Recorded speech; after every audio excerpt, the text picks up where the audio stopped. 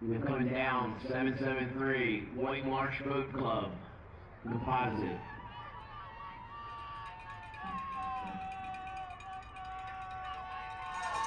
Saginaw Rowing Club, right behind.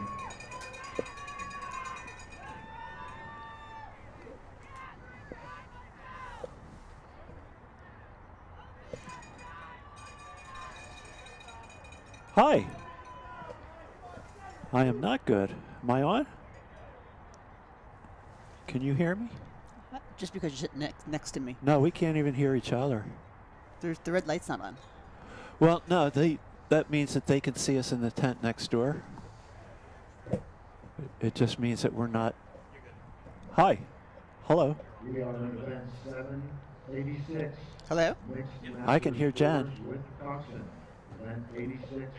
Hi. Monday morning at 7:45. Oh, there I go. Much better. Good morning, folks.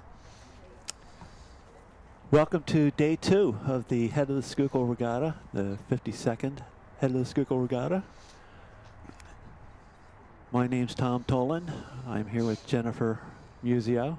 Hello? Jen is a member of University Barge Club, former captain of Vesper Boat Club, and piano virtuoso. And I chaired the captain's committee for a couple of years as well. There you go. And Jen, for some reason, has agreed to tolerate me for a couple hours today. Right now, we have the Mixed Masters 4 with Coxon coming down the course. And as we catch bow numbers on the screen here, we'll chat a little bit about the boats. We'll try to get as many chats as possible. And pretty much have a good time. I want to say hi to the folks at Five Tribes as we sit here at their digital command center high above the banks of the Schuylkill River. Now coming down the course is bow number 779, Alexandria Community Rowing. And once again, this is the Mixed Masters 4 with Coxon event. Mixed Masters 4 with Coxon. So bow 777 was steering you right? That's, yes, steering you right. Who are they?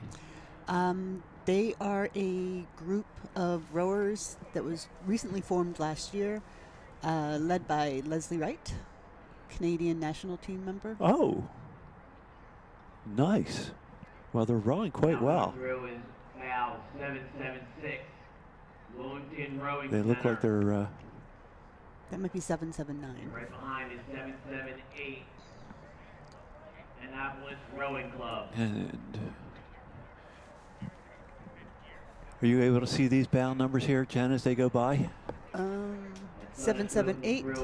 Right. Annapolis.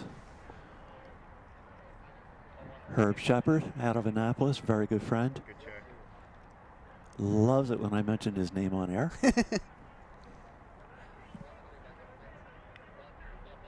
And they're looking good. Yeah, once again, the conditions today are magnificent. A little chilly sitting here in the booth. But out there on the water, that's pretty flat, no wind. There were some pretty good times yesterday. Oh, they were fast times yesterday, Jen. Jeez. Yesterday was just a magnificent day of racing. Today, I expect pretty much the same thing. Ton of high schools. We'll actually see a lot of high school kids. Just good to see. Having their first rows, actually. First head race, first rows, first races, I should say. But no, it should be a great day of racing. Looking forward to it. I loved seeing the kids. Like when I was captain at Vesper, just having all the high schools. I used to tell the members that this is the future of our sport. It very much is. Now coming down. Oh, here come the high schools. Ooh. High school hot squad 783 Notre Dame Rowing Club.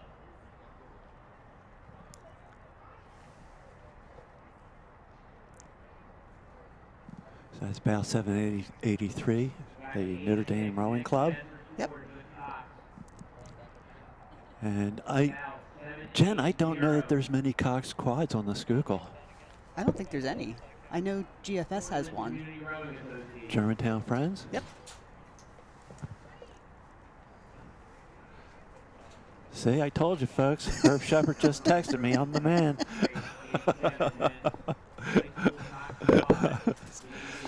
And I'm going to put my earpiece in, folks. Give me a sec. Jen, you're on.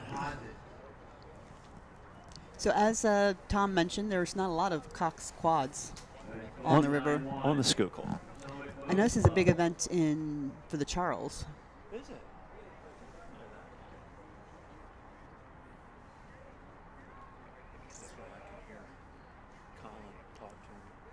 They're looking pretty good going down the river.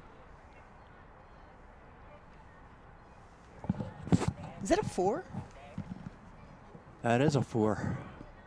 That would be from the previous event, I think. Do we? Yeah, probably. 7-4, I believe. Cortland Community Rowing Association out of the Mixed Masters Force. And here we are. With the Cox quads again. Here we are back. Can you hear me? Yes. Okay.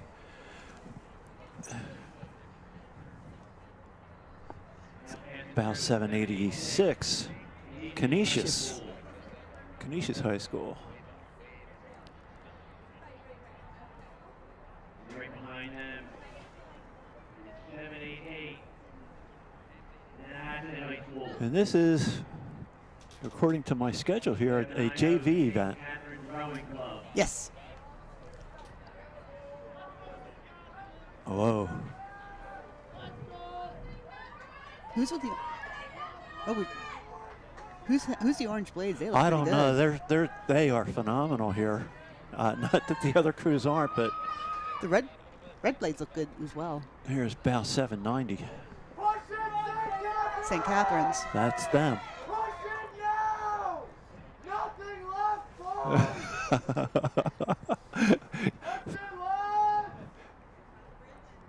Yeah, St. Catherine's is looking really good. They're gaining on them. Yes, they are. Walking on them. They're walking nicely, I might add. Look at the conditions, though. It's their coxswain's doing a nice job. Yep. Staying close to the buoy line and not being pushed out, even though they're walking.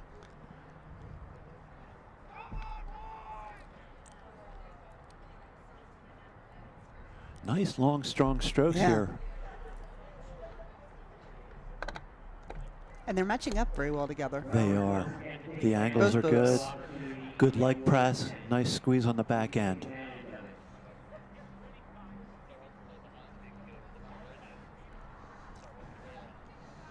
Looking forward to when I can no longer see my breath. And you're the one that wanted to open the door here. No, it's cold. This is nice. What? Look at the sun. Yeah, I like the drone shots here. Yeah. The Five Tribes does a magnificent job with these drones.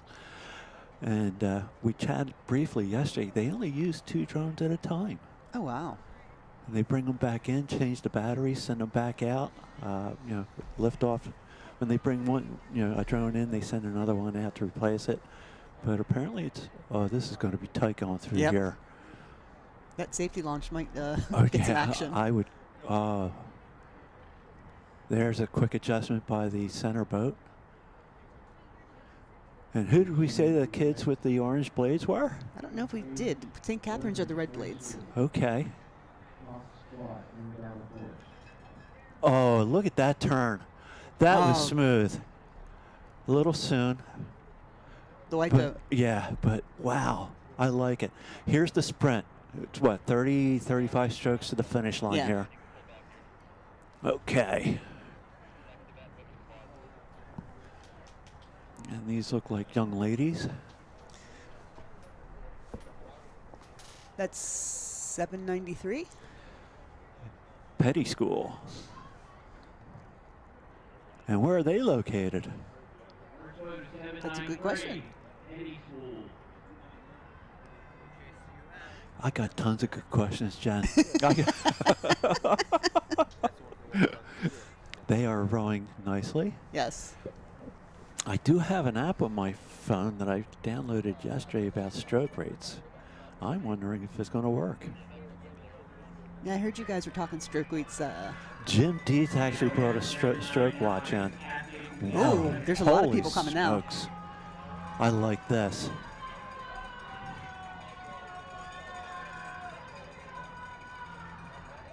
All right, so we have Outside 800. 794, White Marsh Boat Club. My stroke meter's not working. Wow, 800. 800 moving ahead, Notre Dame Rowing Club. Wow. They just passed six boats. If they started in order, they passed, 5, and they are rowing exceptionally well.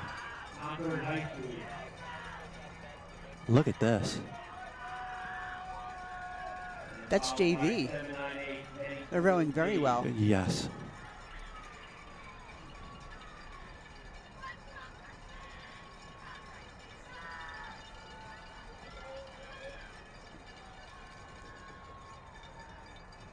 So we've got White Marsh on the outside. Looks like it.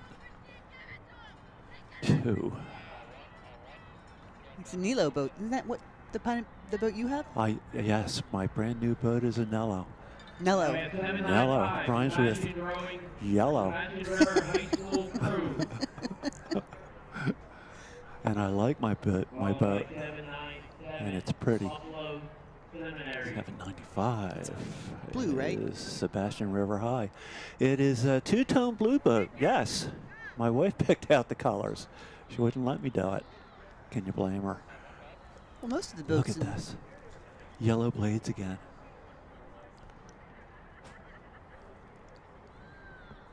Is that 796? No. 798? Petty school. But once again, good catches, nice finishes. Long, little far off the course for my taste, but hey, I'm not the one racing. The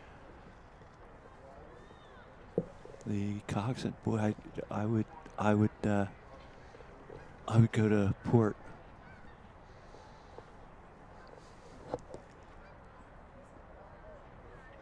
That's a beautiful shot. Yeah.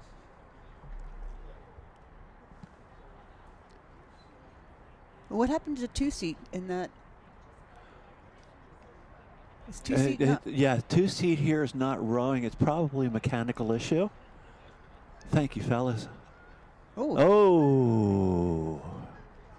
Not good. That's 7. Can we get a closer shot of that bow number? Yeah, it looks like a mechanical issue, folks. In two-seat. That's tough. That's not fun. No.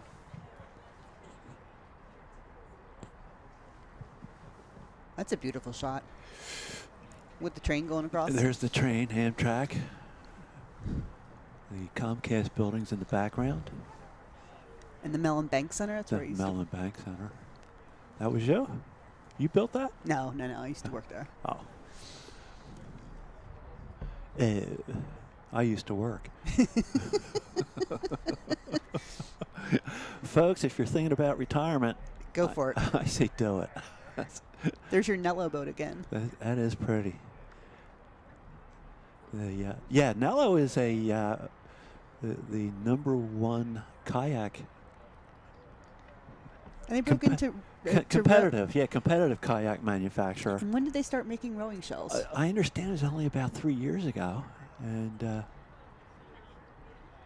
I like it. I love my Nello.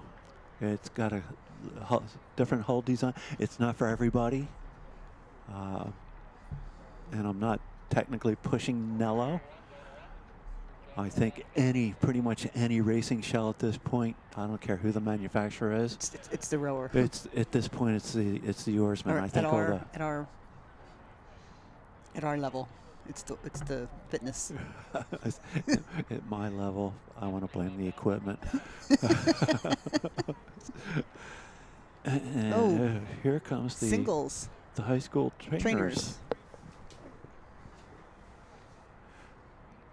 Okay, and we have a Cox 4, so yeah, it looks like they did not start the Cox 4s In order. in order, which is not unusual. Because the 4 doesn't, or the quad doesn't look bad. They're Yeah. Here's a big gig. Next we have men's high school trainer it's singles. Bonner. Bonner Rowing Association. We're here in Delaware County. You can tell by the green, distinctive green blades. This young fellow is rowing quite well. Nice squeeze on the back end. Letting the boat run. Allowing the boat to run, not 804, Row New York, Queens. Oh, here's someone from Fairmount. 811. 804 is actually from the... Right, but the 811's right behind them. Fairmount Rowing Association. So that's Episcopal. That 819? well, technically it's Fairmount. Okay. Episcopal does not have rowing in the fall. So they row as Fairmount Rowing Association. It's looking really good. Exceptionally good, yes.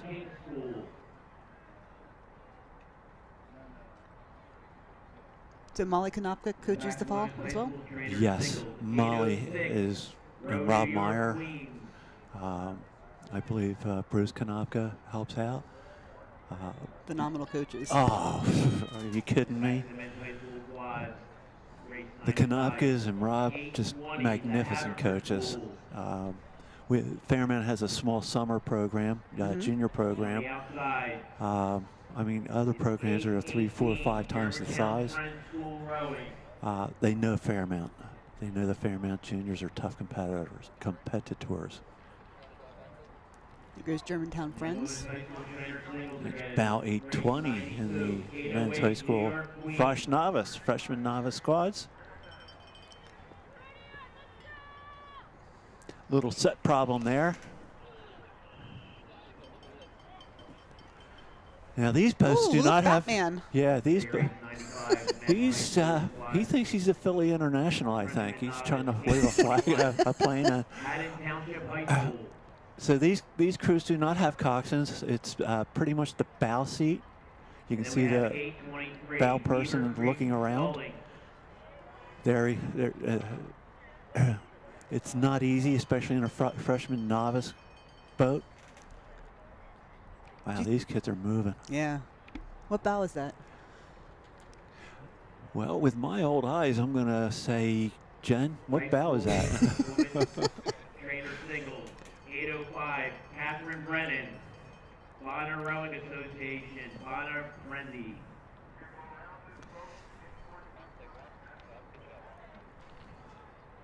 Now back to men's high school quads, 824, Ridgewood Crew Foundation. Followed by 822. Jen, I'm going to run next door real quick. I'll be right back. You're in charge. Oh, boy. We have now 828 Notre Dame Rowing Club. So there's a cluster of boats coming down right now. 825, the Shipley School. There's a couple boats that are going way wide. And 827, Springside, Chestnut Hill Academy. Ooh. Is there going to be a collision?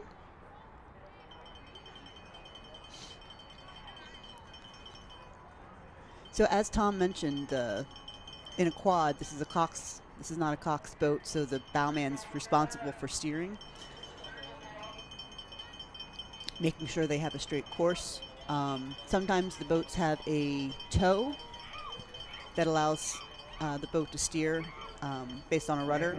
Other times they take the tow out and steering is purely pressure based. Number 830, Ridgewood Crew Foundation.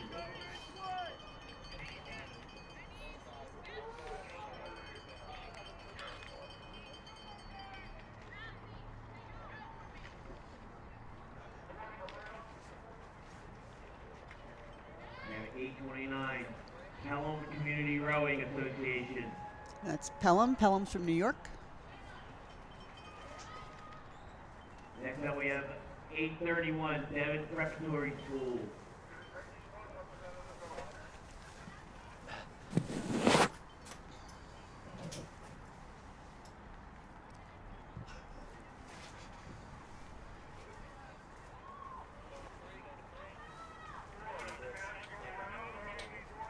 (832) Sebastian River High School crew. Sebastian River. Hi, folks. Huh? Tom's back. Did you miss me? I don't think you did. I did. Well, you could have written, Jen. You could have sent me a text or an email, but you didn't. I didn't. No. You left your phone here. I did. So we opened up our. Uh-oh. Yeah, Oh. hit a buoy, hit the bridge. Hit the bridge, stop the other boat, crash. That's going to be a penalty. Yeah, is this still the Frost office? Yes. Yeah. So we talked yesterday about whether or not there's a tow. Do you think these kids have tows? I would think some of them do. 833 Beaver Creek. 835 went right by us. There's 854. Ridgewood Crew These are for Foundation. you. The folks at 834. the Beaver Creek rowing nicely. There's 835 on the screen. Beaver Creek, yes. 834 is Ridgewood. 6 is going by now. In the white boat. In the white boat. Okay, yeah, they're a little far out, but rowing nicely. There's 837. And who's this here? It's White Marsh. 837 here? Yep, you can hear from the crowd behind us. Yeah. They were standing out there, and as I came back into the tent, I said, we're doing the live stream here, and please don't curse. Malvern Prep's looking good. Malvern Prep always looks good. 839. 843 Ooh, they're- Notre Dame Rowing Club. And I don't have them on my program. 839. Oh, yeah. So you can see the stroke man here taking air strokes. He's probably doing that because the bowman's trying to turn the boat to port.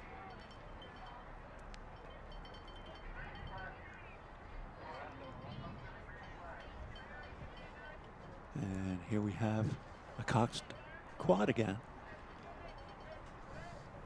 No, there's Germantown Friends. No, it's 846. Yeah. So this is the The freshman novice. Freshman novice Men's. men's high school Cox quads. Germantown Friends School Rowing. For not having many of these on the Schuylkill. Followed by Well, where do they row out of, Germantown Friends? Vesper. So I know the program well. And yet they have a Cox quad. Wow, they took a 4 and rigged it as a quad. Hmm? Tom, you're a genius. My favorite boat is the Straight 4, which is basically a quad. It's straight 4 is a fun boat. There's 842. 842 is King School. King School. Rowing fairly nicely. I've never been in a Cox quad. Neither have I. I agree, Jen. I think the straight 4 is a fun boat. By straight 4, folks, we're referring to a 4 that has no coxswain. It is I just steered. don't want to bow that boat. I've bowed it many times. One of the last times I bowed was probably 3 years ago. And yes, I did hit Strawberry Mansion Bridge with my oar. Wow. I am going to blame the rudder. Here comes Germantown Friends again. Only The winnings? because I want to blame the rudder and not me. Are you sure the bridge didn't move? I wouldn't put it past the Strawberry Mansion Bridge to move a couple of feet on somebody, but no, I'm pretty sure it was me. So these are quads. These are back to quads. This is women's high school quads, Frosh Novice. Again, that's Germantown Friends. The starters really have these boats coming down quickly, don't they? Yeah. Wow, who's the boat behind them? Let's see if we can get a. Look at this drone shot. I love this. Yeah. That's a Cox quad. So that's from the that's from the next event. Wow. But look, they are just moving. They are crushing this. Rowing at a high rate. They got to be what, 33, 34? If I could figure out my app on my phone, I would tell you exactly.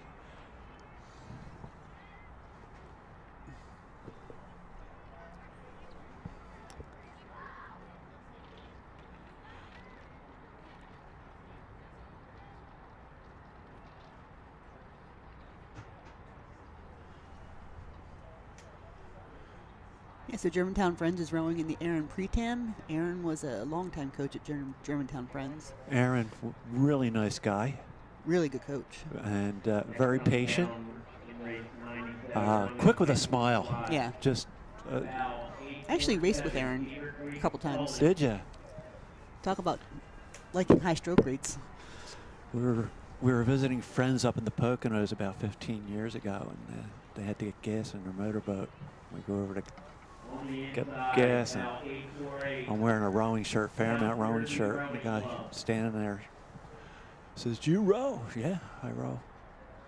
He says, "Do you know Aaron Pretam?" I said, "Yeah, I know Aaron." It's his father-in-law. Oh, jeez. Yeah. Small world. It's Look at this Cox 4.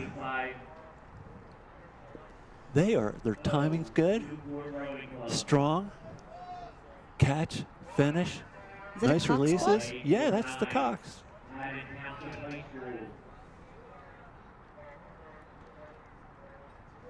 These kids are rowing well. Yeah, very well. You know, for freshmen and novices, you know, they've been rowing for the high school for a couple months. What's the typical age for people to start rowing? Is it? Well, in high school, yeah, 14, I guess. But can people start younger if they want to? They can absolutely start younger. I guess they just have to find a program. Correct. And I think more and more programs are going to start popping up. I mean, the rowing community is just wonderful. Everybody pretty much supports each other. On the inside, about 853, Niagara And Falls it's Rowing good for Club. kids. As long as they're not overtrained, my concern might be overtraining and burnout. And on the outside, 859, White Marsh. Wow, these kids are nice. Falling. She's turning her head as the blade's in the water, which is the way it should be done. She's steering, the blade goes in the water, and the bow person will turn her head to see where she's going, as opposed to when the blade's out of the water. Water. Because the boat is most stable when the blades are in the water. There's White Marsh. Sculling very well. That's Joe Sullivan's program, right? Juniors. He has something to do with that, I believe. Oh, there's South Jersey.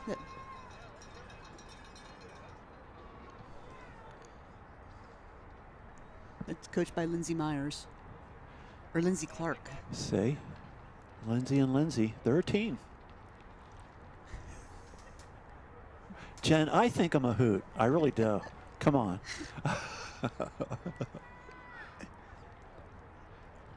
Yeah, Lindsay was in the 2012, she was two-seat in the 2012 Beijing quad. And how did they do? I think it's sixth. Yeah, finals. I don't know why I know that.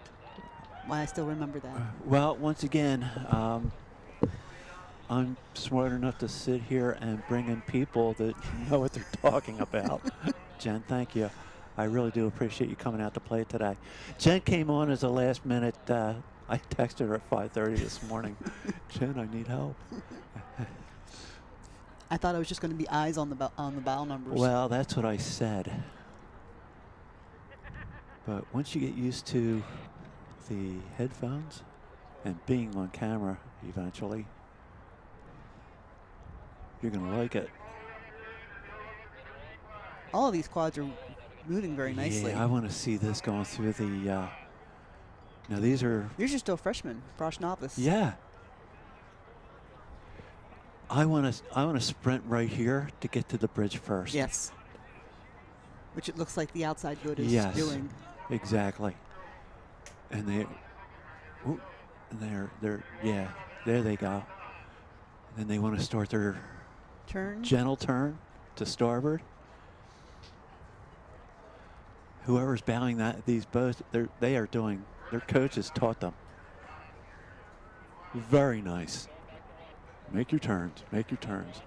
All right, here we go. 8:55. Is not the time.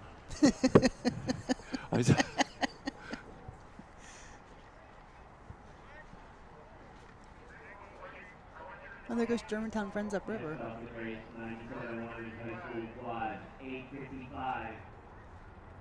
Manhattan High School. Are you getting your stroke rates? I'm not sure. I thought I knew how to use it last night, but I think with the upcoming daylight savings time next weekend, is it next week? Sometime in November. I think it's next week. I think that has my stroke rate app messed up. Once again, I'm blaming the equipment because one thing's really got nothing to do with the other. Exactly. Rowing nicely, a little low on the stroke rate, but the timing, and this is important, folks, it's not about stroke rate most of the time. It's about feel of the boat. So I had a coach work with me, and we did a lot of power per stroke work because, as she said, once you have power per stroke, rates free speed. A lot of things follow. Do you know how to generate power in the boat?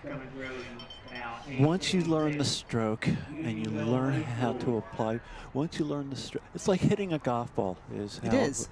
So the first time you hit a golf ball, everybody tees that ball up and takes out their biggest club. That They boat stopped. They are stopped completely? I don't know if they're on camera, but they're right in front of us. No, there they are. Yeah, there they are. Thank you, Five Tribes.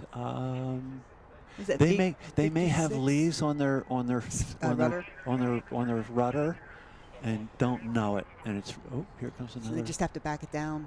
Yeah. Well, but anyways, yeah. Somebody will their first time golfing will go to the golf range and take out the biggest club they have, walk up to the ball and just swing at it. And if they hit the ball's going to hook, or it's going to slice. It's going to do anything but go straight. So as taking a golf lesson, the pro's going to say, rather than try to hit it hard, why don't you just bring the club back slow and let it go forward slow and make contact. And eventually the ball goes straight. Then as you learn that stroke, it goes further and further straight. And sooner than later, you're hitting the ball very hard, and it's still going straight, except for me. Same thing in rowing. Learn the stroke, hands away, body over, relax up to the catch, put the blade in, drive the boat. Once you learn that, power shows up, stroke rate shows up, and it just gets easier and easier. Look at this. Nice. And there's a crew way out there.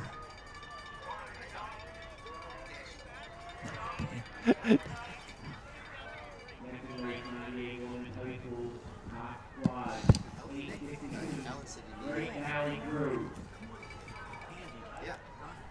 This is Jim Musio. You guys are out of Connecticut?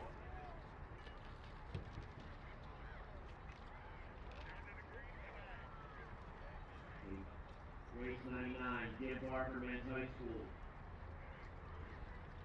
869. Brunswick School. Singles, here we go.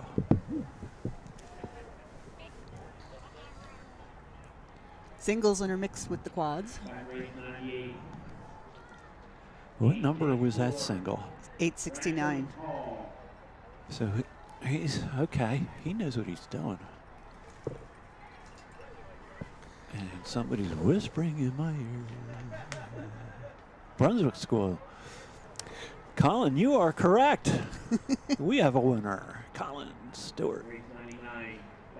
I put this microphone speaker in the wrong ear, Colin. Sorry.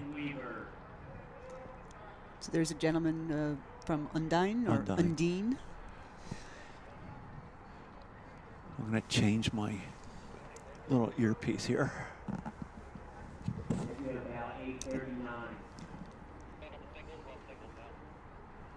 He's rowing very well.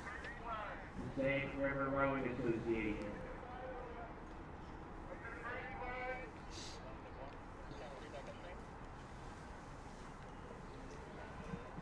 Next we have Jim Barker, Men's High School. Oh, bucket cap. Bucket hat.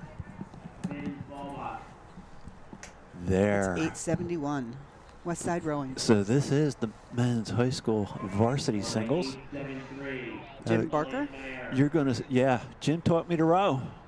Really? Yeah, my first race ever was in a quad with his son Jimmy, who's still a very, very good friend of mine, and Tony Nezapur. Tony. Tony, one of the nicest guys I've ever met in my life, owner of Shell Repair USA. Does magnificent repair work. Yeah.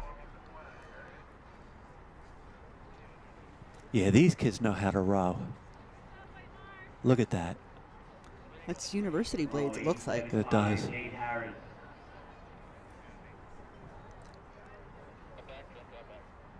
And Just letting the boat run.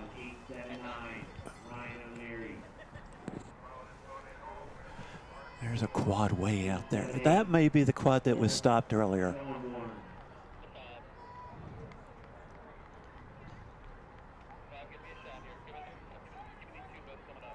Oh. Oh, that kid looks really good. Yes.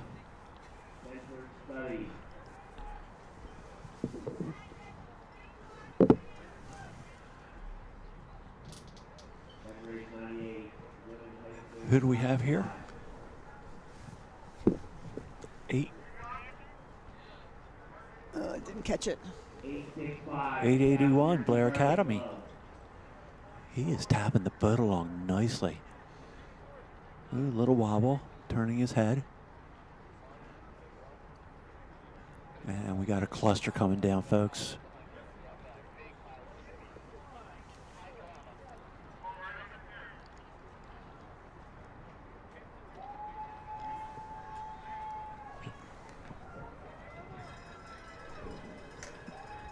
Is it 881? 884? Blair Academy. Beaver Creek. Beaver Creek. Strong and long. He's being pushed into the buoys here. So as they approach that bridge, somebody wants to make, I would make a move.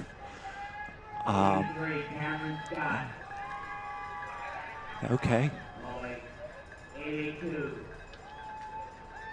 Oh, looks like 884 did. Beaver Creek coming through.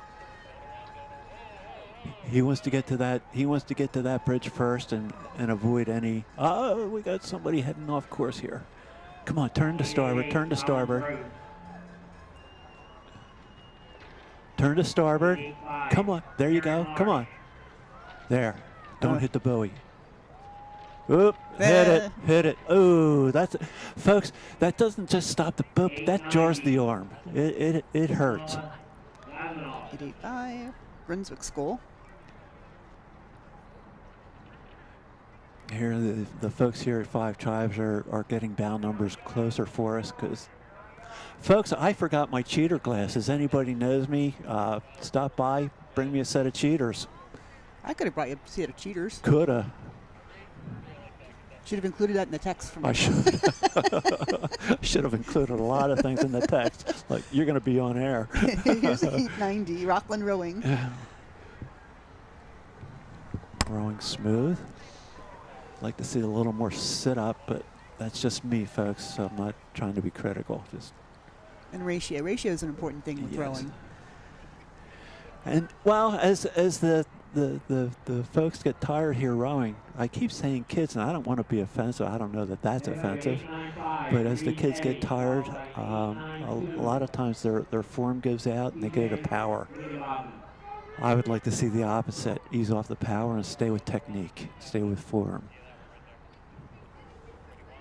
Keep the boat moving instead of slugging. Not that anybody here is doing that.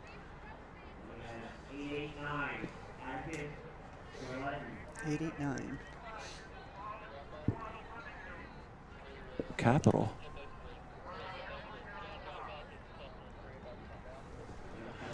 Folks, that's what my hair looked like 2 days ago.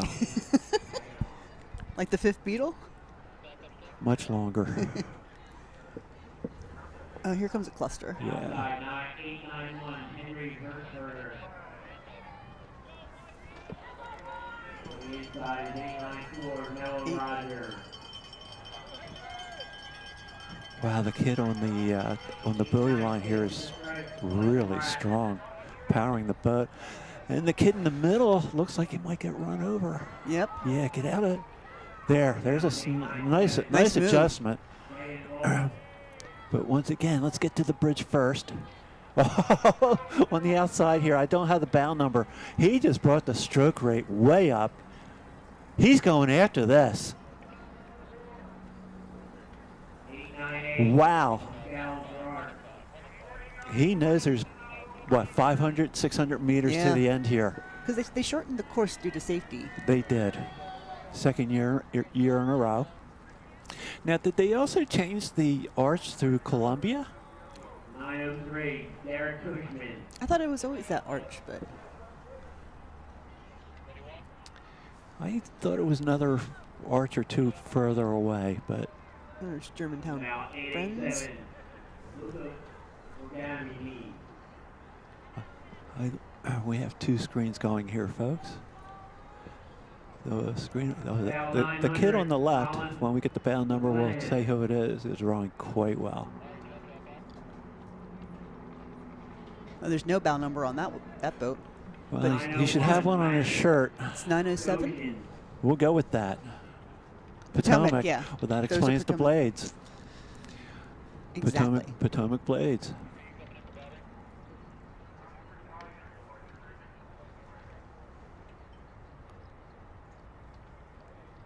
Tapping the boat along nicely, getting a nice run out of the boat. All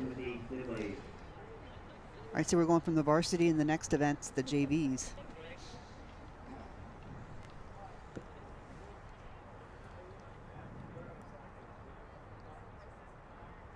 So in high school rowing or in high school sports, JV, you can't be a senior, correct?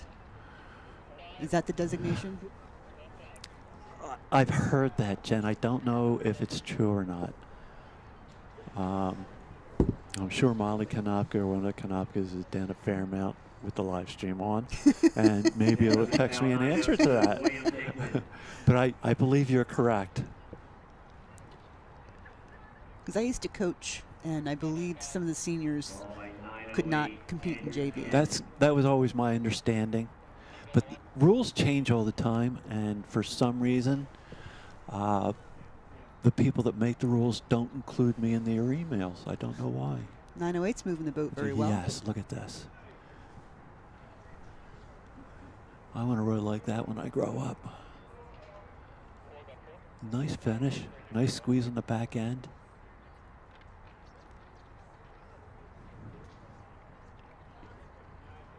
Making it look very, very effortless. Low stroke rate. 915 Cormac Rooney. Nice glide out of the boat. This kid here coming down right in front of us. What number's he? 909 The yellow boat? Yeah, the umpire. 915?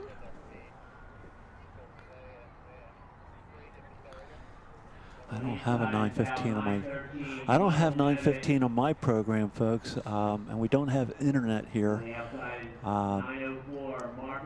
to turn on the heat sheets on the internet. It's an M, so is that Manhasset or? 916 Gray Graham. I don't know.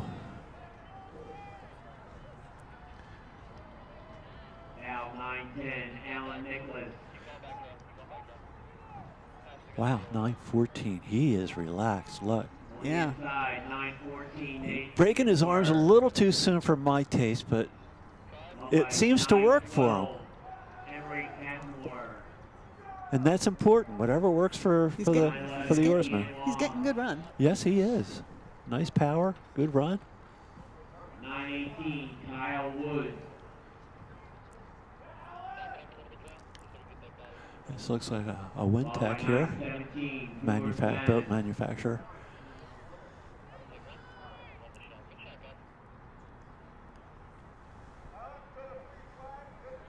It's a nice backdrop with the leaves changing color. Yeah, I put that in on purpose this year. Yeah. The Eraser 100 Men's High School, JV. 9:17 coming past us now. Patrick Burke. Still don't have a 9:17, folks. Colin McCormick. Yeah, it's kind of almost like a Thomas Eakins picture, painting, with all the leaves and the. These guys, all very relaxed, If anyone very is calm. missing keys, we have them up in the announcer's booth. Missing keys. Down on the dock. Missing keys at the announcer's booth. As I check my pocket, I have my keys. Honest to goodness, I just checked my. Wow, who's this? In the 9:26. In the Empacher? V Skulls. Connor Bohan. V Skulls. He's motoring. 9:26, Abraham Milgram. He's overstroking everybody. Good placement. Power. JV, huh? Yeah. This is the men's high school JV. 899, Benjamin Martin.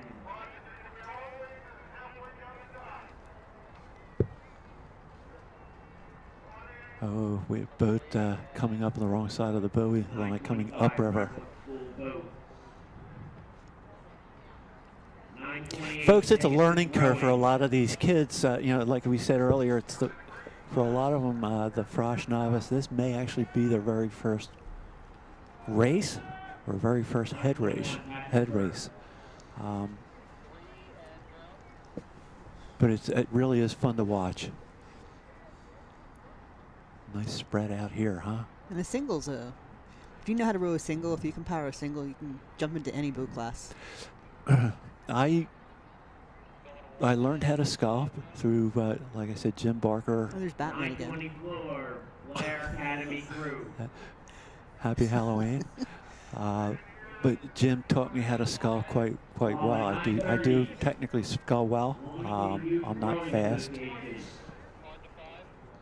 But as a sweep rower, I'm a natural starboard, but I knew that if I learned how to row port, it'd be harder. Hey, there's 8 seats in an 8. If you can row both sides, you got a shot. You only row one side, your chances just got cut in half. Literally. Literally in half. If you're in a 4, even smaller chances. So I recommend A, sculling, and B, if you're going to sweep, learn both sides. Fortunately, I learned to scull first, so Yep. I can sweep both sides. More comfortable on port. I am a natural starboard. The kid in the middle there is really overstroking, and says this kid. What's his number? 937. Wow. Athletes without limits.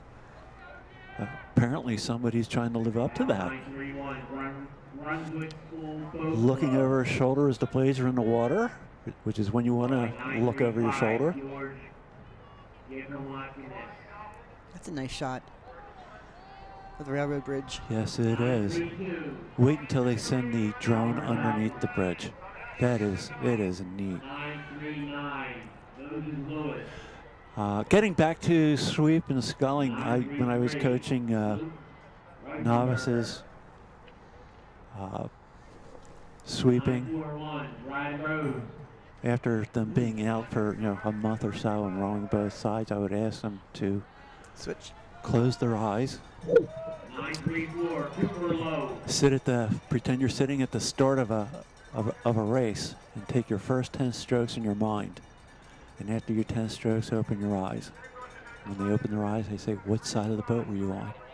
If they say port, they're a natural port. They say starboard, they're a natural starboard. I learned that from my dad. Huh. Again, if anybody has lost keys on the dock, they're up at the announcer's booth. Anybody lost keys, they're at the They're announcer's still booth. talking about the lost keys at the announcer's booth, and I'm not checking my pocket again. Getting back to the sweep, I rode with Megan Sarbanes once, and she's one of the nicest people in the world. phenomenal. Oh, But she was telling me that if she's a starboard, she always rode starboard, and if anyone tried to put her on port, like the boat would like flip. and yet she sculls so well. She made the national team a couple times. Yes, she did. And Oh, what that's a beautiful shot. Yeah, Megan, what a smile! Just a happy person. I've never seen her not smiling. That is gorgeous. I love that. Look at this. Newport Rowing Club. That is a beautiful shot. Oh, well, it helps that the young man knows what he's doing. And these are JVs. Yes.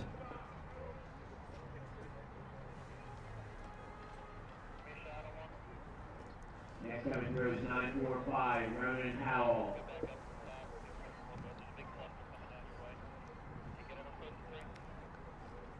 Followed by 952, Rockland Rowing Association. Oh, I love this shot. Yeah. Look at the drone pulling out. Is it- Watching the. Next we have 949. So now everybody's going to turn slightly to starboard and just Go. all out to that finish line. What's it, 25 strokes to the finish from Gerard, I think? Something like that, yeah. Yeah. Oh. And again, they shortened the course because the safety net The safety line was washed out with Ida. with Hurricane Ida. So there's really no high stroke ratings below the statue garden. That's what they say. I'm here to say he hit the buoy. Yeah. Oh, I'm here to say that Doesn't no, always happen. no high strokes below there is. Well, they also have to give enough space for boats to turn around to come back upriver. Well, we also have the dredges down there too. Yeah, that's true. Yeah. Come on, come back off the buoys. Come on, come on. Don't hit the big one. Come on. He's There you go. Go. Nice. Come on. There you go. Perfect. Straighten out. Straighten out. Go.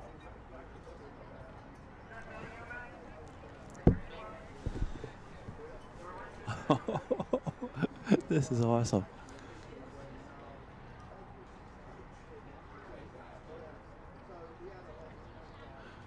Jen, for being a little bit nervous when you first got on air, how you feeling? pretty good. Yeah. I just need more coffee. I have a full thing. I have a cup of coffee directly in front of me. And nice. Tapping the boat. Whoa. Where'd they come from? This young fellow has a better line going into the bridge. He's got to be from here. He's making his turn already. He's got to be from Philly. Well, he needs to go to starboard. Well, there. Yeah, he's trying not to get in the other kid's wash, too. Then he'll turn. Then he'll turn. There you go. I'm rooting for you. Turn, turn, turn, turn.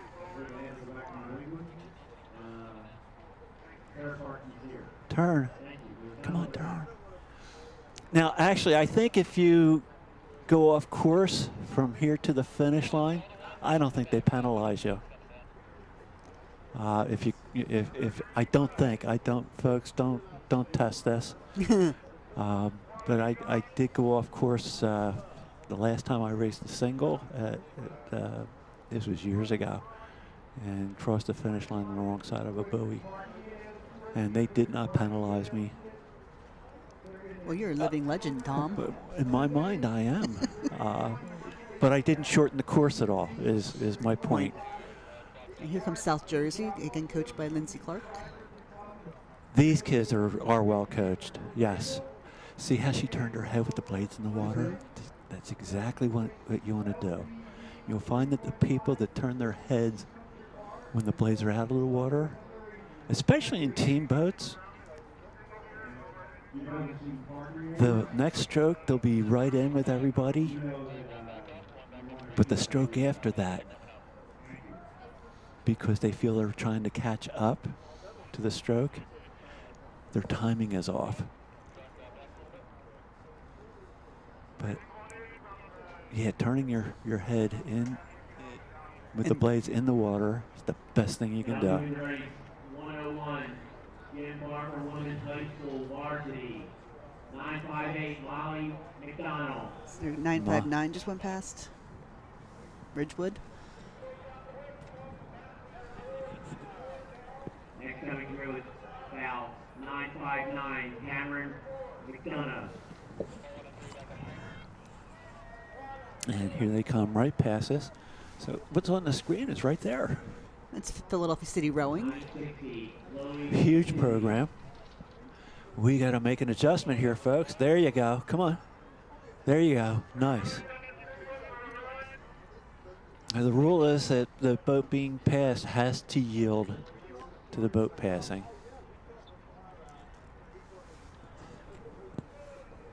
So B. Is that Blair Academy that just went past? Yes. 962.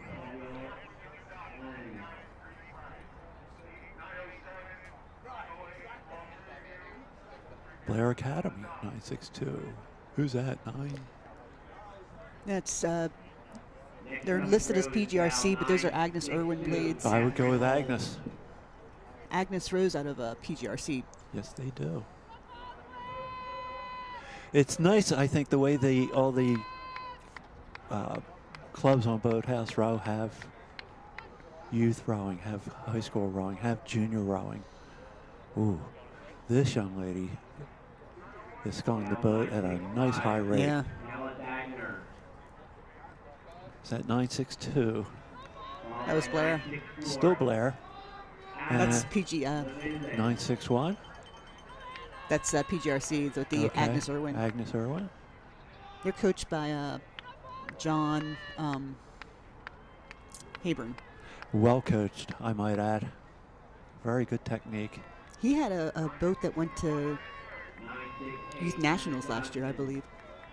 A double.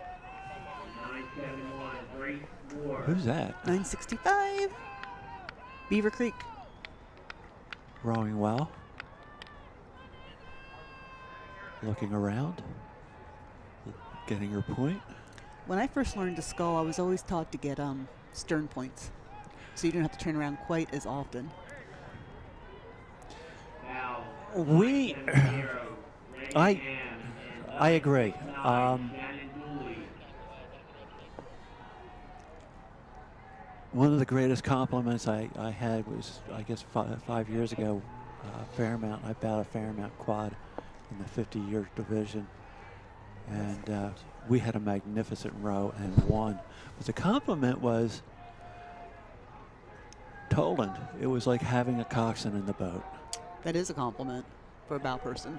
I do pride myself on knowing how to steer a boat, but the problem, especially during a race, but the problem can be boats in front and they have to turn around. Right. To see what they're doing. But yeah, I would spend a lot of time steering from the stern. 970. There's another PGRC. 974. She's rowing very well. And the young lady ahead of her with the university barge oars. I don't think they're university. That's they just have very similar. Well, who do they think they are? Both of those ladies are sculling well. I'm actually looking forward to the 8s coming down. Yeah, and that's kind of where I start to cheer for certain crews. Folks, don't be offended, but I am a huge Mount St. Joseph's fan. Huge Episcopal fan.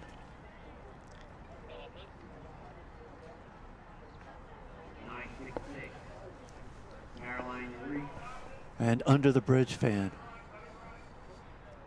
Under the bridge. Out of Ocean City. Oh, okay. I say that for Colin Stewart. And he just yelled at me in my ear.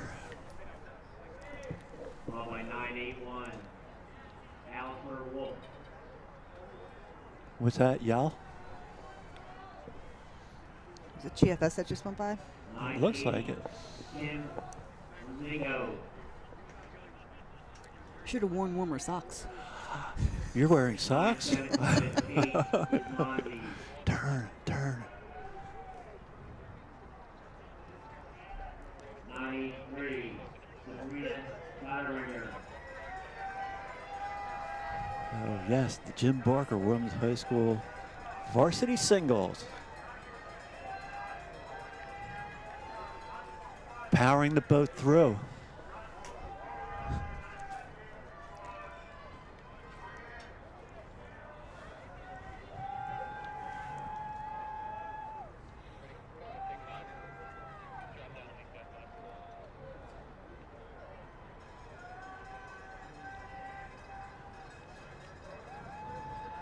Colin, are you there? Can you talk into my ear, please? Thank you. I dropped your, I wanted to make sure we were still in contact. Hey.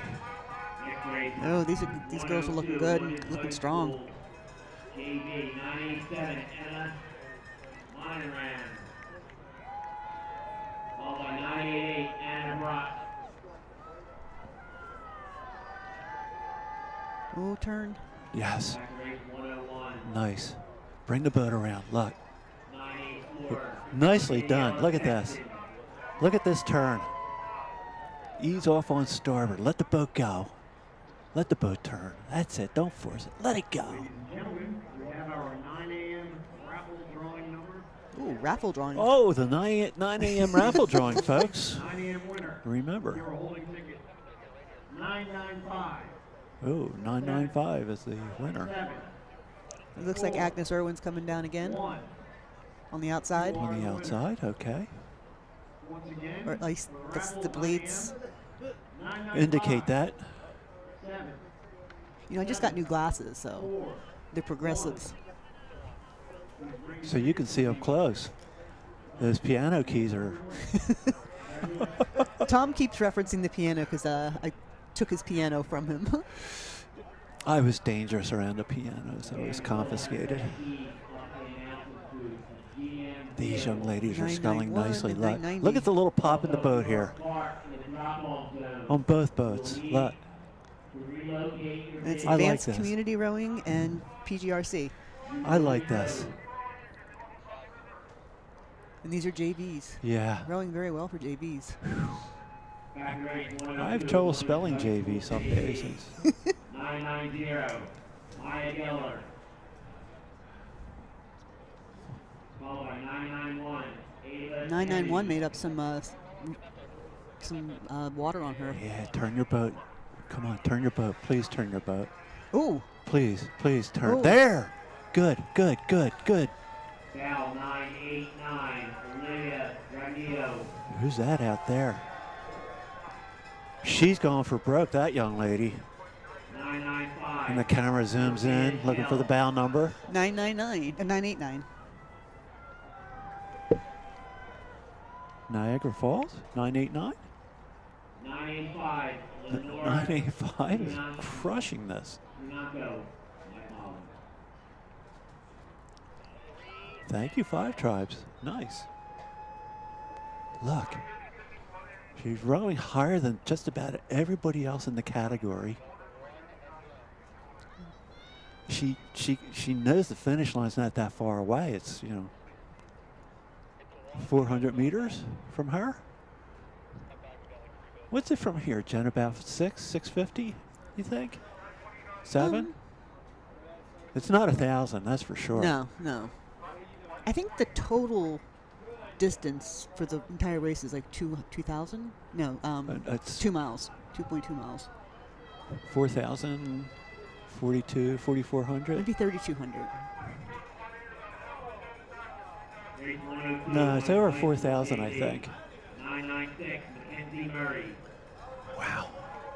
Look at this. Look at this. Laura Brock. Look at this. This young, 992. Blade depth's a little bit Laura Lake. deep, but she's yeah, moving, her she's hand moving. height's coming into the body, but she doesn't care. no, she's hauling on it. Yeah. She's moving the boat very nicely. Walking away. Who's that? That's Now 1003.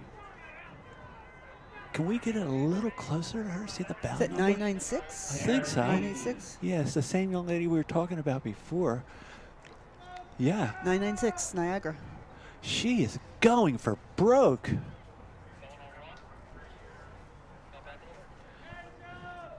This is fun.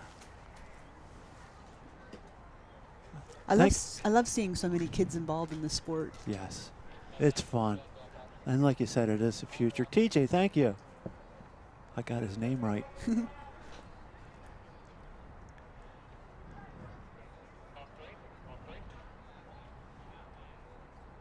And I just know when I was captain at Vesper, just the energy the kids brought to the club. Row America.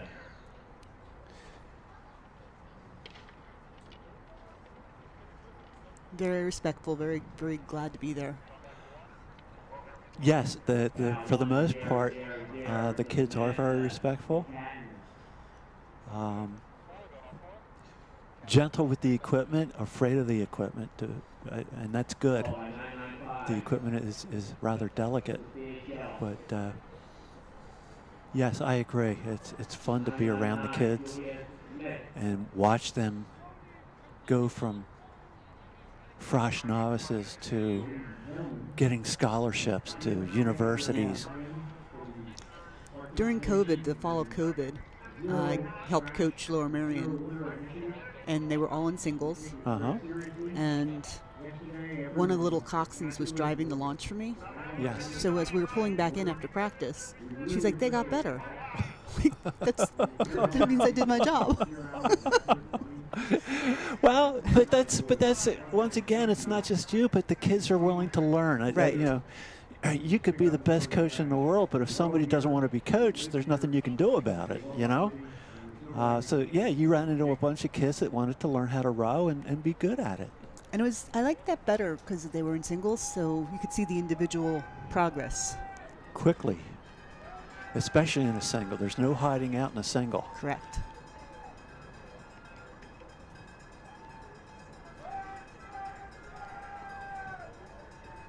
Oh, I hear cowbell. Yes, you do. I brought my cowbell. There will be a time when I ask you to ring it, 001, Madison Higgs. and I won't be in the tent while you do. Followed by 1002. This kid here, what's his bound number? 1013. So this is the high school singles freshman. Yeah, St. Benedict's. He's wrong. I like his layback. Race 103. Very smooth. Very smooth. And we talked about this a little bit yesterday.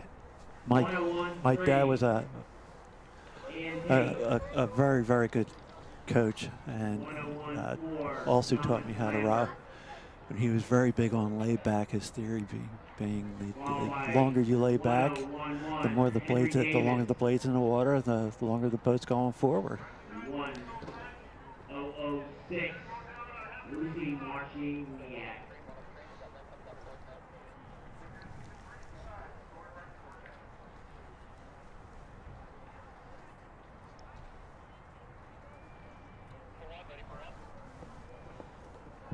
Ooh, looks like we got the fours coming up soon after these singles.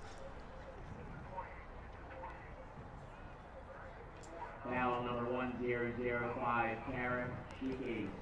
1005. It's Haddon Township. 1017, Joshua Lowry. Foul 10-10, Nate Jacob.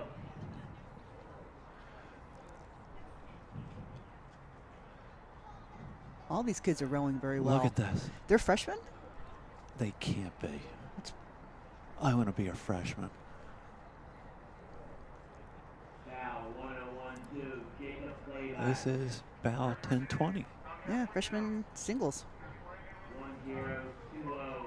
Which Wow. goes back to my question I had earlier, like, how long have these kids been rowing? Yeah, He's but look rowing at the very size of this well. kid. He's not that big. He's just taking the stroke rate. He's sculling exceptionally well with a nice high stroke rate. Good play placement. No, I mean, there's no splash either side. I mean, a lot of coaches want to see a little bit of backsplash. I like to see no splash. Yeah. My first coach. Wow. Yeah. That kid is nice. Oh, But here's- how long has he been sculling? I mean, I heard he just started yesterday. No, I don't. If he's a frosh novice, he's got to be. exactly. Look at this drone shot. I love this.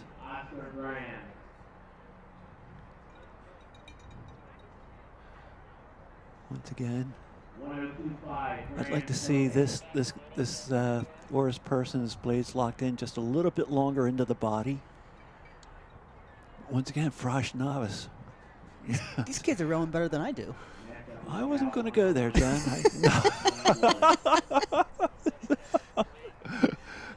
I'm teasing. I am teasing, folks.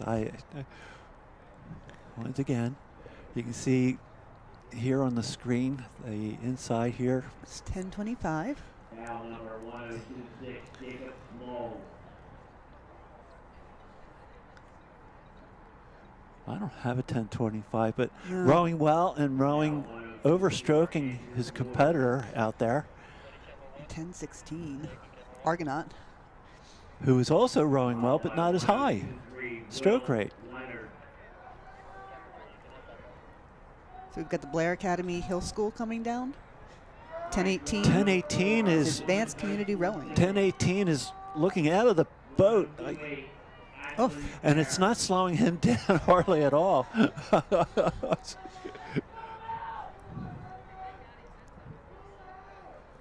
There he goes. is that you? Better not be. Folks, I don't know what that was. Do I have to come out fighting, or what was it? The bell for the first round?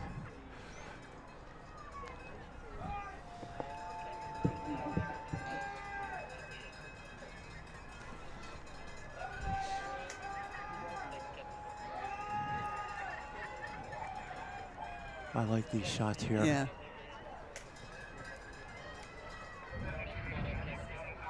I hope the drones don't slam into the bridge. They're very maneuverable, though. Yes.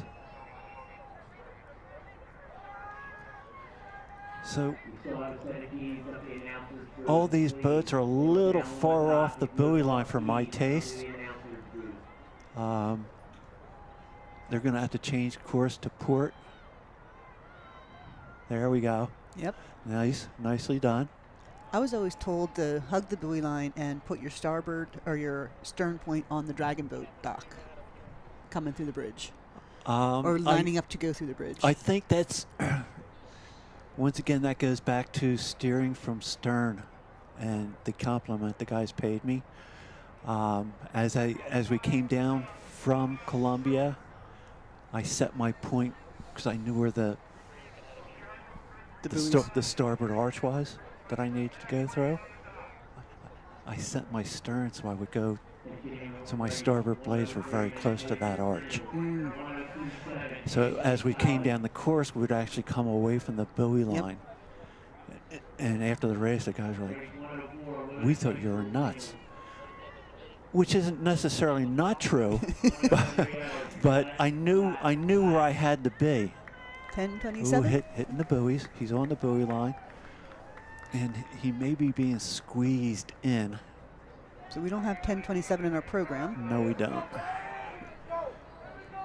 but he's moving away 109, nicely. Paige Barnhart. So yes, follow the buoy line and then you can make, but I knew that not following the buoy line from, say, here down to Now, the 103.1. railroad bridge, Layla I knew I was Hart. going for that arch, where I wanted to be at that arch. Followed by 103.6, Cassandra Weeks. 103.1. So this would be the, coming past us now, women's high school, Frosh novice singles. Yes.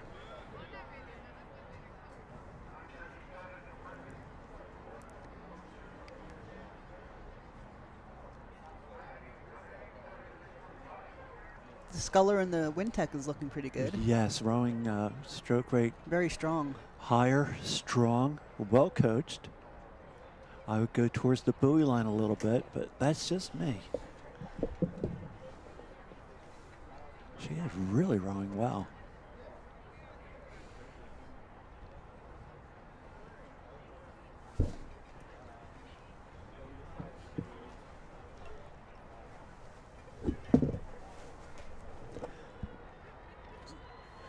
I wonder if there's an updated program in here, Jen. Is that why they left us the binder? They may have. Next They coming left down it the yesterday, Jen, and south, 1032, Emily I did not Sackett. bother to really open it to read it. Followed by 1037, Skylar Elkins. We have blades. On the inside, now 1035, Maya Miranova. Okay, the young lady in the Wintec is making her course adjustment. See, I would straighten my boat out now and head right for the inside of that arch, and it looks like she's doing that. She can hear you. There, I scared her. Wow. Both these young ladies are sculling the boats well. The young lady in the Wintec is just rowing higher stroke rate. Start your turn, start your turn. Folks, sometimes I forget that I'm on air and I do whisper into the, You're coaching. I am coaching with nobody listening, I'm listening. except for Jen.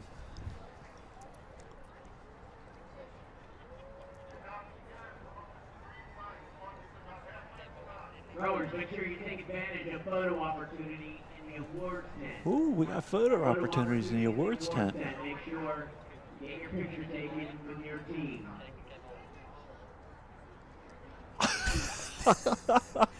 Batman. I'm sorry, folks, but yep, that's Batman. Oh my goodness. I volunteered to doing the docks last year. I like to do the docks every year. Get to interact with the competitors. Yes. I've done the golf carts. I've done the trailers, you know, parking the trailers. That looks like my old Kangwa boat, which was a very nice boat. I enjoyed the Kangwa. That's a beautiful shot. Relocate your vehicle. You are parked in the drop-off zone. Please relocate your vehicle. Nice ratio. She's letting the boat run. So Very nice. What a shot up with the drone here. I think that's Blair.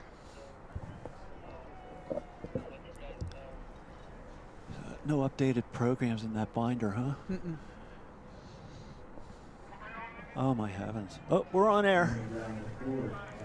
I'm Tom. This is Jen. So we're going to wait for the fours. There's a break. Is there? I don't know. I'm asking. Colin, is there a break soon? It appears so. And here comes That's a beautiful here's shot. a young lady coming down. Who's this? I love this drone shot. 10:34. Blair Academy. Blair Academy. Look at this from the top.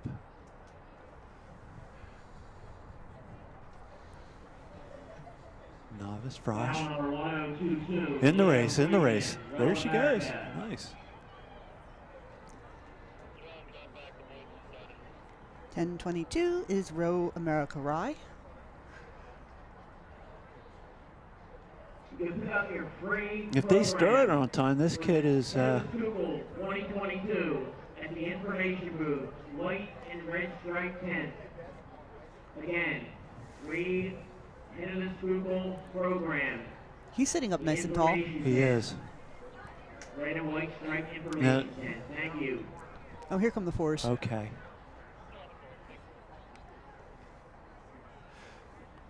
So yeah, it looks like 10:22. The Rye America got to the starting line a little late. They let you row, folks. It's all about, you know, you're not starting next to somebody, so it's everything staggered. Slipping somebody into the event is not a big deal. Next Not up like sprint down is races. race 105, men's high school fours, tops. This is the varsity men's high school. 104 You're going to see some quick boats here. Academy crew. It's one of 104.2, Gonzaga. Timing's Gonzaga. good. Timing's good. Timing. Gonzaga's a well-coached program. Oh, with the white, they had white croakers, white shaft Yes, croakers. yes. Followed closely. Gonzaga's always a tough competitor at Stotesbury. 3. Is that the Petty School? Well, the purple with the G's is Gonzaga, 10:42. and with the boat that says Gonzaga. Gonzaga. And who's this? 10. That's still. I looked away from the screen there, folks. I apologize. These two boats look like they're pulling away from the whole crowd. Is it 10:41? Christian, yeah, it's Christian Brothers. And once again, folks, that doesn't mean that they're going to win, because the starts are staggered, and you have, Here's 10:39. This is South Jersey. geez, you have like 50 boats in this event.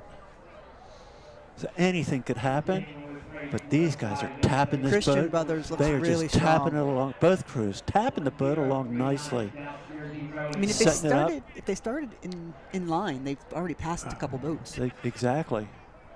Who do we have out here now? Followed by 1046, the Lawrence School. Lawrence School. There you go.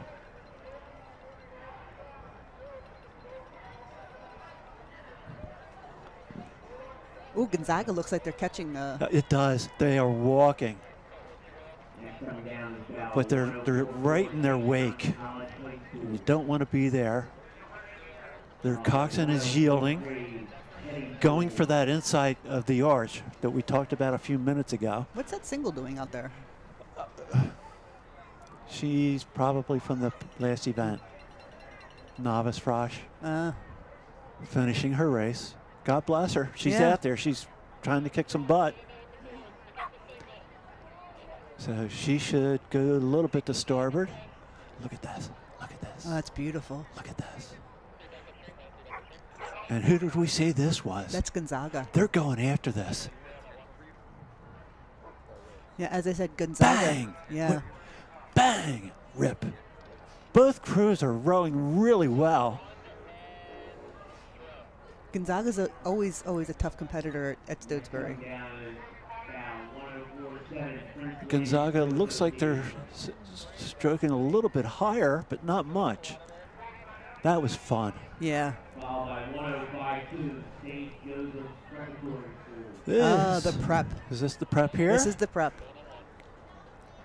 Another very well coached crew. Philly favorites.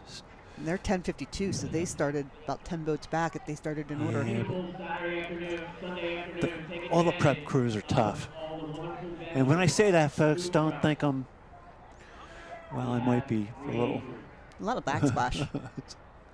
Well, that's what I was saying earlier. A lot of coaches want that, which means that they're not missing water on the front end. Yeah, they had a 8 that won youth nationals. Yes. Last year, 2 years ago?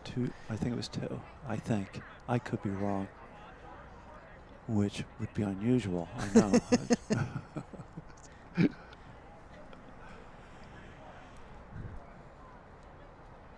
All right, these guys need to come a little bit more to port. Their driver's got to turn the boat. There they go. They heard you. There's a cluster of boats coming down now. Wow. Look at the background there. Look at all. 1, 2, 3, 4, 5, 6, 7. So these are varsity 4s. They're all going to be pretty fast, I think. So Is it you're going DeMatha? to see clusters. That's DeMatha. Recognize the blades. There you go. Rowing well, strong.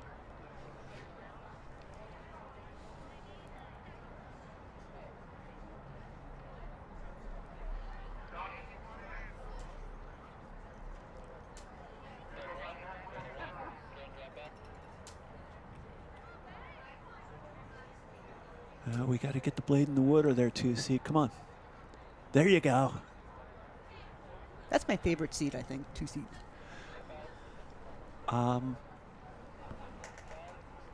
Because you have one job. Yeah. You don't have to. You don't have to set the rhythm. You don't have to steer. You just have to pull. You just have to be with the rhythm, and press the legs down.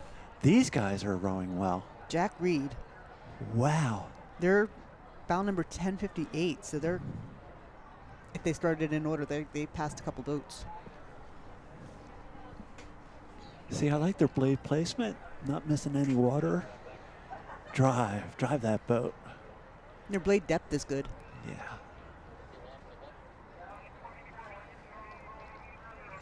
Exciting stuff here, folks. Next coming down is Cortland. bow 1049, DeMatha Catholic High School. Ooh, this. Followed by bow 1058. These kids with the. Who did we say these guys at the green blades out here are? Oh, that was Jackson Reed. Yes, is what you said. There's a reason Jen is here, folks. I have no memory. These guys are rowing really well. 1051. That's Row America Rye. Out here, this is in the blue. In the blue, that's Cortland. Rowing by us. Row America. Here's the Wintech Racing Shell. And this is Cortland, we said? 1055. Yes. Wish stroke seat would square up a little bit earlier. Well, they're probably going to have to go to starboard and let the other boat. There they go. They have to yield to the other boats. Oh. Greenwich is 1053. Look at this. Nice rhythm. 1050 Holy Ghost Preparatory School. Once again, yeah, bow seat. I would get the bow seat to square up a little sooner, but you know what? They're not rowing real bad, are they? No. Next coming down. This is fun, Jen. Yes, it is. I'm glad I agreed to this. I'm glad I didn't tell you the full truth. So Doc Bach is Holy Ghost Prep. Is that what that?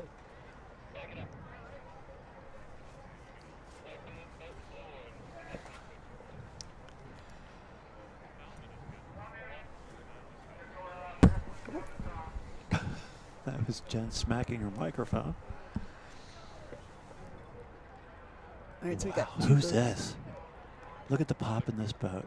This is nice. Look how effortless they look. This is what I'm looking for out of a crew. Is that Brunswick? Let's get that bow number.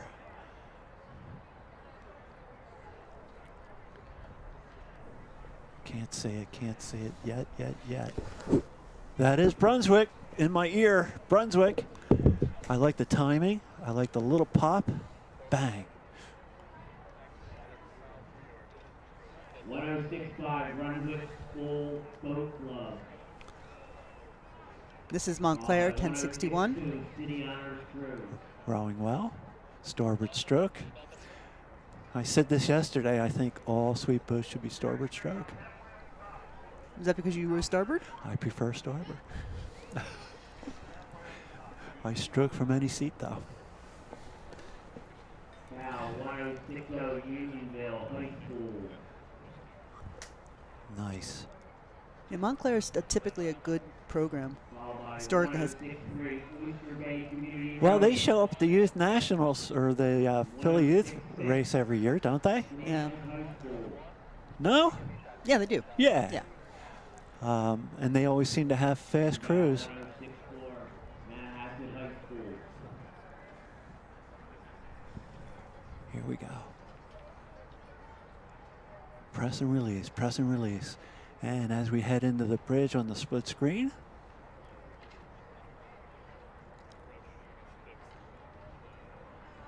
oh, this is going to be tight. They're I hope so. Yeah, no, they're making the clear. adjust- They're clear. They're clear. really close, though. That was a smooth move for the coxswain out in front there. I like that move. I don't know how legal it is. I don't know that they impeded anybody. I hope they didn't. But that's what I would like to see out of a coxswain. The bowman telling the coxswain, I'm sure, we got room. Make your move. Ryder High School Crew Club. Radnor, they row upriver in Conshohocken. Followed by 1067 Hurlington Preparatory School. I've never rowed upriver. Really? Really. I understand it's very flat water. Yes. It can get very crowded, though. There's a billion crews up there at this point. Now 1073 There was a time when it was just Villanova University. 1067. That's the Holy Ghost. Prep.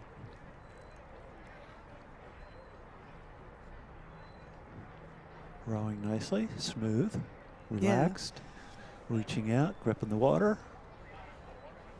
Yeah, there are a number of crews that row out of Heinz Rowing Center.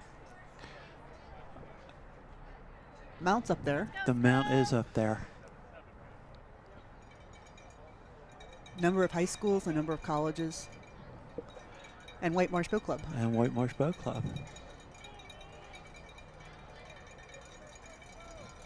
So the coxswain in the right-hand boat. There she goes. He goes. And here comes the other boat. This is where you just want to air it out. Air it out right to that finish line. You can see the buoys, the orange buoys in the background there, folks. The triangular shape. Yep. Ooh, these guys 10-7. are That's LaSalle College High School. well coached by Michael Brown. They row out of number 4. Yes, they do, right next door to Fairmount. Mike Brown is a very, very good coach. Former Murray and Mercy. Yep. Took over the LaSalle High School program a couple years ago. I believe Mark Valeni's still associated with that program. Probably, yeah. Mark's been on Boathouse Row for about 1,000 years. And he only looks about 80. So it's good job, Mark. Mark is actually a very, very nice guy, and I consider him a good friend. Look at this. And Drive it. Mark, he was coaching Gwen at Mercy at the time, and I think he was involved with the Sacred Heart program.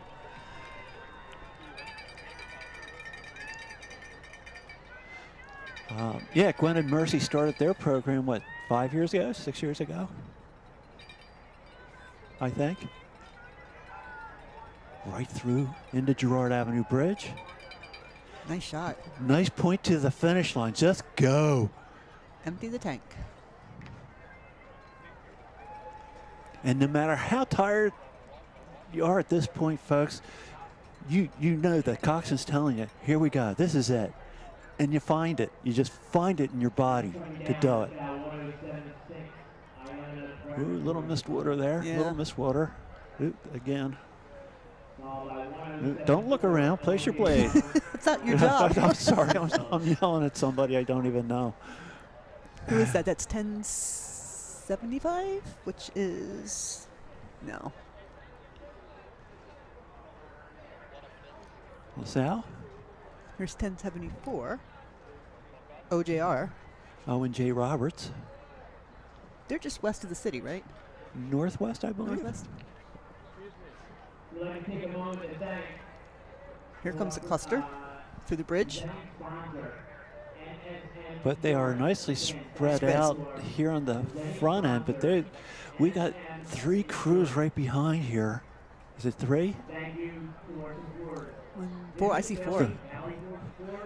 Well, the one crew is already going to starboard, which is a smart move on the coxswain's side. And coming down through. Do they have king's hats on? Crowns? Who's this over here? I can't read the bow number. Next coming down is 1045. Yeah. TBC Racing. Okay. Racing, He was right again. 1083. And the crew on the white boat going for broke here. Christian Brothers. Nicely rowed. Here's a little bit of run in this boat. Once again, white shaft on the croakers. I don't know who their coach is, but every one of their crews rows really, really well. They're historically, they've been a good program. Yeah. Competitive. Again, it's Stotesbury. This is Philly, Valley Forge Sport, Fairmount Park. Go ahead, get it back, get it back. There's a little wobble in the boat there for a moment, but NSN Insurance.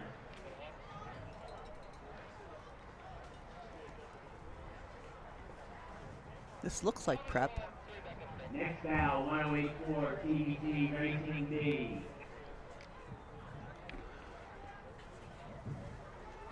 1087. That's the prep. St. Joe's Prep. They only have a small program. I think it's just under 1,000 kids in the program. 1,000. Roughly, yeah.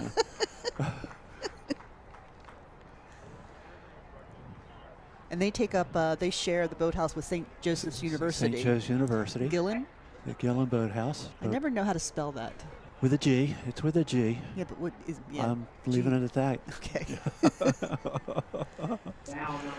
Oh, so the lead coxswain here is forcing the other coxswain to take a to wider. take a wider turn. The lead coxswain, he's turning. Uh-oh.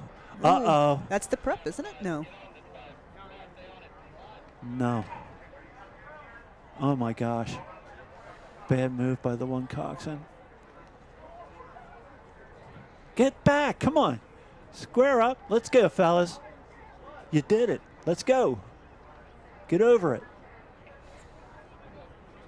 It's time to kick butt. Young ladies. No. 1082.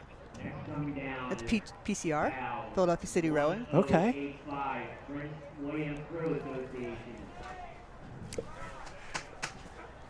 Followed by 1090, Penny School B.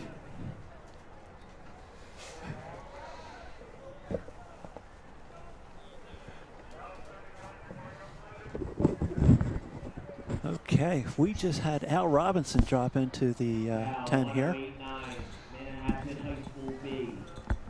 Al's going to take over for me for a moment while I find the men's room.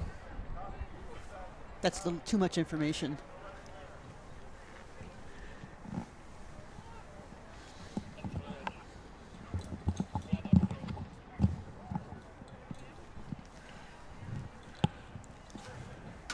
All right. Good morning, everybody. This is Alan Robinson with the head of the Schuylkill Regatta. It's a glorious day here in Philadelphia. Everyone who's here in Philly, I'll re-welcome you to the regatta. All of you who are watching at home, wherever you may be, just welcome to a beautiful day here on on our live stream. My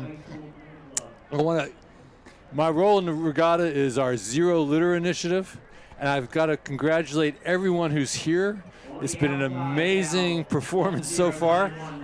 There's virtually no litter on the ground. It's our goal for every minute of this regatta to be a zero litter regatta, and people are doing really well. We got about 8 more hours to continue to accomplish this. So thank you very much. And back to the racing.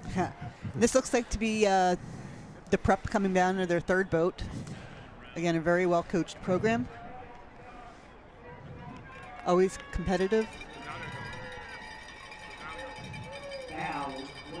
They're looking really good, Jen. So you've been able to get out rowing since you've been down here? I raced the 70-plus men's singles yesterday morning. You did? It was a transcendent experience for me. My first head of the Schuylkill singles race. Wow. 51 years after my first head of the Schuylkill Regatta, at the first head of the Schuylkill Regatta, 4-with third place finish. It was just fantastic. Awesome. 51 years later. There's Christian Brothers passing us right now. Next coming down is 1101 Notre Dame Rowing Club.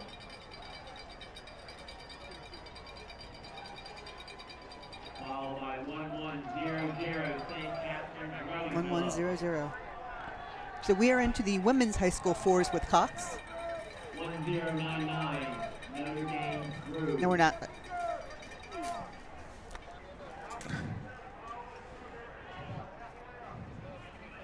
It's a bright color. It's 1102. We do not have that number in our brochure. Now 1102 the Hunt School. According to the announcer, that's the Hunt School.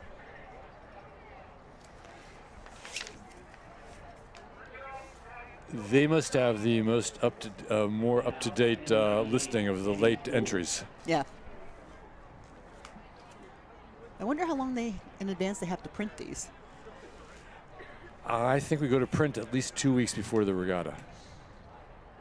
I think that's when registration closes. Yeah, I think you're right. At this time, we'd like to take a huge thanks. Here's a to our huge group of volunteer boats coming down. Boathouse Sport. This one in the forefront's rowing very well together. Nice blade depth, good ratio. And what an incredible view. Yes. We were talking yesterday.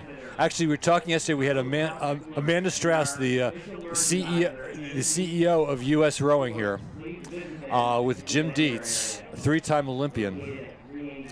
And what Jim said to Amanda is, Amanda, we are now a spectator sport, thanks to drones. Yes. And it should be a game changer in terms of how people view rowing, people within rowing and the people who outside of rowing. This is really something. There's nothing like this. Oh, there's your Zero Trash Initiative.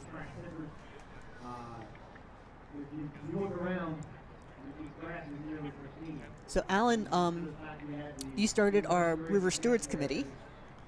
We started the River Stewards Committee How many in years ago was that? 2015. Oh, wow. And our initial goal was, it said it was trying to get 0 single-use water bottles. We've made tremendous inroads in that, but we realized our real goal was 0 litter. And because it's that litter here and elsewhere in the 2,000 square mile watershed that gets into the river that just degrades the quality of the rowing experience. And for the last, 2018, 2019, and now in 2022, we are achieving 0 litter, Jen. And of course, you were part of that committee too, and you've been part of this effort. And please check out the mile with an amazing Because that whole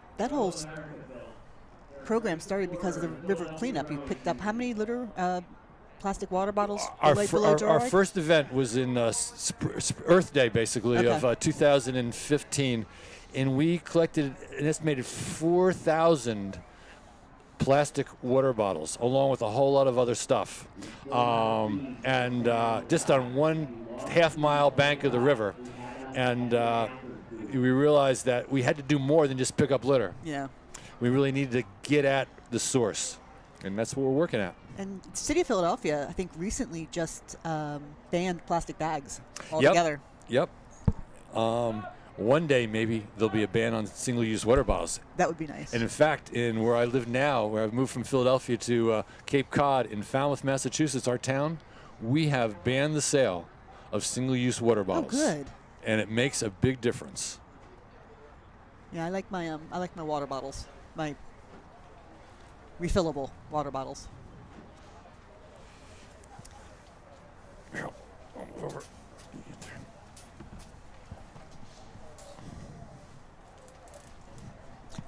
Oh, it's on the chair.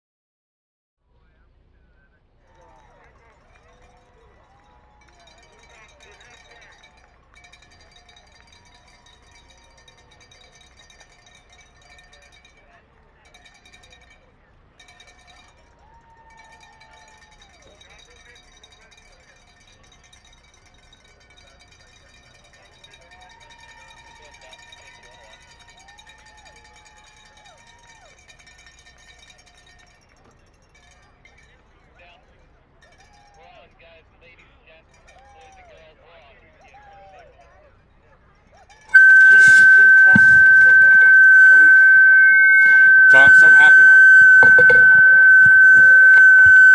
Do you hear that? Oh. Yeah.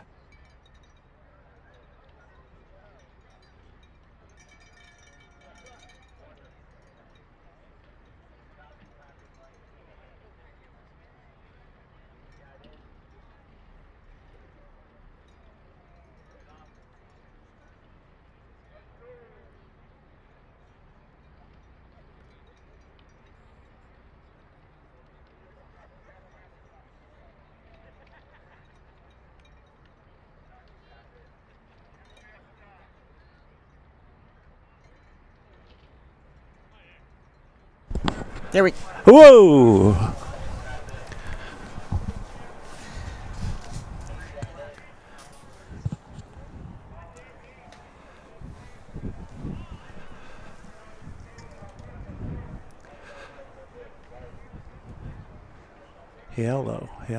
Hello, folks. Are we on? Yep, I can hear you.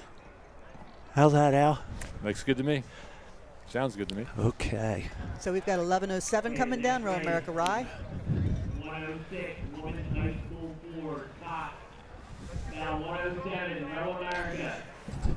They're on a nice pace with this beautiful afternoon. Nice. So again, this is another 50 boat event. That's a lot of boats. This is such a great regatta. And this is it's the 50th year of Title IX, and I mean this is the result of great legislation, great rulemaking on the part of the federal government, and how it impacts on rowing, but just impacts on so much that girls equal participation, if not more participation, with guys in competitive sports of all types. So it translates into the work world and It everything does. else. It does. And yeah, Title IX. I mean, there's a lot of scholarships. For boys, but especially for young ladies coming out of high school. Learn how to row, folks. You got a good shot at a scholarship. Yep. And that's a lot of money saved. All you got to do is be good at rowing. 1111. Is this TBC Racing coming down?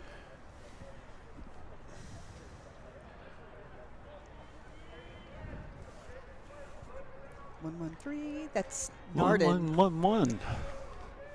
TBC. 11-11. Next coming down in 106, Women's High School 4, top. 1111, TBC Racing. It is.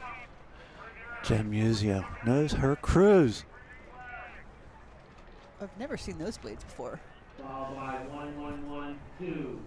Oh, look at the Greenwood Academy. 11-12. Look at this. Yeah. Boy, they are just ripping into that. That's awesome. I mean, they're like a college crew. Yes. We got 1108. This is varsity. Pelham Community Rowing Association. Oh, Pelham from New York. 11:08. We know that Pelham is a really strong, growing program. 1113. Northern Academy Crew.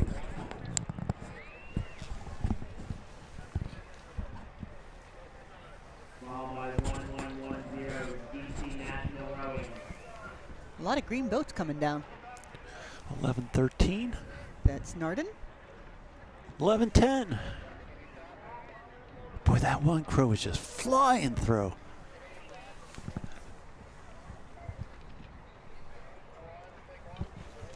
And we were talking about the 50 years of Title IX.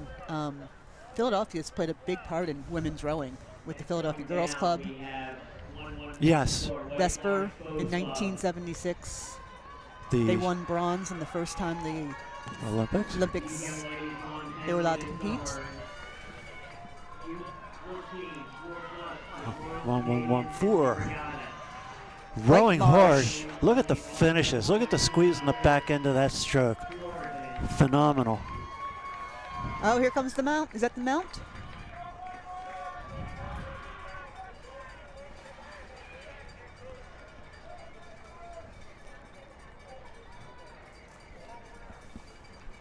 We got 111. Yes, here comes Mount St. Joe's. 11:18. Always well coached by Megan Kennedy, Mike McKenna, and the rest of the coaching staff. One of the amazingly strong Philadelphia area rowing programs. 1116 coming through here. 1116 is Unionville.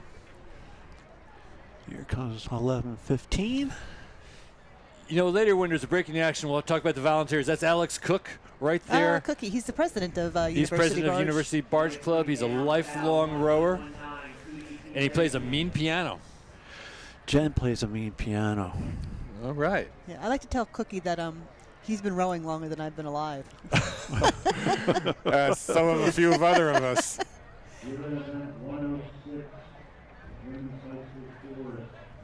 He's actually a phenomenal rower, phenomenal Yes. stroke seat. He is a phenomenal rower. He's run international competitions numerous times. He stroked I think the second place 8 in the open in the Masters competition at the head of the Charles last weekend. Oh, wow.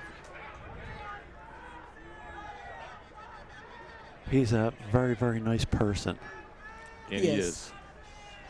And a fun guy. And you know what? We'll talk a little bit more about volunteers, like I said, at the break. 1117.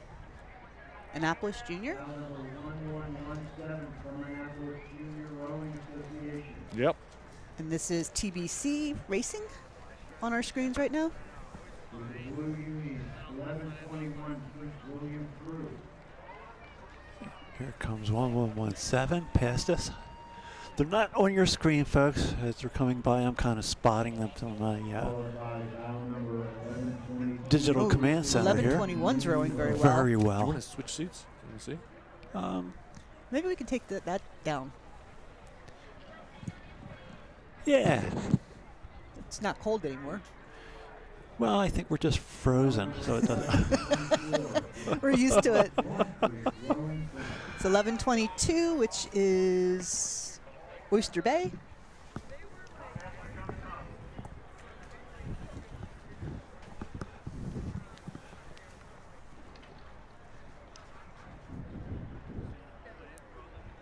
Ladies looking good coming down the course. Very good. Squaring up nice and early. Preparing themselves for the finish or for the catch. Long, strong. Good angles.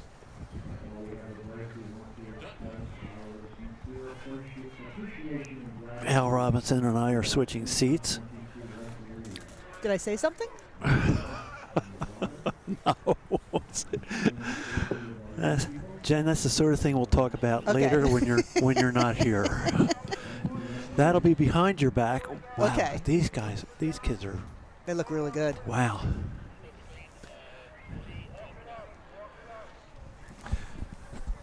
Dan Schley is going to be joining us later out of Connecticut. I saw Dana, Andrea. I was there as I was walking down. Quite the doubles partnership. Yep. The Schley twins. 11:26 coming by me now. That's Villa Maria. Looking okay.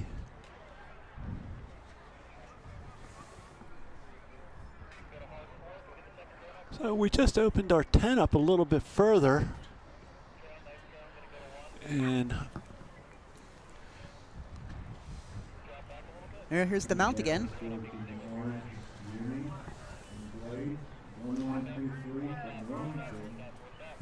There you go. This wire. Again, the mount is a very, very well coached program. And here comes Wilmington past us. Here comes the Mount St. Joe's Academy. Mount is a top finisher in many a regatta.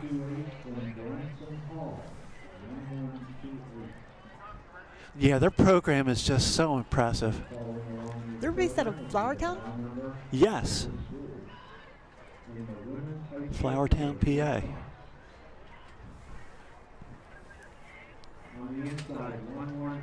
Look at this boat on the inside coming up, pulling. Oh, there's another mounty boat. ahead. Yeah, that's a mount boat on the outside.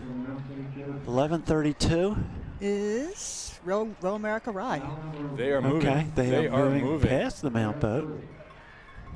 Apparently nobody told them that the mount was a powerhouse. Well, this is the third mount boat. So they are a powerhouse, Yes. aren't they? 11:27. A lot of notable graduates from Mount. Bonnie Mueller, our esteemed Commodore. Yep. Bonnie does a really nice job with the Schuylkill Navy. Erica McCormick. One of my all-time favorite people in the world, Yes. Erica, runs the Stotesbury Cup Regatta. Yeah, she's the race director. Is the race director She for did a the phenomenal job. And you want to talk about nice people? Always smiling, just The polite, giggle just girl. yeah, And quite helpful. and just wonderful. And that's okay if you like that in a person. There's 11:33, Greenwich Academy. Yep. Out there. It's a pretty green boat. 11:31. Wow. So I'm calling numbers as I see them, folks, and yep, there's That's one. Oyster Bay and the Blue Blades. There they are. Can you see this, Yeah, Al? looking up the river. Such a beautiful, Yes. just a beautiful view. Seeing one boat coming down after the other. It's not an easy job to be the start marshal up at the top. No, it's not. Not particularly with these events with 50 and more boats. 11:34 is passing our tent right now. That's Row, New York. Tony DeNova typically, he's a ref. He typically is up at the start line. He does a phenomenal job. There's a rumor going around that the races are running a little ahead. I may be starting that rumor, but that's how well run this regatta is. It's just not easy to get novice kids, Especially eights. eights, singles, quads. There's bow 11:35. Tony has a good disposition. Is Convent of the Sacred Heart. But certainly this year we are blessed with just perfect rowing conditions. Ah, you're welcome, Al. Please. Stop already. Tom, Tom and I rode together on Cape Cod, and whenever Tom comes up from Philly, he always brings the good weather. Well, we're coming up tomorrow, so I'm not bringing my boat though. So Bishop Ireton. The water's not that cold yet, Tom. You could probably swim. I could. 11:40. 11:40 is Villa Joseph Marie High School. Oh, here comes South Jersey coming into our view of our tent. What we're showing on the screen is bow 1142. At Lawrenceville School. Had just passed 11. 11:39. That is again South Jersey. I'm using binoculars as Jen's just looking. Thank you. It's called teamwork, Tom. Complementary abilities. 11:36. Yes. State College area. And 11:41. Look at this. This is so much fun, folks. There's 11:43 out here. There's a little bit of a gap. Talk briefly about TBC. Volunteers. Volunteers makes the regatta work. Absolutely. And I'm looking now at the dock masters who are landing the boats. Further up, they're launching the boats at the same time. Was that Alex Cook in the Batman? That was Alex Cook. He was Batman? Was he Batman in the Batman costume? I'm not sure. He looked vaguely like Alex Cook as opposed to Batman, so I'm not quite sure. No, there was somebody with a Batman costume on earlier. Green flags. We'll take a closer look next time we get the chance. About 11:46 coming past us. Oh, look at this drone shot. I love this. I really do. So these are the crews approaching us. Out here on the red is 11:48. 11:48 is Old Line. Rowing nicely. Very nicely. 11:49. On the inside is passing 11:44. Who's out there? Who's the blue blades? That's bow 11:44. Row New York. Row New York. Yep. Very good. Amanda Kress, the CEO of U.S. Rowing, before that was started and led Row New York. Really? Starting it from scratch. Here's wow. Bow 11:46 coming into my view. That's St. John's. Not quite on the view of the screen. Look at this. There they are. 11:46. You got the Halloween blades, orange. It's 11:47. That's Manhasset. Manhasset. 57754. Again. Nicely rowed. Drop the blade in and go. 54. That's bow 11:52 is who we're looking at here. As I turn the page, Literally. It's Prince William. I turned the page too far. Too many pages turned, Tom. Good try. And a little cluster here, folks. Oh, looks like we're going to be getting into the sculling boats soon. 11:51. Going through 11:50. And 11:54 is walking on everybody. 11:54 is Branksome? Branksome. Hall. You know what Branksome Hall is? Yeah. Rowing exceptionally well. Yeah, there's not a bad crew here. And again, I'll say it again. Scholastic rowing. I love seeing the kids involved. Mm-hmm.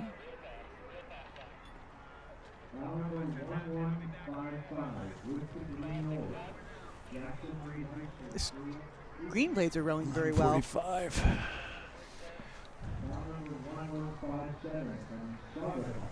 Yeah. Oh, I love this view going into the bridge. This is Coxon nightmare though.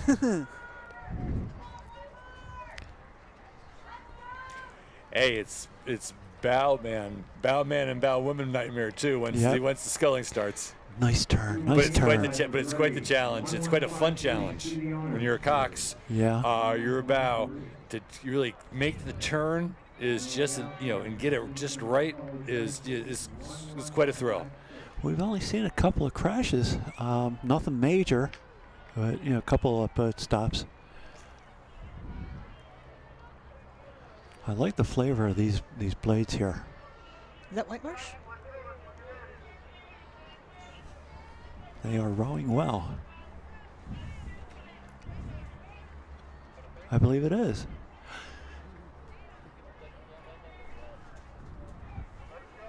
On the course, the blades, now 11:53.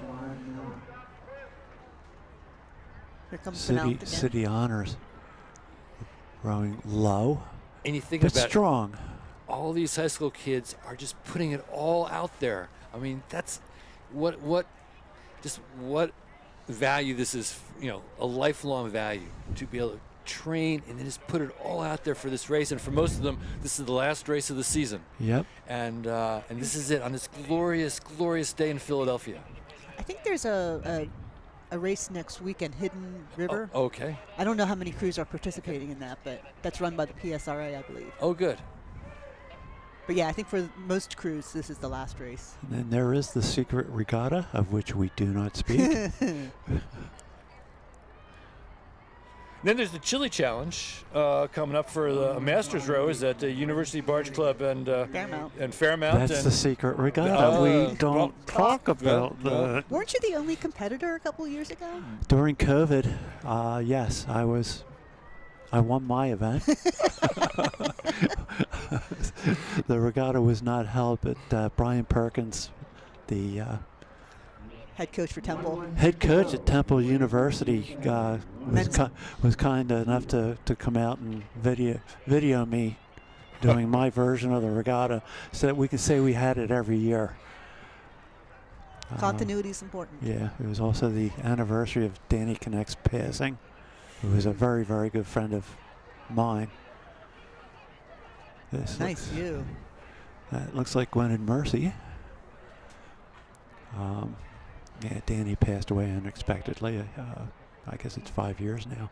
Oh, this is Gwen at Mercy on our screens right now. Yeah, they just passed us. And Danny was the son of Bill Connect? Yes. And Bill Connect was in the Vesper 8, 1964. Seven Seven seat of the Vesper Olympic winner, U.S. Olympic winner.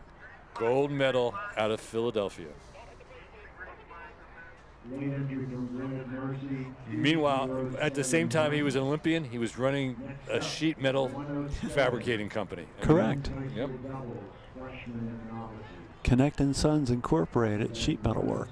T-shirt said, "Sheet work by Connect." Connect for sheet metal work. Oh, sheet metal. Just Yep. like Kelly for brickwork at the same time. Exactly. So that was Gwen and Mercy passing us. I love this view going into the bridge. Yeah, the Connects for Bill and Joan were my sister Kelly's godparents.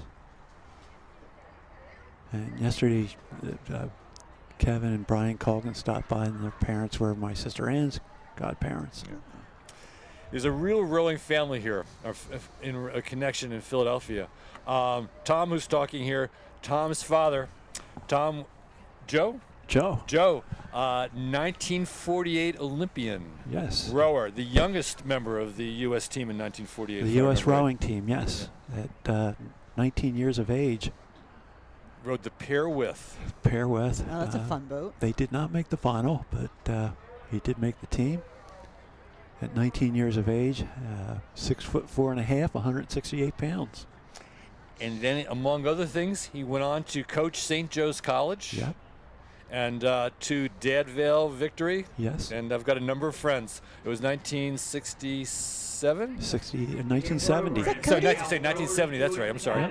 1970. I rode with a lot of they love Joe. They loved that coach. Is that Cody, Dr. Bob? Yep, Bob And, Cody. Fitzy? Paul Fitzy. Paul Laska, who passed away Paul, this summer. We talked about Paul a little bit yesterday, and what a loss. Yeah. Super guy. Super guys. Yeah, Jim Glavin. Name some others. Jeez. Bunch of nice guys, too. There was a Lehman in there, right? Not in that boat, I don't think. No, okay. John Lehman, the way I understand it, he was Secretary of the Navy and Did Yep. row at St. Joe's for a little bit. Yep. A graduate of St. Joe's College, became the Secretary of the Navy. Yep. Wow. And LaSalle College Prep. We're still trying to locate the owner of keys that were left on the dock. Jen, can you see that, Jen, on the dock? No. Oh my gosh! We have Can we get a shot of the on Oh, the dock Jesus. there? Oh, yeah. Is that a coach? That's the dock master, I think. I don't know. He's carrying oars. He could well be a coach. Could well be a coach. That's a costume there, folks. So it looks like we have a short break. Well, it's a good time to remind everybody of our zero litter of our zero litter initiative. What better time? Keep on doing this great job. Another point of information to help us out is in the afternoon when you've got your bags of trash and bags of recyclables at your chuck wagons, to bring them up as early as you can, to place them along the sidewalk next to the trash barrels and recycling barrels, so that the Parks and Rec folks who are collecting it all don't get jammed at 5 o'clock with just a mountain of material. They're doing an incredible job, and to help them out, just get stuff up there as early as you can. Keep a bag back at your station until you're done, but get the bulk of it up there early. Would be a great help to us.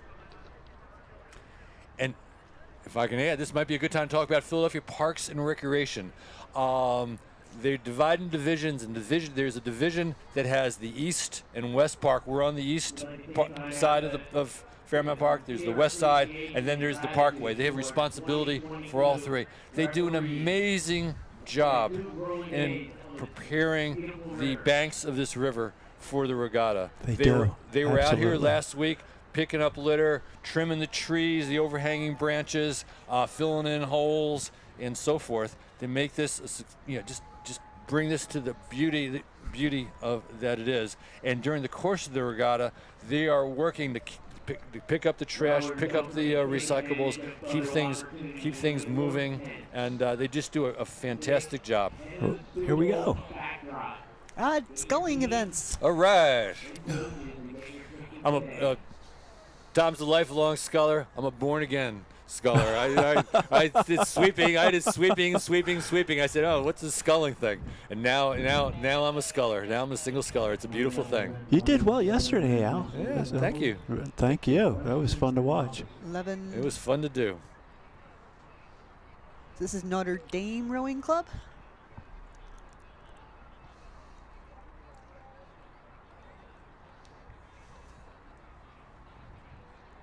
About 1161. Am I reading that right? Yep. Who knew? A lot of backsplash in the bow. So we're at the men's high school doubles. Freshman novice. They're rowing pretty well. I don't see anybody behind them. No. They must be rowing well. Sculling well. Jeez. But I think we should soon be seeing South Jersey and Springside Chestnut Hill. Springside Chestnut Hill. Was that a university? Coached by Timing's a little off here, but you know what? They are way out in front. Once again, folks, that doesn't mean a whole bunch. There's, 15, 18, 20 boats in this? Yeah, about 19, 18.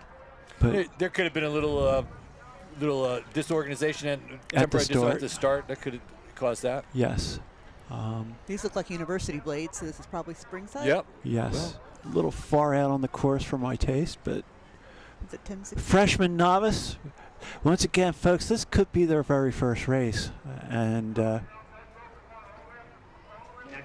you got to start somewhere. You know what? For freshman novice, They they're look really looking good. pretty darn good. Yes. Timing's not bad. And they are way ahead of this next cluster coming down. So they're coached by Chris McElroy. Another nice guy, really good coach. Don't tell him I said that, I though. won't. Hopefully he's not listening.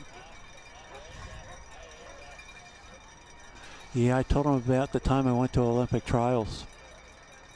I had a really good seat at the stands. he looked at me like, "You went to trials?" Yeah, I had a seat right Right at the finish line. All right. Although it's now, really nice to have Mercer so close because you can go up for the day. yes. Oh, this is a cluster coming down. Yes. Yeah, that's exciting. When you're in that tight group and you're trying to hold off, You're you're just trying pushing. to get away, it is exciting. At 11:67 is just powering through. St. Benedict's prep. White Marsh with the green. 11:64 there in the green. That's a beautiful boat. That's White Marsh. 11:66. And here comes 11:65 right along the buoy line here. Fordham prep. Now, if that's St. Benedict's from New Jersey, They are pounding this. They Their do. stroke. They Yeah. do. They do a lot of work with BLJ Community Rowing. I see them down here during the sprint races, the spring sprint races. Oh, this is pretty, isn't it? Look at the view.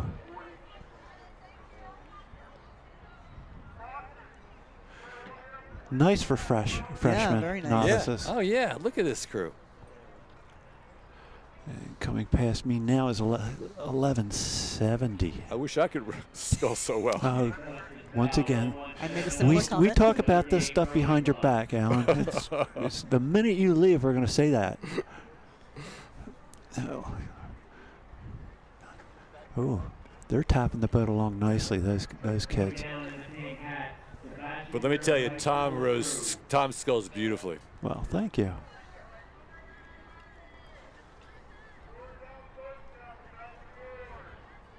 Here's bow 1168 wearing the pink hats coming past us here in the stands.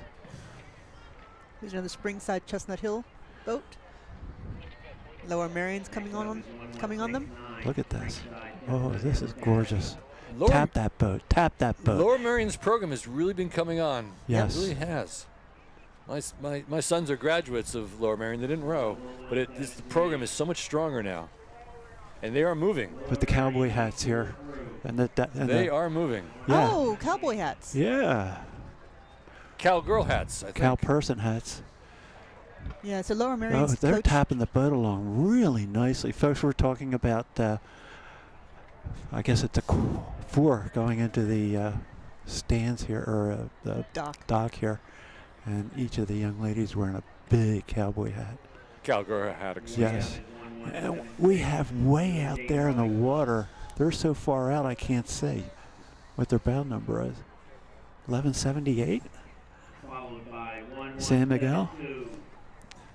Oh, and here we have a crew following them way out there. Sometimes when you follow the crew behind you, you get into trouble. 1172. If I'm reading these correctly, charter school? Yeah, geez, fellas, I don't want you out there. Come on over, come on over. But they're rowing the boat pretty well. Here we go through the railroad bridge. Why is that 4 on the other side? There, an official should stop that. Oh, yeah. Are they going back to the dock? Well, they're way off wherever they are. Well, they're hugging the shore to stay out of trouble, I guess. Yeah, they're looking for a break in the action to cut across, I think. Well, they might be looking for turtles on logs, which is one of the beauties of this river. And we'll talk about the beauty of this river the next time there's a break. Here comes 1171. Just OJR? Just tapping the boat along gently. Oh, where are they going? The pink hats. That's not good. That is not a good sign here. Uh-oh, wrong arch. So there is a referee there, and I can guarantee you the referee just stopped them and They told hit the them. brakes, yeah. Yeah. About 1179 passing us here in the booth. Well, looks like they may get around it. Yeah, but they can't Yeah, impede I know. the traffic Yeah. with them. Oh, no, they didn't get around it. Uh-oh. Don't turn over, folks. So I volunteered as launch drivers for several years. That's one of my favorite jobs next to dockmaster. Yes. And we did fish a lot of kids out of the river, notably singles. Followed by 1178. Here's 1178 passing us. 1178. Not is quite on your screen yet. 1174, South Jersey Rowing Club. These kids here are tapping the boat nicely.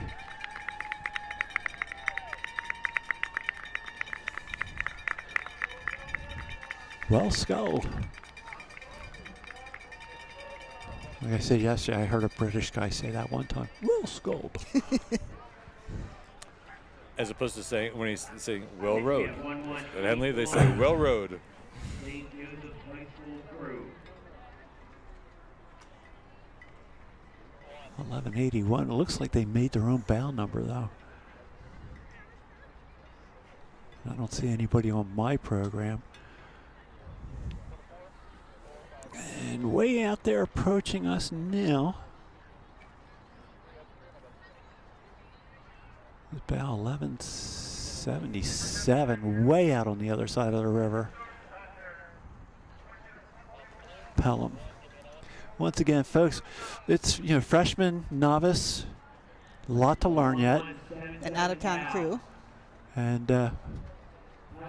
could be their first race ever.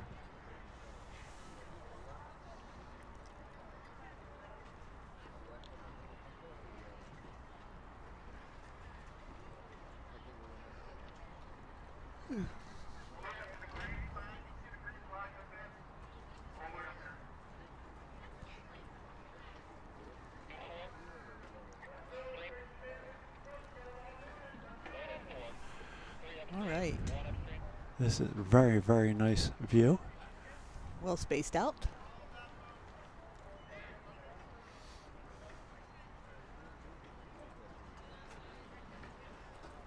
Are these not ideal conditions? There's bow 1742. St. Benedict Preparatory School. Am I reading that right?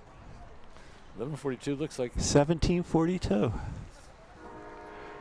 they must be a late entry. There must be a late Must be a entry. late in entry. Rowing the boat. There they are.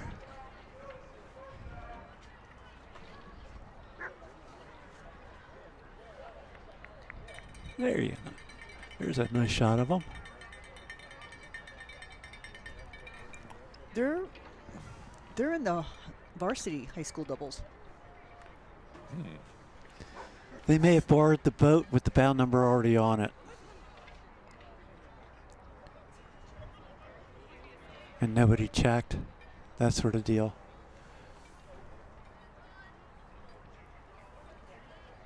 So Who's this that is coming down, Tom? Can you see? 1183 on the 183. screen. Their timing's pretty So, good. 1183? Yes, sir. So we're into the women's. Yes. Yes. Next up in They're looking really good. race 108, Yep. women's high school. That's Niagara Yep. Falls Rowing. Doubles, freshman novice. So it's a women's high school, 183. freshman, novice. Niagara Falls There is a novice. lot of good rowing up in Niagara Falls, Buffalo area, and over up to Ontario, across the Battery. Well, there's proof.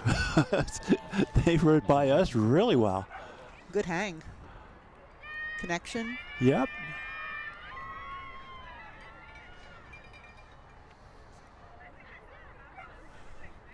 And we have more crews coming down here.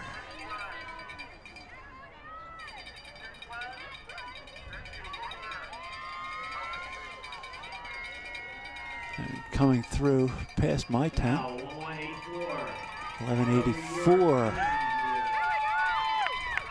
1184. Wow, they are strong. 1184. That is. Here's Row New 1189. York.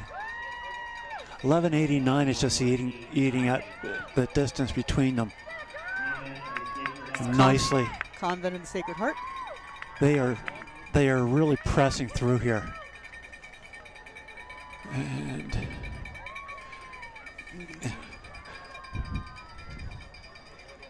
On the screen right now is Niagara, Women's high school doubles, freshman novice. and this is the convent from the Sacred Heart. Yeah, these young ladies are powering through everybody. Turning while the blades are in the water, which I love. There you go. Get it back, get it back. Now, Nice. 8-5, Rome, New York, Queens, New York. So, way out there, it's 11:85.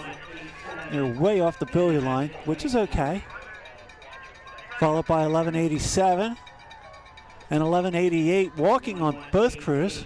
It's Manhasset and Notre Dame rowing. Okay. Yeah, 11:88 is rowing nicely through. Here's the drone shot through the bridge. I love this. Nice.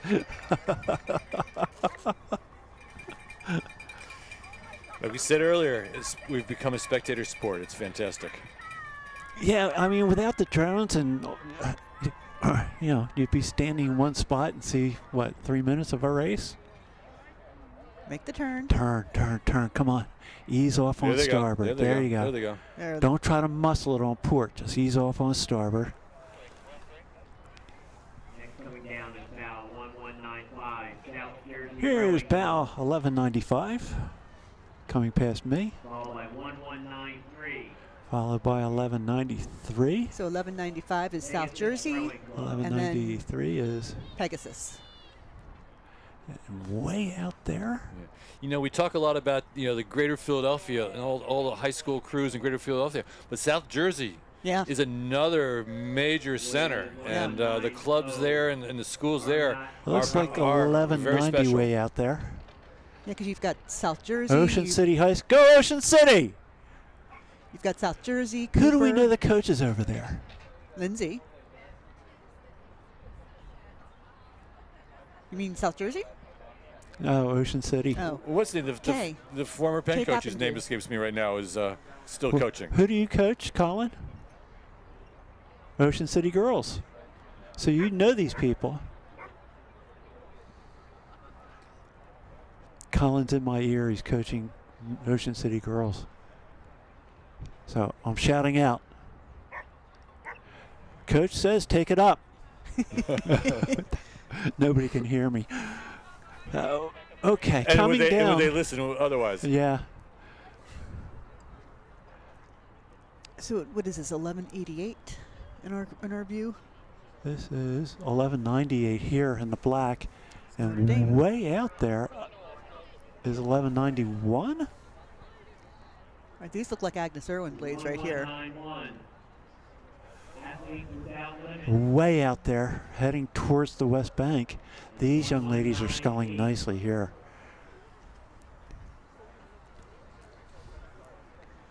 Bonner Rowing Association, Bonner Pendergrass.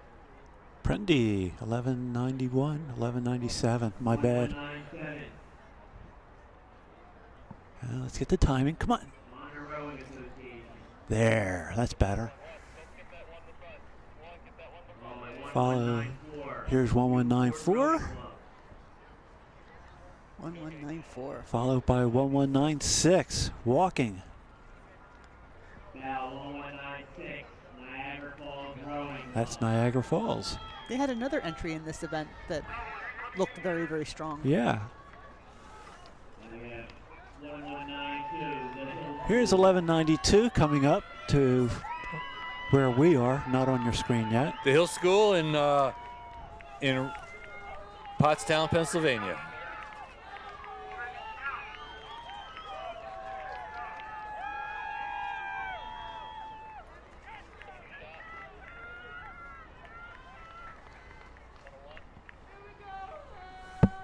On our screen here.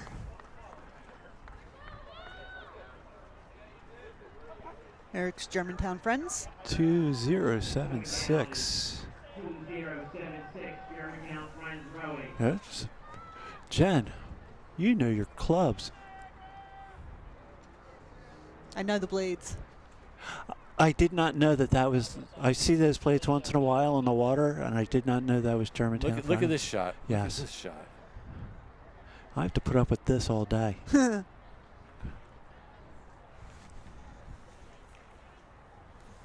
And they're probably in the last 500 meters or so right now. Yes, easily within yeah 500 meters. So they are going for that finish line.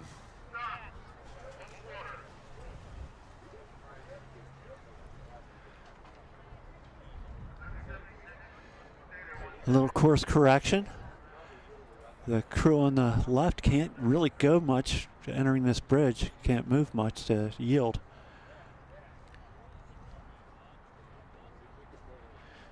What is it? If they're within 10 strokes, they have to yield? I believe it is. A open length of water. Okay.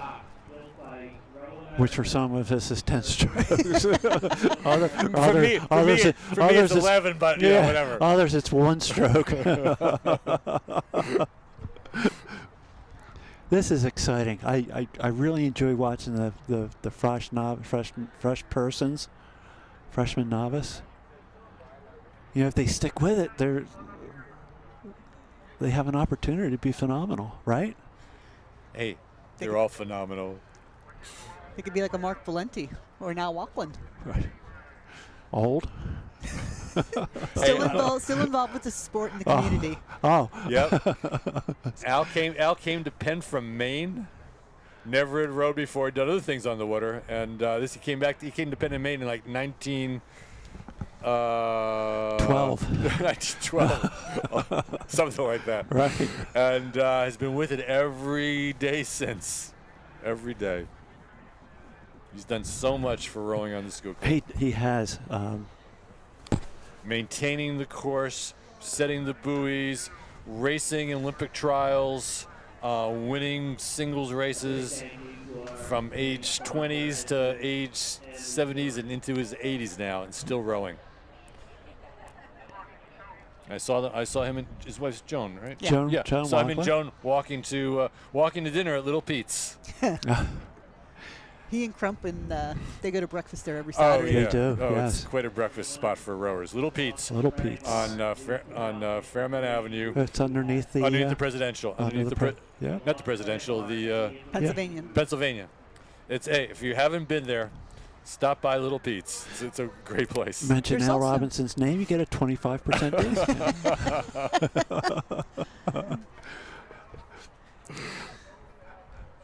So there's also a Cheap Pete's just up the street. The pizza place. Yeah. They used to have breakfast, and we used to go there all the time. And I understand that they don't do breakfast. But I stopped doing breakfast in Philly years ago. Grandkids. Yeah.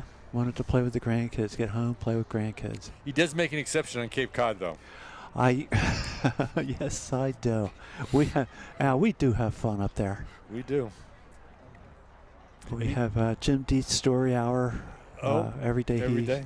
And Jim Dietz, and we've mentioned before, 3-time Olympian, just a great, very successful coach at the Coast Guard and University of Massachusetts.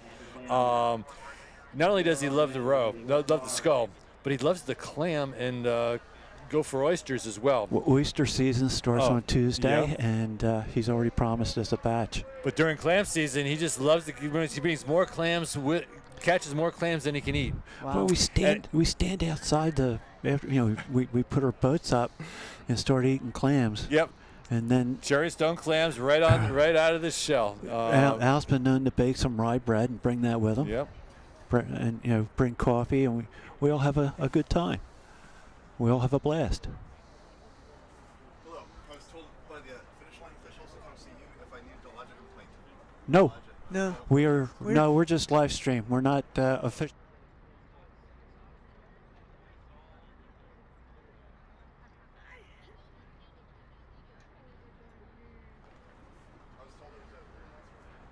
Okay, I think we're back. Or are we on break? It says it. Event starting. Yeah. A moment to talk about volunteers. We like I said before, the regatta runs on its volunteers and it's successful on its volunteers. And you know what? Anyone can volunteer. You don't have to be a member of one of the rowing clubs in Philadelphia.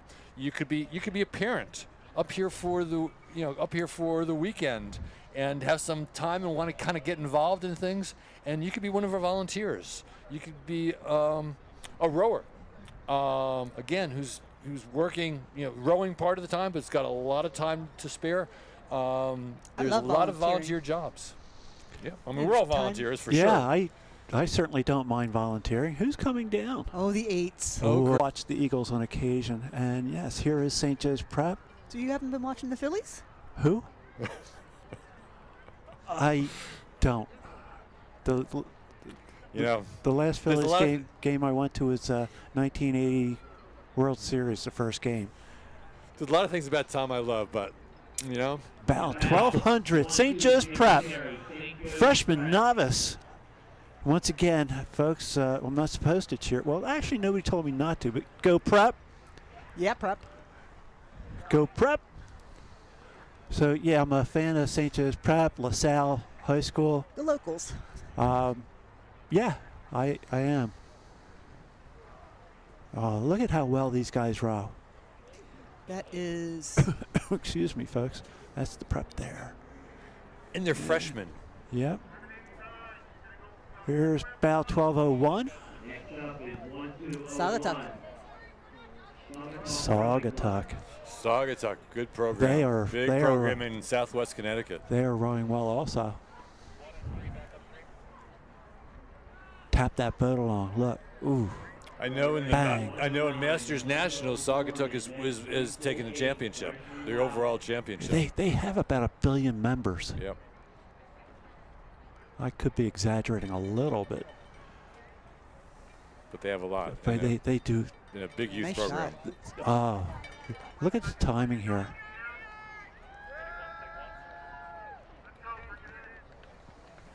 And 1202. Row America. And they are also coached pretty well. Row America Rye.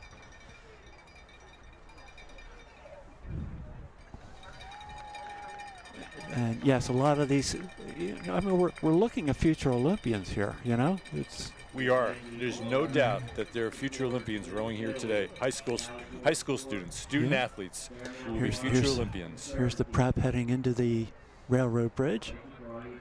Oh, I love this. Well, there was a gentleman, James Wright, who rowed for Germantown Friends, who's rowing now for Stanford, and I think he's trying for the national team. Last year we had Justin Best sitting in the booth. Oh, yeah. What a great kid. Two seat in the Olympic 8. And he rode the pair at Worlds. And rode the pair at Worlds.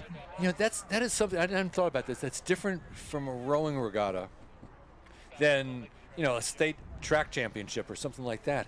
That you know that some of these rowers will be our future Olympians. Yep. And I remember when I was at Vesper, I sat behind Justin doing a steady state piece. Steady state for him, not for you. 90 minutes at like a 144. Yeah, but is he happy? He looks happy. Yes, he does. What a gentleman. Yeah, nice kid. He was so polite. His brother coaches Conestoga Garen. Correct. Nice. Here's bow 1206. Conestoga, another great program. Legendary great program. Yeah. It's 1205 on the outside. I mean, I think their senior women's Who's squad 1205? I got whispering in my ear. Princeton National Rowing Association. Princeton. Bow 1190. 1199, I'm sorry. And 1204. 1204 It's Canisius. is rowing really nicely here through 1199. 1199's Oyster Bay. Oyster Bay. Oh, here comes the Christian Brother Blades. Look at these white croaker shafts. That is cool, isn't it? 1208. 12:09 right outside. 12:03 coming into our view here in the digital command center. There they are. Sit up, sit up, sit up, sit up. Come on, sit up. There, nice. All right. Remember, they're freshmen. Oh, I do. Yeah. I'm rooting for everybody. Yep. Go, St. Joe.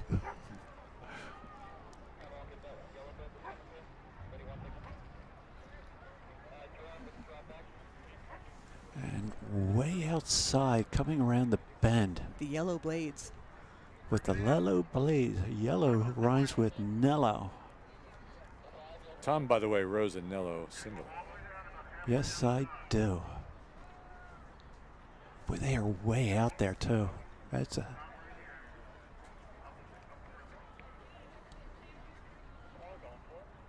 It's a beautiful Nello single.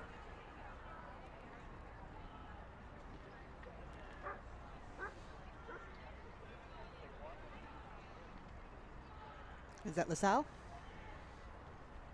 This is... Coming into view, 1240, 12. Next up is 1210. 12:42. I think that's 1212. It could be. I'm having a hard time saying here. That's LaSalle's uniforms. Way out there. If I recall, it's the reason why your Nello single is as beautiful as it is because your wife Denise picked the colors. Mike Hangwa was a really nice boat, and I had an opportunity to buy that from Sam Bell, Ed Bell, husband of Teresa Bell. Oh, I know that name. Olympic silver medalist in the women's lightweight double, I believe, in Georgia. But look at that! Look at them come down. yeah, these guys are fast. And then They're good. Denise wanted to buy me another boat for retirement, and she told me I wasn't allowed to pick the color this time. This Tom, the boat that Tom picked up before, his previous boat was gray. Just gray. Oh. And she's like, "You got to be kidding me." So I said, "Well, you pick out the color then." And she did. Blue on blue. And it is beautiful. LaSalle's looking really, really good. Yes. We're on race 109. The Michael And it's 12:11. Ooh, a little trouble there. Annapolis. What is the history with Michael O'Gorman? The name. Let me check my book. I'll get back to you. 1214, Warrentown High School Rowing Club. Followed by 1216, St. John's College High School. There's 12:14. There's 1216 on the screen right now. And here's 12:16. And who are these folks?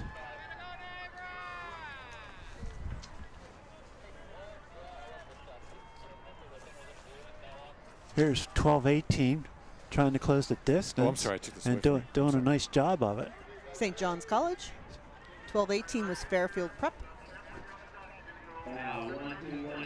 Here's 12:19, That's Old Dominion. rowing nicely. Reward 1220, Jackie Reed High School. Crew Boosters Club.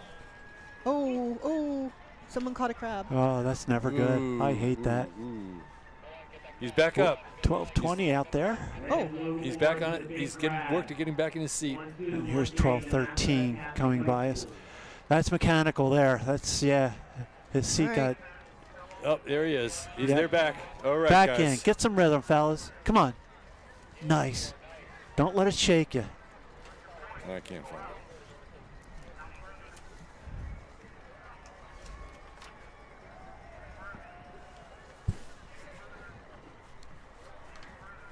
In the orange. There you go. Nice. Nice push. And over here is 12. Whoa. Who's this? 12:22. Rowing right in front of us here. Well, 22. Athletes without Oh, limits. we got trouble out there in 3-seat with the orange jerseys there. Yeah. I don't know who that is, folks. I apologize. 12-17. Manhasset looks Okay, yeah, he's got some issues. Look at Ooh, this. There's Bang. a bunch coming down. Yeah. Yeah. I mean, yes.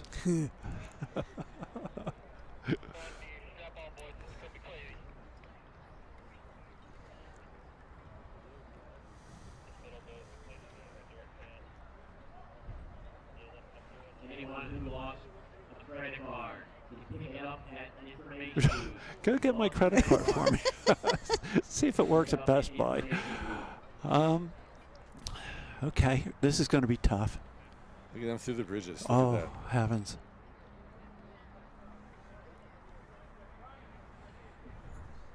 You got to make that turn. Got to make that turn. All right, coming down.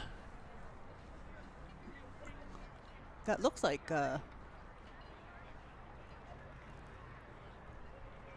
12:25 in the red. St. John's. Okay. Going through 12:23. St. John's looks strong. A little bit better timing, a little bit better flow.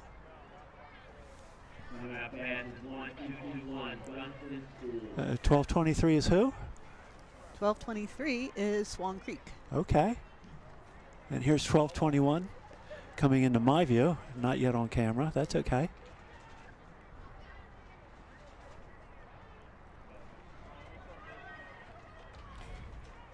Look at this. They look good. Yes. A little bit of timing issues. Get it back. But he started his turn. The coxswain started to turn in a good spot. Yes. Oh, here we go. Look at this. We said this was St. John's, we said? Yes. Nice. Reach, grip, go. And these are the freshmen. These Freshmen. are the, yeah, it's surprising. I had to make sure that these are freshmen. And Yep. 12:24 is in my view, but not yet on camera. But let's watch these. There's that boat we saw that the Yeah. 3C was having some kind of difficulty. He still is. His seat may be stuck or something. Yeah. It's something goofy. It's probably mechanical. Or he may have a forearm tighten up or something like that. That can happen too. But he'll learn. There's South Jersey on our screen. 12:27 out here.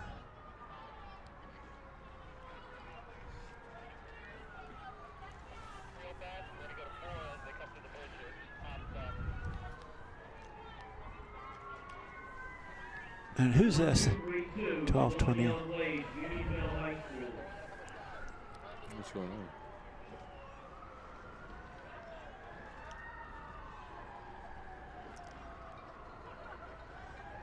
And about 12:32 coming into my view. Look at this going through the bridge. Oh, man. About 12:28 outside us here. John Hardigan. Coxed on the Schuylkill from his freshman year at Penn through age 78. Here's about 12:30. He's a character. He never missed a year on the river. He raced as the coxswain in the U.S. 4 with coxswain in the 1960 Mexico City Olympics. And in the 1976 Olympics, he coxed the pair with. Oh, excuse me, he coxed the 4 with again in 1976. Won a world championship coxing the U.S. lightweight 8. So who's this on our?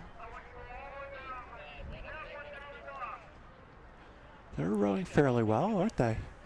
Now, 1, 2, 3, 4. Here's about 12:31 coming right in front of us here. That's Unionville. Okay. Followed by 1, 2, 3, 3. Oh, I like this. Hug that turn, hug that turn. Make it, make it, make it. There you go. Oh, here we go. Yeah, this is a We little got tight. See, they're 12:33 right out in front of me. Are they moving that Bowden White moving? Yes, moving up 12:33. That's New Brunswick, or Brunswick School Boat Club.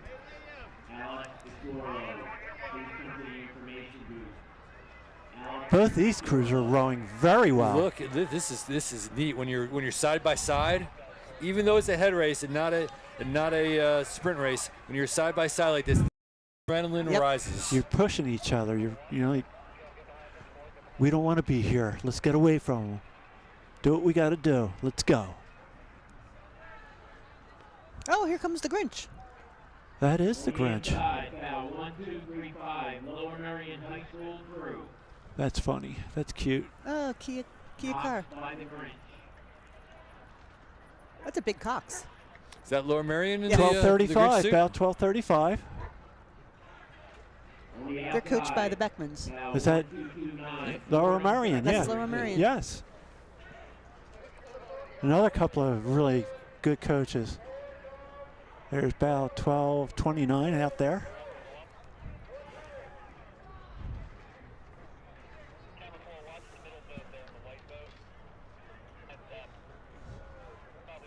Lower Merion, the alma mater of Kobe Bryant.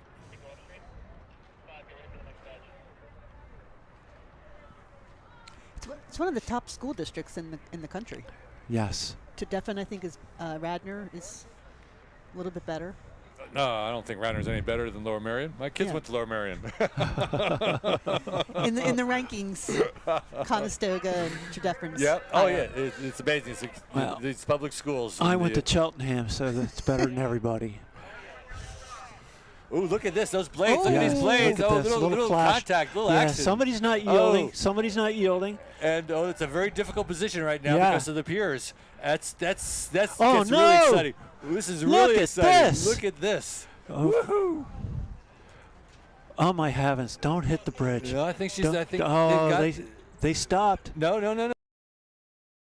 There, now they're back. Okay. Now they're back. They recovered really Yeah. well. They recovered very well. They're making the Wow. turn. But look at them make the turn. They're moving. They're moving in that. They're going through that. after the other boat. They move through that. Holy smokes! That was exciting. Now, Go, go, go! 3 years ago we didn't have this. This is amazing. The drone Yeah, we technology. can see this. You know, the spectator sport and the clashes. It's great. Gotta love it. We Hey. don't want anybody to get hurt, folks. This is Bishop Ireton outside of us here. Not quite on your screen. Oh, here come the white croakers again. For those of us who remember the movie Ben-Hur, Ramming Speed. About 12:44. Once again, they're not on my program. This whole program must have been late entries. And if we had internet, we'd be able to bring it up on the computer, but we don't have internet. For some reason, they don't trust me with internet. About 12:43 coming through.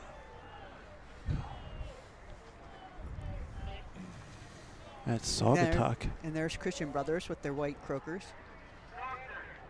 12:39. 12:39 is Morristown High School. As we got a moment here, I'd like to let everyone know, if they're not already aware, that there is a water bottle refill station. It's at the Kelly statue at the grandstands. So if you need a refill on water, there's a drinking water fountain. There's 2 ports for filling up water bottles, and if you've brought your dog, there's a basin for your dog to drink. So if you're in need of water, there's a location to get Philadelphia City water. The best water in the city. Out of the Schuylkill River, there's no better water. About 12:38.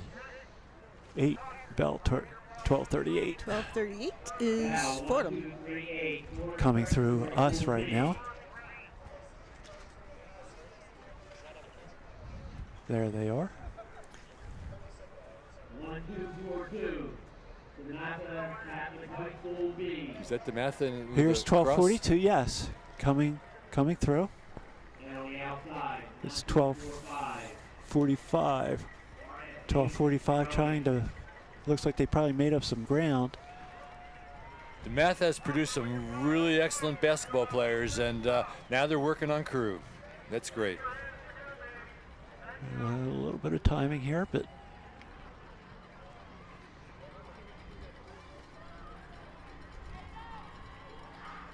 the white boat trying to, with the white shirts, just trying to row through and walking.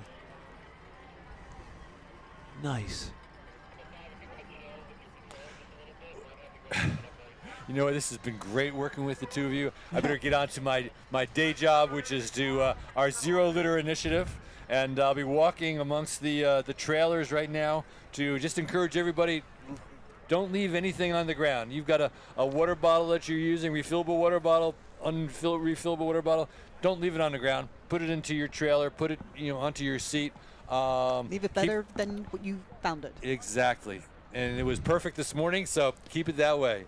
So, hey, this has been great working with you, Jen. It's great good to see you. Al. Tom, we'll see you next week in this week in Cape Cod. See you. This is great. I'm on my way. And Tom, if you're not able to row because you're not bringing your single, there's always breakfast.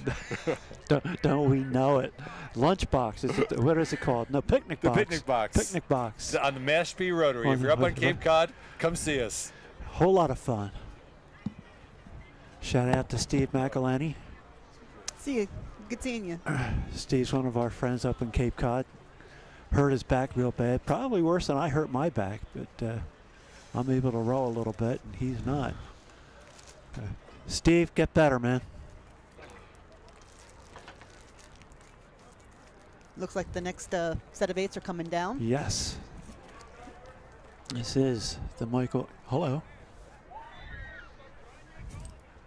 The women's high school freshman novice eights. Who's out in front, Colin? Saugatuck rowing exceptionally well. Look at the timing on these freshmen. A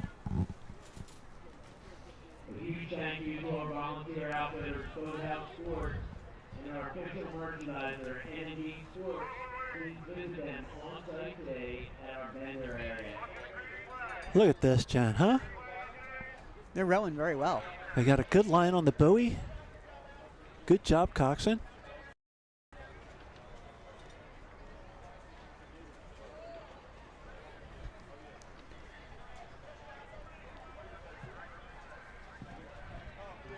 They're coming past us now. They're coming. They are approaching us.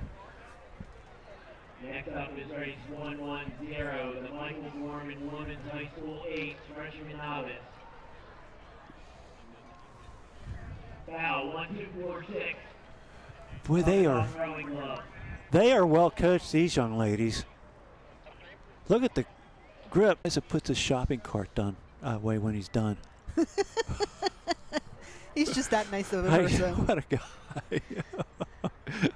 I will say that's something that irritates me, people that do not put their shopping cart away. There's something wrong with them. Yeah, let's go to Costco, walk for 3 hours, and not be able to put our cart where it belongs. These ladies are rowing very well. Yes.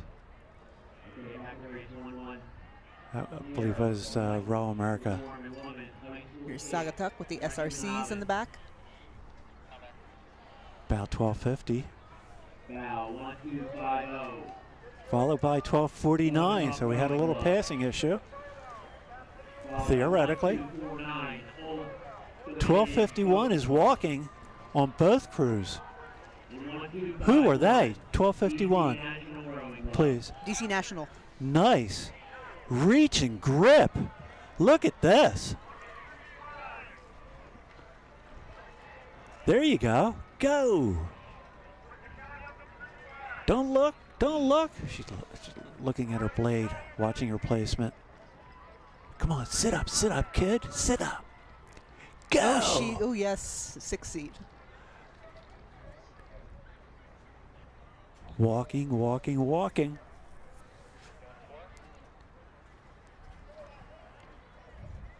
Both crews rowing fairly well, huh? Yeah, very well. There's a good break between the next set coming down. Is that your cowbell? No, my cowbell's in my bag. Look at this. That looks like White Marsh. Sounds like White Marsh.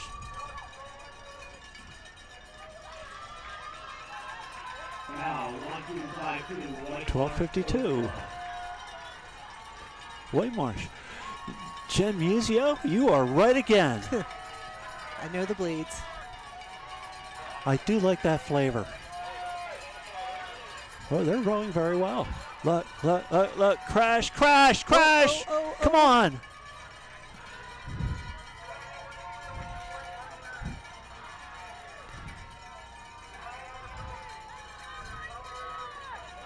Come on, let's watch them through the bridge. Yes.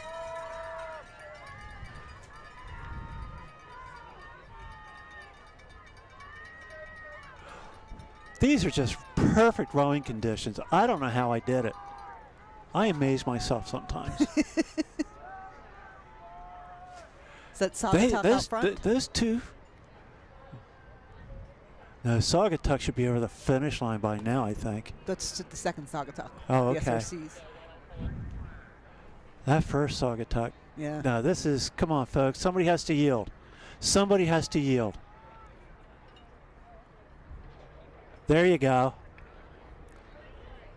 Folks, believe me, I'm not yelling at the coxswains. I'm just expressing some interest here.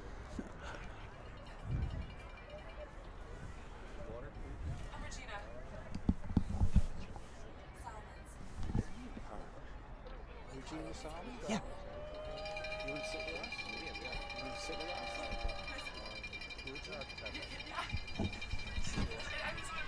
Folks, we're being joined by Regina Salmons from the U.S. national team. Olympian? Yes, 2020 and this past year as well. 2020 Olympics? Were you in the pair for the World Championships? No, I was in the 8 for the World Okay. Championships. Yeah. I was in the pair at the Charles. Okay. How'd you do at the Charles? We got second. There you go. Passed a couple doubles. It was good. I heard. Is that seat big enough for you? Oh, yeah. So right now we're going to discuss high school novice, freshman novice girls rowing. The Michael Women's. O'Gorman. Is it women's or girls? I just don't want to upset anybody. Women's. It's great either way. I love novice rowing. It's just the love of the sport, you know? Anyone can get out there and do You're this. from Connecticut?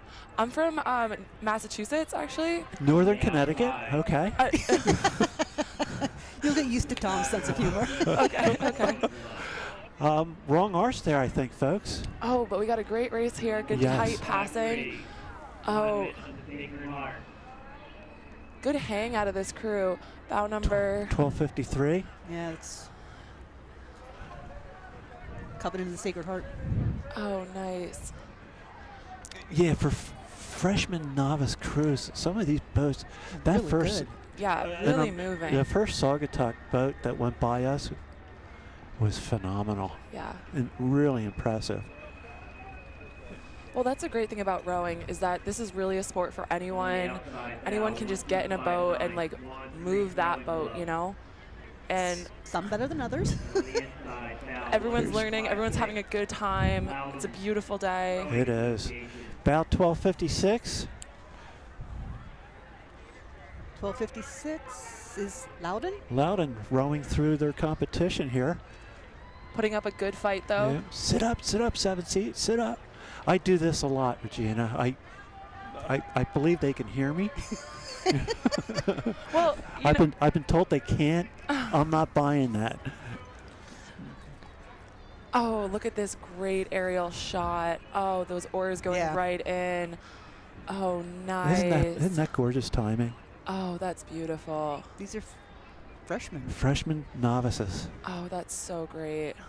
Oh, and look at that nice line too, turning. Yeah. We've discussed the line. We've had several mishaps so far. Oh, it's Well, not it's head for- racing without it. Yeah, but it's once again it's fresh novice. I mean, not even Frosh Novice. I raced ahead of the Schuylkill. I went to Penn, so I raced ahead of Schuylkill every year in college, and you know, I in the pair, I've taken a couple questionable lines myself, so no one is without. Everyone has their days. I might have gotten a little close to Columbia. About 1262 is passing through us right now. Oh, nice. Whoever that may be. 1262. St. John's. Yep. St. John's College High School. Thank you. Thank you. We're really happy to have you here. Yes. So you went to Penn. Mm-hmm. Graduated in 2018. Oh, you're just a kid. Oh, no. These are the kids. These are the ones Yeah, they out are. there doing the hard work. So you were coached by Wes? I was. I had 3 years of Wes. How do you pronounce Wes Nung? Ing. Ing. Wes Okay. Ing. Yes. Made a lot of row-ing jokes.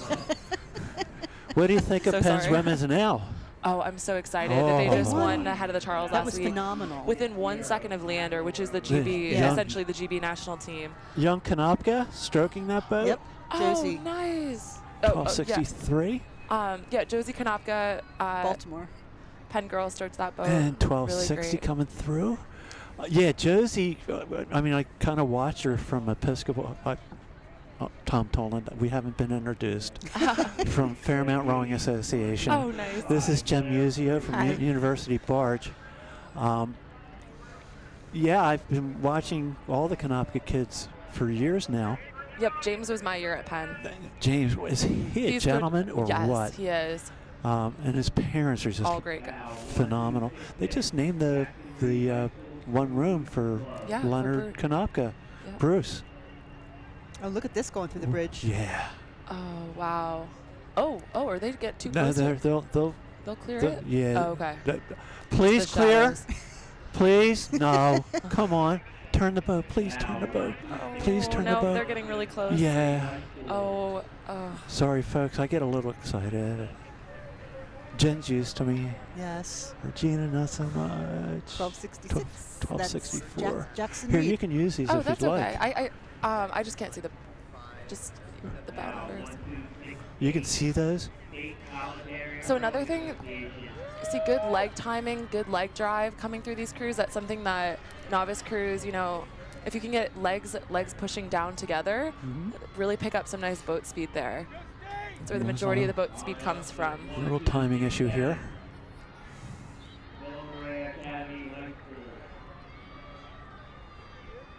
Yeah, I went over and I did an outboard canoe. Oh, and nice. the guy, it's like, we love getting rowers because they understand the importance of timing. Timing is huge. If you're just getting the oars and at the same time, legs going down together, infinite free speed, infinite free speed. Infinite. That is well said. We're always searching for more speed, no matter what boat, whether you're novices or the Olympic crew. There's always more to be chased. Oh, this 7-seat's sitting up pretty nicely. Yes.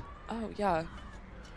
Well, That's the we're- other thing, too, that I feel like novices, if you have good core support, if you're sitting up, that also sign of a really good novice crew. And good coaching. Yeah. And Somebody that understands the stroke. well, it's hard, too, when you're in high school and, you haven't really built a lot of that Yeah. core muscle strength and you're still growing. So seeing a lot of these novice crews, like, having that good core support is really phenomenal to see. Because that also prevents, injuries. Yes. And We were talking about that earlier, how it's Yeah. more important to row properly than Yes. power through. Yes, absolutely. Power shows up. Power shows up once you learn the stroke, we were saying earlier. Yeah. It's There's Radner going past us now. Oh, very nice. Oh, is this Mercer coming up? Could you Looks tell me like the that bow blades, number? yeah.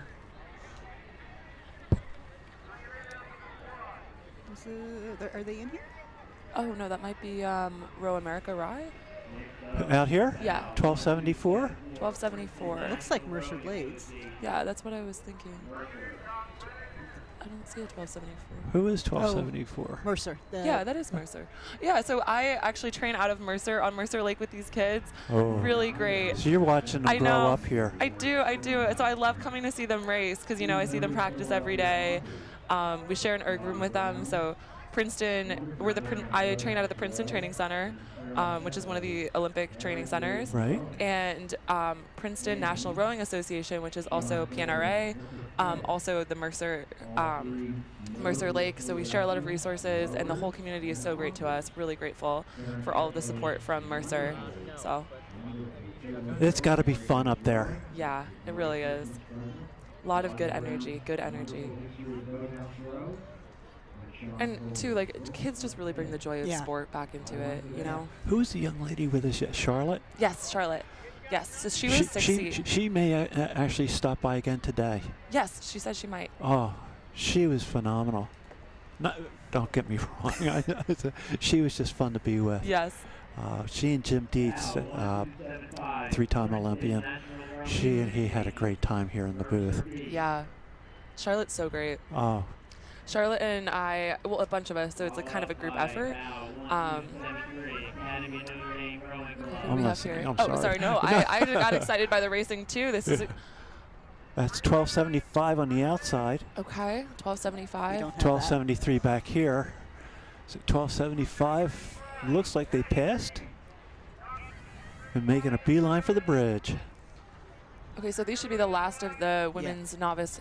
Yeah, I don't see high school anybody. eights. I don't see anybody up there. So we're going back to sculling. Going back to sculling. And do you scull? I can scull, yes. I sculled in high school actually. So Good. I did the novice 8 my freshman year of high school. So I rode this event. You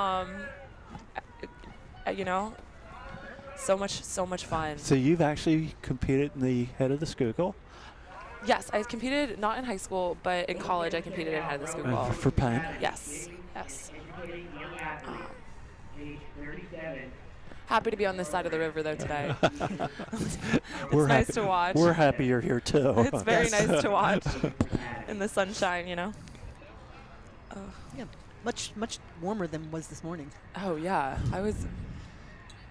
Well, weather-wise, I don't know that we could do any better. I mean, yesterday was as perfect as today.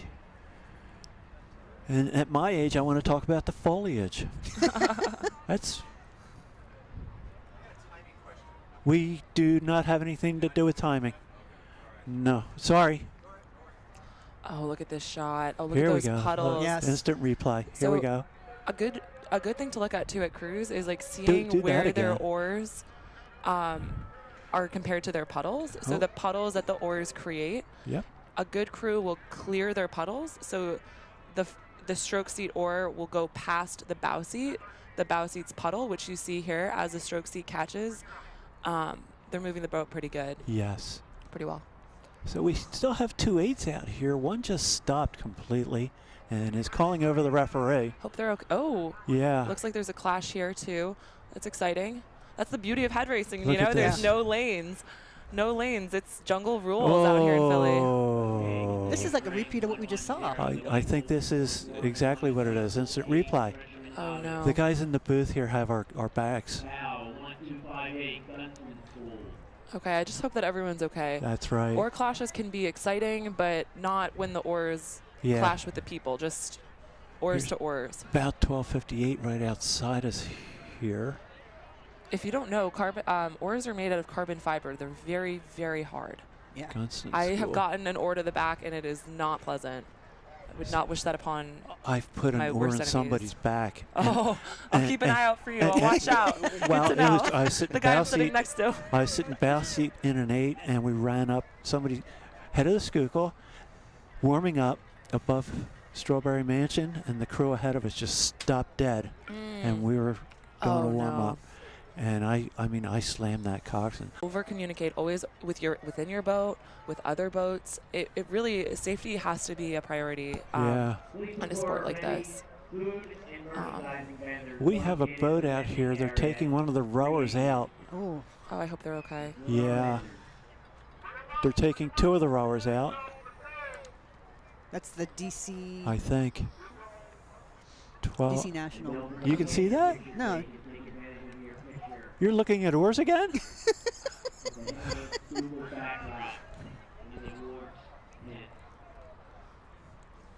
And we've got. Can you see that bow number? Regina, right? I thought they said Honest it was. to goodness. I thought they said it was 1251 coming down. I forget. They just passed us, I think. Oh, But They look. It appears that everyone is okay. Just Yes. just some technical issues. So yeah, do you know the no bow? need to Can be you see the alarmed. bow number? So we can tell people everybody looks good. They're all back in the boat. 2-9. Not. Colin, can you go over there and turn their boat for us? Colin's running the live stream here. No, is everybody back in the boat? No, they did take one girl out, Okay. but the referee just gave a thumbs up, so Everybody's okay. I Good. think they're okay.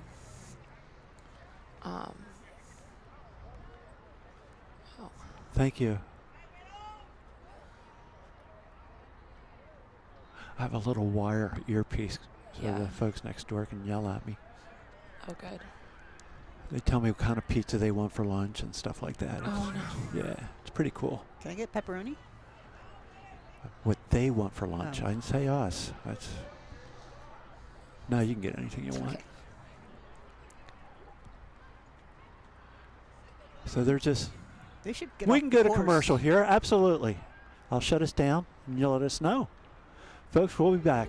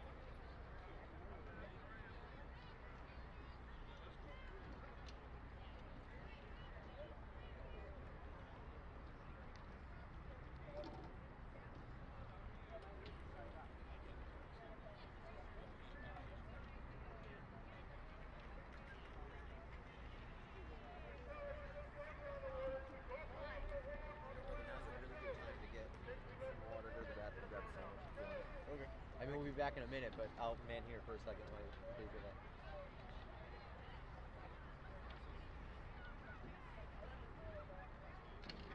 Chase.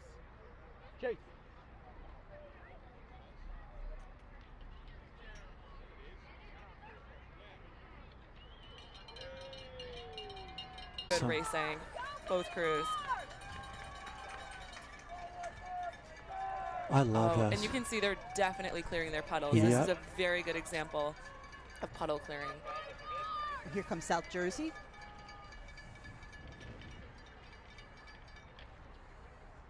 This is so much fun just sitting here watching rowing all day. And so glad you can all join us from home. It's almost like you're here with us.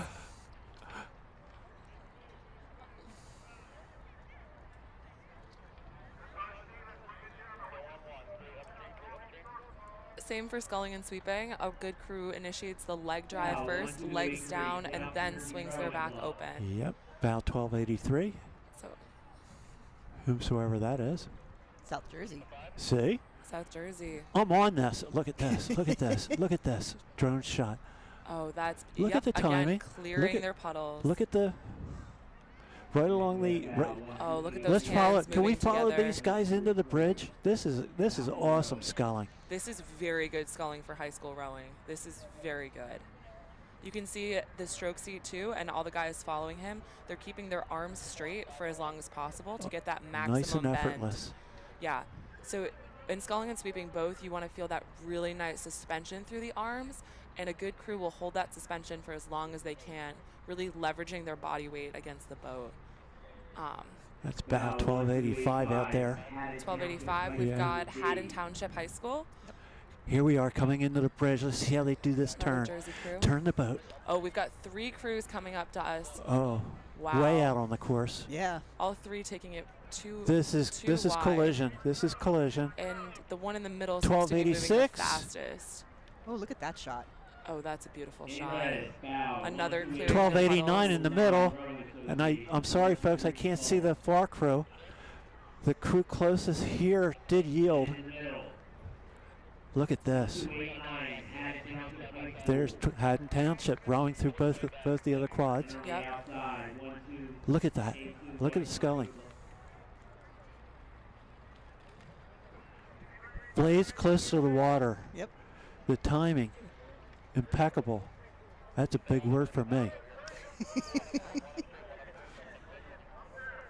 Here's bow 1287 passing by us, but not on your screen yet. That's charter school. Charter school. Charter School of Wilmington, Delaware.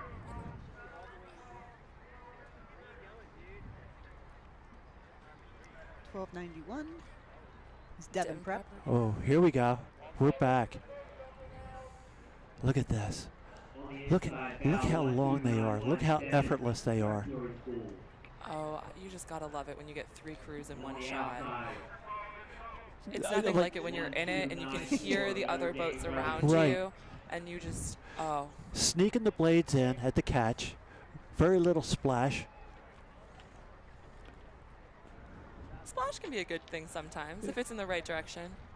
If it's a little backsplash, I like it, but here's bow 1292 being chased by St. Benedict's 1293. They are awful close together. Beautiful, beautiful. So as I call these out, folks, they may not be on your screen. They're going past us, though, in the Five Tribes Digital Center. Now you see St. Benedict's and look how Coastal effortless. Virginia. Well sculled here. Sitting up. Now 1295 at Schuylkill School. And 1295 going past us here. And 1296 looks like they're making up some ground on them. Roman Catholic. Oh, here we go. Here we go through the arch. There, look. This is good steering here. That is excellent steering. yes. And two, so in a quad, the way that the boats steer is that either the stroke seat or the bowman will have the steering in their shoe. So if you're wondering how a blind boat or a boat without a coxswain steers, the rowers actually have the steering in their foot. So you can rotate your foot. If it's turned on, yeah. Oh, true. Yeah. Not all boats may have the steering. But quads they usually should. do. Yeah. A lot of clubs actually take the toe out. From the quads? Yeah. Oh, okay. I know that for a fact. I texted Tom yesterday. Oh, nice. Well, you'll definitely see it in a straight four, Yes. in a Yes. pair. Yes. Doubles, no. Doubles will not have steering. Correct. And I guess quads. Depends on the club. Yeah. When I bow a quad, I will sorry have for I will interrupting have you. a No, toe. you're correct. Thank you for reminding Yeah. me. When I bow a quad, I will have a toe, Yes. but I will rely mostly on easing off the pressure on the side I want to turn to, as opposed to trying to overpressure on the other side. I like to keep the Yes. integrity of the stroke Yeah. by Which is- easing off to one side. I remember when I learned to row at Bachelor's, they didn't have the toe. I go to Vesper and they had the toe, and no one Go, wanted to go, tell me. go! So There's where the we were finish going, line. Just go. Oh, your over foot's the just river. like fidgeting, yeah. I Well, didn't understand why we were going all over the river. I'm like, oh. Well, so you don't. Tom's correct. Like you don't want to oversteer because that's slowing the boat down. Because that's obviously putting lateral movement on the fin, which is detracting from the boat speed, which is more important in 2K racing when you're going 1303 here, straight. going through 1301. Taking a very tight line. Good sitting up. Good usage. And way out there is 1299. Oyster Bay. I love these views. Yeah. With the drone underneath the bridge. And you get a view of the finish line. Oh yeah. Oh, 3 Look, crews coming look. through here. This is head racing. Followed by Yeah. 2 more This closely. is head racing. Oh my goodness. We've got, you can see 3 on the screen, but they'll soon be followed by 2 more. Very, very exciting. 1307. All crews taking the best lines that Walking they in can, giving them 1304. spacing. Having walked through 1302, they are rowing very well also. Yes. Oh. 1305 coming by us here in the St. Joseph's High School. followed by 1306. 1306 looks like they're walking a little bit. White Marsh Boat Club. So this seems to be the end of the event. So finishing us strong. Oh, I like this. Mm-hmm. Bang. Blades close to the water. Sitting up. Look how well they're sitting up. Finishing strong. You can see that their cores are supported at the finish. Put me in, coach. Put me in, I know. Let the high school boys pull us around. I'll take my SATs if I have to. I don't care. Oh, it's so- high schools. I don't need SATs. I'm cool. Oh, okay. So that was JVs, yeah. the varsity quad. So now we're moving into the JV quads. So a lot of these schools have 2 quads that they'll produce. Yep. So these might. Oh, very nice. Is that 1309? It looked like it. 1309. So that's starting 1309. off the JV event. That's Row America Rye. Has a very deep program, Row America Rye. Every event has like 5 of those boats. Yep. It's Yep. a slight exaggeration, but Well, no, we're seeing it. We're seeing it here. Yep, I see 3 Row America Rye BC, and the 2 events ago. Yep. And you know, I talk about this in any program, but having depth, having a team is only as strong as their JV, as their 3rd varsity, as their 4th varsity, like their novice crew. Like those are the crews that are really the heart of the team, that push the whole team to be fast and to really build that strong culture. you build off of the. Exactly. It's a team sport. It's a team effort. The energy of all the crews together is When what you builds the program. exactly speed. when you have that many kids out for the program, that's a lot of energy It's good. to build off of. Yeah. Absolutely. I love this. Oh, this is beautiful. Look at this. Oh, their stroke rating is pretty high Yeah. on all these crews. This is good. I have a Moving the stroke. boat. Theoretically, I have a stroke meter in here that we don't know how to use. Do you know how to use this? Oh yeah, you just you can tap it. Oh. Go ahead. That's what I said. Oh. Is there? Yeah.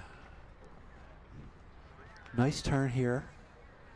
Oh, yeah. Coming through the bridge. Turn your boat. Turn your boat. Turn your boat. Oh. Turn. Turn. There. Turn. Turn more. Okay, Turn this more. crew on the screen right now is going at a 33, which is pretty. Oh. 32, 33, yeah. That's pretty good for That's pretty high. high school. So the crews will bring the rate up as they come closer to the finish line. Even though it's a longer distance than a 2K race, crews will still sprint at the end, still pick it up, really put their foot on the gas pedal, whatever's left in the gas tank, spend it all. And go. Yeah, go. Just literally go. Turn your brain off and go. Well, this crew coming into view on the screen here is rowing very well for. Are they JV? Yes, We said. yes. Can you 1309? 1309. No, that's not 1309. Can you see that? It's like you Here. I'm loaning my binoculars. 1310. 1310. That's St. Benedict's. St. Benedict's Preparatory School. Nice timing. I'd like to see the blades just slightly closer, but to the water, I mean. But that's not bad. No, very good timing. Yeah. Very good timing. I don't see. I mean, I don't see anybody behind them. Good straight arms. Yeah. Sitting up. Look at the swing. Very good swing. Another thing to keep. The other thing to keep in mind is we don't know the starting distances between these crews. Correct. Like ideally, they'll be starting on a measured 30 second, yeah. a 10-second. Is Yeah. it 10-second interval? A 10-second interval, but sometimes there's issues with lines, and crews have to adjust their points at the start, so they might start further apart than that initial 10 seconds. And they might go out of order. And they might go out of order if a crew isn't ready. You hope that if you're just a little late that the umpire will let you in, but never bet on that. Guaranteed. Yeah, never guaranteed. Who's this coming down? Real close. Oh, tight on that line. Very tight. Well steered. 13-13. And who's that way out there? 13. Haverford School. Haverford School. And Haverford then School is closest to us Haverford School closest to us. in the yellow boat. And that is 13-11 farther out. So that's Conestoga. Yeah, they took a really, Conestoga. really wide turn, which is not helping them. But the Haverford School here, phenomenal sculling school. Yes. They also row out of the new boathouse in Conshohocken. Longtime coach was Jim Barker Oh, nice. for roughly 1,000 years. Did I mention he taught me how to row? Yes. I'm going to mention it again. Undine. Undine. Undine. Yeah, And I got schooled on that yesterday. These kids are rowing fairly well.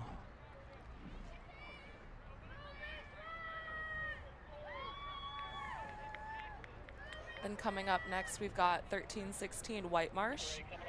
And It's another good program. right behind them is 13-12, which Look at this. Ridgewood Crew Foundation. Wow. Drop, bang. Drop, bang. As Tom is making these sounds, a lot of crews do utilize breathing in that sound of like, when I'm on the drive, I will breathe, like breathe out at the finish, and that helps tighten your core. So it's like breathe in on the recovery, on the drive. Yeah, I go for 2 breaths per stroke is what I go for. Yeah. It does help my timing. Yep. And the timing helps my breathing. Yes. So it's And the breathe out at the finish sometimes gives you that second to gather, to find yourself. Followed by foul 1320 St. Catherine's Rowing Club.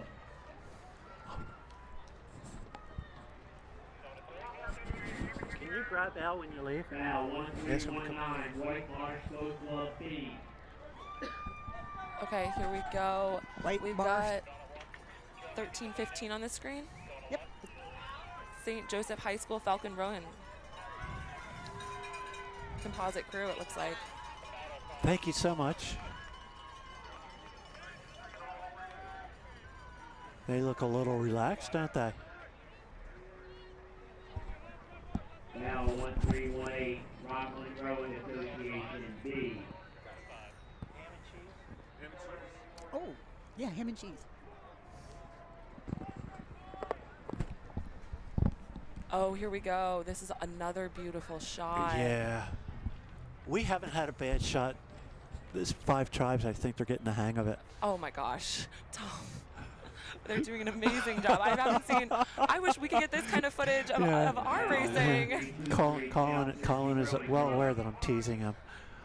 I know. I'm just jealous.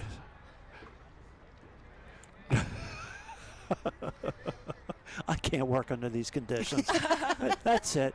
Amateurs, I'm out of here. Oh. He's whispering in my ear Oh, at and the this same is a time. great shot to see how the course really, like, you have to get your point early on. You do, and yet you got to stick to it, especially on a course like the Schuylkill. Planning early pays off later. It's harder to adjust a course further down on a line like this. the crew on the left does not want that crew on the right there. Now 1324. And they're going to try to do something about it. Oh, they're making moves. This is these guys right out here. King School? King School. Here we go. We're back. This is what I'm looking for.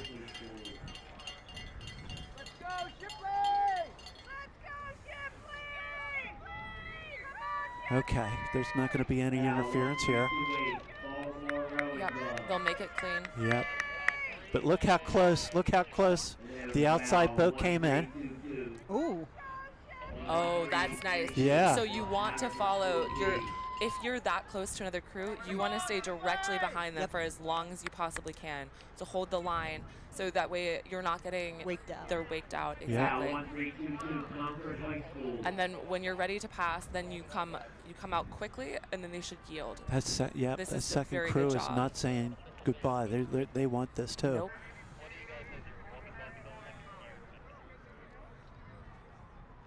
Oh, here we go. A lot of heart. You can see how hard these guys are pulling. Yes. You can really see.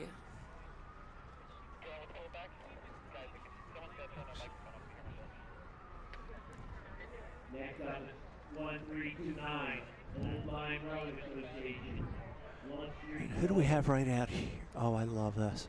Oh, that shot of the bridge. 1330, Beaver Creek Sculling. Folks, y'all got to be proud of your And kids. Yeah, they're doing an incredible job. And you just saw that bow seat turn around. Yep. So the bow seat, he is looking over his shoulder. He is steering that boat, making sure they're Go going. to starboard. Go to starboard. Please go to starboard. Oh, he's Go got to- it. Nope, he's turning. Yeah. He's got it.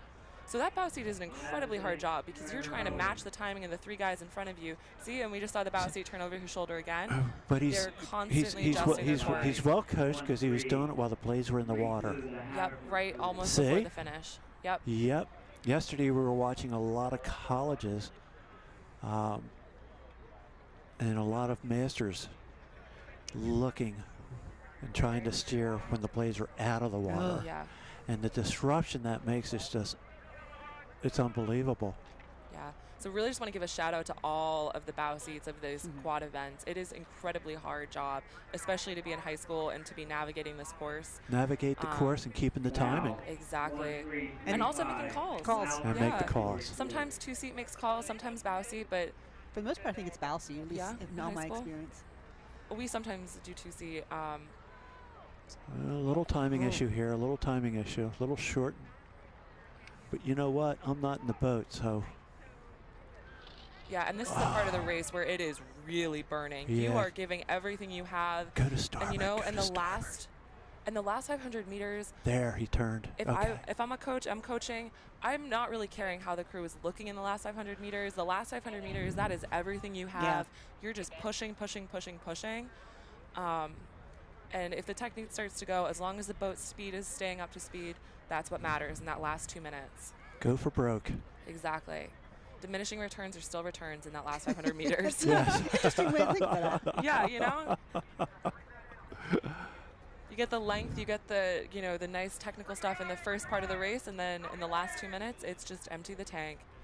Who do we have here? They're approaching the tent. They're already on the screen. We've got, 13:36. yep, So I think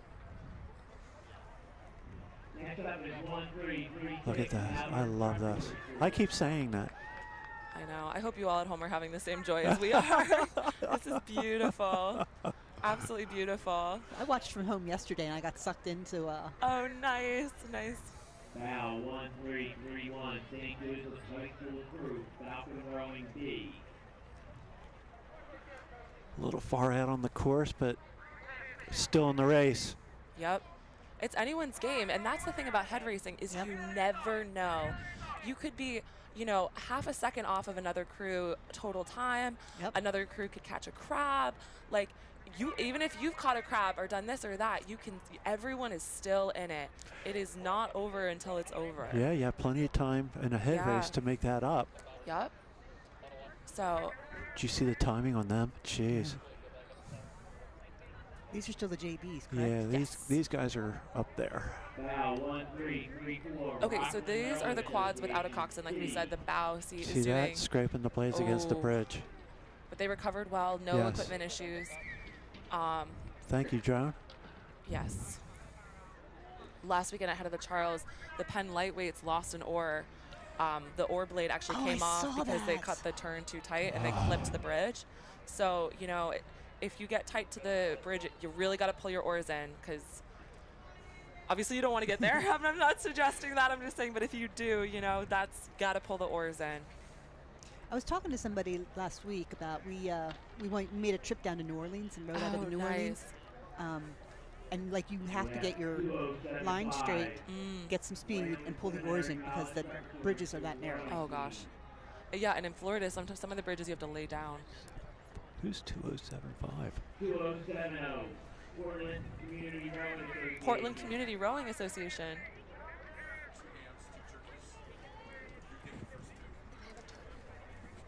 Turn this up.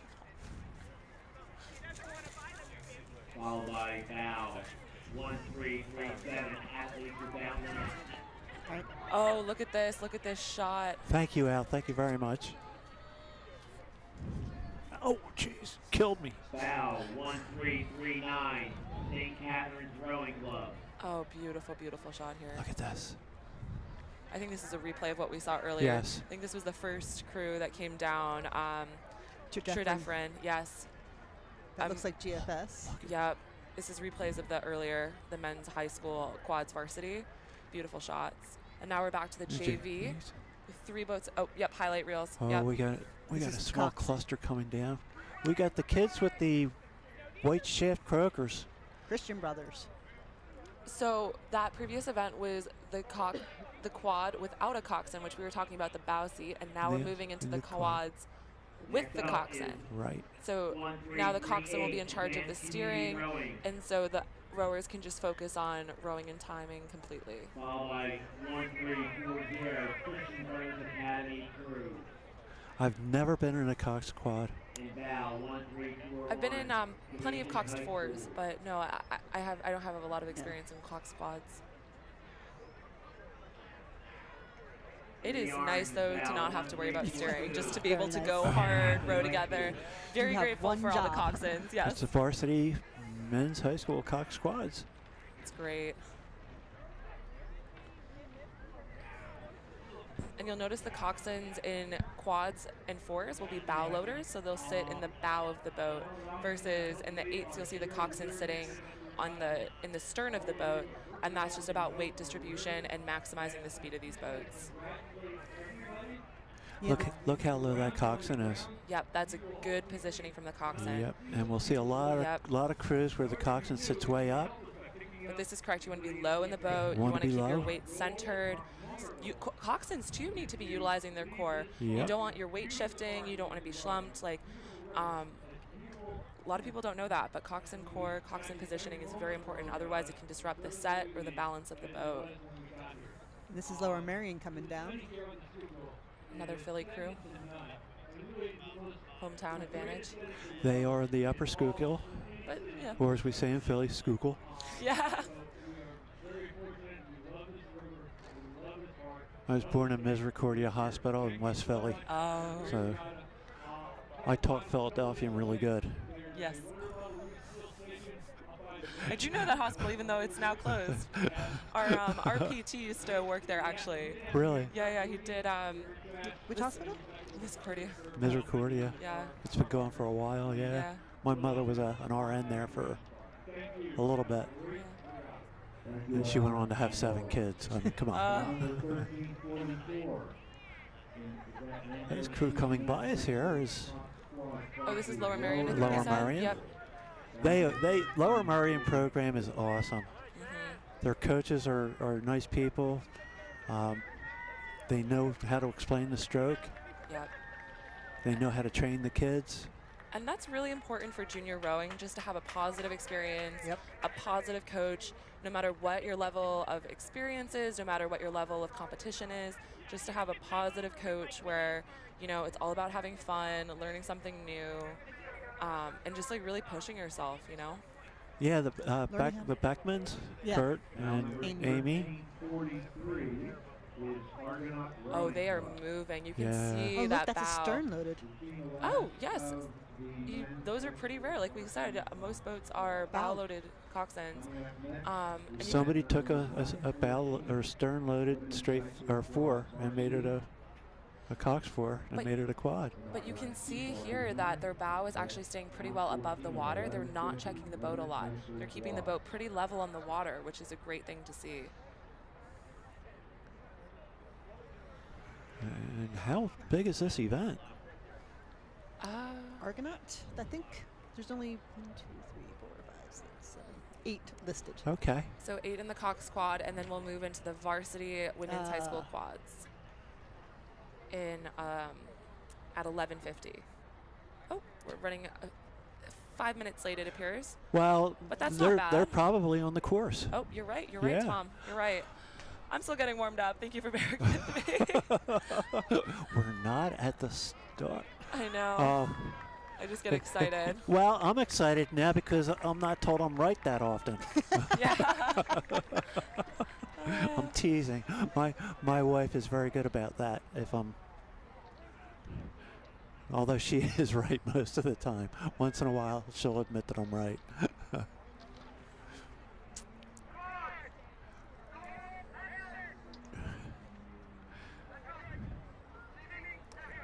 Oh, and it's just so exciting to watch all the high school crews get out here, especially after 2 years of COVID and not being able to compete, a lot of these kids.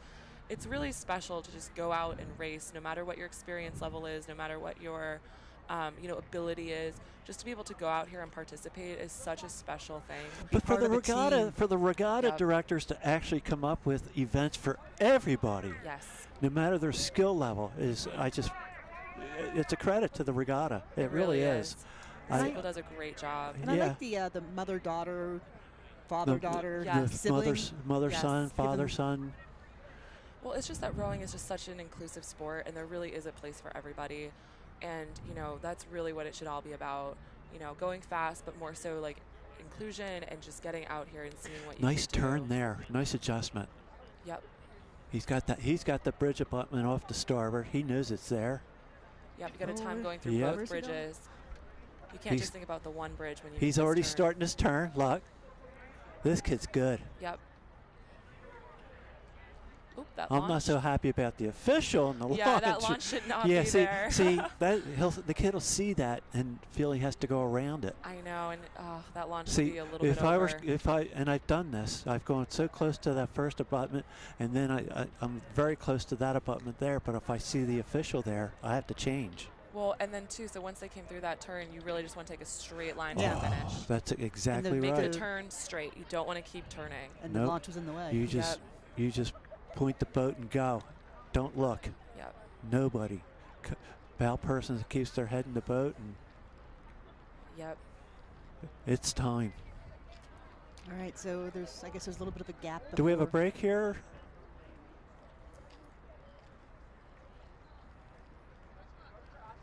Is there a lunch break on the schedule, or event starting soon?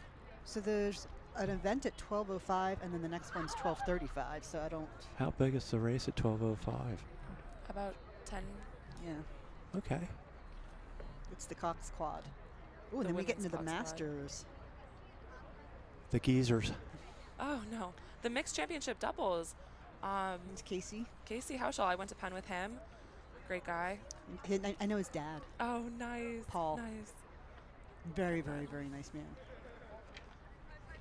Oh, Oh, we do have a crew coming down here.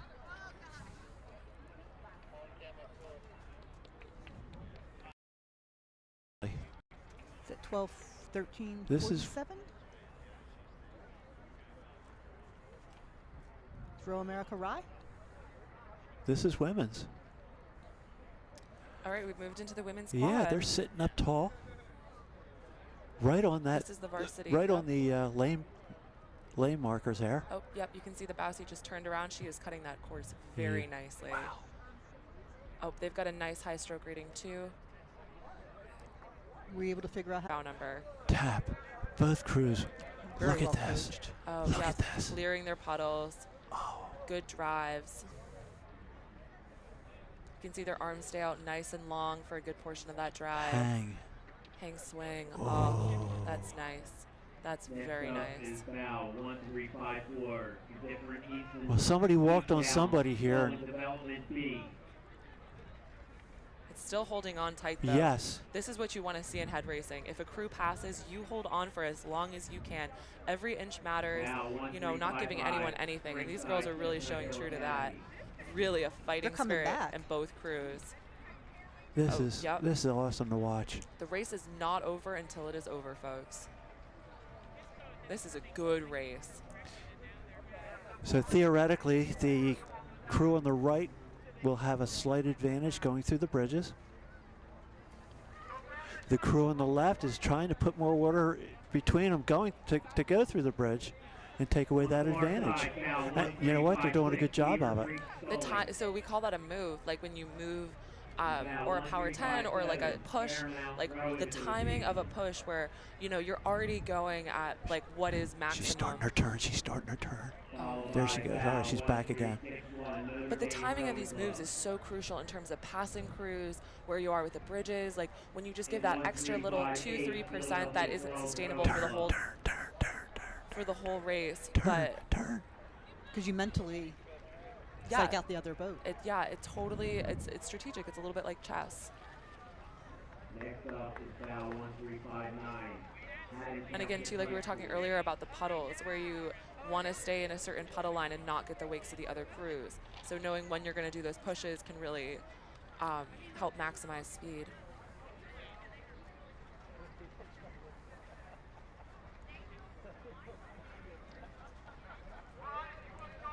Oh, we've got a cluster here about Yes, we 4 do. crows. And this is the point of the race where, you know, it's deep in, not quite at the finish. That cluster can really start to happen, which is really exciting. Can you see the bow numbers on the backs? 1361, is that right? No. Yeah, that's Notre Dame Rowing Club Oh, very nice. on the rights. On the inside, yep. Yeah. It's 1352, I think. These young ladies are rowing, both crews rowing very well. And the crews behind them are tapping the boats along also. This crew up top here, though, is very strong. Yep. Bang. 57. Bang. Oh, it's Fairmount. It's Molly Konopka's. There you go.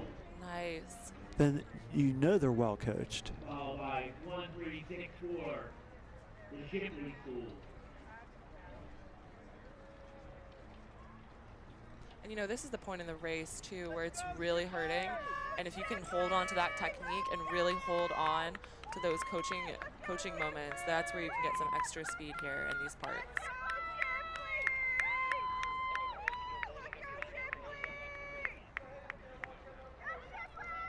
Continuing with race 114, Women's High School Quad. Look at this. Oh, this is a push here to we the go. finish Here now. we go. Now we're pushing into the Turn. finish. Bow 1363, Row New York. They're getting ready to empty the tank now. Sitting up, breathe, go. Wow. Look at me. I'm trying to help them here. I'm pressing with my toes, too. You don't see that. I'm actually, my toes are pressing.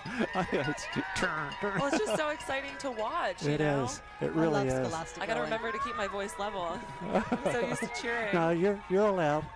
Next up we have Bow 1365, King School. Followed by 1367, RFH Good Rowing. long arms here. Nice. They're not breaking their arms early, which is great. Long on that hang. Oh, another great shot. Yeah. Push send. Bow 1368, Capital Rowing Club. 1368 just went by us here in the tent. They're not on your screen yet. So you can see the crew on the right with some minor timing issues. Capital Rowing Club and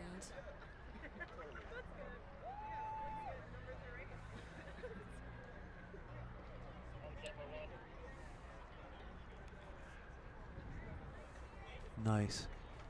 Drop in. Drop. Go.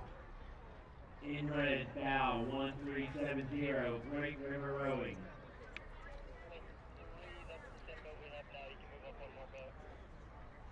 And you know, the beautiful thing about the quad is that you don't need 4 of the exact same body types to row the boat. You know, with sculling, you can have different body types and different, like different heights and different, and really still be able to row together because sculling you have the the 2 oars, which is really great. Yeah, you can always adjust the oar angles. Yep. And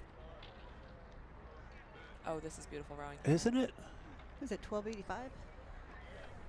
1385? I use my binoculars. They won't help here. Yeah. Oh, all 3 of these crews have good lines. Yeah. This is just a pleasure to watch. Yeah. Women's High School Quad Varsity. I think that's Next up Baldwin. is race 115, Women's High School Quad JV. And the quad moves so quickly. It's so fast. The quad is the second fastest boat after the 8. So what an exciting feeling to feel that run underneath you.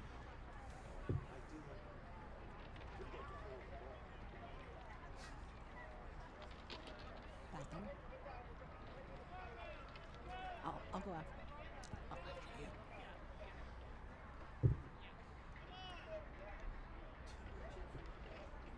Oh, and here we are panning. Oh, this is going to be a good race coming down here These too. are the JVs. The JV women's quad, yep. Oh, sorry. Tom.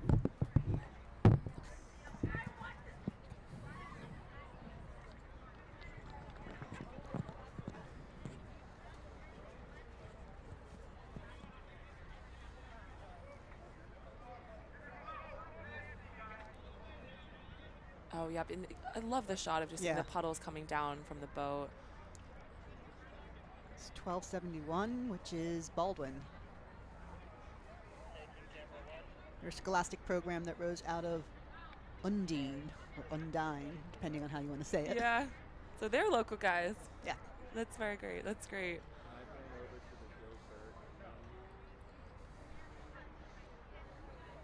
So what's your favorite side?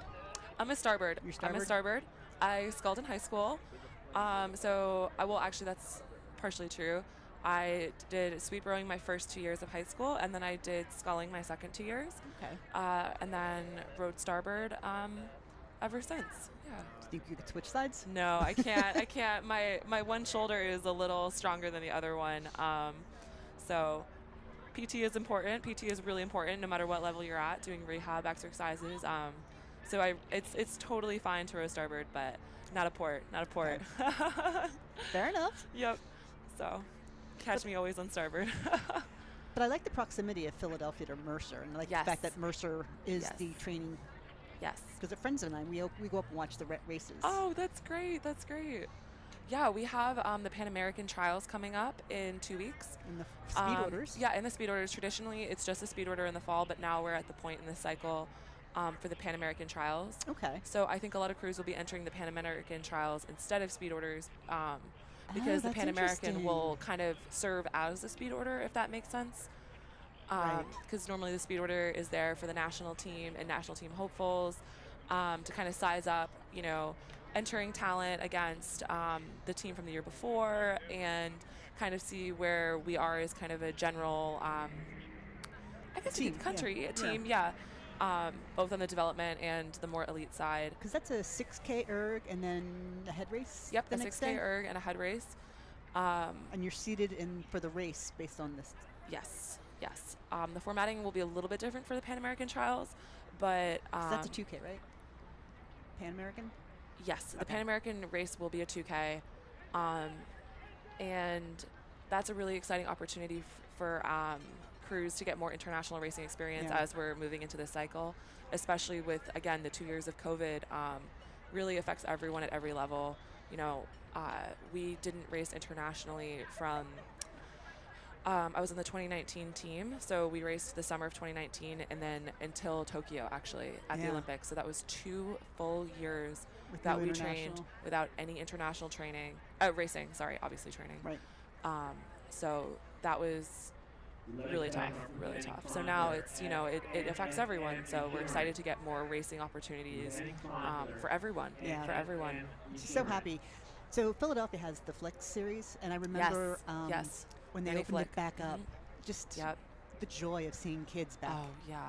And just being on the water, there's nothing like it. You learn so much out there that you'll never learn in the classroom, that you'll never learn anywhere else. 036. And that's really what it's about. We got 4th in Tokyo, which, oh, here we go. Event starting soon. Oh, here we go. That is bow number 1374. Starting us off, Rao America Rye. Like we said, very deep team. Fielding boats in almost every event.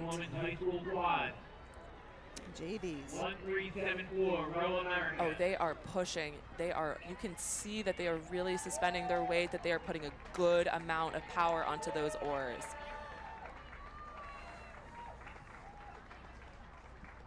Rowing is really a sport that rewards hard work, and you can tell these girls are working hard.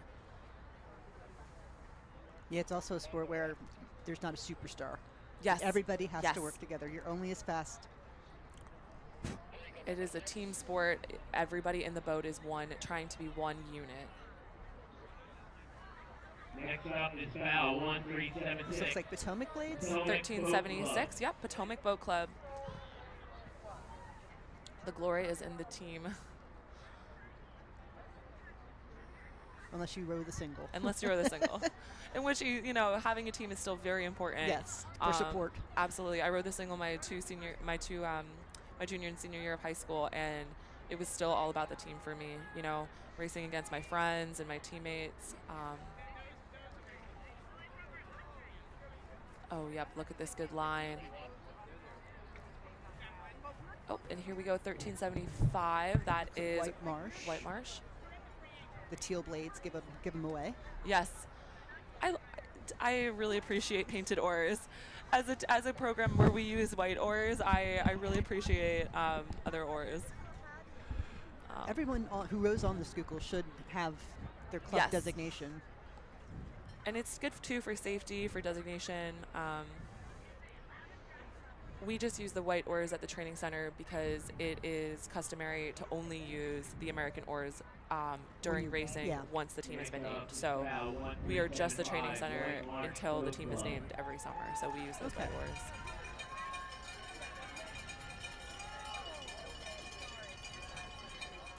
This really gives you a scope too of the distance of the race. This is a long race, you know.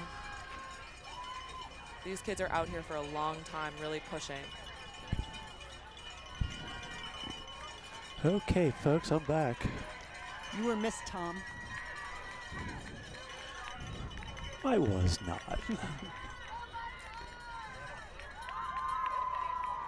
Crew at a 32 here. Oh, That's a nice shot. oh, that's a great shot. Yeah, oh, You can really see the. setting up. Back up. Squeeze that finish. Legs going down together. You can see the leg drive coming in.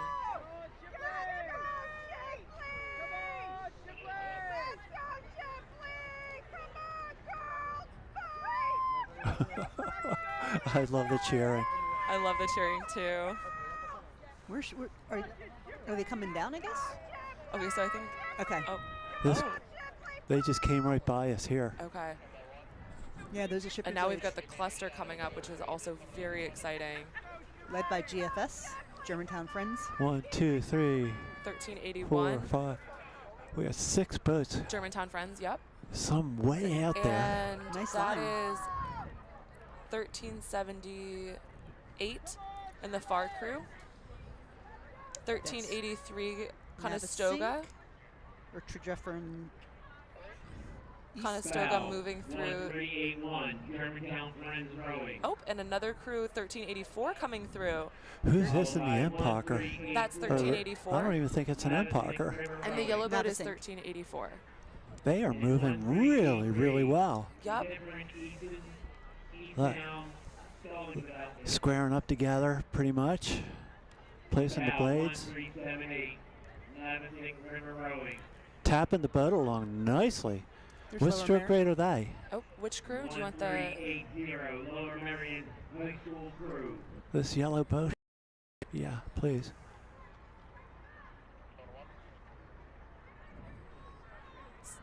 missed it? I'm sorry. That's But they're okay. moving good. You can tell that the efficiency of power per stroke is really, really good. They were moving so fast we couldn't get a rate. Yeah. They were good. They moved right off the screen. We need a wider screen in here. Is that Lower Merion? They're 3-seat looking around for some reason.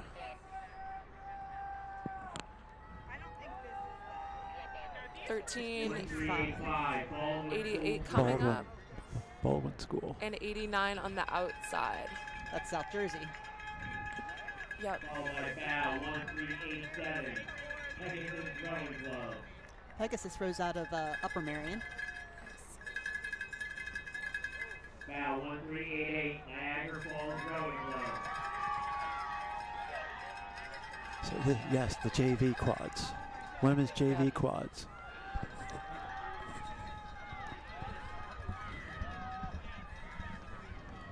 Bow 1389, South Jersey Rowing Club. Look at these young ladies coming past us. Oh, nice. Very nice. Coming up is Bow 1390. I enjoyed that. Rockland Rowing Association. Oh, very nice. Look at their hands coming around at the finish. Very fluid. Very good cadence here. That's my granddaughter's name. Cadence? Cadence. Bow Oh, nice. Beautiful. 1386. One of my Buffalo granddaughters. Seminary. Very nice.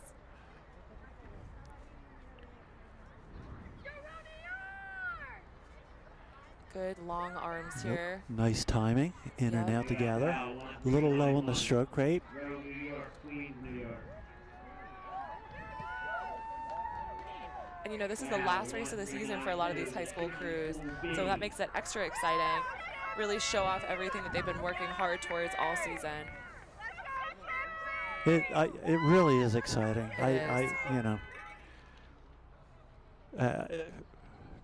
Never take racing for granted. No, but I just enjoy watching this. Yeah. You know, it's nice to be able to sit here and watch and just be excited for each and every crew that goes by. Yep. And we know you all are too at home. This is just, it's amazing that what modern technology can really do for us.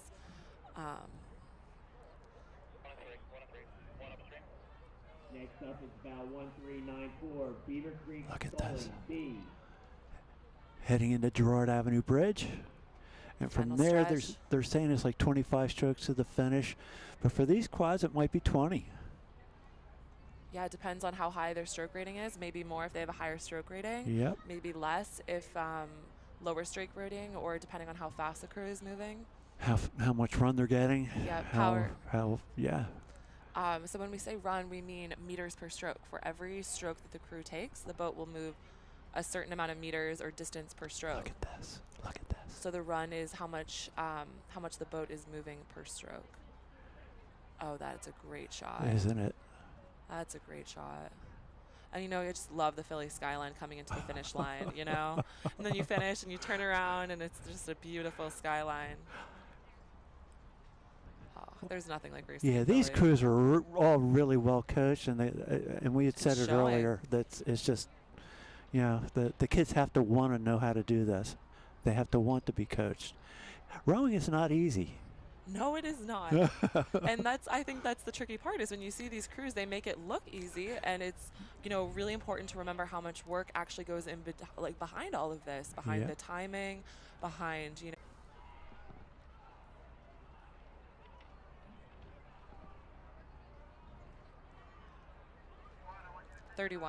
Okay. 31 in this crew on the inside.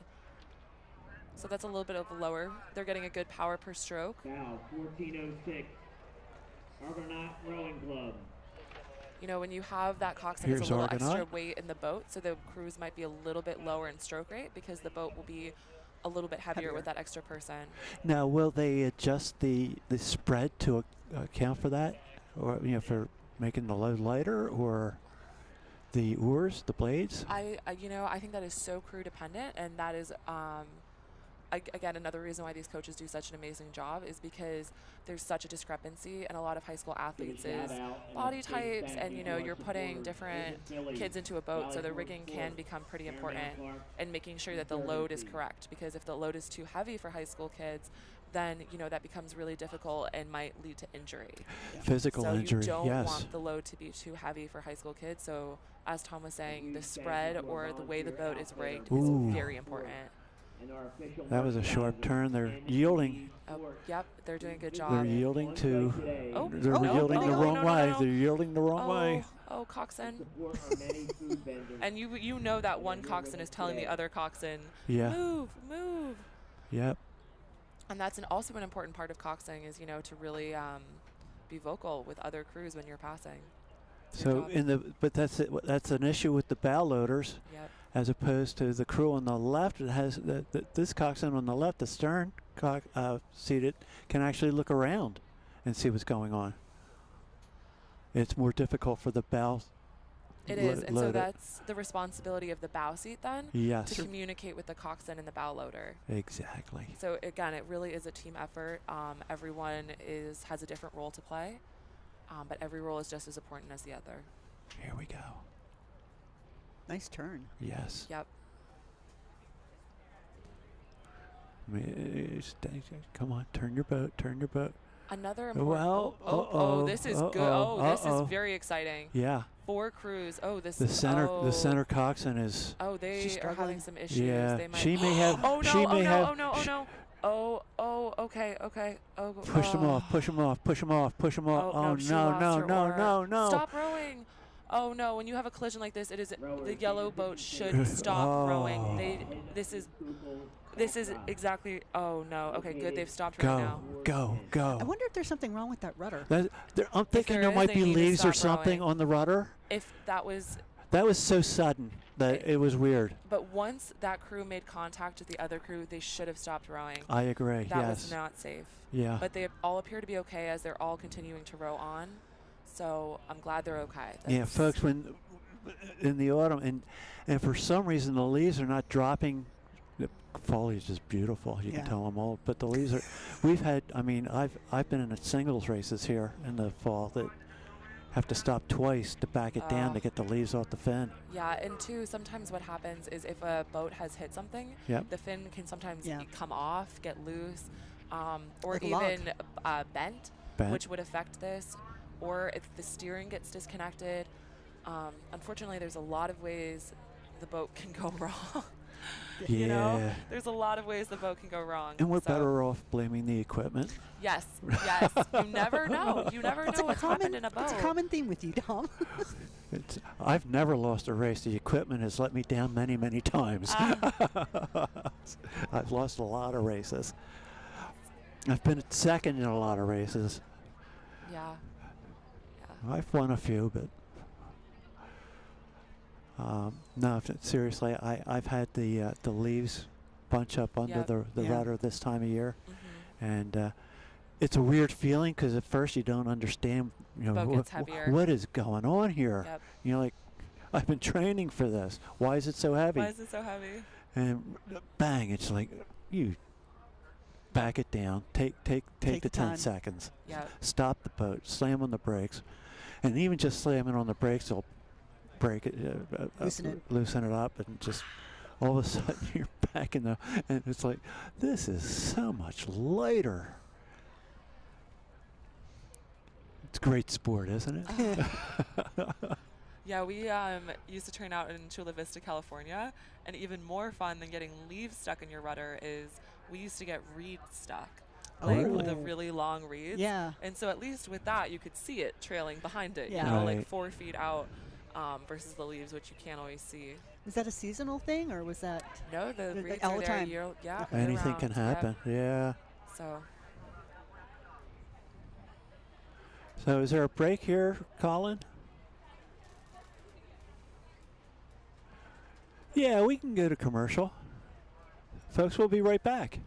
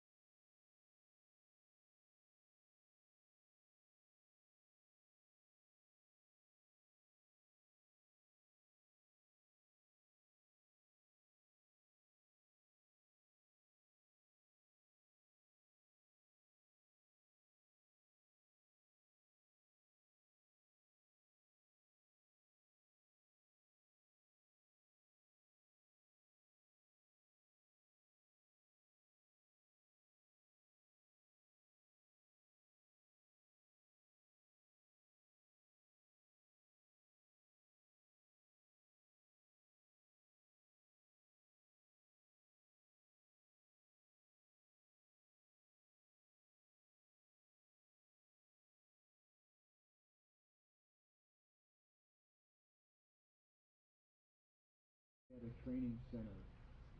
Those are the mixed champion doubles, event 117. We have two boats. That was 14-11, I think. 14-11 from Yep. Marietta. Oh, this is the mixed championship doubles. So we got Casey Hauschall and his doubles partner from Crescent coming here on the inside, passing University barge.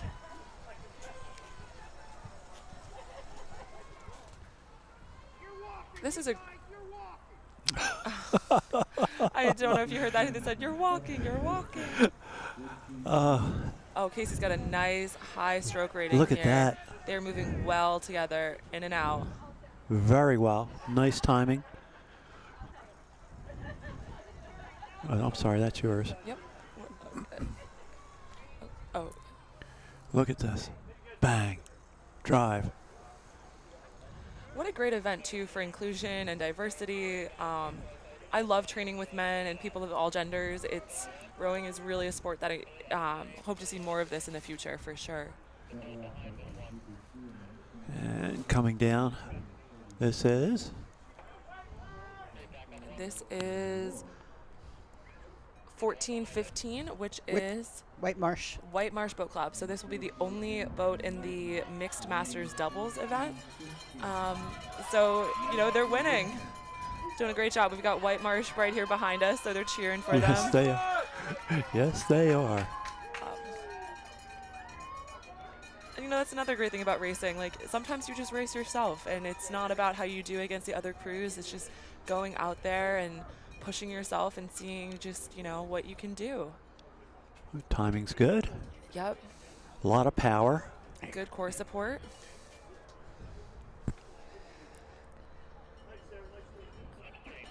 And this is interesting, too. Usually in the mixed boats, you see the man stroking and the woman in bow. But, never assuming genders or, any lineup. It really is boat dependent, too, sometimes. In Paralympic racing, the PR3 boat is a mixed event, as is the PR2 double. And the lineups there, the configuration can get really, really interesting, figuring out the best ways to maximize boat speed. Looks like there's a couple of extra entries in that. This is boat 14-16. 14-16, yep, that's... Yeah. Because, mixed masters doubles, 40-49 will be 14-18 starting that off. So. And here comes the Kaplans, 14-18. Yep. Oh, they're tough. Penn AC, they are moving. Yeah, Shannon won her. Shannon doesn't lose. She won her 8th or 9th head of the Charles in the single. That's incredible. Incredible. Yeah. I hope to be that. Broke the record by 30 seconds. That is nasty. Yeah, Greg's a very tough competitor, and she is an aerobic machine. Yep. Just a phenomenal oars woman. Yep. There you go. Oarsman. That's great. That's so great. And again, this is a lifelong sport. We were watching the novices earlier. We were watching high school kids. And, this is a sport that you really get to enjoy for your whole life. And that's really great. Because, Yeah. We were talking yesterday. There's some Masters events today. Mm-hmm. And some of these folks are in their 70s or 80 years old. And still racing. And still training, still racing. Not even just rowing, racing, competing, putting right. yourself out there. The sergeants. Red and Sarah Sargent, both in their 70s. That's incredible. It's incredible. I hope to be like that when I'm older. Me too. Yeah.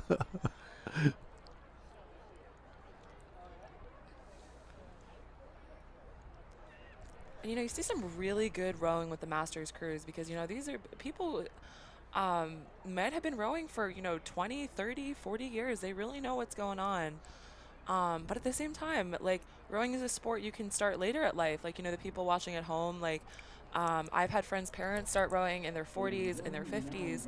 So you don't have to start young. It's a sport you can pick up at any age. And that happens with a lot of Parents. Yes, yep. They see the kids going out and they're like, oh, that looks fun. And it is. Yeah. It's really fun. And there are quite a few learn to row programs. For adults. And they're offered several times a year. Yep. I recommend taking advantage of it. It Absolutely. is just a good time. Community building, you're outdoors, getting some aerobic exercise. Again, great community. You can go to US Rowing on their website to look out and see if there's Learn to Row near you or find a club near you. And I think June 3rd is typically national, or the first Saturday in June is the Learn to Row. Yep. But, some programs, like I know Mercer does it year round, so. Do it, Here we folks. go. It's a fun sport. Here we have White Marsh. Yes, look at this. Some passing, some clustering coming around here. 14. Oh, wow. Sculling the boat nicely. Yep. It's 14:25. And passing 14:21 with 14:28 following behind.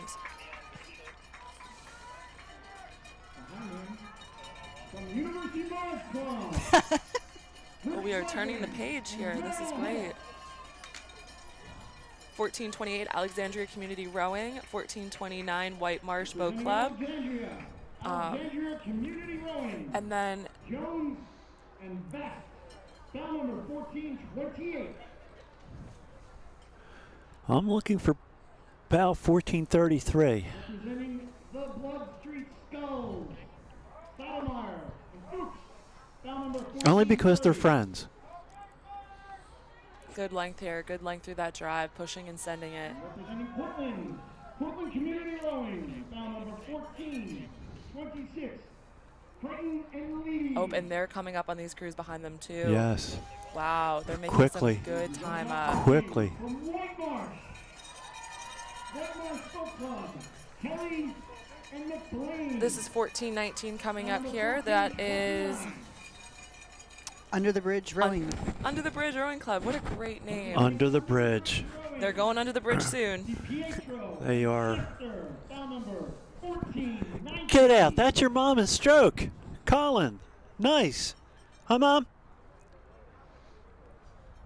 Oh, great. Yeah. That's Colin Stewart's mom. Colin is our producer here today, high above the banks of the Schuylkill River. Organizing, putting all of this together for 5 Tribe Productions. 5 Tribe. Phenomenal. Great video here. This is some of the best videoing I've Under ever the seen. bridge. Oh, and here comes Good job, Mom. There you go. Good job to all the moms out there. is that Trocky I see coming down from Malta? It's possible.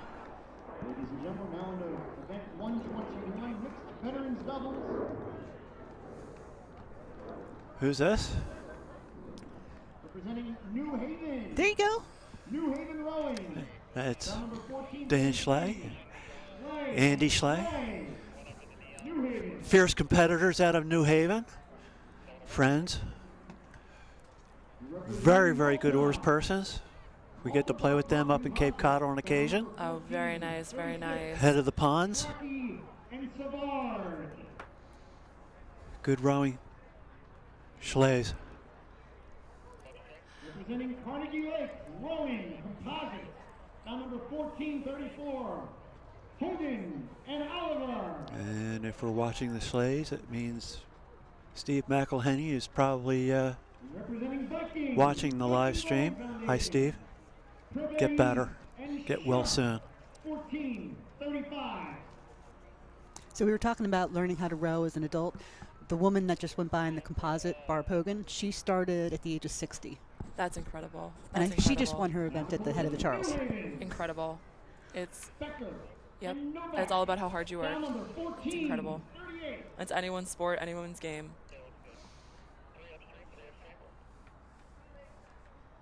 Yeah, a lot of my teammates on the national team actually walked on in college.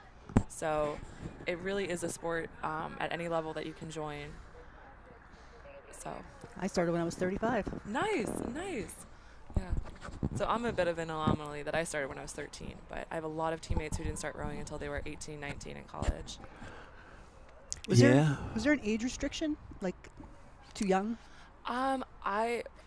So Europeans are a little different. I think that just my personal opinion, shouldn't really start sweeping until you're like 14, 15, but because too young if you're sweeping in the boat, it's developmentally you're rotating to one side and you're still growing. So if without proper coaching and like core support, you get worried about injury. So in Europe, they'll put kids as young as 7 and 8 in single sculls and single boats, and not doing anything serious, but just kind of sit out in the boat and paddle around.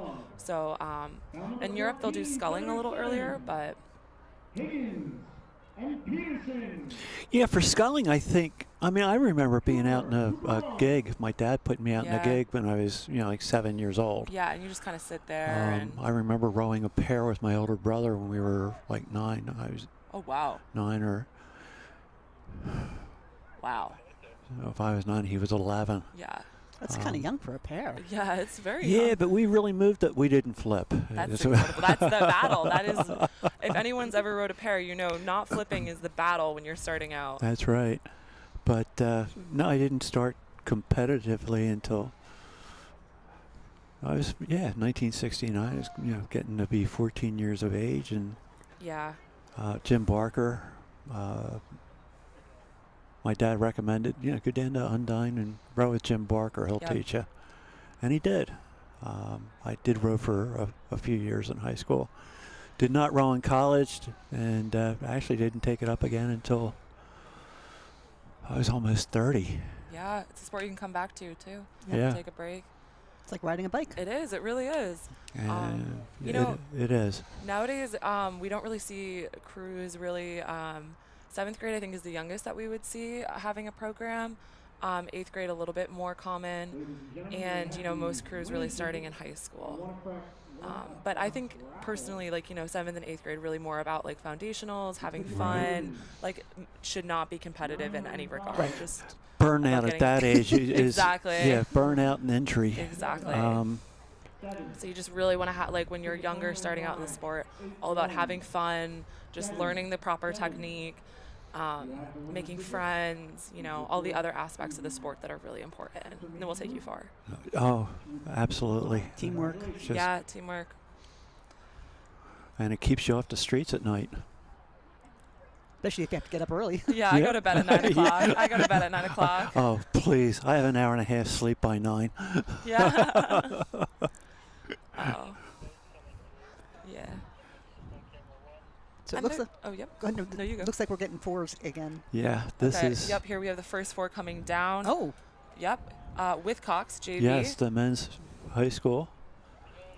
4 with Cox, junior varsity. How many boats are in this? A lot. A lot. About 50? Exciting. Very exciting. This is higher math for me. 1444 from 1492. 1441 from 1492. That's 50 boats. Yep. Wow. You did it. Jen, nobody's more surprised than I am. So when you've got 50 boats in a crew, in a race, what's really exciting is the starting order really starts to matter when you're in these middle positions of boats passing, and if a crew doesn't yield, that can affect your time. So it's going to be very exciting to see the middle of the pack. But for now, we've got this great crew starting us out. Now, are they seated in a certain way from last year's event, do you think? I would assume so. That's that would make sense. 1441. That would be Row America Rise starting us out. So they probably did very well last year, like winning this. Yep. And got the #1 seed. Yep, I remember. And there's a watching them reason last for year. that, just watching them. They look great. Yes. Very long. And Here's St. Joe's. And remembering, too, this is the JV event. So these are, the second boat of guys. Is this the prep? Yeah, it looks like the prep. And we're going to try to get a stroke rate on them. 30?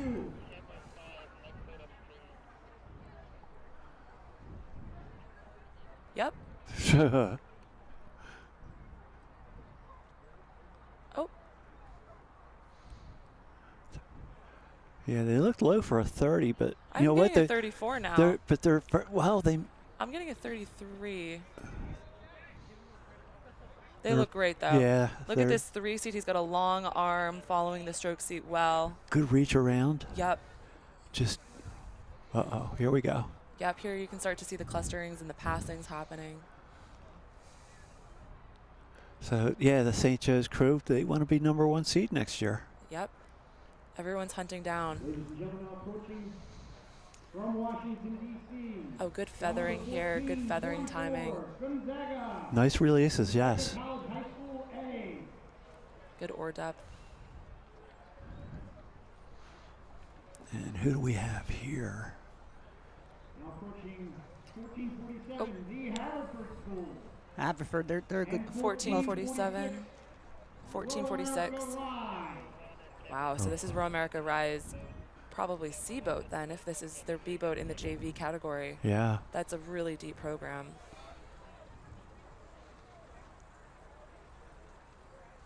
All of these boys out here are doing a really good job. You can see how hard they're working, making it look easy though.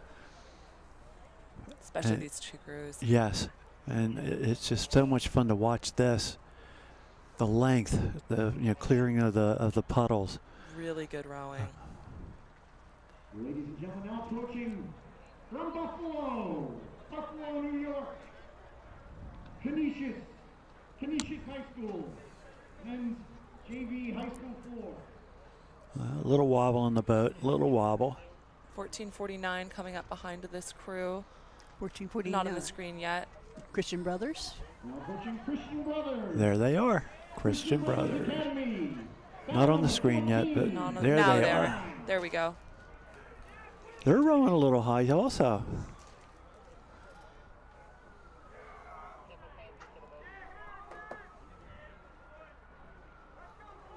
You know, and it's important to remember that these crews do not know where they are in the race when this is happening. They don't know if they're in second, third, 31. fourth, fifth place. So you are fighting for every second the whole way down the line, and you can really 29. see it. These guys are pulling hard. Yes. So they're about 30 strokes a minute.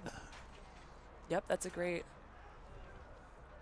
So again, fall racing tend to be stroke rating a little lower since the race is longer, pacing accordingly. Don't want to go out too hard and too high and not be able to sustain that rhythm.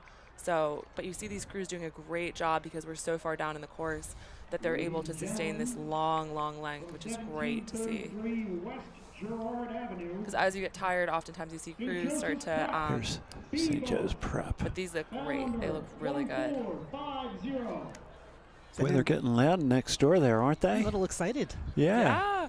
It's great energy down here at the course. Christian Brothers Academy B, down number 1451.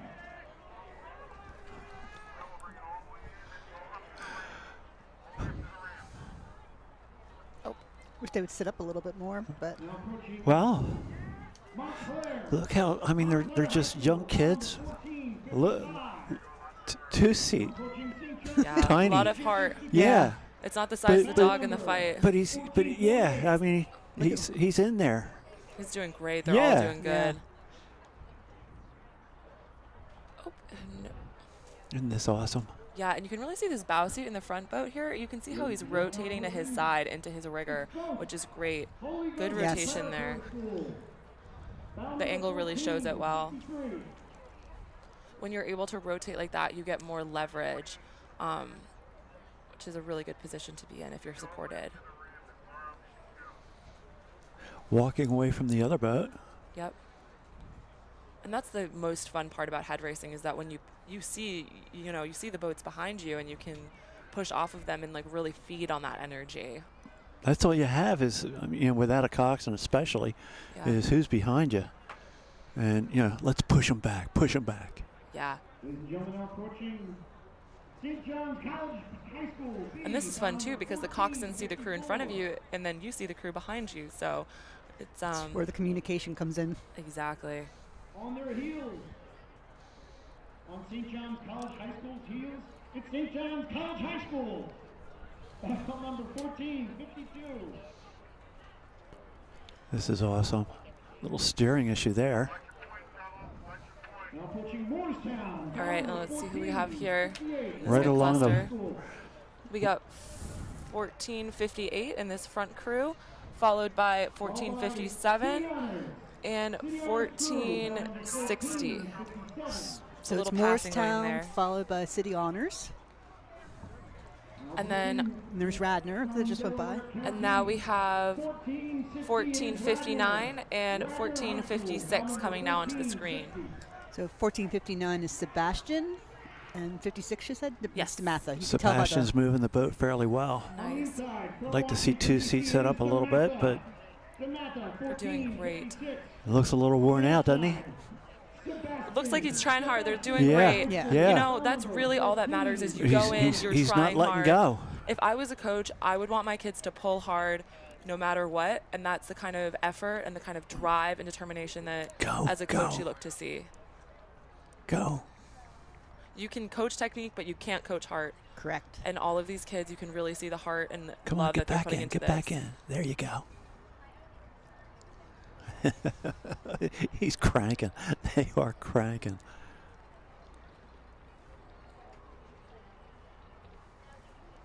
They're not taking no for an answer, are No, no, they're pushing each other.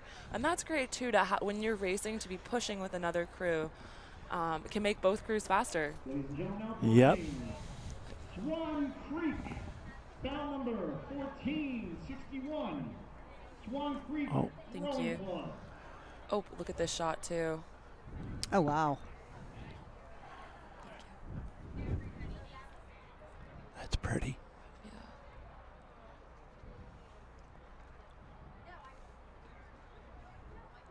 So traditional rig, port stroked, port starboard in this 4.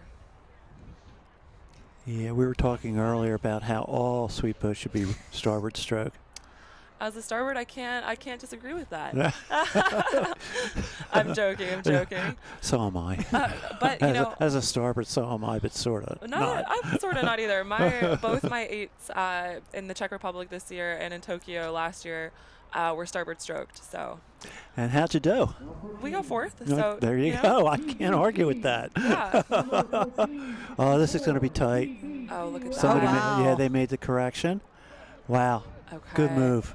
Oh, this finish is going to be, oh, wow. Really leaving it all out to the end. It's Nice great. turn. Nice turn. Nice turn, yeah. Oh, wow. Turn. And go. And straight, yep. There you go. Wobble. There. Oh, they're throwing puddles. Oh, wow. This is a Yeah, they're good off the race. rudder though, and they're anchoring the blades again. So it's nice. It's fun. They might be 4 boats across to that finish line. Because at that point, you just go. There's nothing left. Yep. Street, Skulls, Old Line Rowing, 1465.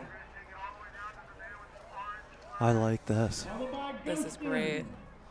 The Gunston School, bound number 1467. Now approaching Philadelphia. This is the Philadelphia PCR. PCR. Great Philadelphia community program. Really, really strong. Now approaching the TBC Racing B boat. TBCB. They've got a nice high stroke rating. Yep. Good line. They know this course. This is their home course. They know exactly where they are in this race. Oh, and yep, here we go. Another cluster. Yep. This really gives you the scope of how many boats are in this field and how competitive this event really is.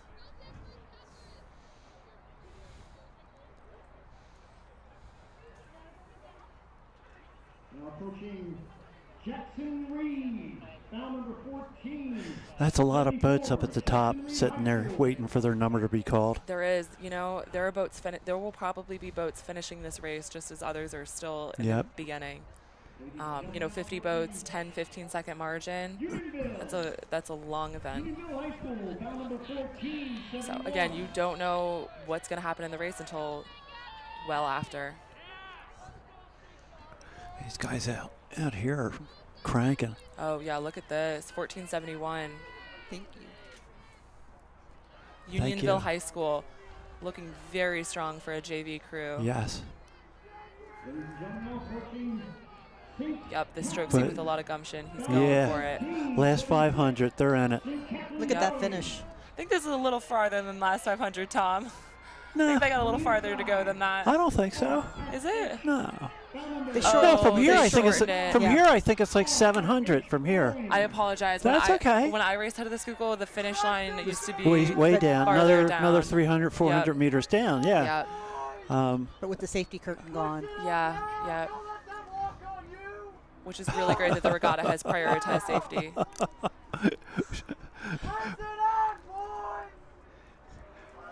That's it. Sit up. Yep.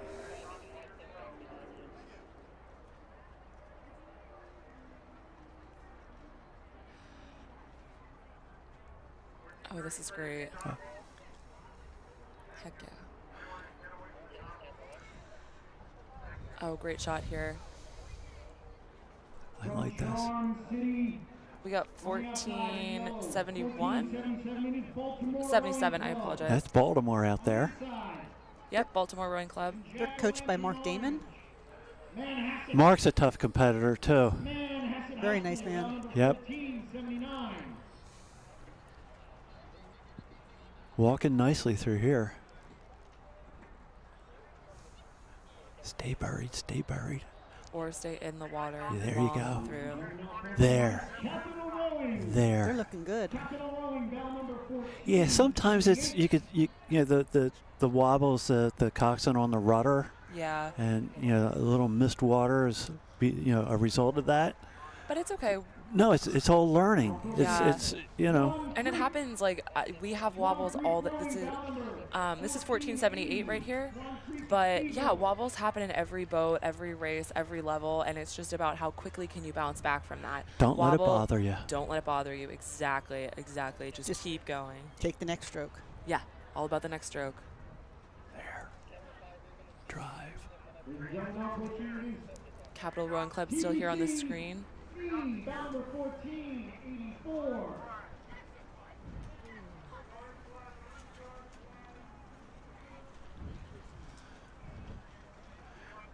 Nice. Very nice. And then Manhasset coming through. Yep. Stay buried. There you go. Yep. And this final push here. Yep. JV. These, a lot of these guys are going to be varsity. Yep. Yep. We're giving varsity a run for their money. Yeah. Hungry. You got to be hungry in the JV. Turn. There you go. And go. Oh, look, Tom, they're listening. All right. Good job bringing up the stroke rating in this last push here.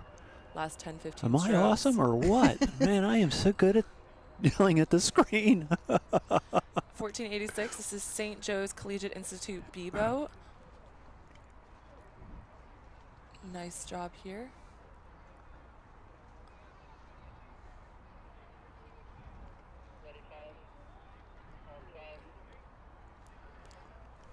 Coming through the bridge once again. Seeing this Manhasset crew, I think. Yeah, that's a good line. That is. By that, folks, I mean the coxswain turned the boat nicely and is pointed towards the finish line. Yep. The course or the path in which they've taken. The path. You want to make the course or the line As short as possible. short as possible, yeah. You don't want to add any extra unnecessary meters. Or you don't want to make any sharp turns. True. That would affect impact boat speed. Yep. The Regatta Catholic High School B-Boats, number 1485. Yep, this is DeMatha crew, 1485. Coxswain sitting way up high. We'd like to see him sitting a little lower in the seat, but, great job coming in from a JV crew. You can really see they're putting a lot into it. They are. And that's really what this is all about. You just see how hard these kids work and seeing all of their hard work pay off into racing. So is that a pink cowboy hat? I think that's a pink cowboy hat and 1487. It's Fordham Prep. Fordham Prep. This is a pretty good way to spend Halloween weekend, wouldn't you say? Yeah. I know the Masters quads get all dolled up. A lot of them do. 30 strokes a minute. Excited to see that. Pretty good. That's great. Tapping the boat along nicely at 30. Yep. Excuse me. Yep, they're good job tapping and feathering as well. They're clearing the oars off the water. And it looks like they're squaring up and ready for the catch. Yep. Oars Just go drop right it in. Well coached.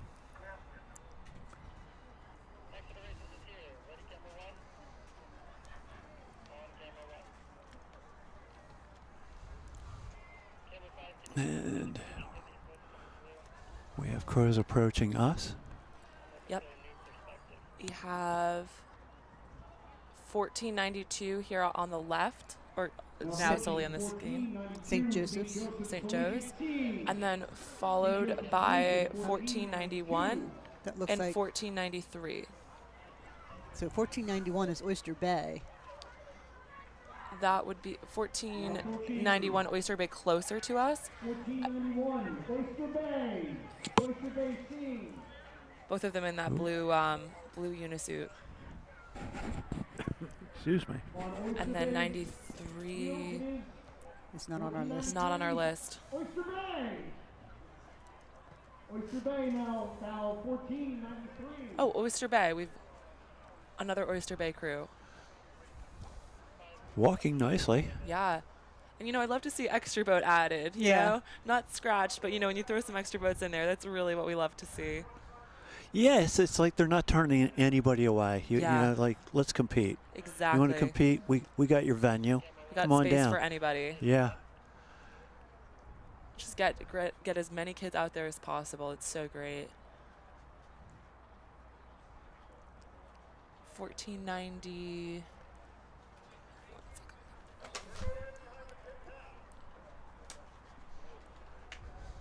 Ladies and gentlemen, now approaching. It is the Gunston School. Bow number 1489. The Gunston School, bow number 1489. If you can hear the speakerphone behind us, that is the Gunston School.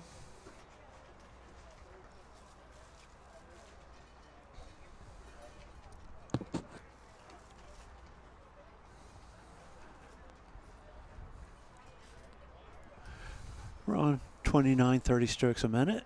Pretty good clip.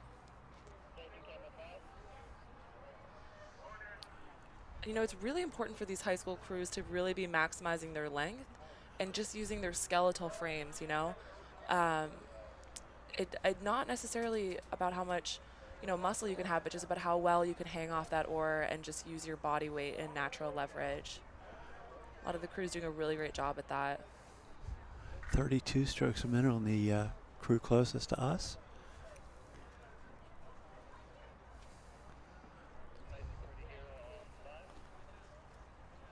And 30 they're- strokes a minute, middle crew.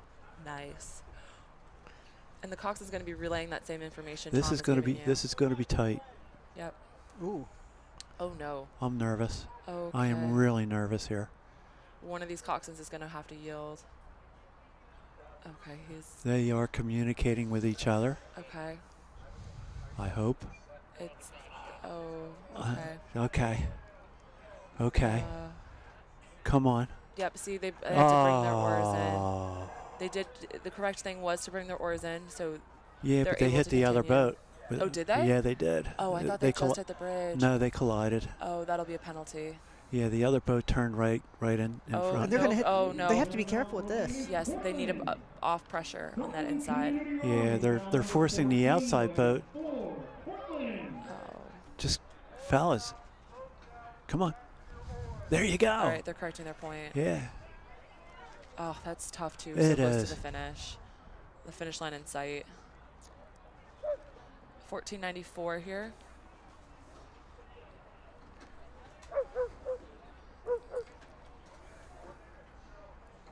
Is there a way to keep my phone on?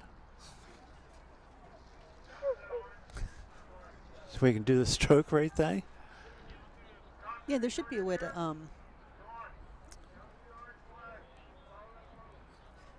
control or how much you when it goes to sleep. Oh, okay. We got a little break here. Women are coming down. Women JV. Cox 4s next.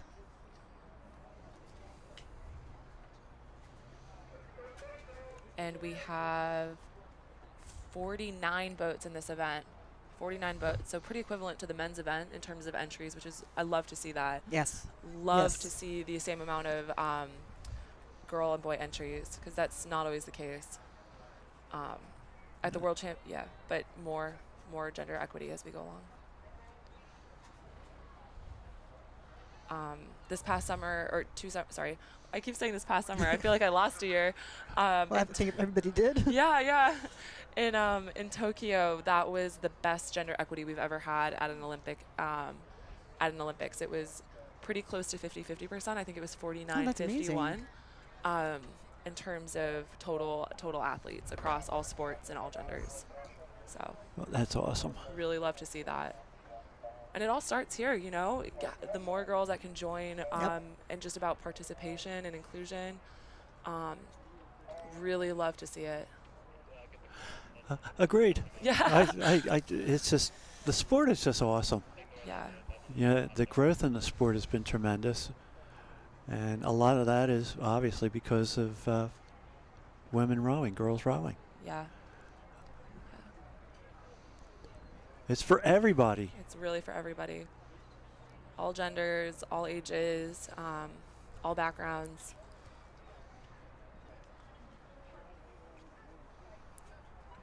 Oh, here they come. Oh, look at this shot. Look, yeah. Oh, they are moving. 1497, Row America Rye B. Oh. Women's High School 4 with Cox. Is that Row America Rye A shortly behind Probably. them? Wow, this B boat is showed Wow. up. Let's see. Both of these crews very fast.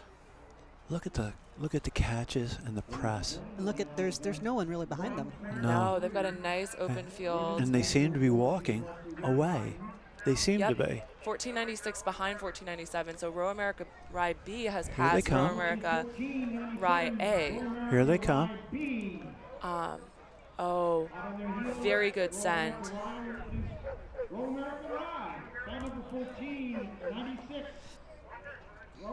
Again, Row America Mariah, very deep program.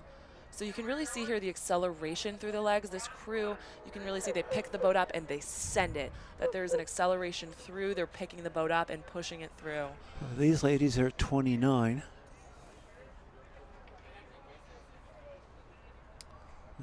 Is the gap Seem a bit higher. shortening between the two boats? It's widening. I think it's widening. Yeah, this angle. There, yeah. there I see it. Yep. Now you can see they just took it up a little bit.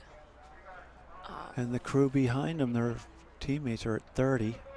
And the crew behind them is doing a good job of being right in their tail line, following them right the line perfectly, which is what you want to do. Now we have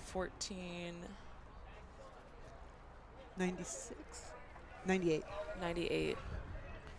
Yeah, there is a huge gap between these boats and the next one. And that's TBC Racing. And they're rowing fairly well. Yep. You can see they're engaging their lats. Oh, look at this shot. Yep.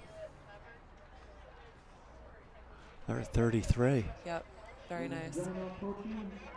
I think that's another shot of Row America Rye. Both boats, yeah. Yeah, this 32. is the Row America Rye, I think. And 30, 32 and 30. Okay, we have more crews coming around the bend here, passing us at 3 Angels.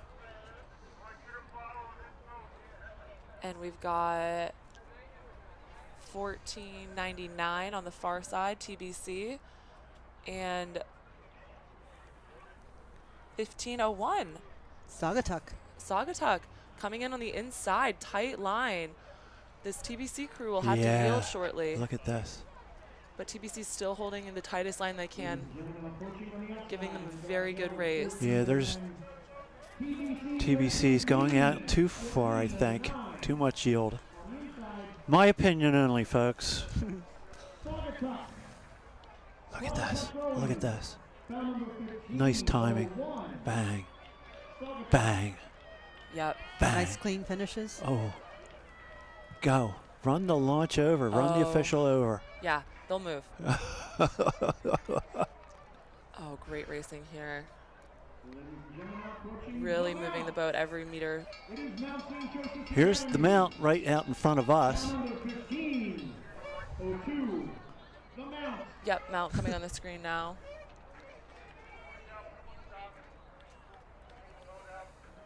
You know, Philadelphia and just Jersey and Pennsylvania, really strong rowing area. Yeah. I'm excited to see a lot of these crews come this spring, especially at Nationals. Stotesbury. Yep, Stotesbury back on the Schuylkill. Scholastic Nationals. They were at about a 29 strokes per minute, according to my watch. So I would expect to see a lot of these crews in the spring. Another Row America Ride boat here. Wow, it's the third one, right? Yeah. Yeah, it looks like they have...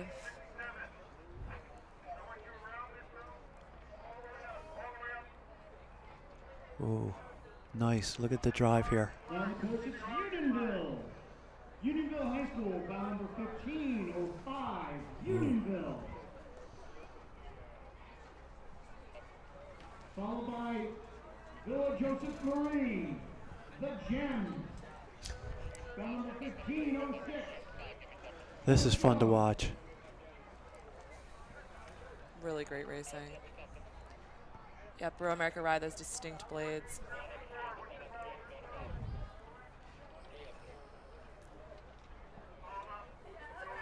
It's almost an optical illusion. Pelham, bound number 1500, Pelham Community Rowing, Pelham. Nice blade placement here. Yep. Is that Whitemarsh?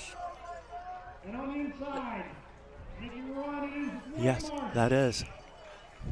Here's Whitemarsh. Bound number 1507, Whitemarsh.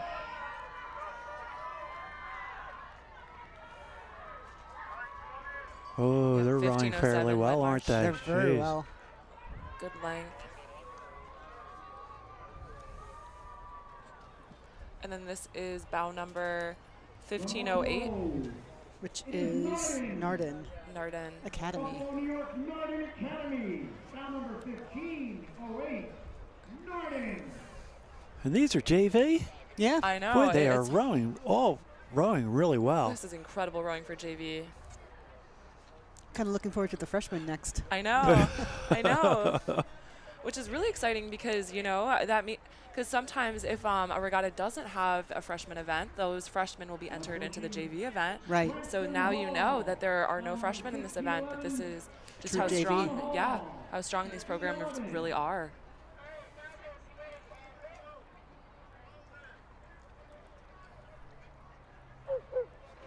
Now approaching the Gems, Villa Joseph Marie. I think it's great to have a lot of different entries, a lot of different events. The more events there are, I think it's better for inclusion and more people can enter. More involvement. In sport. Exactly. Everybody gets to play. Yep. And we have 1512 and a blue Miss Vicky look at boat this, on look. and a 1514 and 1509 on the far left. So we've got the mount. Here's the mount. Oh, sorry, that's not what you're being shown on the screen. Right. That's what's coming around us at Three Angels. I apologize. I was getting excited. Well, no, now they're on the. Oh, yes, this is. I was correct. I'm sorry. Yep, that's the Miss Vicky right there. So Great bow. And mounts on who's- the inside. Who's this here? 1513. Oyster Bay. And the mount on the Inside. other side. Yep, 15. There's a course correction there. And the mount trying to walk. Stroke after stroke. Nice. Oh, no. Oh, no. Oh, no. Oh, Crab? That's a crab. That's a boat stopper. Don't Oh, let the other no. boat. Oh, They got to get out of the way of the oncoming yeah. crew. Oh, my gosh. Oh, nope, just starboard side needs to row at this point just to get out of the way. Oh, no. Oh, Oh, no. Can heavens. we pan back? Can we pan back a little Can we pan bit? back? No. Oh, the mount walked away with that. Oh, Oh, okay, we're correcting Okay. course here. But look at the steering of the other boat. Looking at the wake, the boat on the Yeah. left did have to Move. move, which, you know, That's might be a penalty. You shouldn't have to yield for a crew like that. But both doing okay now. yeah. Get back into it. Yep. Next stroke. Forget Get about it. Yep. Go on. Yeah. The crab is over. Yep. Finish line is ahead. Let's hit it. Exactly. The longer you think ruminating about it doesn't help. Just got to keep going. You're already max heart rate. Just keep it there and go. Yep. Is this the mount again? I believe. Greenwich? Greenwich. That's what the boat says. Oh, wow. And again, sure. you never know. Your competitors could have caught a crab too. So Exactly. you've got to just keep going. Anything can happen. Anything can happen to anyone at any time. So you just keep going. City Honors. City Honors crew, bound number 1517. City Honors. You know, when I raced Head of the Schuylkill in the pair, we actually, our oars came through the Columbia Bridge. We had it and we had to pull them in. And, you know, we still ended up doing well in the race. Like, you really never know. You just keep on. Head race is a different animal, yes. Yeah. Now, I caught a boat stopping crab in the sprints race. Oh. So Masters races are 1,000 meters. Yep. Caught it at 900 meters. Oh, gosh. You're just like, please. We just missed. We just lost. Oh, I've seen people flip with, 8 strokes left. Oh, gosh. It happens. It just happens. I saw a single flip this year at the World Championships. So truly anybody, it's... Oh, well, you were talking about that yesterday. Yeah. It's a wild sport. It's a wild sport. Okay. Here we go. Good racing here.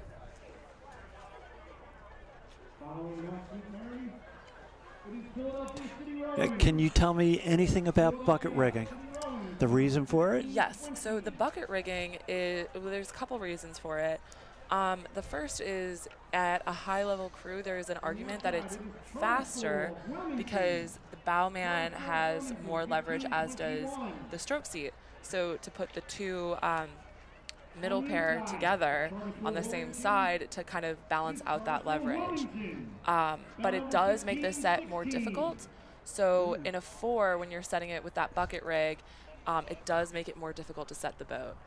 And you'll typically see a bucket rig more in an 8, and for that purpose, it's oftentimes, for example, I rode in a bucket rig a bit in college, and if you, for example, really want a starboard or a port stroke seat or a certain bow seat, you can bucket rig that middle, or you can do a bucket rig if you have a really technical rower and a really strong rower, and to kind of give that strong rower a person to follow exactly. Okay. Nice. So you put a stronger rower who might need a little bit more technical support behind a technical rower, and they can literally just mimic that person exactly versus trying to follow someone that they're mirroring. Very good explanation. Thank you. Yeah, yeah. So you don't typically see, I would not see a bucket rig for pretty much anywhere other than like at the senior level, I would say. Very, very rarely. Right. Some college crews, but yeah, some very few high schools. Yep. Very few master's programs. Yep. We'll do that. Some oar clashing here. Yes. Okay, got to move over. In situations with oar clashing, you really just want to get out as soon as you can. This isn't good. Nope, because we're going to have another one on the inside as well. Oh, they're stopping. Everybody's. Oh, no. Oh, that's heartbreaking. There's some foul language out there, I'm sure. That's 1531, which is. Excuse me, will you please move? Jackson Reed. Wow, 4 boats across, though. But whoever these guys, who are these guys here? Oh, sorry. I heard St. John's across. These guys have passed us. Yep. Coming towards the bridge now. Hopefully the situation clears up before they make that Can we final get a closer turn. look at that bow number? Boy, they are moving. I think that's 1531. That would be Jackson Reed High School Boosters Club. Wow, they are. But these other crews aren't letting them walk away. No, they they're are not. staying tight. But they're really powerful. Yeah. They were the ones that were involved in the collision. Yes. This is the same collision cluster that's now collision cluster. Yeah. I don't know what else you would call it. Okay, and 1532 That's PCR. PCR. Oh, Ooh. no, Oyster Bay. Oyster Bay? Oh, I thought they said PCR. I think this, yeah, Oyster Bay, I believe. Mm. Yeah. 33 strokes a minute. That's great. That's great.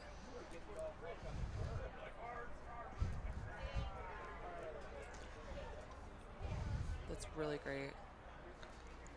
Yeah, that program has come a long way. Oh, PCR? Philadelphia Yeah. City Rowing? Yeah. Yes. What a great program. Really programmed to set the example, too, for other up-and-coming and coming clubs. Oh, look at this shot of the 3 boats across. Oh, that's beautiful. And you can see them steering, too, from this overhead shot. You see can, but that looks like a collision about to happen also. That's the time to make a move. If you're ahead, just really push through as soon as you can.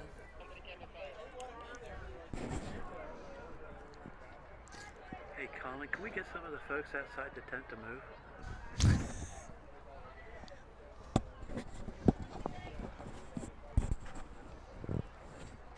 Oh, and you can see them feathering and squaring together. That's Yes. so beautiful. Isn't that beautiful? Oh, no. Oh, this is a possible collision here. Yeah. Hopefully they move out of the way. I think that's... The coxswain, oh. Oh. and You then- better... Oh, heavens. no. You better... Okay. Oh, we're doing okay. We're doing okay. They've We're coming corrected. through the bridge. Great job from these coxswains. Wow, that was Amazing. I was a little nervous. Yeah. Oh, nice shot of the bridge. Yeah. Here they come back on the other side. Good job following that line of the other crew. Okay. Look at this drone shot. Those oars are getting very close to each other. On the back 2 pair. Yeah. They've got one more bridge to navigate. Yep. Almost And there. sprint. Oh, yep. Oh, here we are back more towards the 3 Angels. We've got 1539 and 1540. It's Buffalo Seminary and Prince William Crew Association. Buffalo passing Prince William, but both of them rowing very well. Exceptionally well. I can't believe these are JV women. Yeah. Yeah, really great core support. You can really see how supported they are and really strong too. Squeezing that oar handle into the bodies. Yep.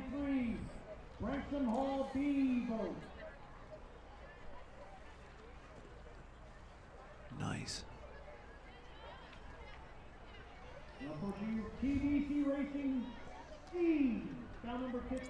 And then we've got TBC Racing C and Oyster Bay Community Rowing. Oh, not on the screen yet. I apologize. Oh, that's so beautiful. Again, really giving you the scope of how large this regatta really is. Yeah, there goes the mount. Yep.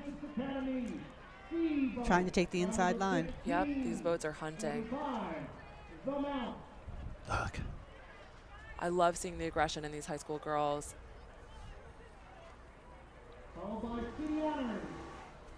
A little wobble, but they brought it right back. I mean, that's it. This is very aggressive from this mount crew. I really like to see this. They paid Hands, off. look at the hands Yeah. coming out together. Dropping the blades in together. Squeezing through the back, you can see this bow seat. Yep. Lats are engaged. Yep. Oh, yeah. Maybe It looks like they're walking. yep. They're pushing Their through. coxswain's telling them, hey, we got a crew right ahead of us. Let's go throw them. We've got 1546 here, not on our list. I think they said Blair? No. Blair? That's Blair. Oh, Little wobble. Get it back. How high are they rowing, I wonder?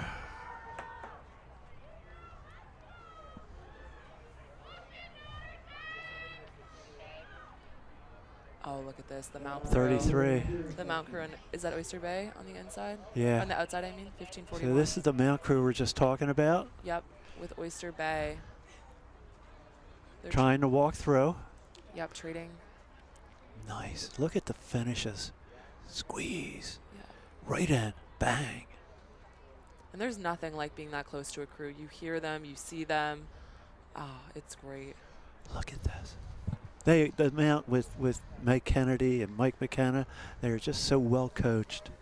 Yeah. Drive. I enjoy watching that. Stone Academy, down number 20. And that's Stone, as the announcer said? Yes. 60. We can Stone Academy. I don't think they need us. Hopefully you can hear them. This announcer is much more animated than the morning. Oh, that's great. That's great. He's had his coffee.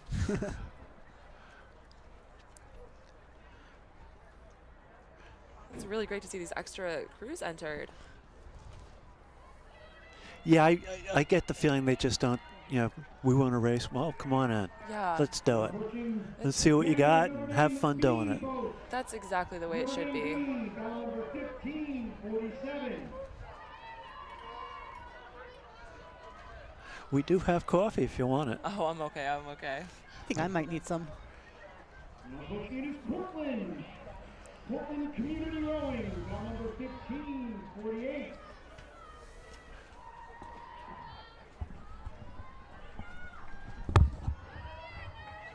Getting some?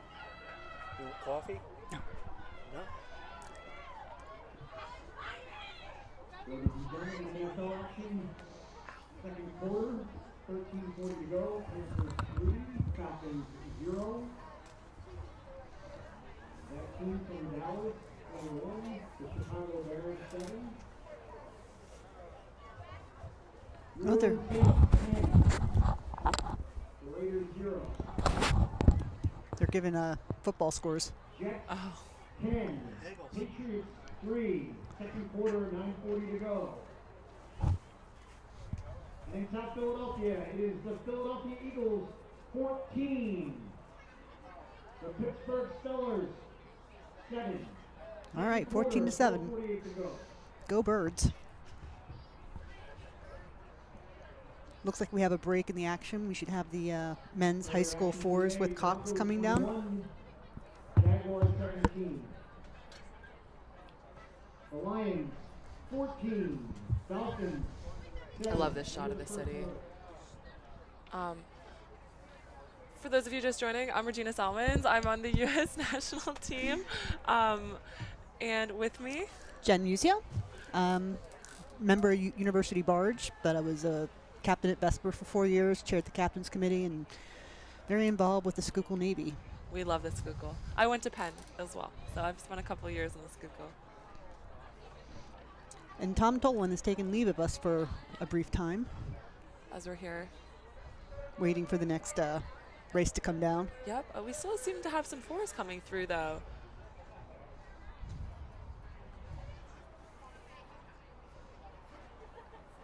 Really beautiful day out here.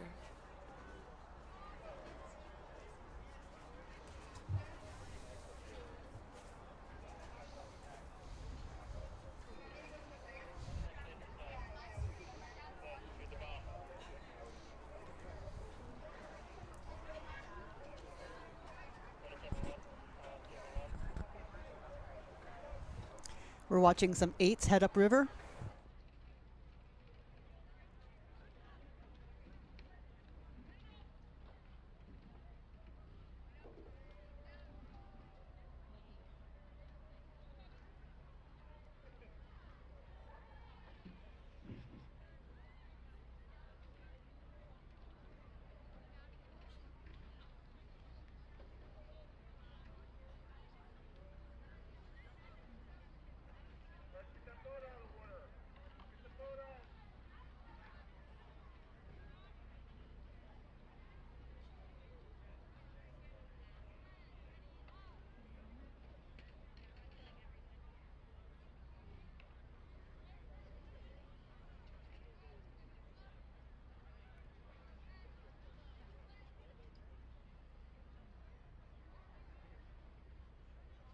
Ladies and gentlemen, we'd like to once again thank everyone for your assistance with the Zero Waste, Zero Litter initiative.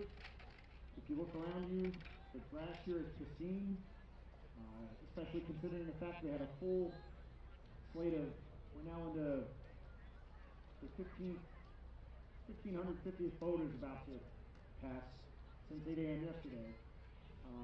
Many volunteers have spent countless hours cleaning and protecting our watershed here. We thank you for all your assistance. If you see loose trash, please pick it up. And thank you again for your participation.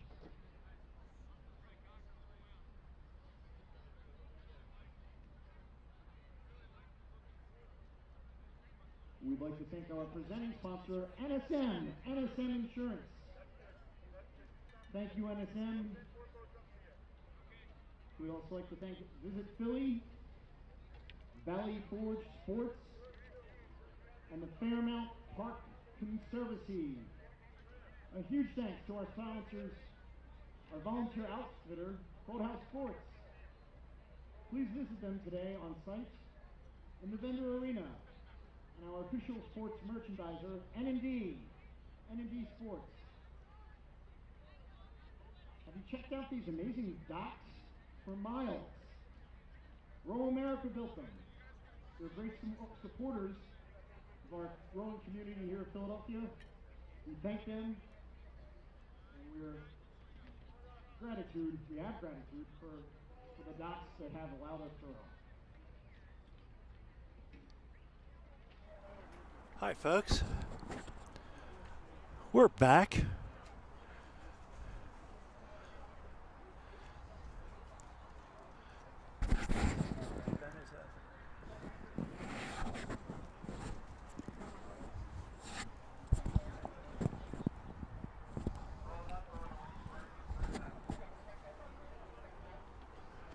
So we have the men's high school fours with Cox. Freshman novice.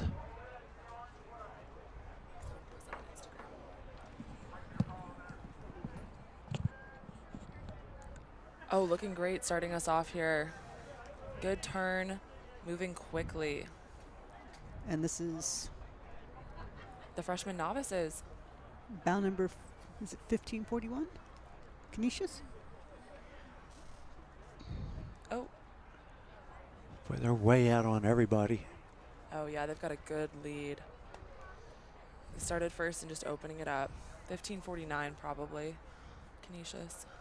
Yep.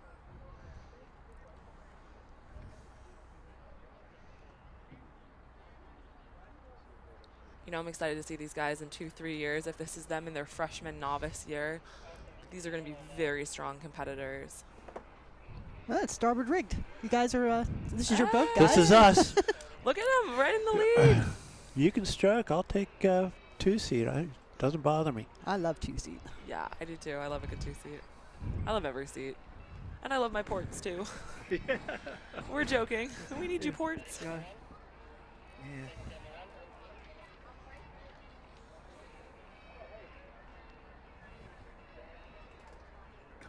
Coming down the course here.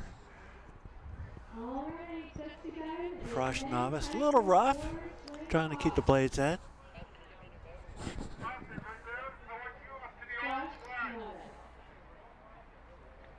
They look to have pretty clean finishes.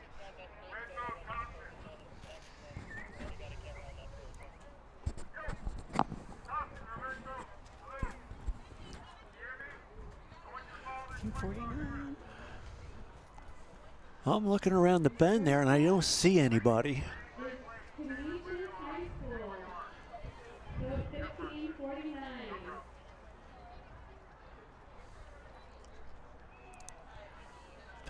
Rowing the boat along.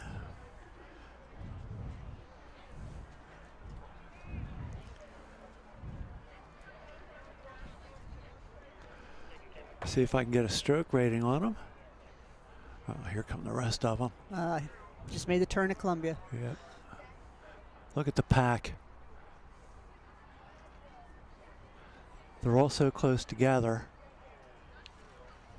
Oh. What's going on here? Trying to get to the inside along the lane markers.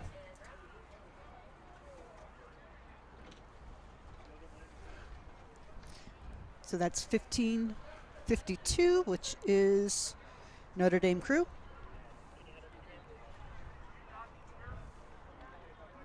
Rowing along nicely. with the stern coxswain. Approaching the announcing booth is boat 1552, Notre Dame Crew.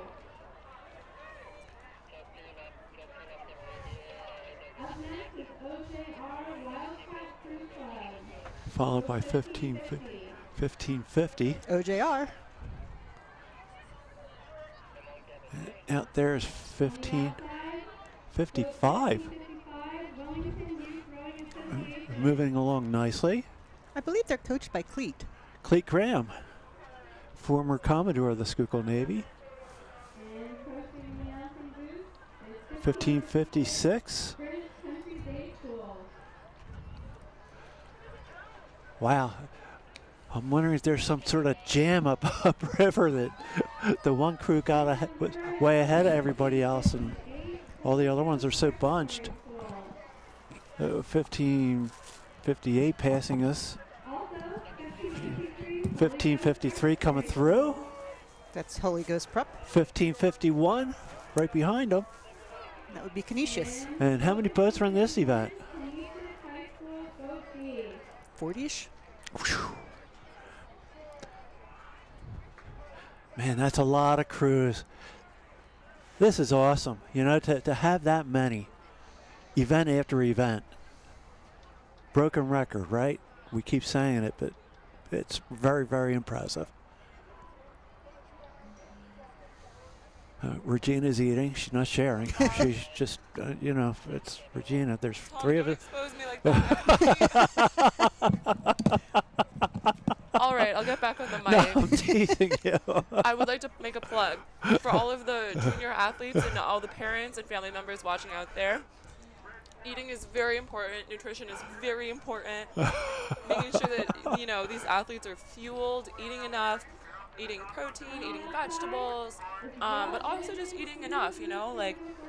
And rest. And rest. Rowing requires a lot of energy. It's a high energy sport. 1560 going by us. These kids working very hard out there, so 1557. 1557 is Bishop Ayrton and Walt Whitman on the inside. I thought that was 1560. I'm sorry, you're right. I'm sorry to cut you off. No, please, this is exciting racing. The boats and I'm just teasing came on Regina. Well, I'm just saying it's important to eat. It's important to fuel. You are absolutely right. You know, a lot of you know, you're growing in high school. You got to make sure you're eating enough that you're like able to have the energy to both row and still continue to grow. And what's that called? Bonking? When you run out of energy? Just, you hit that wall. They call that a bonk. Yeah. So that's true too. You know, in rowing, if you're not, you need to make sure that you've eaten enough before a race so that you have the energy to complete the race. 1559. That your blood sugar is in the right spot. On the national team, we'll often take out snacks with us in the boat when we're going on long rows. You know, rowing for longer than an hour, doing an hour and a half, 2-hour rows. We'll take little gummies out with us. Gummies or gels or. Yeah, exactly. That's a pretty shot. That's beautiful. This is beautiful water too. Yes. A little bit of a wind, but nothing crazy. It is ever so slight. Very good conditions for the Schuylkill. Schuylkill infamous for some wild conditions. I remember the one year it snowed. Oh, yep. And they had to cancel the rest of the regatta or the rest of that day because it just became too dangerous bringing boats up and down. Yeah, it was a whiteout, and then you'd have kids in flip-flops and shorts. 1565 and 1570 coming through. 1570's really going after this. That's Notre Dame Rowing Club. Wow. 1570 passing Annapolis Junior.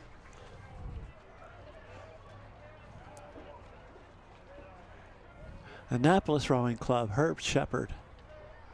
Wonderful, wonderful person. Great guy. 1567. And 1562 coming through now. Approaching is bow number 1567. Sorry about that, 1562. Argonaut Rowing Club.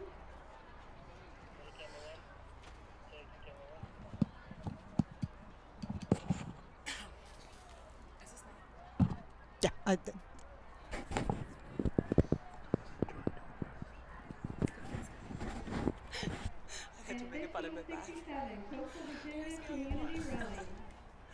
Yeah, that's yours.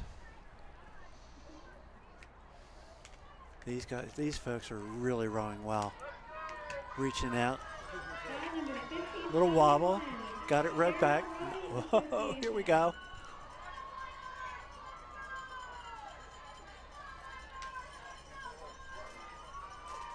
That is a heck of a shot, isn't it? Yes. Here's 1568 passing us here at the tent. Look at this shot. Look at this. Yeah. Oh. Heading into Girard Avenue. Slight turn to starboard.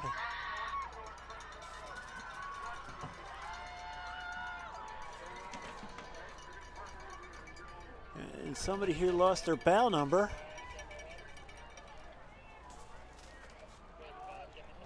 Is that LaSalle College? High school? Yeah, that looks like their uniforms or unis. Here's 1573 coming right by us. It's DC National. On the inside, we have And 1561 on the outside. National Rowing Club. And on the outside, bow number 1572 right there. Loudon Rowing Association. Also coming up is bow number 1572, Manhasset High School.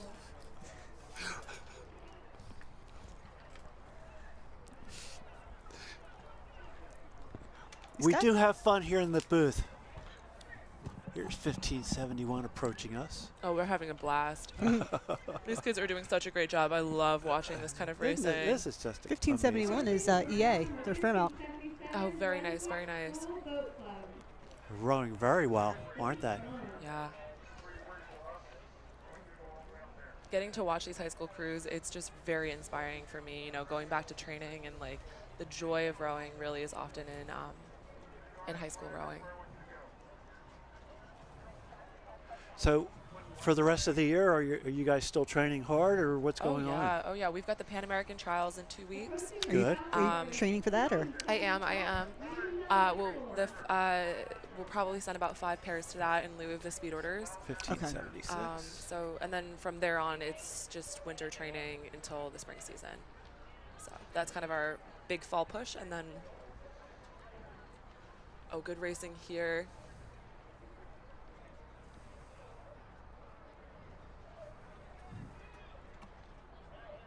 That's crew 1575. And That's that is LaSalle. LaSalle, yep. They are rowing really nicely. On the inside, we have Again, reminder that this is the freshman and novice crews. So this is they've all probably been rowing about 2-3 months at most. So this is 3 months of rowing coming to fruition, all of their hard work for their first rowing season into this regatta. And they are showing down. Oh, LaSalle High School. My dad's in the Athletic Hall of Fame there for rowing. Oh, wow. Speaking of Pan American Games, he was a gold medalist. That's incredible. That's incredible. 1579. And you know, you never know who out of this event, out of this freshman novice event, might end up in a Hall of Fame one day. Exactly. You never know. It is anyone's sport. He tried out for the LaSalle crew when he was a freshman and was told he was way too thin and would never make it. And he Gotta beef up. And he was on the 48 Olympic team. That's amazing. At age 19. That's amazing. Did he beef up? He was a 6'4.5", 168 pounds. No, he did not beef up. But the nice thing about Jen Musial is she took me on a tour of Vesper. I hadn't been in Vesper Boathouse in years, and saw 4 or 5 pictures of my dad from when he was competing. Yeah. Thank you, Jen. Yeah, my pleasure. I think you then invited me to Fairmount for a row with Bruce Konopka. Being coached by Bruce Konopka. You can come down to Fairmount anytime you want. You know that. You're always welcome at Fairmount. I'm going to the holiday party. Yeah. Which is a good party. It is. What's that 8 doing way out there, I wonder? Oh, I hope they're okay. Yeah. Oh, maybe they're just I hope not. I think PCR is launching from the pen. Oh, is that what they're doing? Oh. I think. Oh, that would make sense. because of the dredge and For the from the old pen. yeah, from the old pen tent on the west side. I can't see a number on them, so I can't. I mean, there's still fours coming down. We got 1581 here on the screen. This is the Walt Whitman Crew Boosters, the last on the listed event. Here, you can. Regina can see through the binoculars better than I Oh, can. no, I did. Yeah, this is the Walt Whitman Crew. She's not even using binoculars. Oh, well, we've got the nice I'm TV sitting here screen. with binoculars wondering who's out there. We've got the same TV screen that you have at home, folks, and we also obviously have beautiful view of the water. I have old eyes, though. I need new eyes. It's okay. I've got contacts. Yeah? Yeah. Quick, how many toes am I holding up? I used to do that when I was coaching the kids, little kids soccer. And the little kid would fall down and start crying. And the parents would run over. I'd just lean over the kid and go, quick, how many toes am I holding up? And the parents would always say 3. And the kids would go, they're not toes. And they stopped crying. Get back in the game. Yeah, get back in the game. You're fine. Well, that's the thing about rowing, though, is that there's no substitutions. You know? No, there isn't. Once you start the race, you finish the race, or, you know, unless something pretty serious happens to end the race. Which we don't want to have. We never want that. No. And the coaching ends when they launch. Exactly. You can't unless you have coach. a coxswain. Right. But then that's still... It's still a student. And they're not the coxswains, and they're not allowed phones. Look, that's Bucket. Nope. Oh, yep. Here we go. Here is an example there of is a that bucket. So there, other than this I think that's Cox box or a speed coach, there's no electronics allowed in, no phones, no. Now, is there coaching allowed from the banks? Like go? Yeah. Coaches can do that? Yeah, so like at the World Championships, you'll see, or at the Olympics, you'll see the peloton of the coaches biking alongside the races. Right. And so they do scream, but you honestly can't hear anything from the water because it's all you're focused. muddled. You're focused. You've got the coxswain. You've got the other boats. Like, you're not hearing anything in the peloton. Everyone's yelling, so yeah. Exactly. Maybe you'll hear something in the singles peloton, but not even. Okay. So, like at the Dad Vales, a coach could stand at the Stotesbury, the coach could stand on the bank and yell at their crew? Yeah, this is the San Miguel Academy here. Yeah, you could, but again, it's so hard to hear from the banks. Right. That I don't, and especially with the sound of the crowds, like you can hear the crowds in the background, but I don't think it would really add an advantage. So I was on Strawberry Mansion when the flick started. Oh, nice. And I could hear the Lower Merion coach yell to her double because she was going way towards the island. Amy? Oh, no. Not Amy. No. Helen. Helen. Okay. Samaniago. Okay. So she was yelling to her crew to correct their course. Oh, nice. That's good. Because they're 1,500-meter races, so they have to come through the bridge. Oh. So, folks, I tend to ask questions I know the answers to, but I think it tends to help the audience here. And if you have questions, you can text us. No, you can't. Well, I will say one thing to add about this event is that so because this is the freshman and novice event, that if there are, because we talked earlier about how old are people when they start rowing, if there were to be any 8th graders rowing, that they would also be included in this event. This would be the event that they would enter, would be the freshman novice event. So these aren't necessarily even all freshmen, like there could be 8th graders in this event, and there could be, sophomores, juniors, even seniors who that just happens to be their first year rowing. As a novice. As a novice. Okay, so novice could include a senior. A novice is just your first season of rowing. So I think is still the definition. I think so, yeah. But this would also include any middle schoolers that were racing. So we might have just seen some middle schoolers gone by. Well, you look at the size of some of them, and they got to be younger than 14. They have to be. Yeah. Well, and too, it's just like everyone's body is so different and grow at different rates that it's great that there's like all of these different event categories. And we'll see that even more as we go into the spring with the U15, U17, U19 events to further delineate. Yeah, rowing is just tremendous. I have some of my best days when I've rowed. Yeah. I think I've had one bad day. Just one? I'm old. I wouldn't remember it That's anyway. good. I want to forget more of my bad days. Teach me how to do that. I couldn't tell you what I had for dinner yet last night. Oh.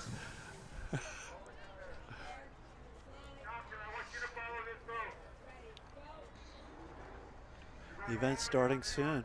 Nice.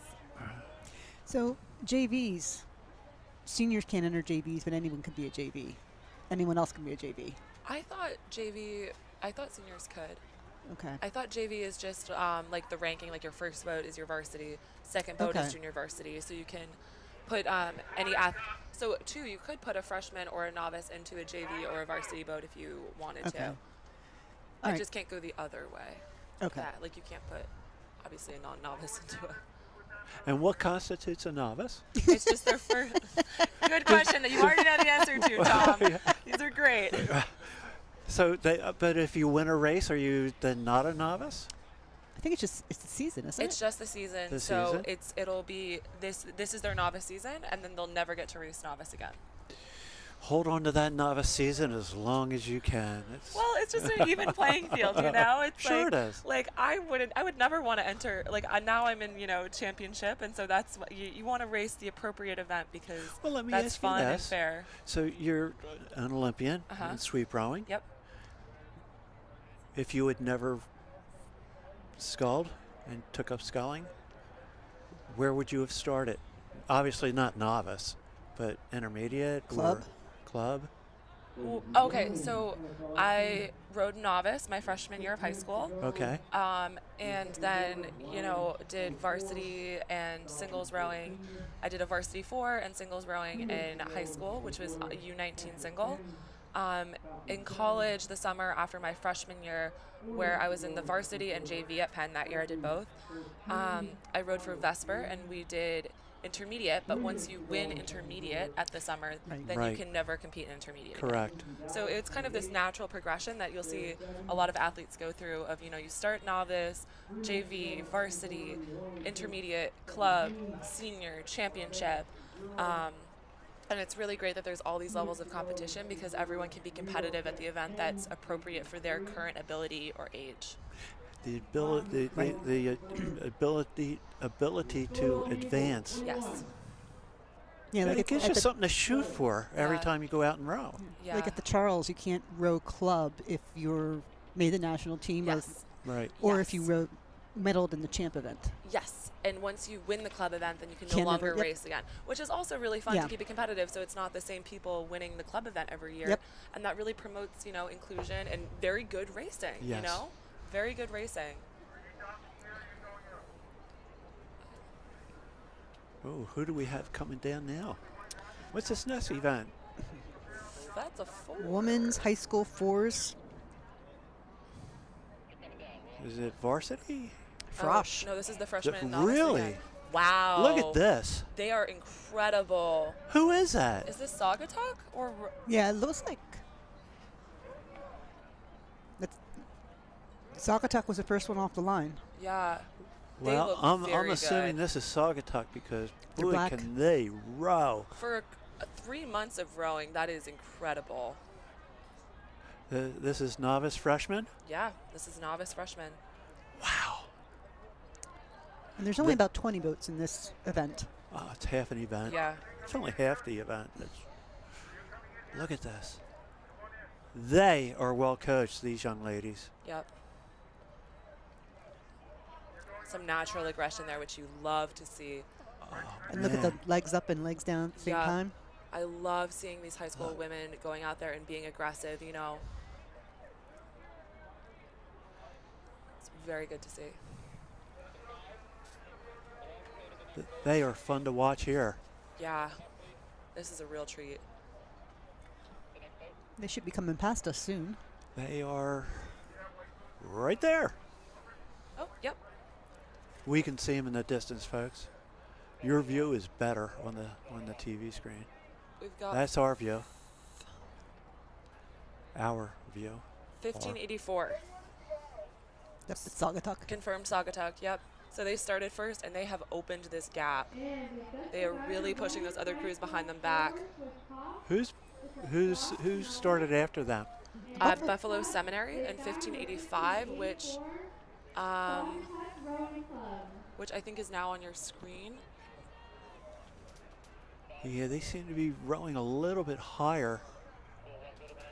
Maybe not as relaxed as his first crew, but No, this is 1592 on the screen in this blue and yellow. yeah, That's Notre Dame Academy. Notre Dame Academy. So I wonder if some crews have scratched or if there's been some significant passing that's gone on. we're going to find that out. We will find that They out. may not have started in order. They also could not have started in order. That's correct.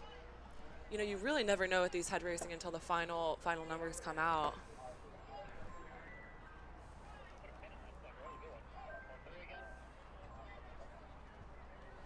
They're at a 34 coming by us. Wow. For freshman, novice. Yeah.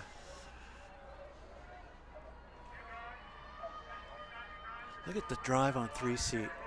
Look, bang, Yeah. That's great. bang. Coming up is bout number 1586, Villa Maria Academy High School. Looking great, good job. So this is Villa Maria? Yep. I say that like I know it because I just heard the other announcer say it. I heard something about a seminary, so that's 1585. Look at this crew coming through. Who's this crew here? Sorry, bout number 1590. 1590, that is Branksome Hall. We've seen a couple of good entries from them. Yes. They are. Oop, little missed water. That's it. Get it back. Don't worry about it. There. There. Reach and grab. Nice. Good Drop. line Yeah, there look at from that 2-seat. stroke Look at seat. 2-seat. All of them. Beautiful. Oh, Left. That's Saugatuck? Oh. Whoever was first out, that's them. that's Saugatuck. Okay. Whoops. And once again, there's a big gap between both as they approach here. Oh, they're tough. Sitting up, Oh yeah, they're giving reaching that and grabbing. Oh yep, hanging off of it. Oh, So who do we have coming down? them. Is that Coming up is bout number 1596, Argonaut Rowing wow. Argonaut. Rowing well together. They passed some folks. Here comes a cluster. 1, 2, 3, 4, 5 boats.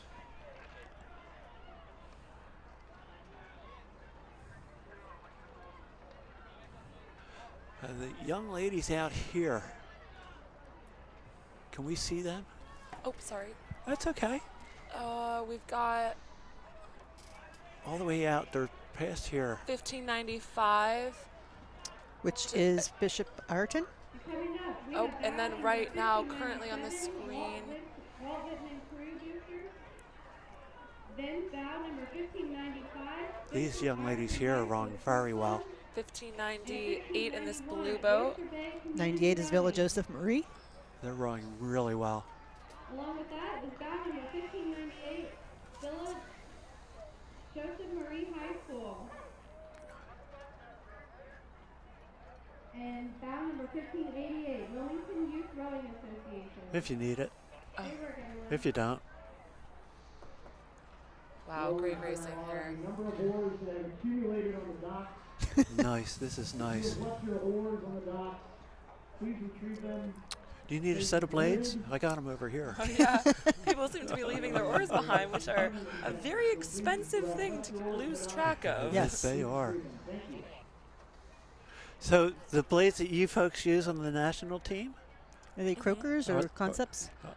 So the women, we've historically used Croaker in the past. Uh-huh. The men used Concept 2 this year. We're not sure about where we'll move going forward. We did switch. I want to give a huge shout out and thank you to Philippi Boats for for sponsoring us this summer and providing us our boats to row at the World Championships. Very grateful. Oh yeah, to that Philippi is for huge. That Very is huge. So, Here comes White Marsh. oh, that's great.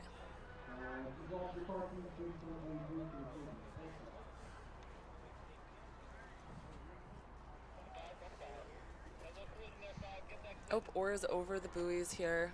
Want to come back just a little bit so you don't catch an oar to the buoy. That's an easy way to catch a crab. I've caught many a crabs doing that. White Mark Boat Club.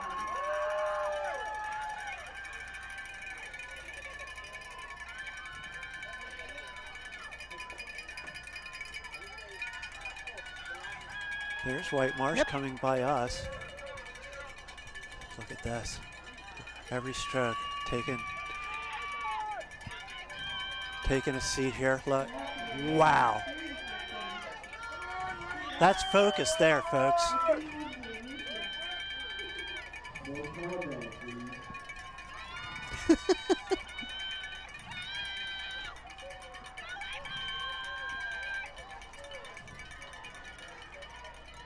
This is about 1600, Annapolis Junior Rowing.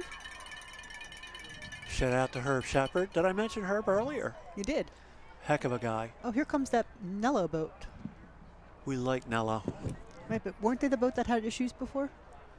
I don't know. I don't know. I really don't. They are nice boats.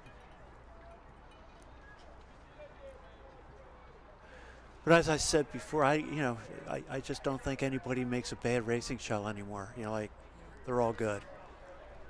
Coming up, we got 18. bout number 1600, Annapolis Junior Rowing Association.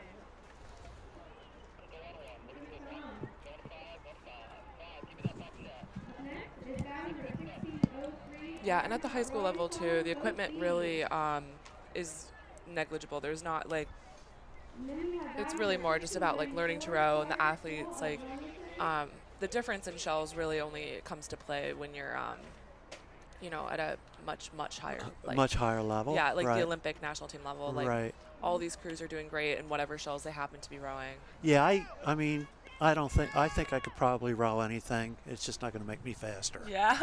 You know. It's also a matter of Blades, on the other hand, I think there's a small difference.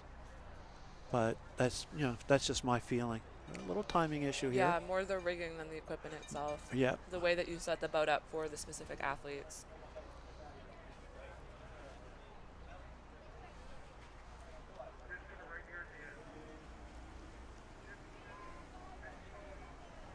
Some referee boats going downriver. I don't know why. Maybe just changing of volunteers. I guess. Here we go. Timing here is not real bad, is it? No, nice. this is bout number 1604, Morristown. very good timing here on the Yeah. starboard side. So starboard side for the rowers will be their left side, and from the bow perspective, it is the right side. So the starboard side is the side that you're seeing right now on the screen. I'll be in a coaching launch and have to turn my body around to tell somebody which side to. Yeah. Well, they make socks for that. And oar stickers too. Ollie Ziedler, the great men's single sculler, has got his red and green. Yeah, red right. Yeah. Green left. Starboard. Yeah. Port. That's your Nello boat, I believe. Oh, that's great. Nello rhymes with Yellow. mellow, yellow. Oh, here comes the pro. Oh, here we go. We Whoa. got the eights coming up. This is the varsity boats. Oh, this is St. Joe's. They dominated last year, and they're looking to take it again. Clearly on the hunt here. Yeah, for sure. Let's get a stroke There's rating on this one. Seated number one, obviously. Are they going to beat the fours? Oh, if they catch the fours, that will be a very exciting moment. Hopefully the fours. 33. I got them at a 33. Oh, and Ooh. quickly behind them. It's Row America Rye. So they're about 30. Whoa. Wow. Yeah, Row America Rise 1606, quickly on their tails. This is going to be a tight race, folks. This is a very tight race. Both crews looking very good, very good. You can see that length, the drive, I the have them acceleration. at a 35. Can you do that? Yeah, that is a 35. I believe that. Holy smokes. One.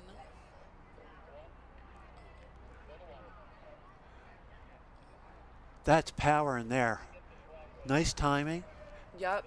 Hands are coming away, letting the boat set up. Is this Run Saugatuck? out. This is 1607. Saugatuck. Saugatuck. So these are 3 very competitive crews. We will absolutely be seeing these 3 crews at Nationals later this year. So this fall race is really them just showing down before going into that winter training. And approaching is bound number 1608, Princeton National Oh. Rowing Oh, and here comes Prin- Mercer. Here comes Princeton. Princeton National Rowing Station. Mercer, Yeah, right? Mercer. And they are rowing very well They're also. looking incredible. What's their stroke rate? Coached by Jamie Hamp, these boys are really pushing it down. What's their rate? They're very aggressive. Also great coaching by Jamie. Look at this. Oh yeah, they're high. Look I at can't. this.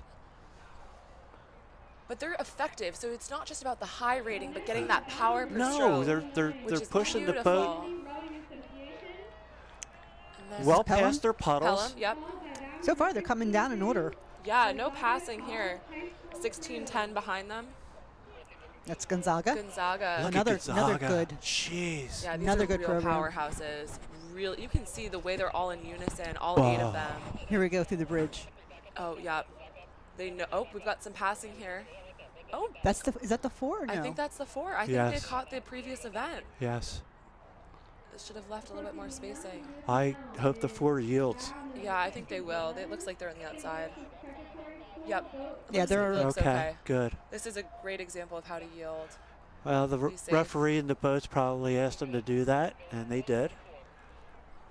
Oh, look at Look at All these crews are rowing so well. Yep, and this 8 right here is clearing their puddles. So Yep. that stroke seat is passing from the bow puddle. He's getting a lot of help. Yep. All 8 guys are pushing. Yep. Plus the coxswain. Yep. It's always a team effort. We got Holy smokes. 16-12 here. 1612 is Brunswick. Oh, coming from up north. 1613, Montclair High School. Montclair. They're coming up here. Look at this. Drive. Drive. Shaw. Oh, and this is a great, too, take a look at this coxswain. You can see how he is braced. He is using his core nicely. You want to, some coxswains will be even more lean forward. Yeah. But, you know, he's really holding himself well. He's not rocking back and forth. Exactly. Look at this. Oh, that's beautiful. All right, we're going for broke here. You can see how large their puddles are too. The size of the puddle is big. They're really putting a lot of pressure on these oars. A lot of weight on the oars. Look at this. Holy smokes. Oh my gosh, yeah. Who's this? Oh, this is, 1614, which is St. Joseph's. so this is their B boat, St. Joseph's. We saw Yeah. their first boat come down. There's Wow. St. Joseph's Collegiate Institute. Oh, Okay. I'm sorry, Not the I prep, apologize. not the Yeah. Different But- crew, different crew. The They prep were- does have a B boat. Yes. These guys are rowing exceptionally well. All these crews are. I think this is going to be some very tight racing when the final times come up. Oh, these are fast times here. Yeah, and you can see the rotation here. Each man rotating out to their side, to their station. Oh, that's beautiful. So LaSalle's coming down. Go LaSalle. LaSalle College High School. Michael Brown, coach.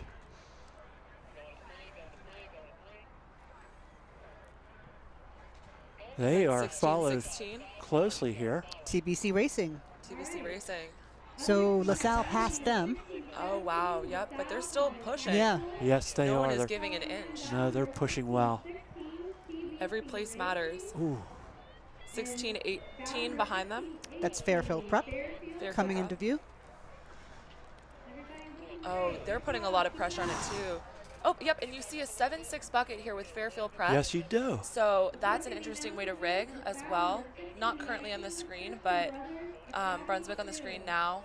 And Now LaSalle. Now LaSalle. Or is that Christian Brothers? That's 'Cause of the Christian white. Brothers right there with the white croakers, the white shafts. Yep, Passing us- 16-19 is Christian Brothers. Passing our tent now. Yep, on the They screen. they are making this look effortless, aren't they? Yeah, these men are really pushing hard. Really, really, really putting a lot of watts onto those oars. Is this DeMatha? We've got 16, 1620. That's DeMatha. And 1621 on the far. Okay, so DeMatha's closest to us, and Chaminade is on the outside. Chaminade. But DeMatha seemingly pushing away from Yeah, Chaminade's. they passed Chaminade. Look how close they were to the abutment. That is just perfect. Perfect driving.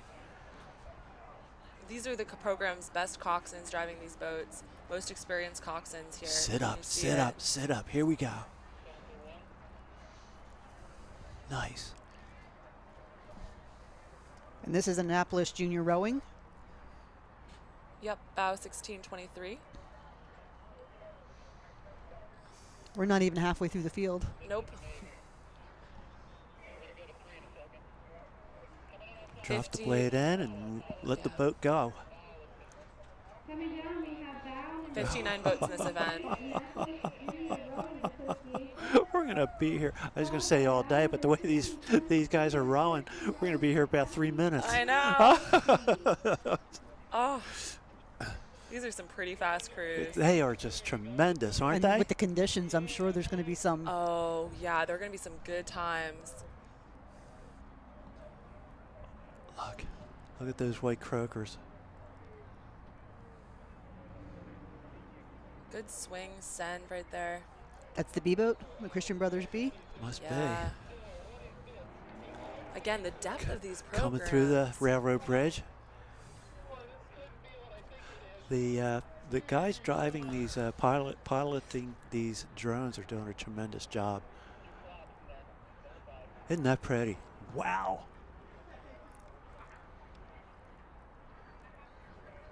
1624 coming up. That's Old Dominion. Here now on your screen is Old Dominion. Rowing well. Very long, very long. The oars are staying in the water. A lot of reach, a lot of reach. It does not get better than this, folks. This overhead shot, this is what it's all about. Clearing the puddles and drive. Bang. Wow, perfect timing. Drive. Turning into your Bang. rigger. Yep, that rotation. Look. Wow. Folks, if you're watching this, you got to be proud of these kids. All of them. I mean, every event, but these guys here are tremendous. The fact that they get to the start line. Yeah. It takes a lot of put guts. themselves. Yeah, that's what I mean. To put yourself out there, you know, risk, you know, whatever could happen out there, and just try anyways, in spite of all the fear, in spite of all the pressure, anxiety. These guys are going out there and going after it, and that is incredibly inspiring. All of these kids. Look. Wow. This is very good rowing. This is very good rowing. We haven't seen a bad crew here. I guess that's why they're the varsity. But even the JVs were fast. The freshmen were good. The freshmen, novices. This is a very high regatta. I understand I'm a little repetitive here, folks, but these are kids. When you got good rowing, you got good rowing. You know, 15, 16, 17 years old, like, this is very impressive. Come springtime, these guys are going to get really fast. Yeah. Especially too getting a couple more months. Look at this guy not using his turn signal to change lanes. Look at oh my that. gosh, Tom, back to the rowing. Hopefully the coxswains are using their turn signals. We did talk about communication. Yes, very important. 1631. Canisius? And 1628. Canisius, yes. We need a translator sometimes. 1628 was Ocean City Crew Brewsters. We like Ocean City. Yes. We just like the beach. Yes. As the seagulls are. As the Ocean City coast is whispering in my ear. I actually yelled. And the seagulls are here on cue. There they are. Ocean City brought their fans, seagulls. Look at this. What a pleasure to watch. This is beautiful. Little timing issue here, nothing major.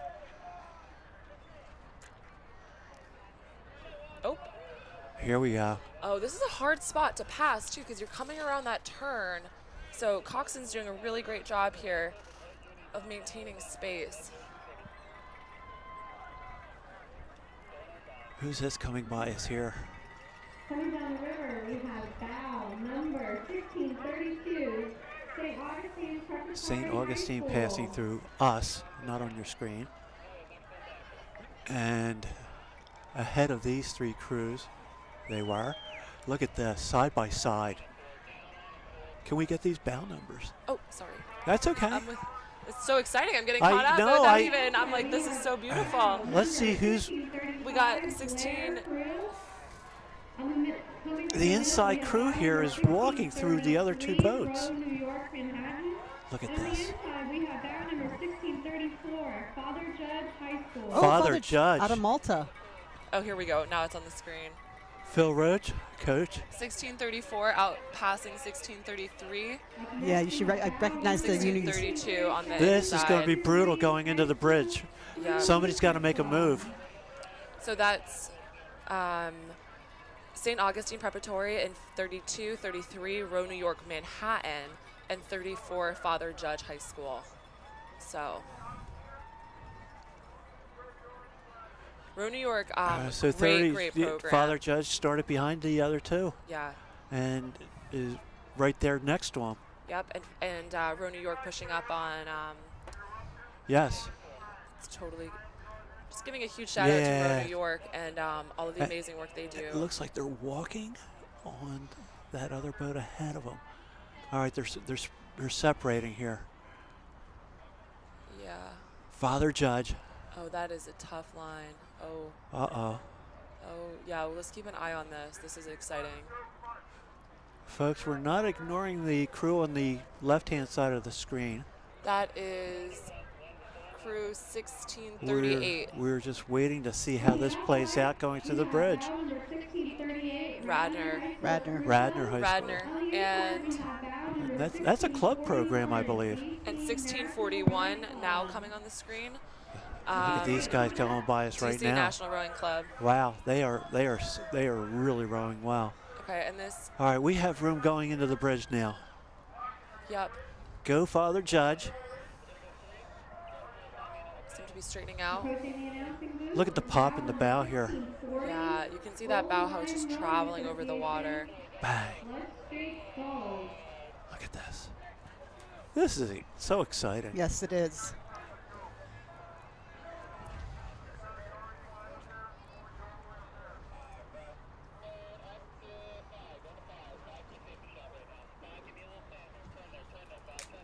Okay, that's that separation of boats we were talking about. Separated nicely. Yes. Well done, Father Judge. Huge shout out to all the coxswains steering this course today. It is not easy. Especially since the finish line is so close. Yep. And you know, the eights is moving so fast that when the coxswains are steering it, the tiniest little adjustment will move the boat massively. Yes. And cause it to go off kilter. Exactly. So they have to make tiny, tiny little adjustments. Look at the reach out here. Oh, yep, that is good rotation, good hang.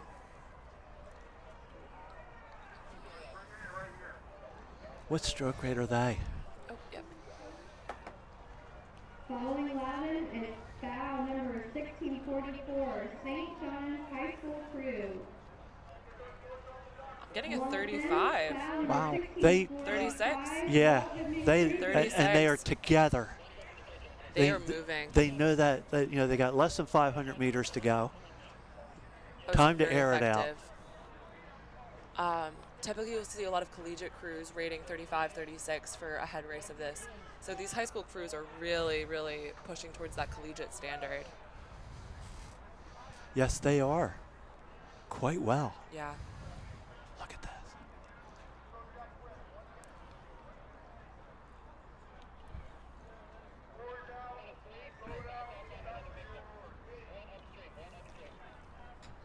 This crew not rowing as high. But still producing good length. Yes. And yes, they are walking on the other crew ahead of them. So again, it's all about effective stroke rating. Whether you're rating low or rating high, you want to get the most meters per stroke that you can produce and most watts on that stroke. Who's this here? We're back to the drone. Nice. Beautiful shots here. Number 1647, the Hun The drone School. shot's really showing you the importance of everyone rowing together. Look at this. Number 1643. And Oh, they're going the other way. Yeah. My bad. Boy, they passed them like they were going backwards. They were going backwards. This is some tremendous rowing. Really tremendous. No matter what the boats finish in, everyone rowing this event should be incredibly proud of the standard of rowing, the aggression, and just the overall performance here. Oh, here comes someone's getting walked on. Bang. Bang. On the inside, we have bow number 1648 passing bow number 1639. So that's Prince William Crew passing Oyster Bay. And 1646 on the far. Look at the power out of the Prince William Crew. 1646 is Haddonfield. Haddonfield Crew on the far. Haddonfield seemingly passing on the outside. Yeah. That's a tough situation when you've got two passing crews overtaking a third.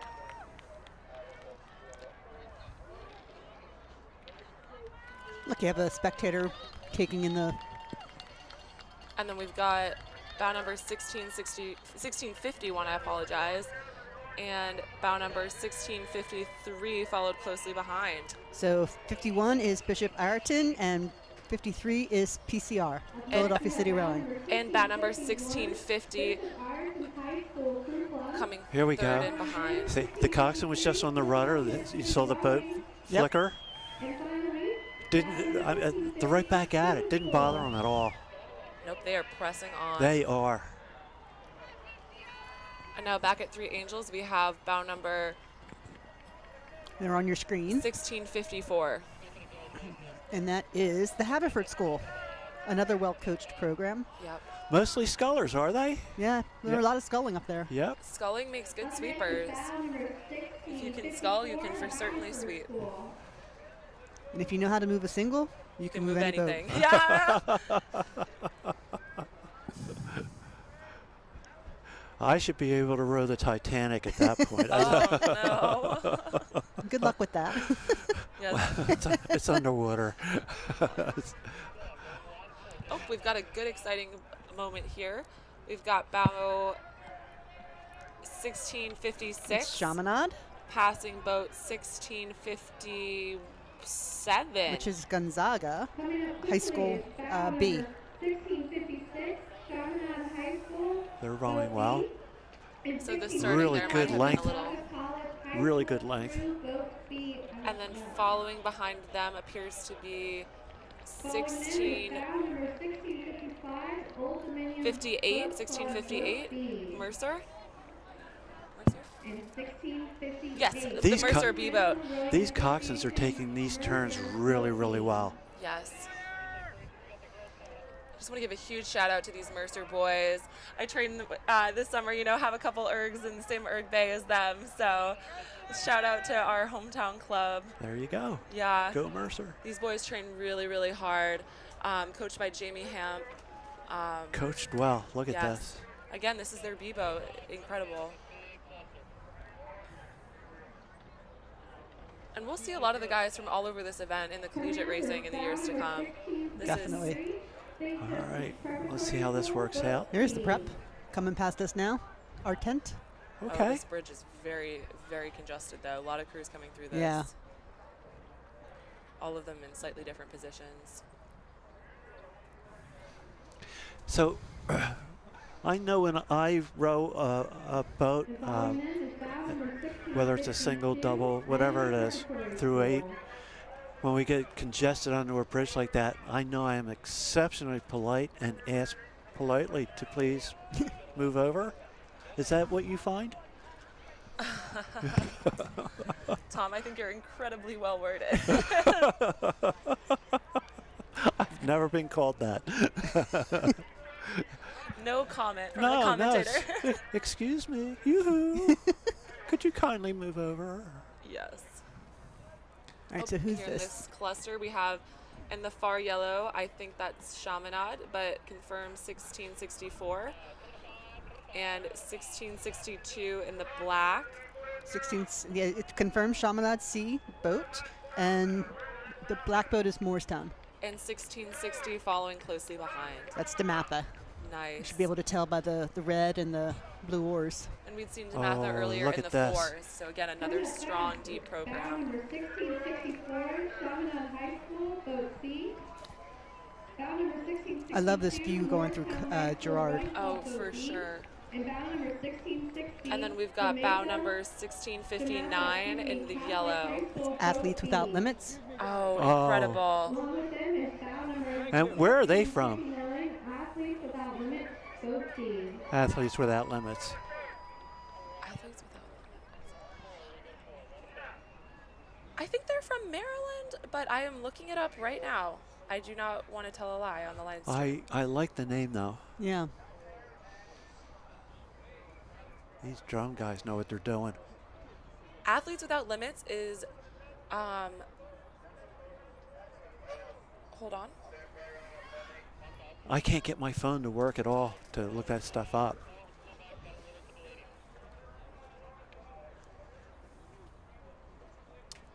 I think DC Strokes is what I'm seeing online. Okay. And again, a program to help athletes with intellectual impairment find opportunities to compete in mainstream and adaptive rowing events. Oh, nice. Perfect. And like we were saying earlier, it's all about inclusion, diversity. We've seen a number of Athletes Without Limits boats today. And a lot more inclusion too from para athletes. Yep. You never know. There are a lot of para athletes just entered in these events here. So Yeah, Philadelphia has PAR, Pennsylvania Adaptive Rowing. Yep. Correct. Yep. And there's some folks there that train their butts off. Yeah. Oh, absolutely. They're just fun to watch. What is it? In August, you have the Beata Regatta. Yes. Yeah, this spring we did a cleanup at the lagoon after Ida. It was the first time anyone had a chance to get back there. Oh, that's great. And I know they're always looking for volunteers over there to help take some of the athletes out, Well, or to be matched with the athletes. as Alan Robinson was saying earlier, you don't have to be a rower to be a volunteer. Yep.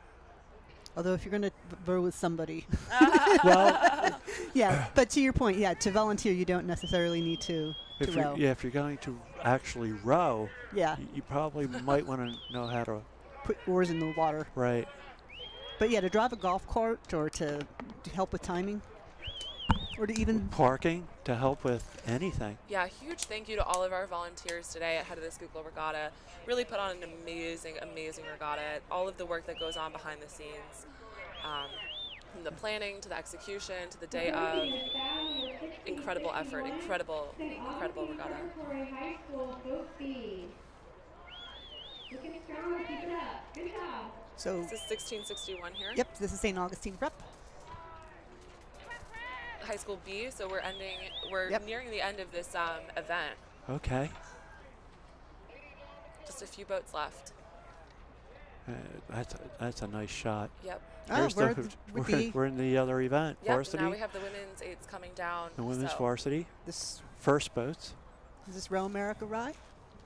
I believe so. Look at 67. this. Yep, that is Row America Rye. Very, very strong. Number 127, Women's High School 8. These are varsity and first boat. You can see the catch timing here, very strong. Is bow number 1667. Drive. Row America Drive. Rye. Wow. Nice strong second half send.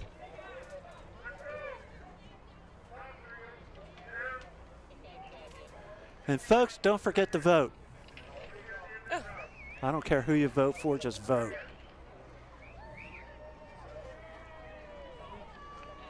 Approaching is bow number This is Saugatuck. 68. Saugatuck Rowing Club. A lot of distance between those two. Yeah, Saugatuck here. Unclear. Is that the mount? Yep, the mount's coming down. Mount was supposed to come down third. Well, that looks like the third boat. Mount.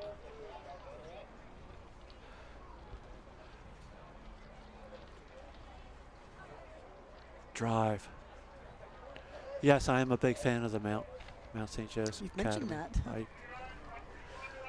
It's a good program. It is.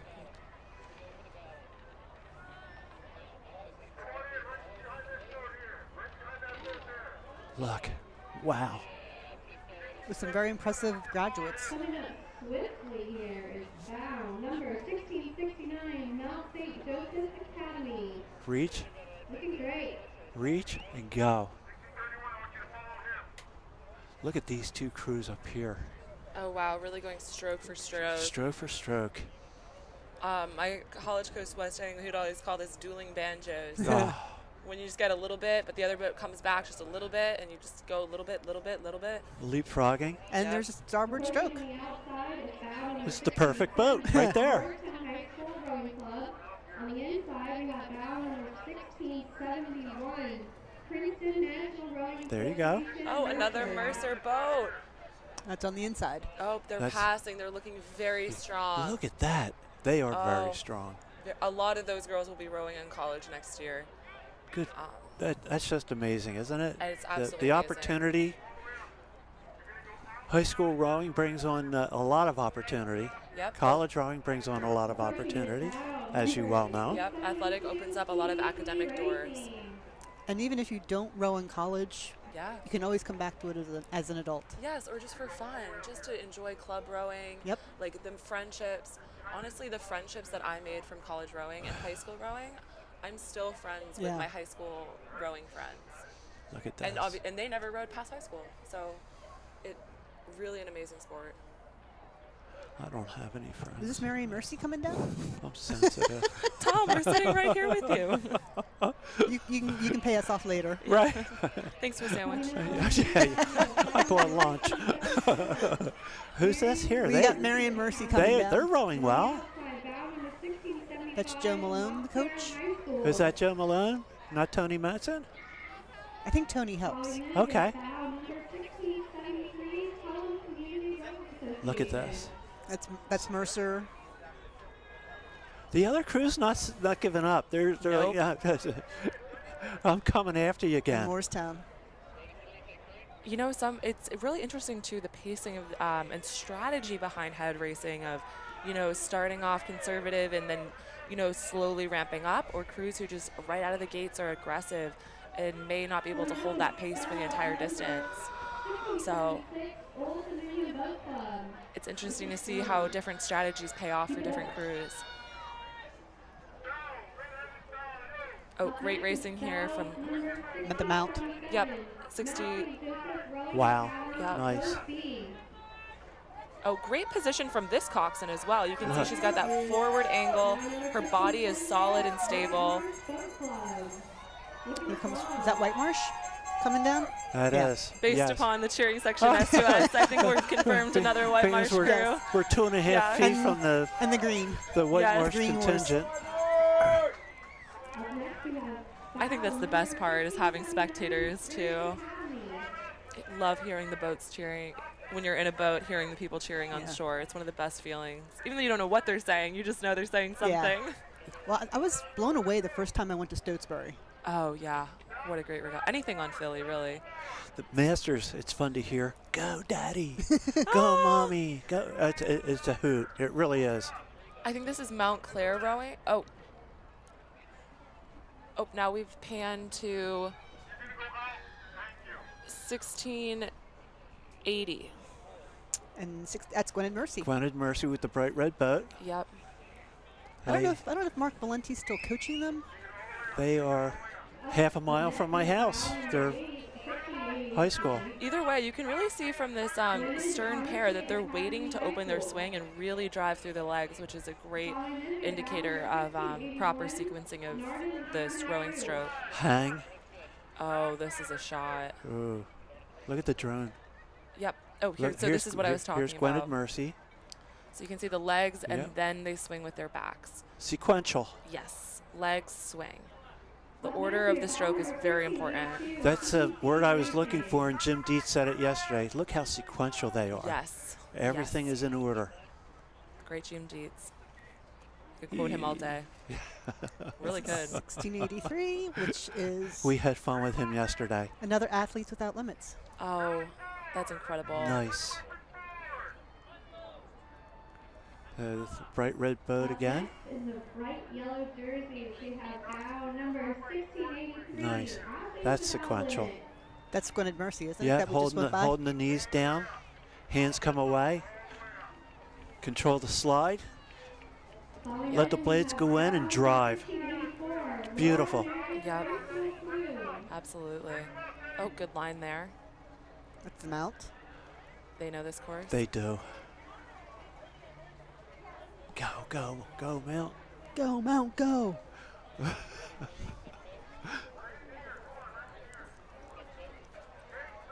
Up next, Look at the finish line down there. Just here we go. Jackson Reed High School Crew Boosters Club.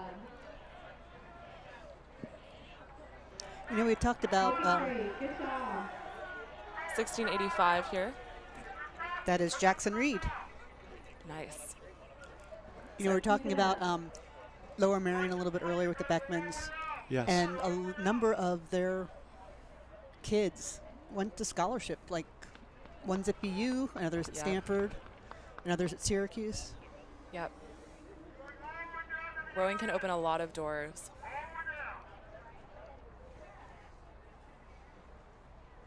Once again, we haven't seen a bad crew. No, they're all so good. This is just so much fun. It's easy to commentate. Here comes Radner. Yep. Radner used to be coached by Margaret Gordon, who taught me how to row. Oh, wow. Rowing is really a small community. Very small. Yeah. Which is nice. It's nice. You can find rowing anywhere. One of the guys we rowed with, Steve McElhaney, up in Cape Cod, went to was entered in a sailing regatta up there, and a young lady looked at his Fairmount rowing shirt that he was wearing. Oh, do you row? With a British accent. Yeah, we row over here at the.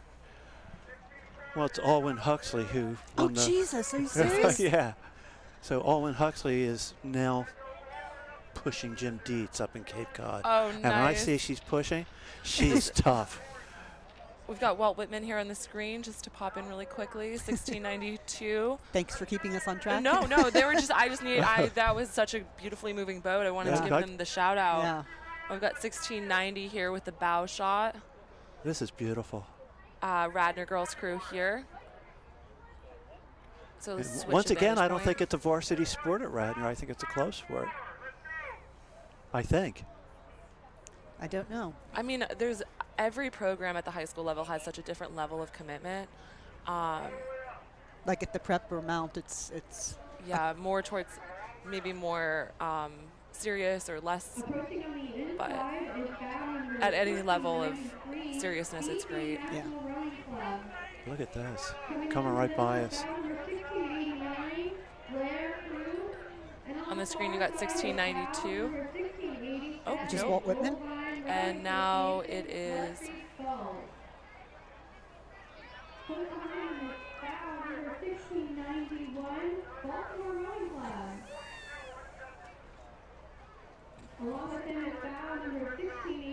Look at this. That's aggressive. Yep, this is PCR on the far side, and 1695 Pelham. Annapolis Junior. Oh, Annapolis Junior on the passing on the inside.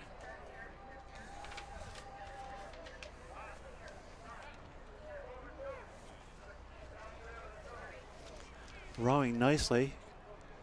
Walking on the other boat up front there. Yeah. This is going to be tight going into the bridge. Yeah. Oh, what a great As shot. Not for these finish. folks, it's not going to be tight. Look Nope. at this. That's a great angle. And to your point, the coxswain's not really moving that much. Nope. You can Correct. see the the but forward butt angle. he's got a little thing on his Yes. head, on his hat. Propeller. A propeller. That's the word I'm looking for. I don't know if that's free speed or, you know what, we're going to just say it's free speed. Whether or not it's free speed, I didn't do well in physics, so I will not comment on that. That propeller will lift that person out of the seat before it helps them go across the finish line faster. This is crew 1696 here on the screen. I know it's a little hard to see with the glare. 1696 St. Catharines Rowing Club. All the way from Canada, right? St. Catharines? I think so. That's a Canadian crew that you just saw by. So a lot of you in Canada are probably watching this. Hello. Hope the weather is as beautiful there as it is here. That's a metric hello. Yes, from meters to meters. And now we have, coming around the outside, 98, I apologize, 1698. Which is Prince William. And in the orange, we have 1697 on the outside. That's Haddonfield. And 1700 on the inside. Branksome Hall. Nice. Look at this, look at this. Can we go back, fellas, to the... Look. Oh, wow, this is going to be a collision. This is a collision. It's a collision. Thanks, fellas. Oh, that's unfortunate. No. That's heartbreaking. Oh, no. Oh, no. Oh, no. Oh, they have nowhere to go. Yeah. All three crews are in a very difficult position here. Once. Come off the bridge. Come off the... There you go. Oh, nope. And now the other crew needs to clear that, too. Oh, this is very delicate the coxswain situation. here's got room off the starboard. Oh, this is... Oh, wow. That was... There you go. That was a drive. Save. Drive. That was a very good folks, save. that's not a criticism, believe me. That's some good coxing. The three boats heading into the same spot. Very good coxing from all three crews in that situation. They just narrowly escaped clashing oars for a second time. And then... Approaching is bow number 1699, Harrington Rowing Association. So Harrington's also out in Lower Merion. They row up with Villanova, out of the same boathouse as Villanova. Villanova's women looked pretty good yesterday. I was happy to see that.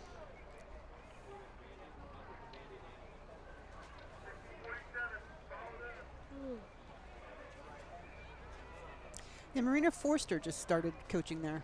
I actually rode with Marina in 2015 at Vesper. Oh, okay. Yeah, small world. Yeah, she's really great. She's phenomenal. Great energy. Got bow number 1704 coming across the screen here. We have bow number 1704, Ocean City Crew Boosters and High School. And bow number 1701, Archbishop Carroll High School. Looking strong, everybody. Good job. I'm being whispered in my ear again. Not sure what was said. All these crews looking absolutely amazing out here. Look at the boat run that we've got here. See, this crew is a lot more deliberate. They're not rowing as high, but they're so deliberate in every movement. Bang. This is 1701. Archbishop Carroll? Yep. Bucket rig. Yep, that's 7-6 bucket, so that's a starboard stroke with a port 7-6 bucket.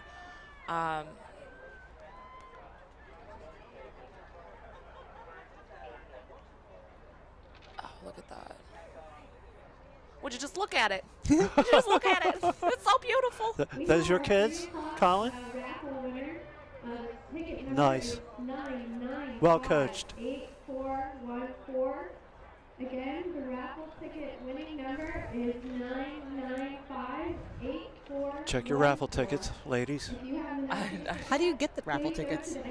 Oh, wait a second. Can we look at the rotation on the 7 Look at this. Yeah. Straight arm. Just even stroke and set. Look. Yeah. Look how in sync those two are. Oh, Balsey. wow. Look at Balsey. Is that Ocean City? She's hauling Is that on Ocean it. City? Number 1707, Mainland Regional High School. Very good technically here. Wow. Then we have bow number 1709, the Lawrenceville School. That's impressive. And a great cheer section. 1707 here in the black boat. That's Mainland. And following behind them, 1709. which hasn't quite entered the screen yet, but you'll probably see shortly. It's the Lawrenceville School. There you The go. Lawrenceville School, There also it from is. my neck of the woods. Northern Connecticut. Yes. Oh, no, in New Jersey. They're, Oh, okay. sorry, yeah. They're the town over in Princeton, yeah. I took the shot. Yeah, I've been all over. Look at this. That's a beautiful line. It is. That's the right line to take. You know, and this angle also just gives you the perspective of how big these boats really are. You know, an 8 is 64 feet long. And, you know, sits 9 women. The boat will weigh 210 pounds. This is a big, big engine. Now, are there weight limits on the boats? I can talk about at the senior level. I am not sure the standard for junior rowing. At the senior level and at the collegiate level, they will weigh your boats internationally. Correct. Oh, here's another bucket rig. That was great. Look at that. Not in this boat, but this is 1706. That is Loudon. Northern Academy Crew Boat B. And is this the green boat? Following them is bow number 1711, Old Dominion Boat Club. Old Dominion. Boat B.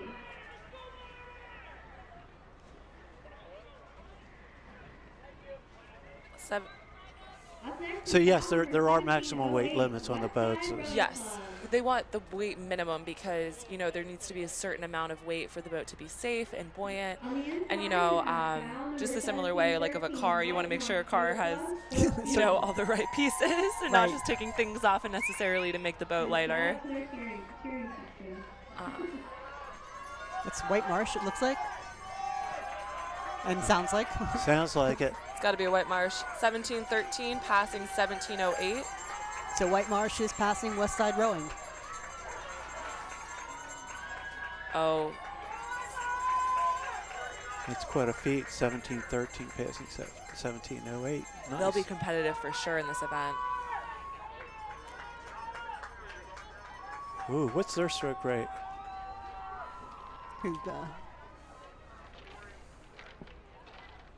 I say that like I mean it.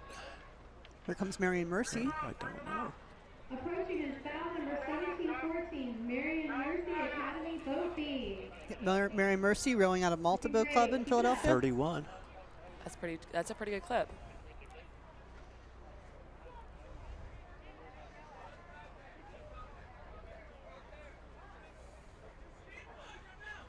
Moving the boat nicely.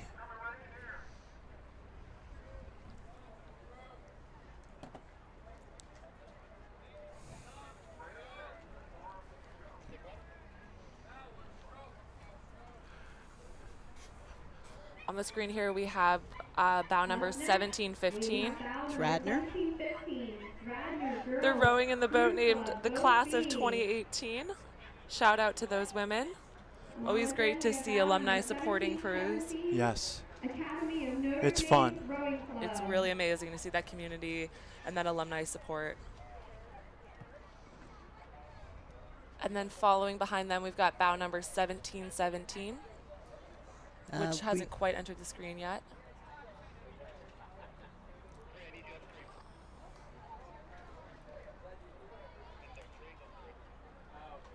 Here on the screen now is 1717. We don't have. Which we don't have the number don't. on. But that should be ending the women's 8. Tom, do you see any more coming down? I'm sorry, you whispered in my ear. Notre Dame Academy. Oh, we got Nope. some more. They row out of Conshohocken, I believe. Greenwich is the last boat. Okay, thank you.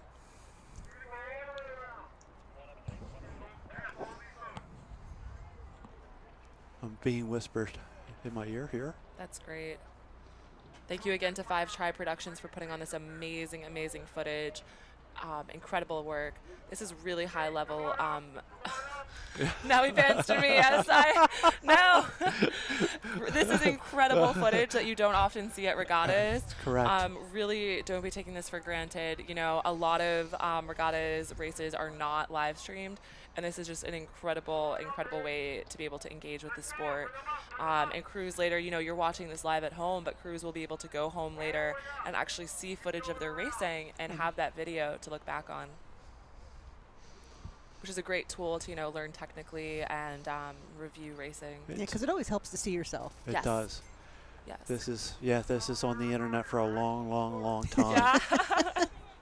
Well, and it's also, these shots are so special. They are. Like the overhead drone shots you usually only see at the Olympics, and it's incredible for a head race because these coxswains will be able to see their points. Right. Like at this coxswain will be able to go Look at back. this. I love this.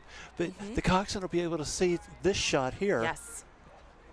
Not all of them, but this shot here, going through the bridge and go, wow, I could have done this, or I really did that well. Or that's the right point. You know, the coach was right and said, you know. And it can also be used as a coaching tool. Yes, Yeah. absolutely. Do this, don't do that, or No, you know. this five tribes, they're getting the hang of it. Yeah, this is They're getting this is really incredible. It is. It really is. So we're in highlights. Yeah, So it looks like we're going to have a bunch of high school doubles coming down. that's very exciting. I will use this short break. I will say I hope that Five Tribe Productions would come to the Princeton Training Center and you know, do some footage of any of our training center, our national team practices. That'd be pretty cool. Do some of our racing maybe. Yeah, as long as I get to do the commentary. Oh, I would love that. We would love commentary.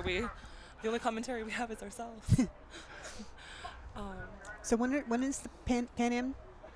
Not this upcoming weekend, but the weekend after that. I think it's Thursday, Friday, Saturday, or Friday. It's because it's overlapped with speed orders, so it's like the two events are happening simultaneously at Mercer. Okay.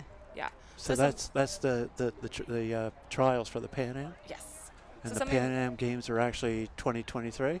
Yes. Yes. So what happens is this is the trial to get the team to qualify the boat in March. Oh, we've got the doubles coming down. Yeah, and our event is men's high school doubles varsity. You're going to see some good sculling here. That looks like Conestoga or Tredyffrin East Town Sculling Development, TESD. Okay, Colin, you got me in my ear here that you may have the wrong guy. Okay, I can get the binoculars out now. There you go. We've got 17-19 out in front, followed by 17-20 very closely. So that's TESD, Tredyffrin East Town Sculling, and then followed closely by Beaver Creek. Beaver Creek Sculling. So these were the two starting crews, so they're still in the order in which they started. They are, but if they started 10 seconds apart, then Beaver Creek may be walking. Yes. They seem to be slight. Representing Beaver Creek Sculling, Bennett and Kennedy. Tredyffrin and Beaver Creek Sculling. Look at this. So this event has about 40 entries.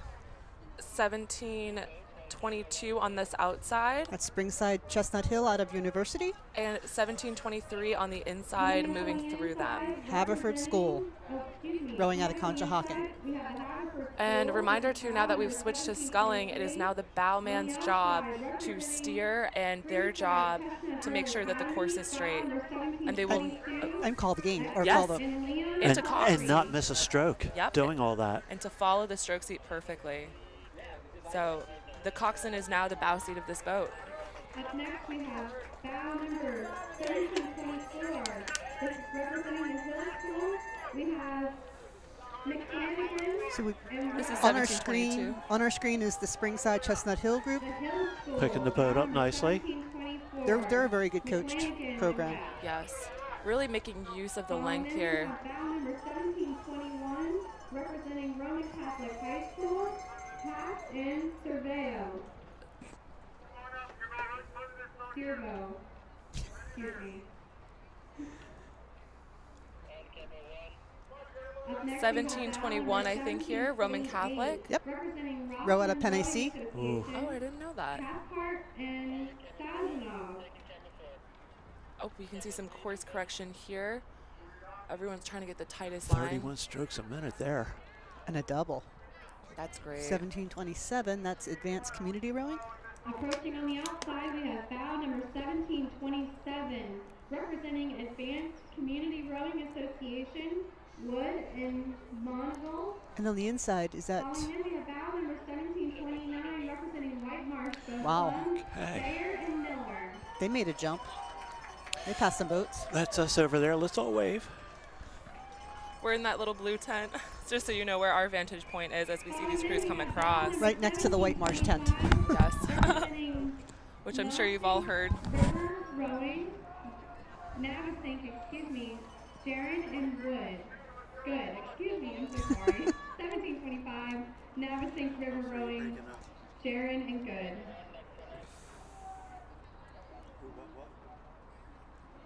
Yeah. On the outside, we have bow number 1732, representing Germantown Friends School Rowing. This is 1732 and 1726. Oh, nope. Yeah, 1726. A second Roman Catholic high school boat and Germantown Friends. Yeah. And Renofsky. Following them, coming up quick, we have bow number 1731, Philadelphia City Rowing, Art and Gaunt. Coming up on the outside, we have bow number 1730. Just got a phone call from Alan Robinson, who was on with us earlier today, driving up to Cape Cod and complimenting us on the job we're doing here. Thank you, Al. You know, but thanks for taking care of all the litter. This is about 1735 here, pushing through 1730. Really making a strong push. 35 to St. Catharines? St. Catharines from Canada. So this crew very much was serious and came all the way from Canada. I have them at a 33. Sculling the boat nicely, And great line. fairly effortlessly, which is crucial. Picking the boat up, letting it run out. All these doubles making it look easy. I know. This boat is incredibly tricky. You can just see how easily it can easily move to port or starboard. Based on the pressure. Exactly. But he just made a nice correction going into the bridge. This is bow number 1741 here. And this is the point where you need to really set that point as you go into the bridge. That's Manhasset. Get your point and stick to it. Try to just stay as straight as you can off of that stern point.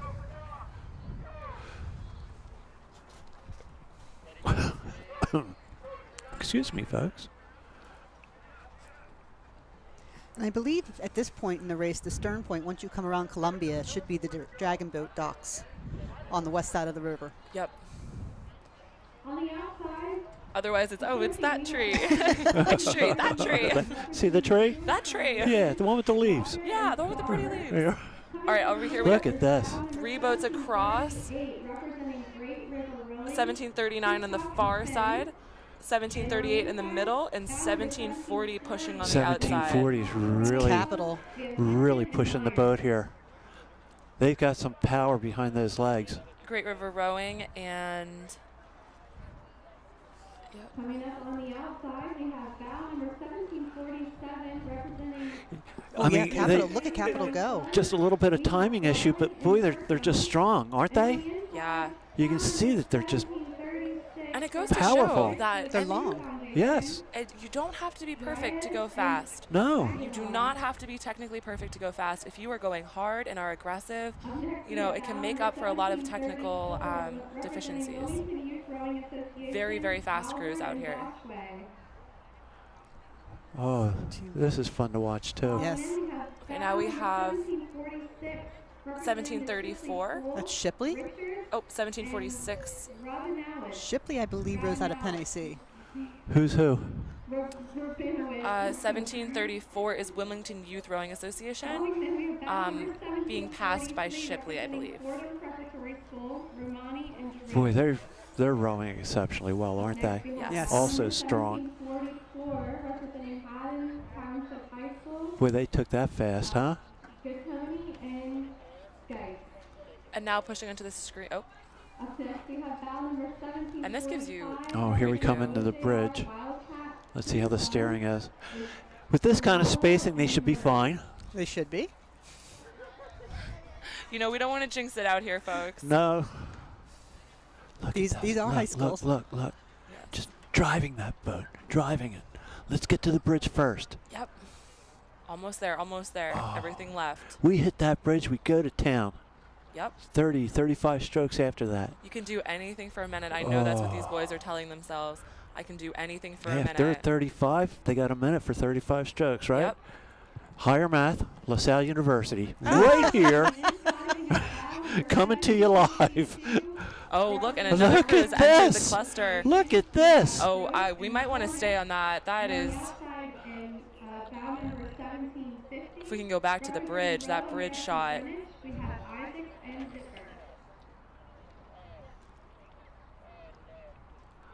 Look at the drone going upriver as the...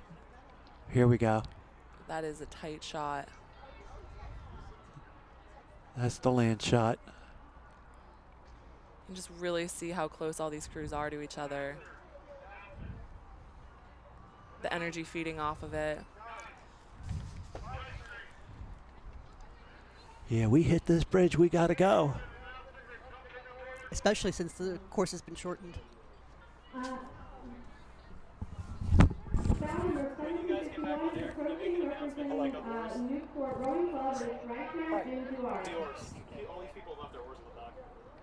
That's okay. They said just make an announcement. You guys all Yes. right? Yeah, I'm okay. Thank you for having me. Absolute joy. Yeah. Oh, look at this tight spacing. That looks like white marsh on the inside. Following that, we have bow number 1756, representing Lower This is a very competitive event, a lot of depth here. 80 crews entered in this doubles event. 80 crews. 60. Oh, No. oh, I apologize. Yeah. Yeah, I did that initially too. Sorry, I apologize. I was at so 80 crews between the JV and the varsity. Right. So there will be that many doubles, but And then we move on to the women. exactly. So it's very exciting. I will be signing off shortly. Thank you so much for having me. Oh, are you kidding? What a pleasure. Oh, it was a pleasure to be with you, Tom. Well, it always is, but, you know, it's more about you than me.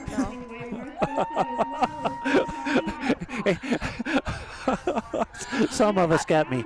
Others are a little nervous around me. No. Thank you so much for everything you did for us today. A lot of This was tremendous. A lot of good insights, a lot of good commentary. Yes. Wow, this was such a blast. And I just want to give another shout out to all of the crews competing today and yesterday. It takes so much guts to get out there and just, you know, try your best despite all the odds, despite everything that these athletes have going on in their lives, no matter how old you are. And I too just want to give a shout out to my training group, Women in the Boat on Instagram. You can follow us. Hopefully we'll be doing more commentary in the future. So thank you so much for having me. Oh, thank you. Thank you. You're a real pleasure to be with. It was just fun. Maybe we'll come up on in 2 weeks to watch the Pan Am Games trials. Yeah, you guys are welcome in Princeton anytime. Anyone. Appreciate that. Yes. And to all the people watching at home, you know, follow us on Instagram, shoot us a message. Happy to answer any questions about anything you've heard today. Or any further commentary or questions. Again, that's Women in the Boat on Instagram. Women. And I'm Regina Salmons. Regina, magnificent job. What seat were you in the 8? I was 4th seat this past summer in the women's 8 at the World Championships, and I was 6th seat in the women's 8 at the Tokyo Olympics. Okay. So. Starboard. Starboard. Both were starboard stroked boats. I'm sitting there thinking, that's starboard. Yeah. That's Engine room starboard. Phenomenal. Yeah. But your knowledge of the sport is incredible. Yes. And I'm sitting here learning things. No, I learned a lot from you, Tom. Well, I made most of that up, so don't take it serious. Okay, thank you so much, everybody. Congrats again to all of the crews today. All right. See you later.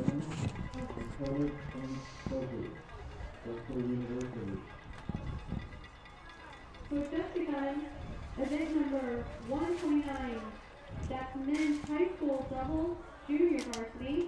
And we're starting out with We're making sure Regina gets all of her stuff out. That's mine. No, no, I'm teasing. She's going to smack me, I know it. Up next is foul number 7. World rowing hat. Representing St. Regina, thanks again. Thank you. Good luck. Yeah, go kick some butt. We'll definitely try to be up there for Saturday. USA.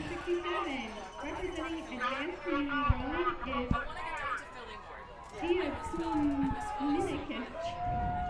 and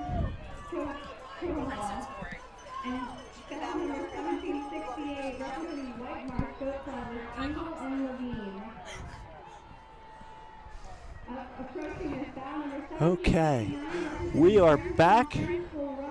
I've got my binoculars back. Here's bow 1769 passing us. 1769 is Lower Marion. Rowing quite well. There they are. That's Germantown Friends on Here's the. 1770. That's Germantown Friends. Germantown Friends rowing nicely. That's 1769.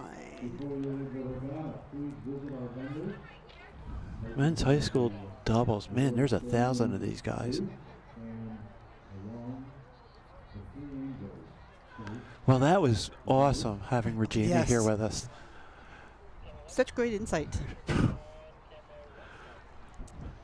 Between yesterday and today, with all the Olympians stopping by. And the Colgans. Plus the Colgans. Did Sean ever show up? They said he was in the area, but no, he never came here. Which is fine. He's, the Book of Ted.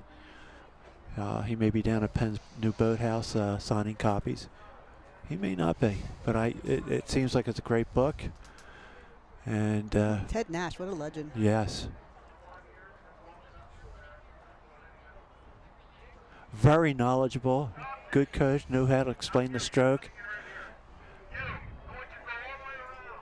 He passed away this past July or last July? Last July. Last July, yes. Here's 1772. 1772 is Devon Prep. And they just passed 1771.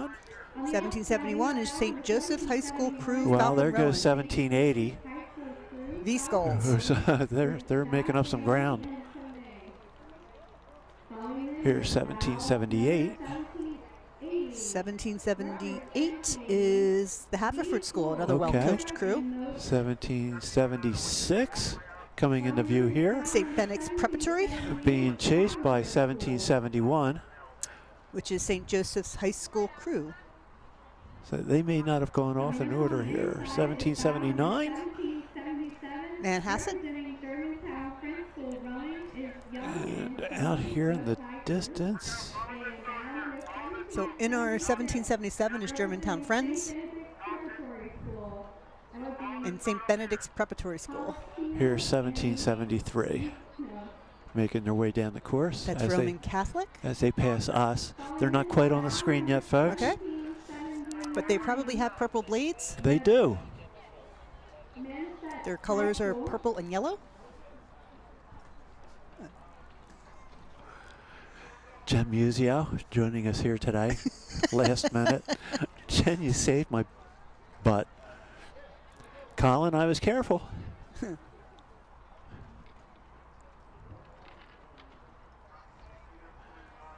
This is so much fun. Yeah.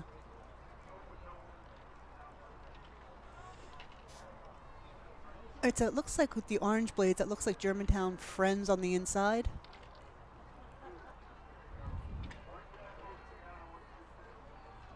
$17.85. 1785 is Manhasset. $17.83 on the outside in the white boat. My outside, not yours. Okay. And here's 1786 coming up rather quickly. And foul number 1783, representing the Schuylkill School, is Cross and Cali. Oh, there's a lot of boats going through the railroad bridge. Yeah, look at this.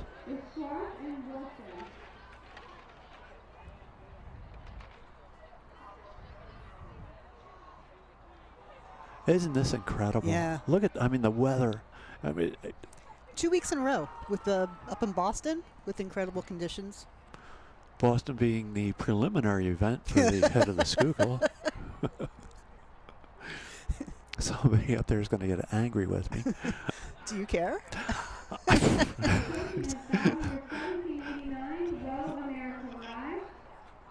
Here's 1789, Row America, I believe.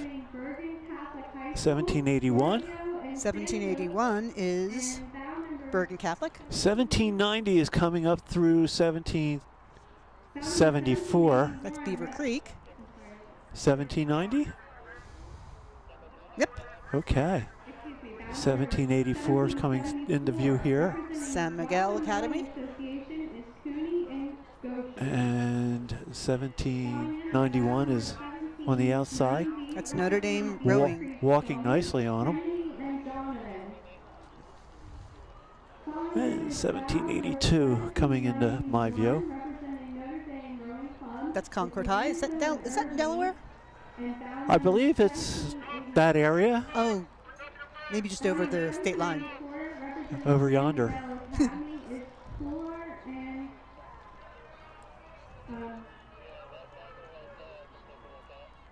Here's 1787, I love these views. passing in front of us now. Not quite on your screen. Look at these kids here rowing, gripping the water, sending the boat. Who is that, Beaver Creek? It looks like it, yeah. Suspending very well. Yes. Suspending Hang. and sending. They are just hang. Hands come away. They're holding the knees down nicely. Nice acceleration.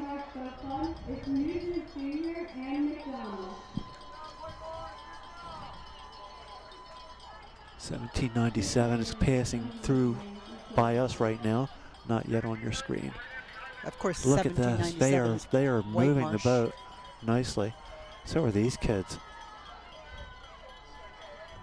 Yep. Look at this view. We keep saying that, folks. I know, but look at this view. It's 1798, which is Manhasset. Why do I have binoculars if you can read these? High school boat C and 1790, boat number 1794. They're 1794 way out there, but even further out, they're so far out I can't see their number. Turning around, looking. And we have 1796. These are women? 17. We're getting, that's the next. Yeah, we must be in the next event. Are we in the next event? That's bow number 1796. No, we're still in a. Men's? Yeah. So on the far side is Germantown Friends. And on the near side, it's Advanced Community Rowing. Okay. Up next is bow number 1793, representing Virgin Catholic High School, Bergen, excuse me. I have 1801 coming up to me now. 1801, that's not on our list. And 1792. That's Great Valley. They're pretty far out on the course.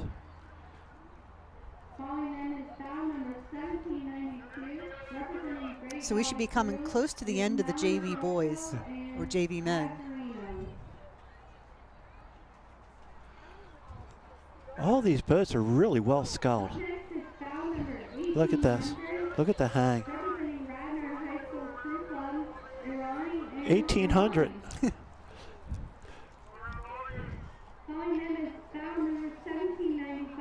And here's 1795. That's Beaver Creek sculling. And we don't have an 1800 on our program. I'm sorry, folks. Up next is bow number 1788. Here's 1788. That's Springside. Yep. Chestnut Hill rose out of University Barge. Yep. Number 7. Yes, number 7. Making their way down the course. Oh, there's John Tierney. Oi. Following him is foul number 2073, representing Wyoming. Yes, here is bound number 2073. Absolutely right. Leo and Surovic. And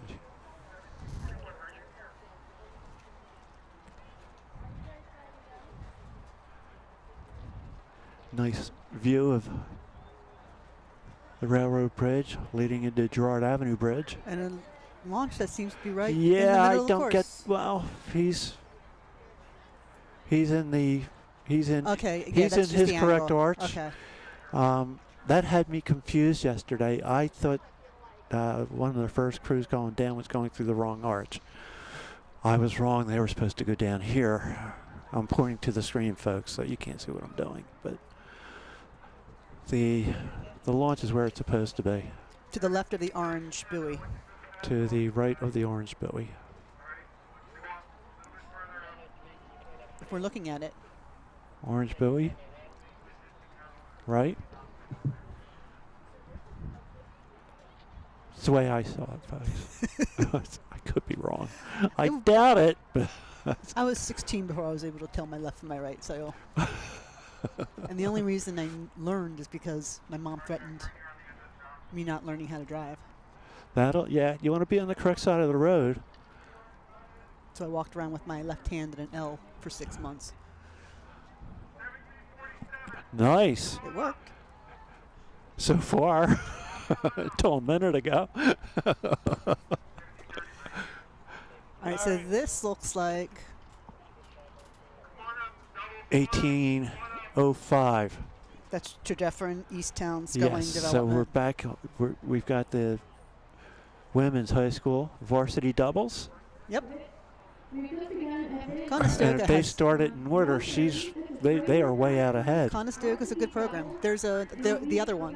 1803. That's coming up. Germantown Friends. 1804. PGRC or Agnes 1806. Irwin, and that's walking, Conestoga again. Walking quickly on 1804. 1804 is rowing really well. They're all rowing well. Come on, Tom, pay attention. That's a Hayburn coached crew. Number 1804, representing Philadelphia Girls Rowing Club, is Morris and NC. And 1807 coming into my view, followed by 1802. Once again, folks, they may have started out of order. We don't know. So 1807 is Beaver Creek, and 1802 is Lower Merion.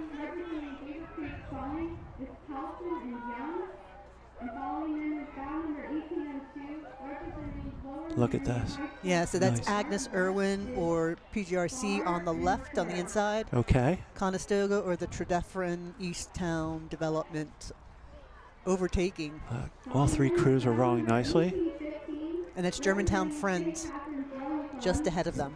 The Empacher is overstroking the boat ahead of them, not necessarily the boat next to them. But this looks like something's about to happen. All right, so there's no more open water between Germantown Friends. No, and but look how close they are. yeah. Somebody's, I mean, the boat out in front can't go to port. Because of So the Empacher just made a correction.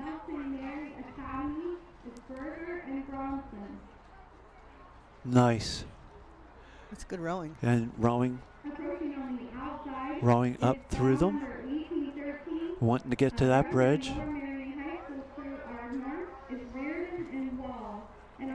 Germantown Friends looks like they're trying to hold them off, but not.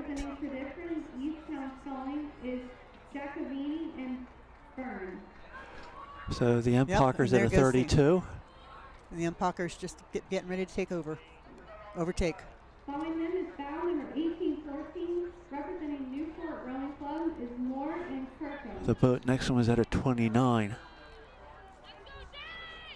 Germantown. On the outside is foul number 1810, representing the Hill School, Barnhart and Lake. And the third boat, I'm clocking at a 36. I can't be right there. The one closest to the line? Yeah. Can we get back to that bridge shot, folks? Yeah, thank you.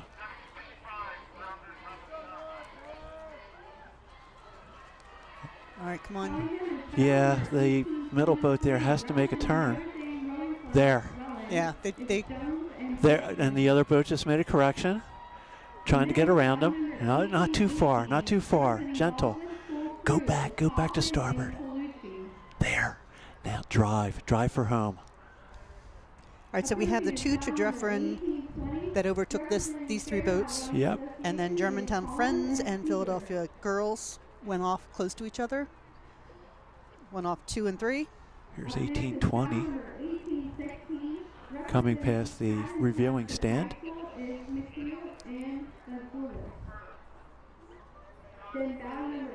Followed by 1816. 1816 is Haddon Township. 1822. And that is Niagara Falls. Niagara Falls is rowing really well.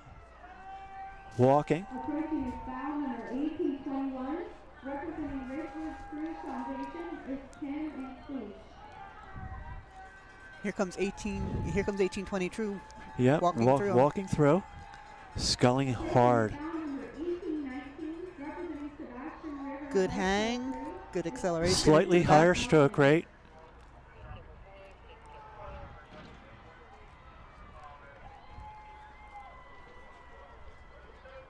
$18.21 passing us now.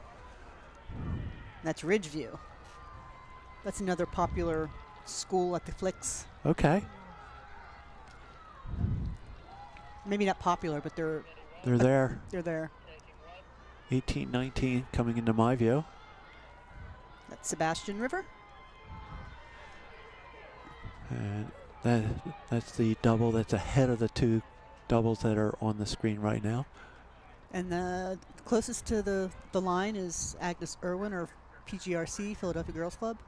1824. Yes. And then 1825 is Ridgewood. 1826. In the black boat out there. That's Old Dominion. That's a battle there.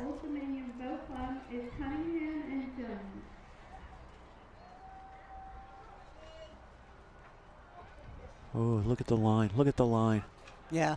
That was That's course knowledge. Wow. Go a little bit to starboard and just flat. There you go. Look at the timing.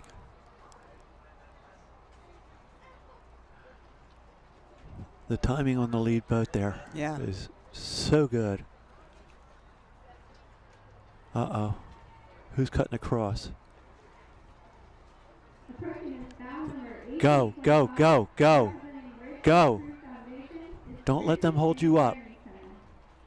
Folks, I don't know who they are, but they're gonna. I hope not. No, go the other way. You got to. Go. Sorry, folks, I'm rooting for somebody I don't know. And I don't know who that is. These boats are going too fast for my binoculars. 1833, White Marsh. Yep. And the folks from White Marsh who are sitting directly behind us are not whooping and yelling.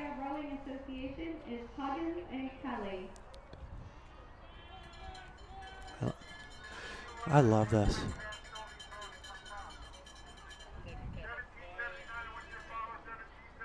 Here's 1834 coming through. Look at the shot going into the railroad bridge. That is.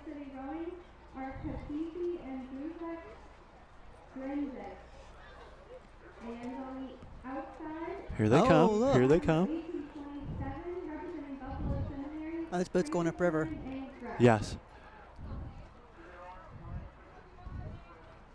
Look at the push those puddles back.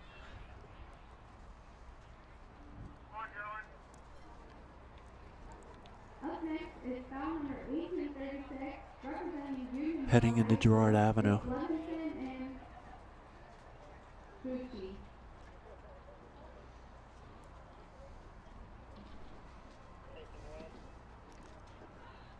Okay. Approaching on the outside is foul number 1837, representing. So on our screen right now is 1832, which is Haddon Township, And 1837. which is Ridgewood. 1837 is moving the boat pretty quick. Up next is foul number 1839, representing Great River Rowing. And here's 1839 coming onto the screen. Great River Rowing, as the commentator just said, or announcer just said. Hopefully coming onto the screen. Yeah. I'm in no hurry. You here all day? Jen, yes I am.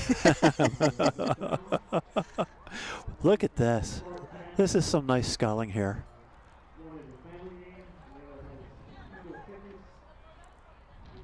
In comparison to the Ace, they don't look like they're moving very quickly, but they are. They efficiently. Yeah. They're strong. Their timing's pretty good for the most part. Out here in front of us we have 1842.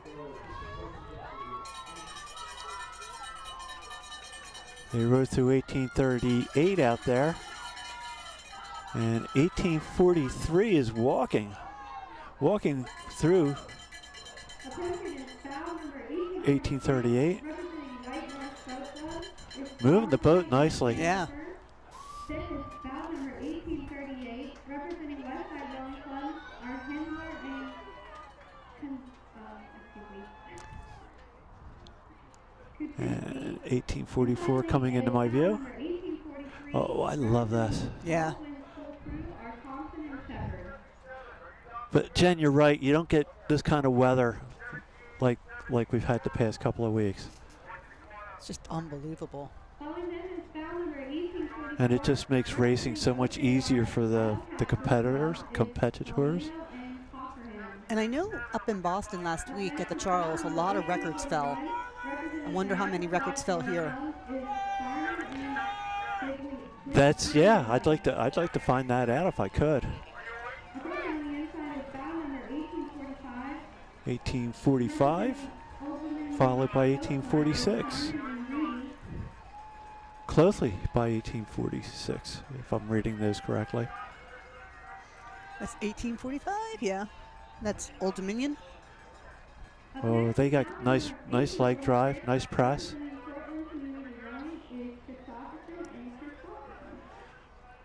Looking for the bridge. Looking at the grandstands.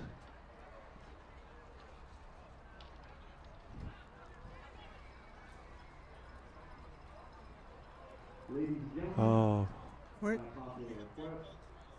You want to go? Did we talk about the oars being on the dock? No. Do you want to say something about that? Well, some crews left their oars on the dock here, the visiting dock. And is that Art Post? Where? Talking to the guy in the orange vest. It may very, yes, I believe it is.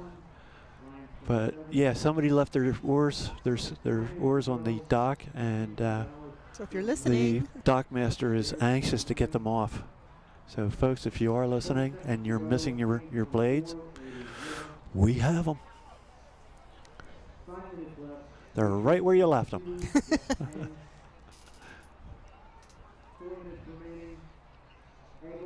35, Stallard, 13.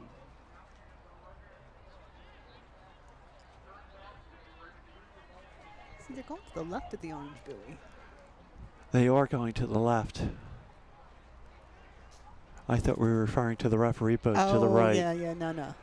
I was referring to where the... yeah, we were two different conversations. Which happens frequently with me. Well... with me too.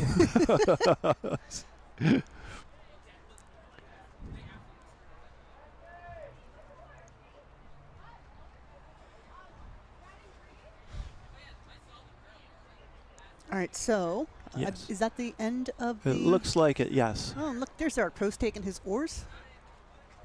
In the white shirt and the blue hat. We could have painted them and kept them. I would never do that. So some of the clubs, they have, they abandoned, like old members abandoned their oars. Yes. So. And boats. We have guys that haven't rowed a boat in years. We don't know if they're alive and yet their dues are paid every year. Okay. Do you have a mileage minimum at a Fairmount? Nope. We do not have a mileage minimum. That's not a bad thought, though. But I'm not in charge. I'm not an officer. I'm not on the board anymore. I'm just... Very smart. Jen, I've done it all, you know. You name it. I've angered a lot of people at the boathouse by being captain or first lieutenant or vice president, being on the board. And I've enjoyed all of it, but Oh, look, I'm done. There are a lot of oars. Yes. Are they sculling or sweep? I'm thinking both. Mishmash. I'd stand up, but it hurts. Jen's laughing, but It's yeah.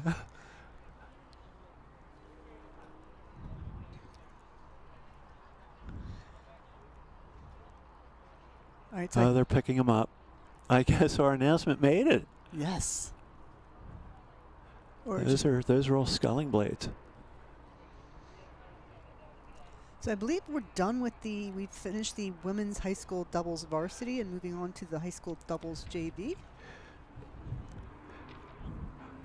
Do we see anybody coming down? Can we take a quick break?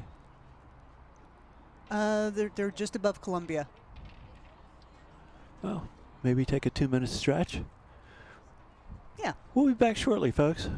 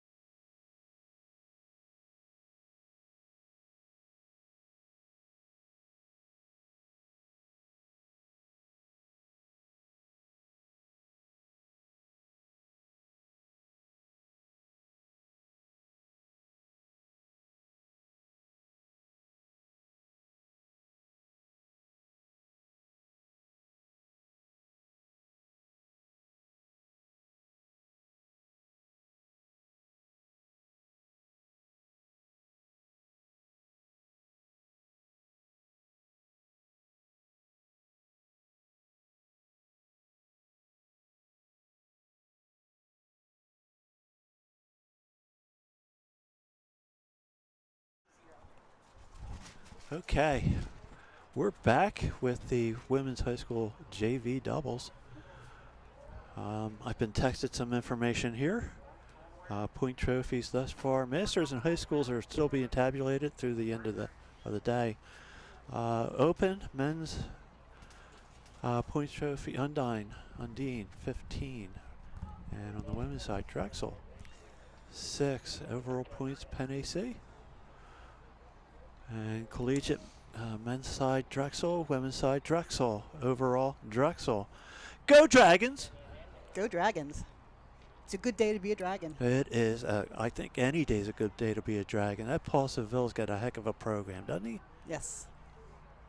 And I don't know who the women's coach is, but she's got a heck of a program also. Well, the neat thing about Drexel is Paul Seville's the head coach of both programs. Yes. I believe so. Yeah. Which is, I was actually trying to open my phone to see what the score of the Eagles game is. It was 14-7 about 2 days ago, right? Anybody know the score of the Eagles game? I'd love to hear it. All right, so this is women's doubles JV. Yes, it is. This is the Conestoga Fall program to Dufferin Easttown Sculling. They were supposed to go off third. Really? 1851? Well, I saw the 1851. That's 1851 bail number. Junior varsity doubles. And up first is foul number 1851. Representing Tradition Easttown Sculling. Followed by 1849. 1849 is Germantown Friends. 1849 representing Germantown Friends. They went off first. Okay. And I'm going to assume this is 1850. Ridgewood. I'm starting to learn the blades. 1850. I think Ridgewood. 1850, yes. And how many boats are in this? 200? No. Boy, Roughly 40, 45. Yeah, there's a ton of them. Nice. And then we move on to the Masters.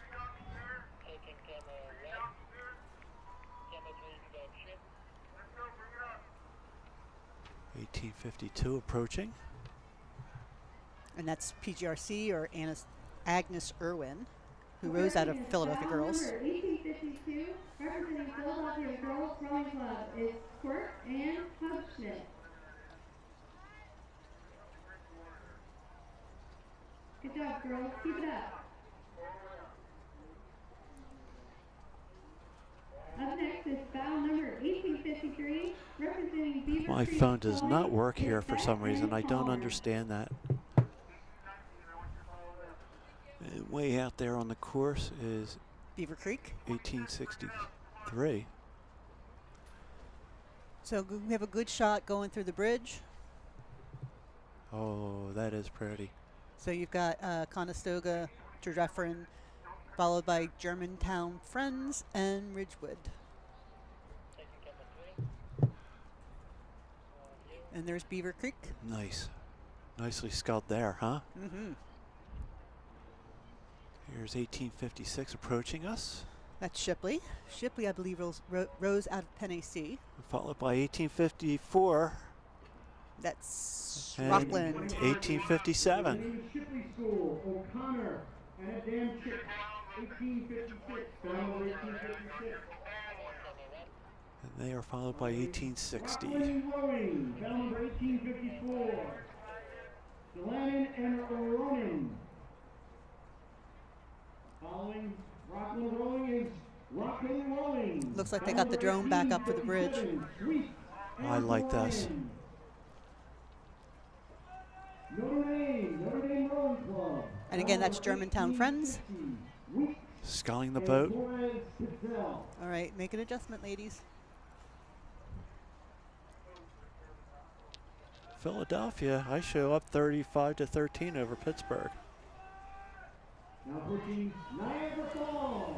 Niagara Falls Rowing. We'll take that, folks. Yes. 1859. Fragnito and Murray. Look at this. Nice Nice course adjustment. correction. One more and go.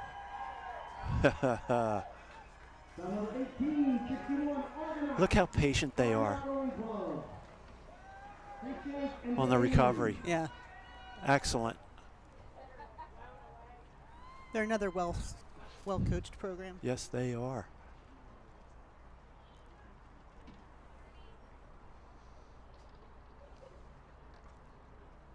I have 1863 in the orange coming up to us here. That's Manhasset. And 1869. Wow, they're That's moving the Potomac. boat. 1865 on the outside there. Potomac is crushing it. 1865 is Bonner. Is it? Yeah. 1869, Potomac Boat Club, Meeks and Dowley, bound number 1869. 1867 approaching us. 1867 is Argonaut. I'm sorry, it's 1864. I can read, folks. Wildcat Crew, Pilar and Williams, bound number 1864. On our screen, that looks like Springside Chestnut Hill. It does. The blades. Here's 1855. That is Springside Chestnut Hill. Okay, 1871. Right behind them. Wow, Advanced Community Rowing. And again, this is Beaver Creek.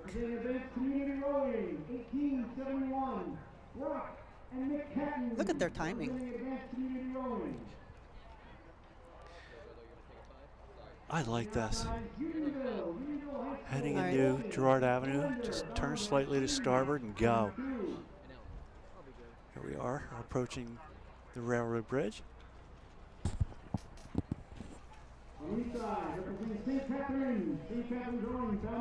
Okay. Another St. Catherine's boat.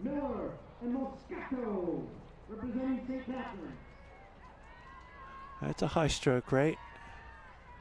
Ooh. Turn your boat, turn your boat, turn your boat, please turn. Please. Please. They're doing it. Okay. And I don't want the other boat to follow them. The other boat is. Come on, turn, turn, turn. Everybody turn. Oh my heavens. Now I'm nervous. Now there you go. Yeah, they're clear. Whew. I'm out of breath just watching that.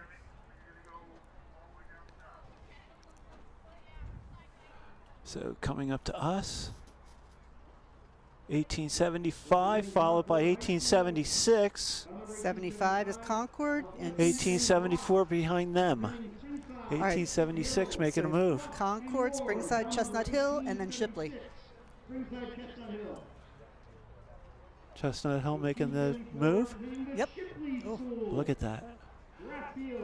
And who'd you say the third boat was? Closest to us is Shipley. They're making a move too. And on the outside, it's Concord. All rowing nicely.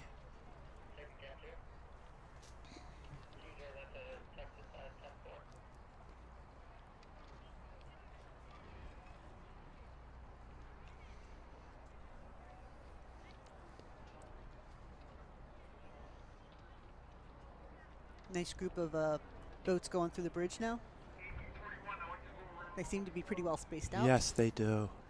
That last group going through just had me. Yes, I know. All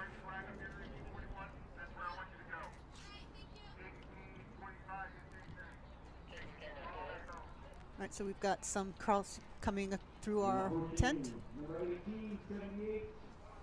That's 1878.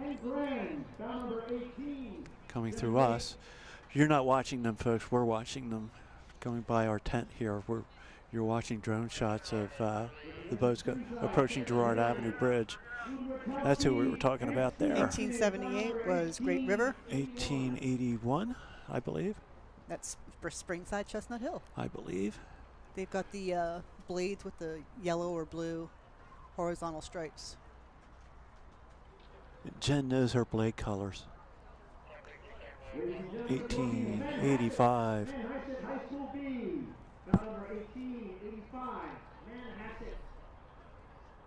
Followed by 1880.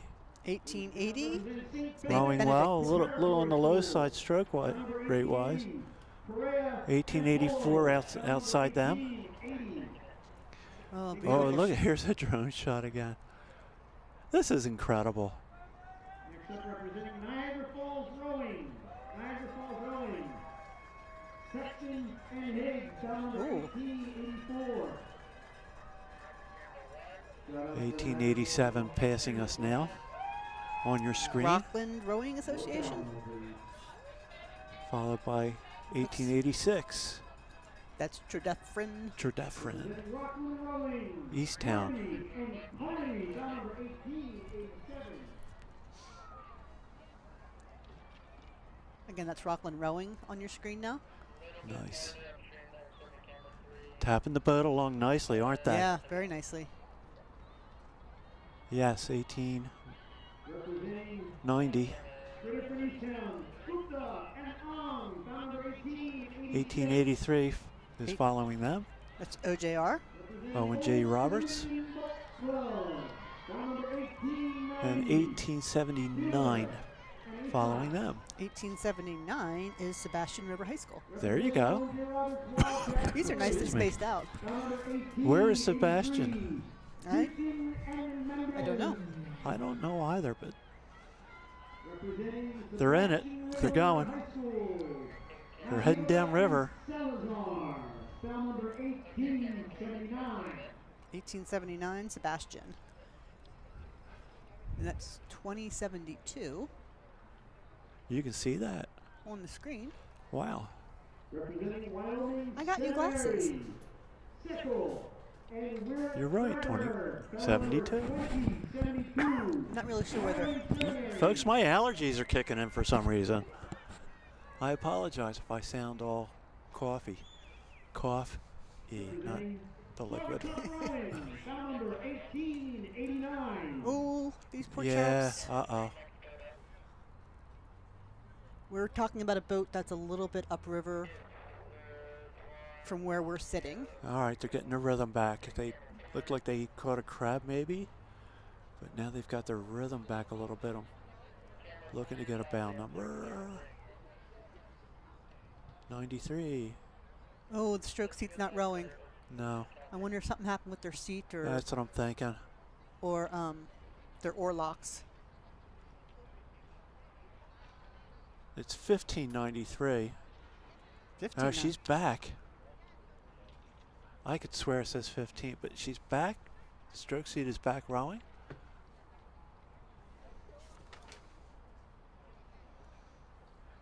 And they are followed by 1888. I said 15. He said it too.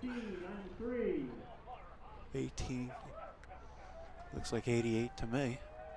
That's Niagara Falls. And they may be the last. Niagara Falls. You know, this guy out here, he should probably get excited about this. You know? Niagara Falls, down number 1888. Give it up for the Falls. Oh, what a great shot. And the Eagles, I show them up 35-13. I don't know if it's the end of the game. Don't you have a time remaining? It is the end of the game. What time is it? Is that Yeah. fly, Eagles fly?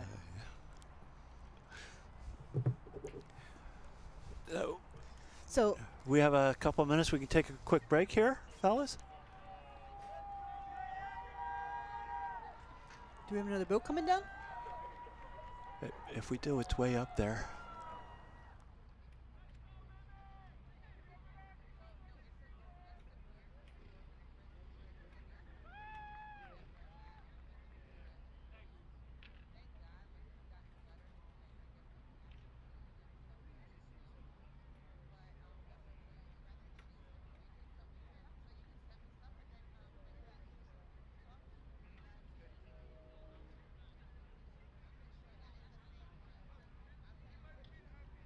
With this break from the high school boats, we will have the men's massive squads, women's massive squads, including the veterans, events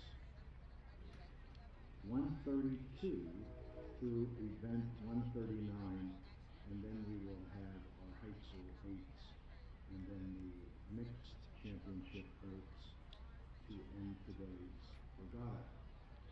Still beautiful weather.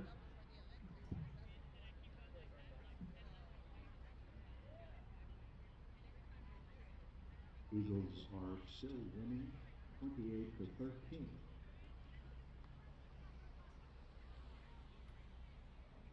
Want you to remember to visit our vendors before you leave the regatta, and also in keeping with our sustainability, please remember to take your trash or dispose of it in the proper trash receptacles.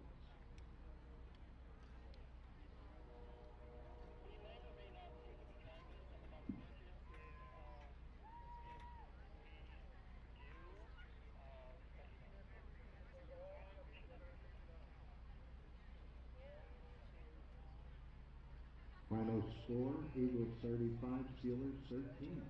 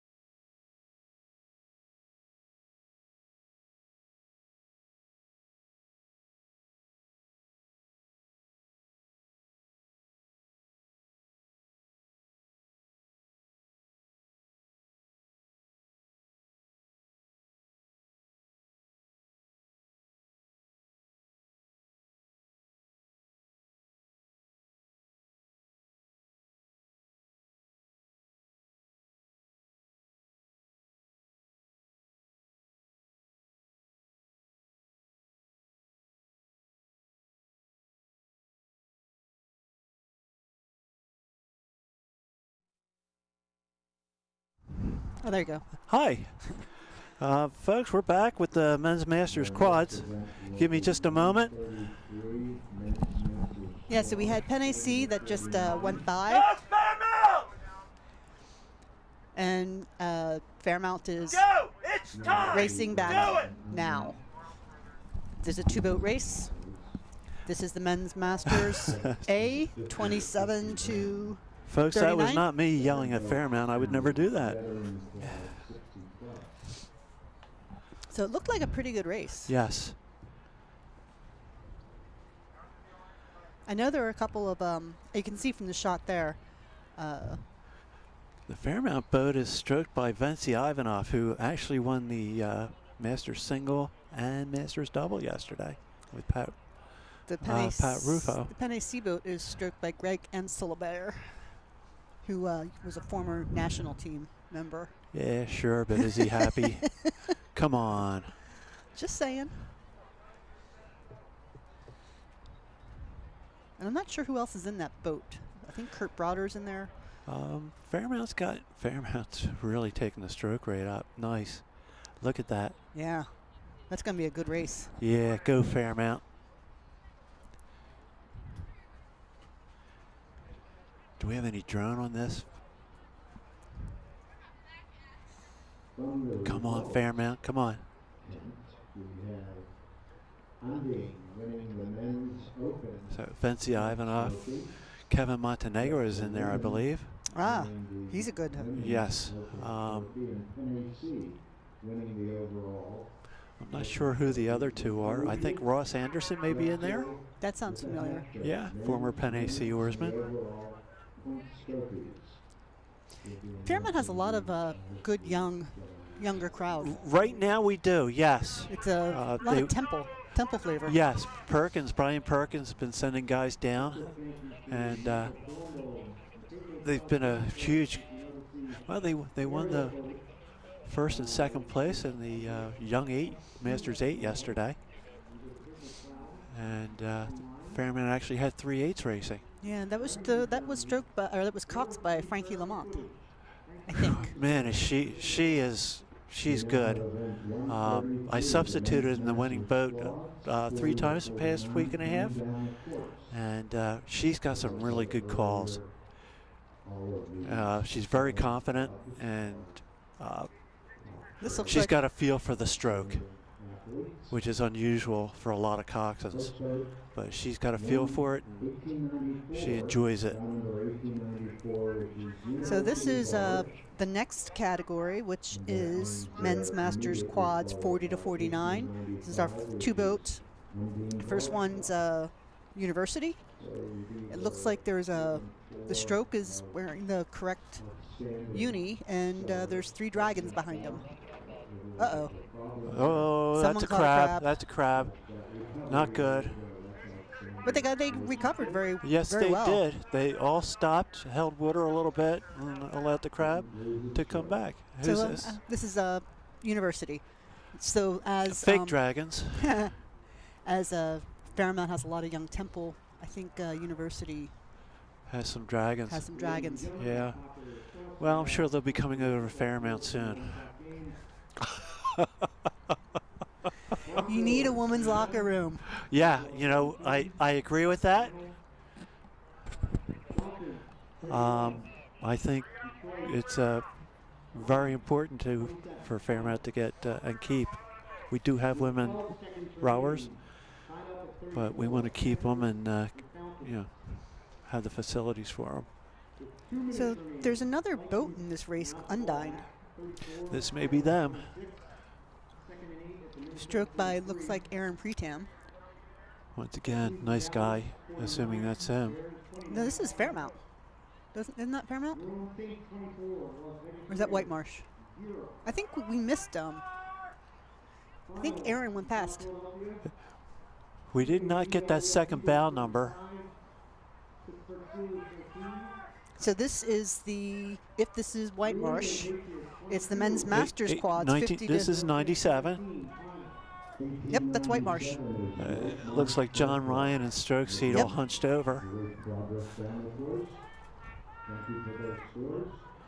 Followed by 1899.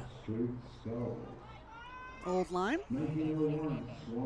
Here's Swan Creek coming up. 1901. Rowing well. And here comes Fairmount.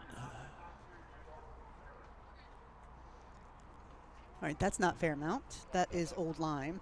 No, coming up on us here is Fairmount. Joe Kiefer in the bow seat. It says Greg Steffen. In stroke. Larry Connor. And I can't see whose stroke is. You'd think it would say it on the program here. It says Stefan. I don't think he's in stroke. It could be. I could be wrong. Bow number 1900, the Atlanta Rowing Club, which will complete event 134. And so the final boat is Atlanta. Coming across here now. So the next event is the men's veterans quads, 60 plus years.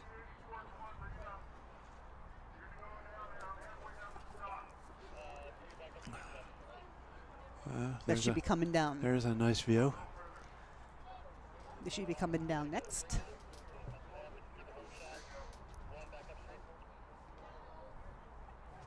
So what we've talked about with Regina and we've talked about amongst ourselves is just how wonderful the sport of rowing is, and that it allows people of all ages Yes. to compete. So yeah, here we have the men's veteran quads. Youngest average age is 60. So you know you're going to have some 70-year-olds and maybe 80-year-olds in some of these boats. And to average it out, you know, have somebody in their 50s.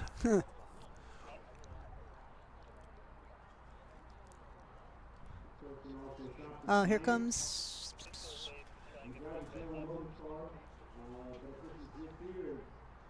Is that Detroit? I don't know yet. 82? Is what it looks like. Yes. I don't see an 82.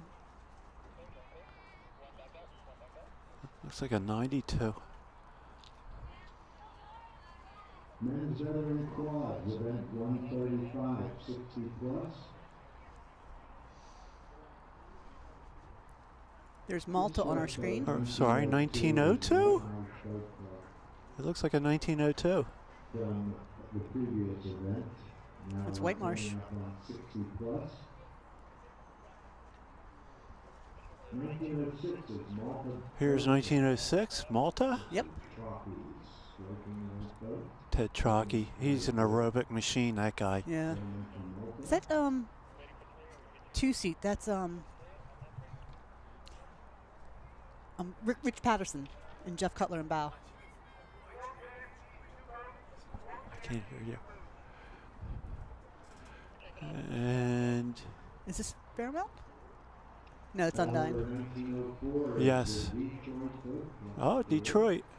Oh, those look like Undine blades. Yeah, it looks like they doctored their bow number too.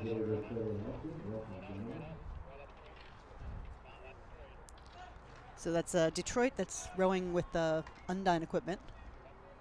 Here comes Fairmount. That's Jim Sanzoni stroking.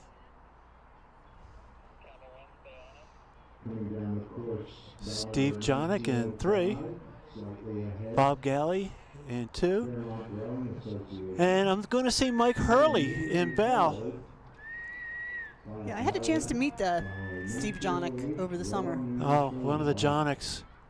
His sisters, I believe, were part of that first Olympic team. Yep, 76. Yep. Nicest people you'd ever want to meet. Oh, heavens. Sculling nicely, sculling well.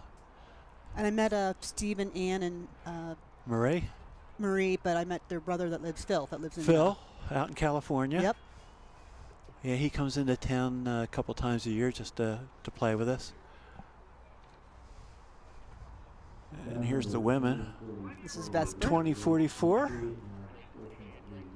Looks like they came into the men 1900. That's the second Malta boat. Yes, it is.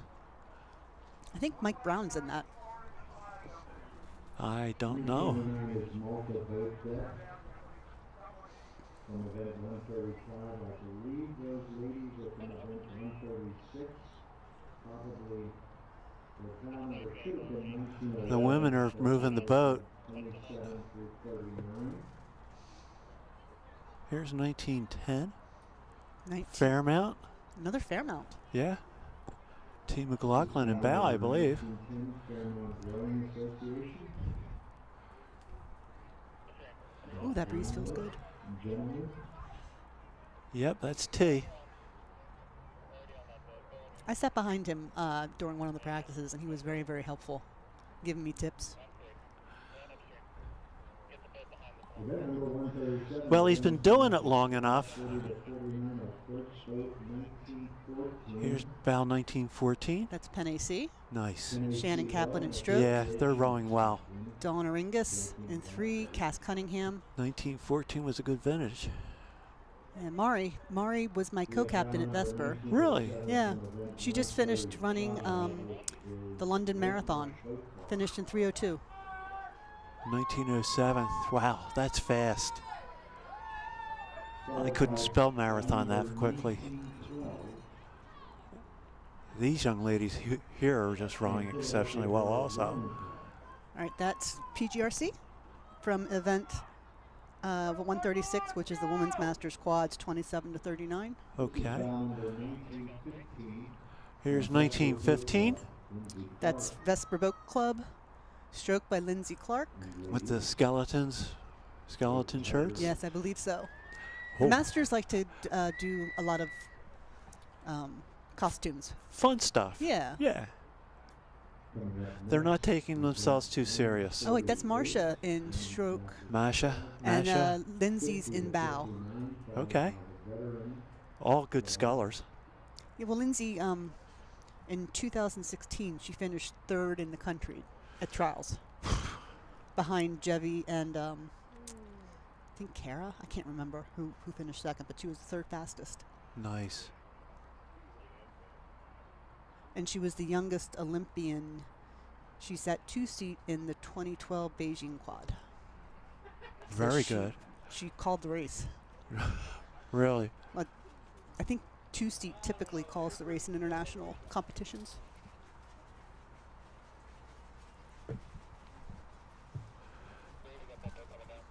And who do we have coming down the course up here? We might have bumped into, well, we have Old Lyme. Coming down the course, down number 1916. Yep. Old Lyme. Man, your eyes are excellent. Well, no, I'm just, there's 4 boats in that women's quad, 40 to 49, so I'm just assuming that. On the inside, bow number 1920 from Pelham Community Rowing. And they're followed closely by 1920 on the inside here. So 1920 is the next event. They have the buoy line nicely. Women's quad, 50 to 59. Okay.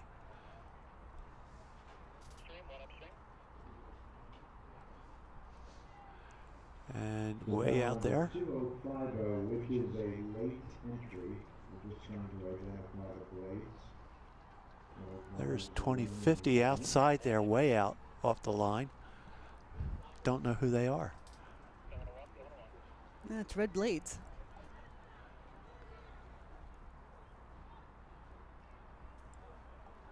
They're sculling very nicely. Yes, they are.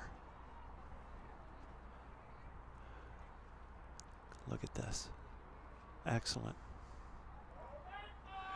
I'm going to say they've rowed together.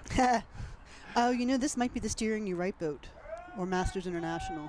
On the inside, bow number 1921 from That's White Marsh. This is White Marsh approaching us now. On the inside. 1921 on the buoy line. Followed by 1923 with their headdress. And will be followed by 60 women, 7 quads, 5 boats. Very good experience. Yeah. Ladies, we have all participated ahead of the Charles last week. A couple weeks prior to that in the Warren Current at World Rowing Masters Regatta. Sandwich Bridge. And coming into view. Pink. In the pink. Is it 19? Number 1926 in pink is Masters. Yeah, so that's 1926. Masters International. Rowing quite well. Yeah, it's a women's veterans quad, 60 plus. And I think that's the group that Karen Constant runs. Okay. I could be wrong on that. They're rowing pretty well. And this is this 60 plus, right? Yep. Folks, we're telling you, learn how to row. It's fun.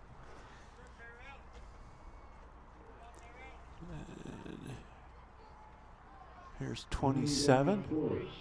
27 is steering you right. Okay.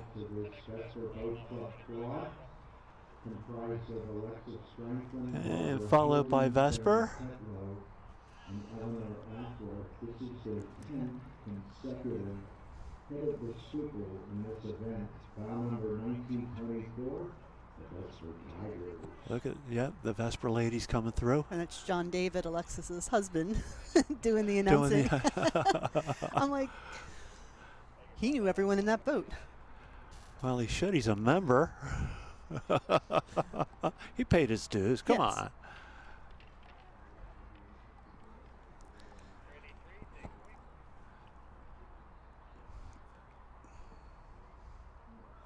Here's bow 25, 1925. That's Viking. Viking out of Atlantic City. We're close to there. That looks like Bernadette Ritzel stroking. It is. She's a phenomenal person. Oh, she rows well. She's a nice lady. Very positive. Bernadette and the boys, huh? That was what's whispered in my ear. Go Bernadette! Go Bernadette! That's me. She is just so nice. And she coaches down there. I think so, yeah. Yeah. She does learn to row. Learn to row. She does it all. I'm sorry, high school? Atlantic City High School? It's nice having an earpiece. Correct. My conscience. That's my conscience. Excuse me. Scoot over a little bit. Thank you. Okay, I will. So are we done with the quads then? I believe we are. Next is the men's high school 8s, JV, and lower boats. What's a lower? Just a. I don't know. And that'll be followed by the women's high school 8s, JV, and lower boats. Then the mixed championship quads, mixed master quads, mixed master quads 40 plus, mixed master quads. So, yeah. We're coming towards the end. We got some stuff going on. Oh, here comes one more quad. So this must be 1928 coming down. Yes, it is. And that's White Marsh? Yep.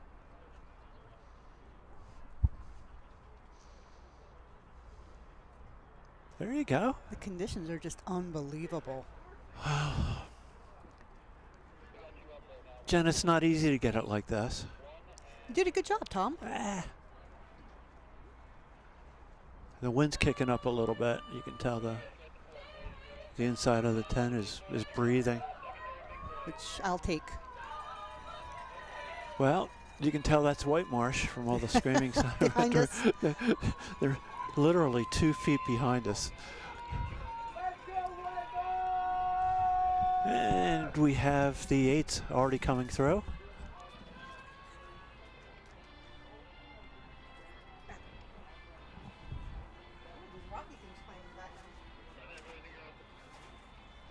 You got room? There you go.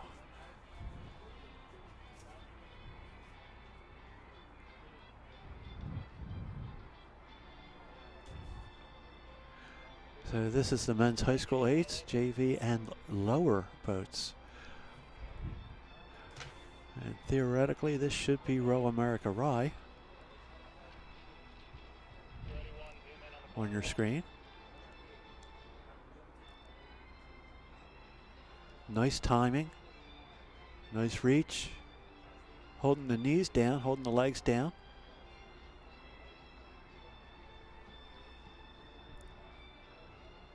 And Coxswain's doing a great job getting close to that line.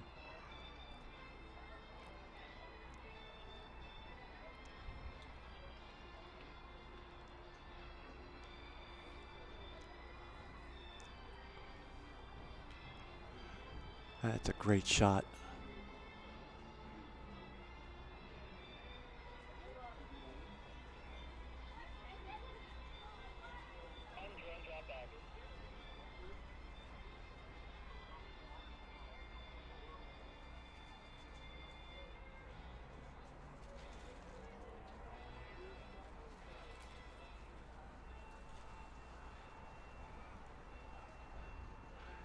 I like this.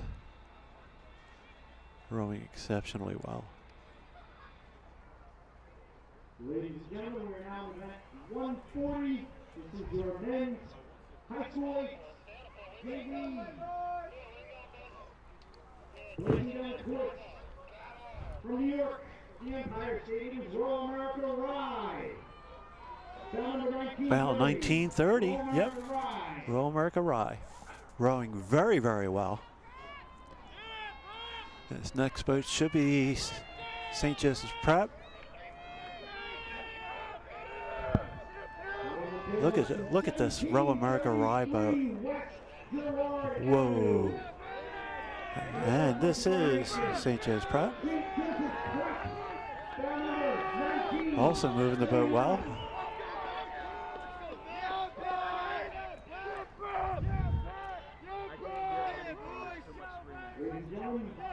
Returning to the Empire State, it is Royal America Rye. Bound number 1933, Royal America Rye. And here's Royal America Rye.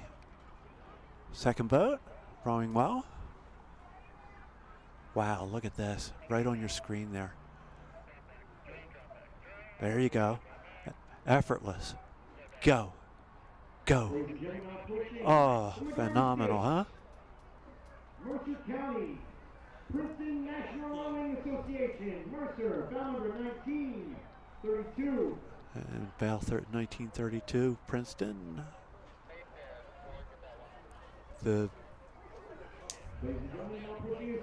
National Rowing Association. And here's Saugatuck following them. This is beautiful.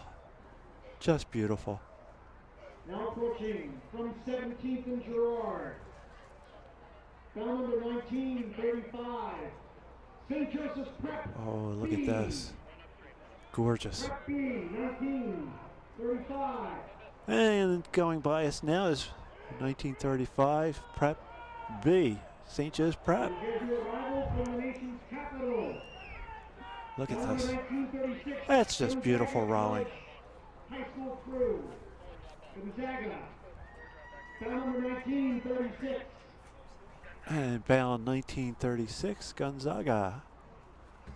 Rowing well. You know, what a day of racing. There's just like been no issues weather-wise. All the crews are rowing well. We have Montclair coming up to us. On the outside, TBC Racing, bound number 1938. On the outside. Outside, TBC Racing. Making their move. Followed by Canisius making a move. Look how strong they are. Look at this on the screen. Canisius trying to go through. New York. Bound number 1940. Royal America Rye. And Royal America Rye is passing us here in the booth. But look at this battle here. Yeah, Royal America Rye's had a good regatta. One boat trying to hold the other off, and the other boat is just trying to get through them. That's Royal America Rye. They should probably get some kids to fill out their program, huh? Returning to Capitol Hill. Gonzaga. Gonzaga College High School B. Bound number 1941. Gonzaga 1941. On your screen, that looks like Gonzaga. Look at this drone shot. Wow. Look at the timing. Look at the reach.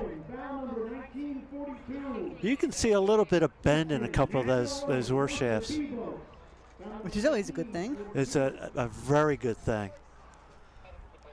You finish that stroke into the body, and the shaft just snaps back, just pushing the boat.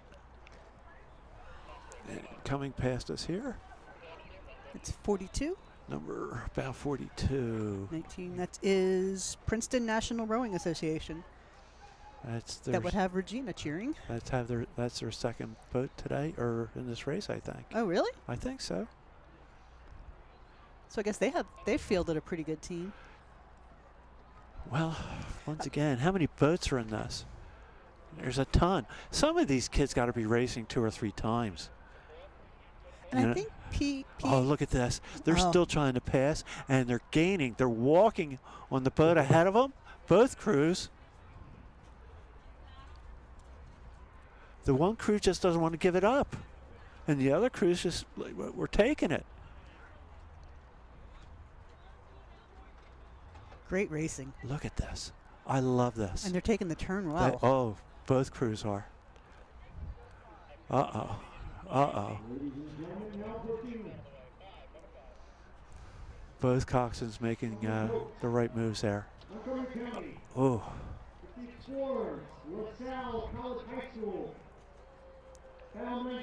That is some drone shot. Oh, coming through us now. That looks like Christian Brothers. 1944. With the white croakers. Yeah. Christian Brothers. They've got those white shafted croakers. And the stripes. I believe this is LaSalle. No, that's the same crew.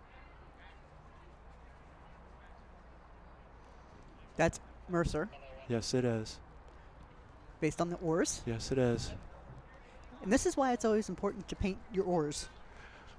So that Jen knows who you are. Exactly. Because Jen's got this memorized. I love this.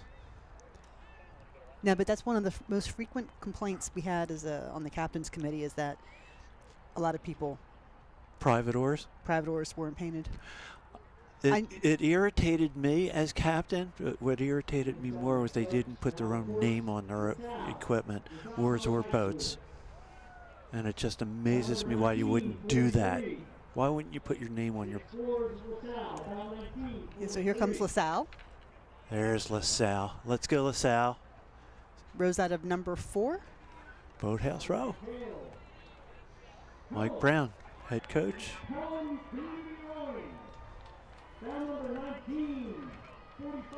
Here's 1945 coming into our view as we're still watching LaSalle. Here they are. Should have brought my baseball cap. Yep. Look at this. Picking the boat up with those white shafted croakers.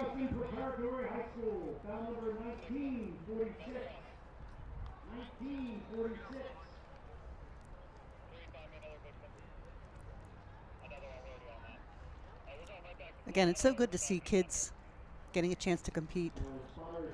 It is. Here's bow 1946.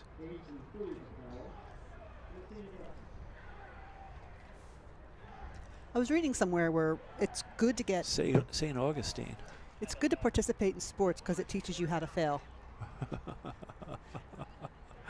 I like that. And it teaches you the value of hard work and being a good teammate. It teaches you got another shot at it exactly. to make it better. Exactly. You know?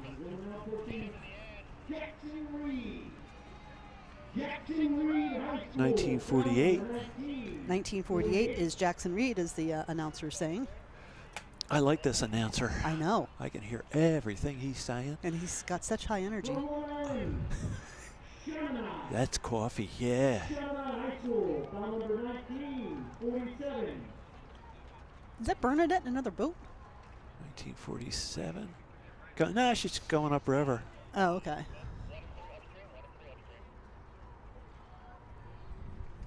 Bernadette! Bernadette!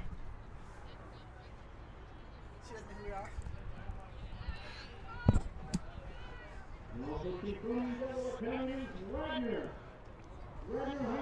we are. Ooh, here comes Radner.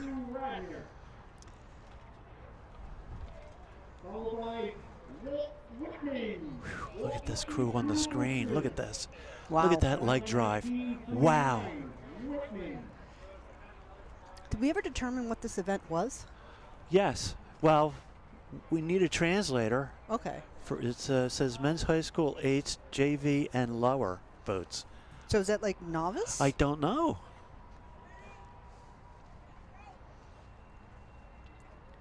As the sun is beginning to set here and go lower and lower, it's more difficult to see. I mean, they're beautiful shots here, but it's more difficult to see the actual boats. Here we got a battle going on out here. Yeah, we do. So that is somebody. 54. Somebody's way out there. 54 is DC National. It's the closest one. Here's 54. Starting to walk away a little bit.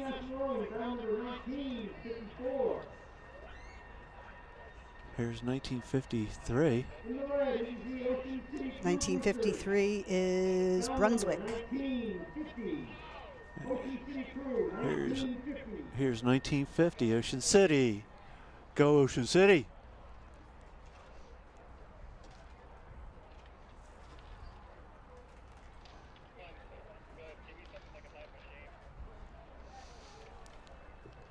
So, Collins, if you're listening, what does JV and lower mean? Means you have crews entered in this. You should know what you entered your cruise. I don't know if he's. You know what? My speaker may have died. Something was saying change battery in my ear. Here's 1959. That's Radner. Nice. 1959. 59. This is about 51. 1951. Look at this. Look at this. Oh, nice. Making a U-turn with the drone under the bridge.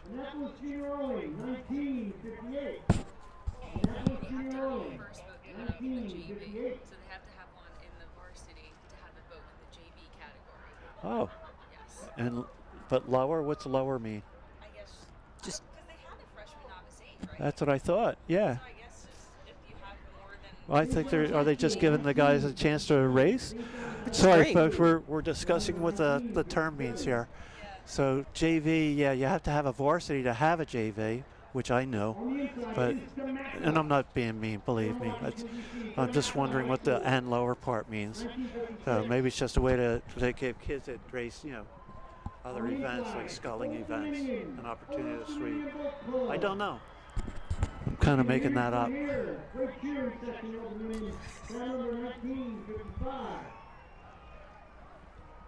So I'm taking my Colin Stewart autograph model earpiece out. I think that has died. I think your friends from New Haven won their doubles race. They actually called and asked me to check because they showed on their way home, they're on their way back to New Haven. They showed that on the results that they got their butts kicked. And I said, you may not be looking at the right results. Yeah. So Dan and Andy, it looks like you folks did win. Thank you so much. It's the mixed double, right? Correct. Confused double, mixed. Becker and Novak? Becker? And Novak? No. Oh, okay. Never mind. Maybe a different age category. It's Schley. Okay.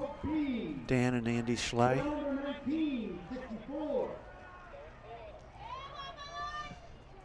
On the inside, Indianapolis, junior rowing, boat B, bound number 19,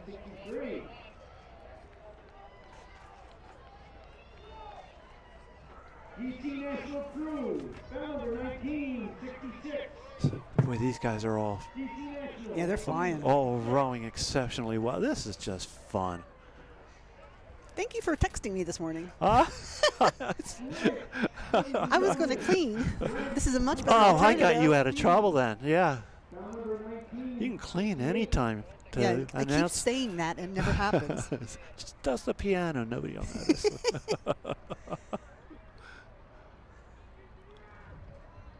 Heading into the bridge.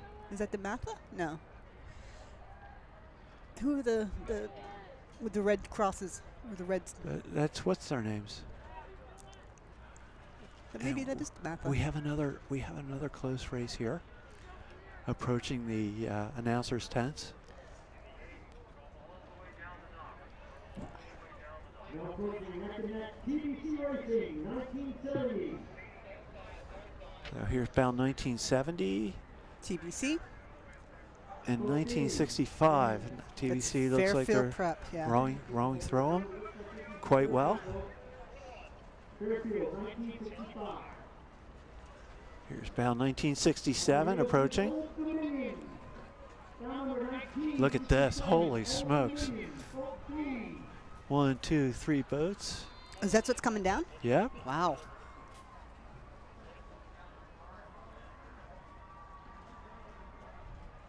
It is getting really difficult to see with the glare. Yeah, it is.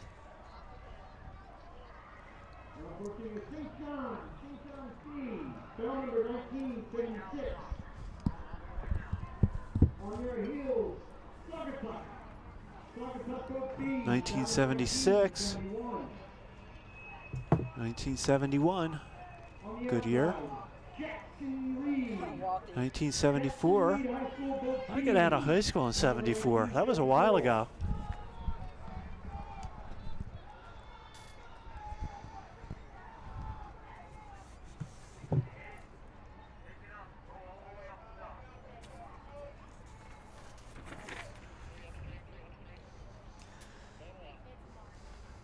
'74 is Jackson Reed High School. We've seen a lot of them today. Yes, we have, which is impressive. Another team that's had a pretty impressive regatta. Yes.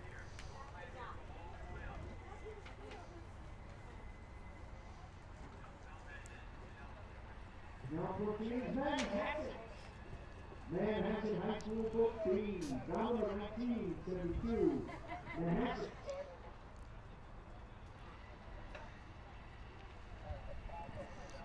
On the inside, from 17th and Gerard. Here's 1972. Who's that, Manhasset? Yes. Coming down the course, right in front of us. That's us in the yellow tent. No, it's actually Blue. white tent. Blue and white.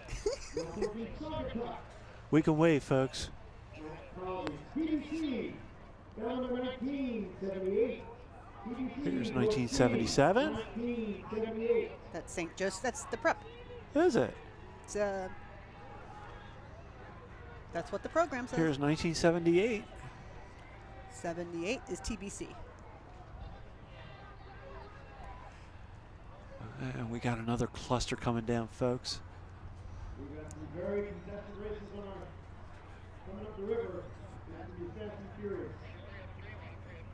Here's 1982. Boat C, 1982. 1975 is out there. 79.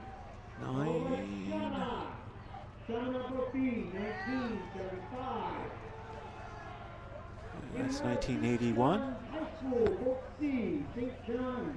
Boat C, bell number 1980. 80. Boy, was I off by one.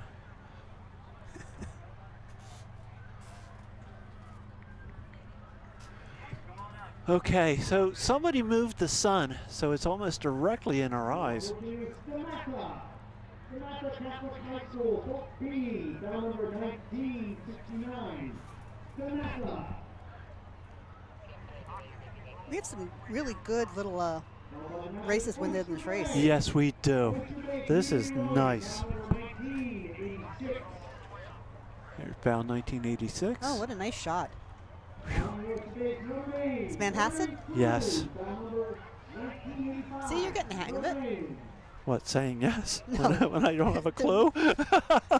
Just agreeing with me? I'm agreeing. No, I'm agreeing. I think the orange blades are Manhasset. Yeah, I'm agreeing with you that that's who we think they are.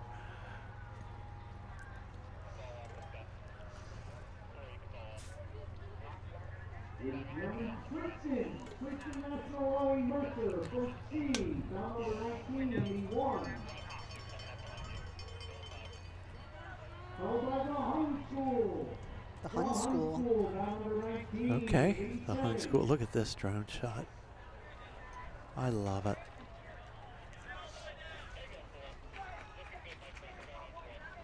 Here we are approaching the railroad bridge.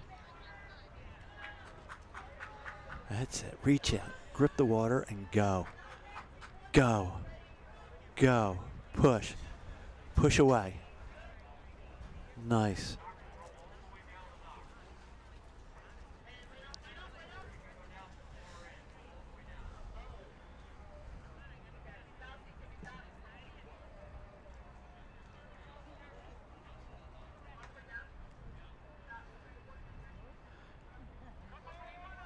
Look at that. They're holding them off. Yes, they are. Nicely.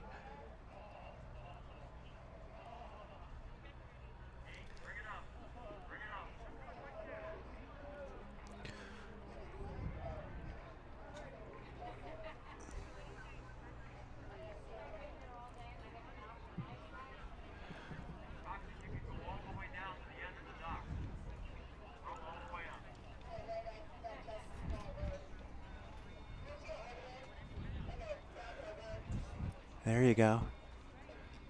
Good patience on the recovery. Heading into the railroad bridge. Oh, wow, look at all those boats. Yes. So that's the finish line. It is. Here we are again. That's the off ramp to the zoo on N76.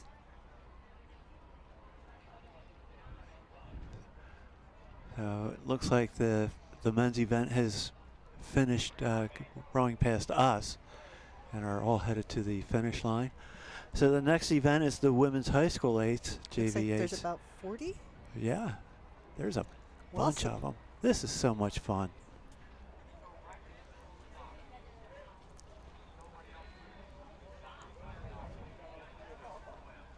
So I'm going to see if we can find a way to close this window up, this doorway up, get some shade so we can see what we're talking about. Ladies and gentlemen, we've had a Right here, let me.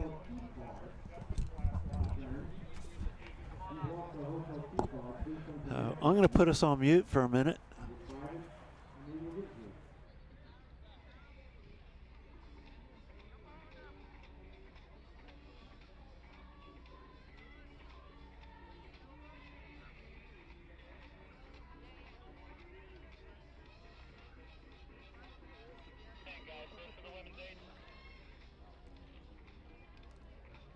Excuse me.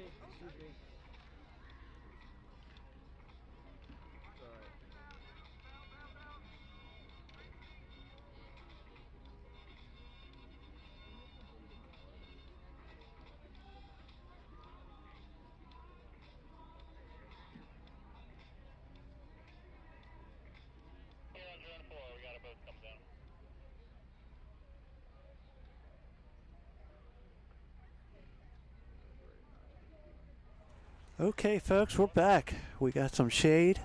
We can actually see the our monitors. This is Row America Rye coming down. Coming down. This is. Oh, these young ladies! Look at the patience, holding the knees down, reaching out, gripping the water, as we say here in Philly. Nice.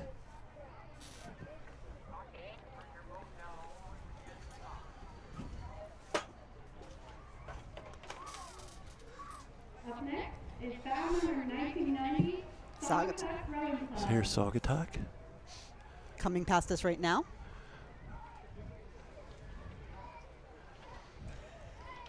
Look. Bang. Bang. 100 is battle number 1991, Row America Ride. Boy, they're rowing really well. They are. And they're coming down in order. Yes, they are. So far, they're coming down in order. That's 91. Yep. Row America again. And then there's a big gap between them and the next boat. They're up there yet.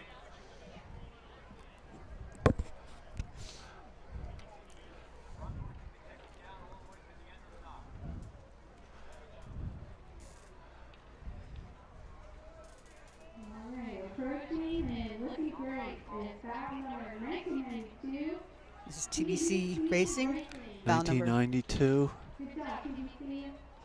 Keep it up. Oh, look at this. This is gorgeous. You couldn't really ask for a better day or a better weekend. So now, what was the designation of this particular set of races, these two races? We're still not sure, but it's junior varsity, at least. Is it that they can only enter one JV or one freshman? I'd be guessing. Okay. Jen, I would be guessing. That's it. Lift your head up. There. Approaching on the inside is battle number 1995, Montclair High School. And on the outside is Rowing battle well. number 1993, And coming into our view is Montclair. Looks like it. Yeah, listening to the cheers, it's Montclair. I've seen enough. I've been to enough flicks, and I've been to enough. Yeah, I'm having trouble seeing bail numbers at this point. Maybe you can help me out a little bit. This is just beautiful rowing. And leading the pack here is battle number 1997, Villa Joseph Marie High School. Villa Joseph Marie coming. 1997. Approaching us. Yep, Villa Joseph. And there's someone coming right behind them. Yes. In yellow. Lello Loonies. Following them is battle number 1998, Athletes Without Limits. So that's 1998, Athletes Without Limits. Okay. We should get to know this because of the Yes. Lello Loonies. They're rowing well. Yeah, very well. We've got a bunch of boats coming down Oh, here now. we go. We got 4 boats. Approaching on the outside is battle number 2002, Row America Ride Boat So we B. have 2002 Row America Ride B. Battle number 2004, Jackson Reed High School. Next, Jackson Reed. Jackson Reed walking on them. Battle number 1996, White Marsh Boat Club. So White Marsh is coming into view. About 1996. Close. White Marsh. You can hear the crowd directly behind us. Oh, here we go. Right through. Princeton Mercer. That's 2008. Nice. Look at this. Look at the other boat coming up. Look at this crew here on our side, this side. Look at the precision. Yeah. Is that the mount? That's the mount. 'Cause look at their port or their starboard oars. Wow, that's impressive. That is awesome to watch. Running into the railroad bridge, and they'll pop out in a couple of seconds. They're out.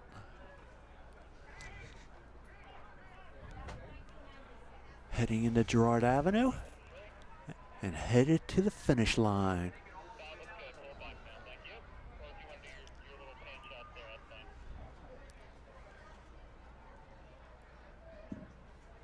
So that's 2007. DC National. Rolling down the river is bow number 2008, Villa Maria Academy High School. So that's what we're looking at now. That's on our screen now, Villa Maria Academy.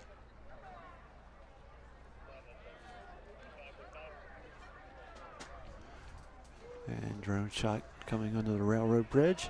Approaching on the outside is bow number 2010. Look at all the boats in the background just pounding away, hammering away. Look at this. This is impressive rowing. Yeah, so as the announcer just said, on the inside is Jackson Reed High School. Okay. And on the outside is Branksome Hall. 2010 and 2011. Yep.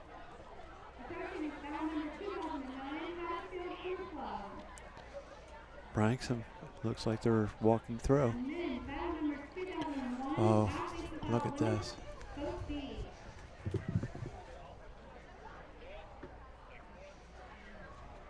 Oh. So that's 2009, which is Haddonfield Crew. Haddonfield. And they just went past us. Okay. There they are, I believe. Nope, we haven't seen these kids yet.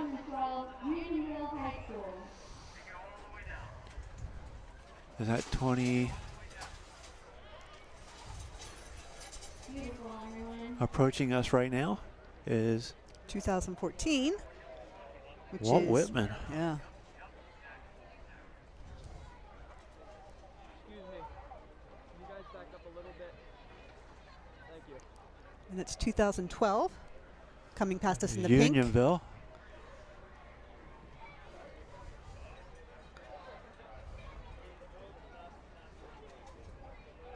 JV and lower. These are some tremendous oars persons, oars women.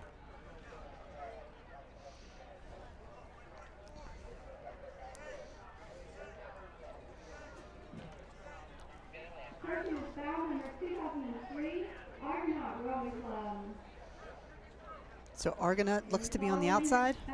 Okay. And walking up on them is 2013 is Prince William. So we have another two boats coming down. A lot of nice people down in Prince William.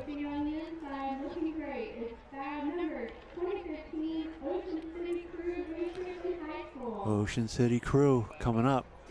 Go Ocean City!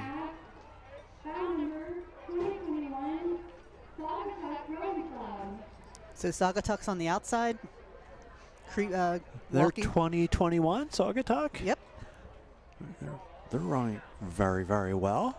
I think we said that about just about every Saugatuck today. I don't think we could say anything negative about Saugatuck. Or any of these crews. Well, yeah, that's true.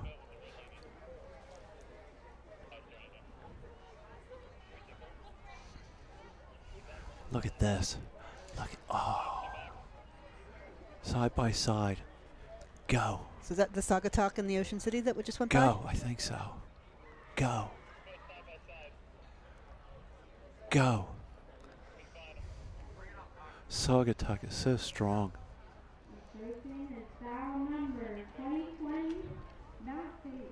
Look. Oh.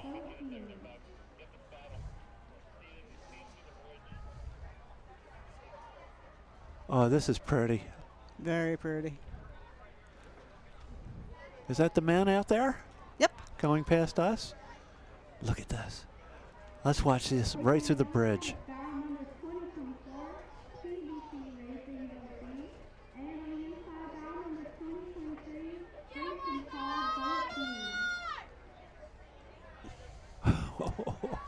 So again. Impressive. Oh, look at all these. Yeah. There's 8s for as long as you can see. I believe she said on the Holy inside. smokes, look at this coming down. Folks, we're talking about the boats approaching us. You're starting to see some of them now. We have another Athletes Without Limits boat coming down. Now you got 3 boats right across. Here's White Marsh. White Marsh on the inside. Mainland, about 2017. Capital Rowing is out here. Yep.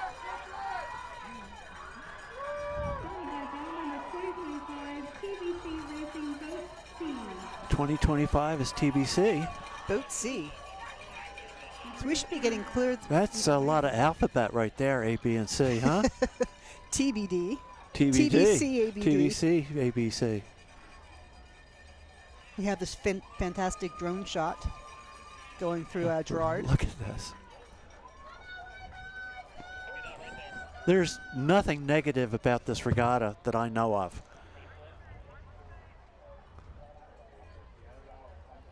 Go, go, go. Pick it up and drive.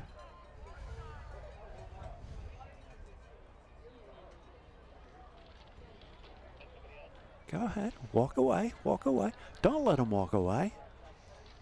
Don't let him walk away. Go. Go after him. Don't let them get you. Folks, this is very, very impressive. We have a boat coming through.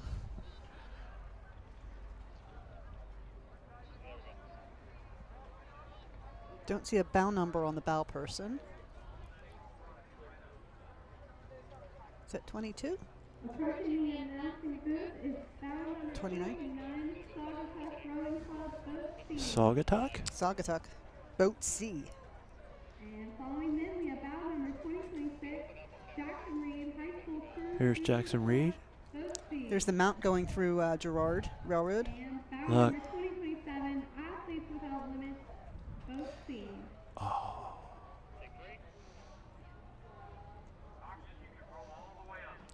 So that's the Saugatuck boat? I believe it is. No, it's TBC. That's what I said. How do you spell Saugatuck? TBC. I can't see on the... Yeah, it's getting a little difficult for us to see here, but we're going to muddle through. Oh, my heavens. Look at this. Oh, it's beautiful. This is where your coxswain comes in. Ooh. Yeah. Some people aren't rowing. Yeah. Well, they may be doing that to turn the boat, too. Yeah. Oh, it looks like everyone's rowing again. Yeah, look how close they are to the abutment. These are big boats. What did Regina say? They're 64 feet long? 64 feet long. 200 pounds? More than Yep. 200 pounds? 200.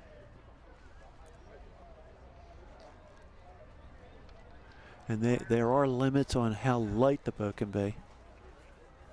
Don't care how actually, if they're over the weight limit. That's typically the coxswain, isn't it? Well, the coxswain has to weigh a minimum weight. If they are under the minimum, they will add sandbags to the boat. So this looks to be our last women's Yes. high school H, JV, and lower. I see quads coming down. Way on the other side. Wow. Well, that's event 142, the mixed championship quad, and their university barge is the only entry. But they're being chased by a mixed master quad, Wilmington Rowing Center, I believe. Why are they so far over? Yeah, they're taking the scenic route, apparently. Checking out the foliage. 2021? No. 2031 is University Barge in the mixed championship quad. Being chased by? It looks like 2033, I'm assuming. Yep. Wilmington Rowing Center. Mixed Masters Quad, 27 to 39 years of age. I don't qualify for that. So, yeah, University, who rows here every day, is way out there on the other side of the referee. So here we come. I know this crew. This is University Barge. Recognize Alex Cook. Mixed Masters Quad 40 to 49 with their headgear. Yeah, we had talked about Alex Cook earlier today. He's the president of University Barge. Yes. Actually, a funny story with him. He was racing a double over on the Cooper, and there was a tent that was up that he used as the 250 marker. Uh-huh. So they took the tent down. He had no idea, because he doesn't turn around. So he had no idea how much farther, because they took his landmark off. That was a 1,000-meter race. That's funny. Yeah, so that's Martin Shard, Maria McDevitt, Kim Cook, and Alex Cook. And this is Penne C. Undine. Penne C.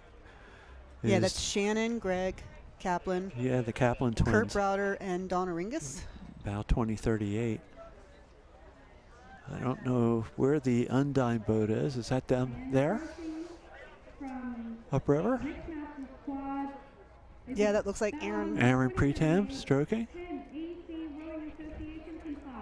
The Penne C quad is fast. They've got some tremendous athletes in that. Yeah.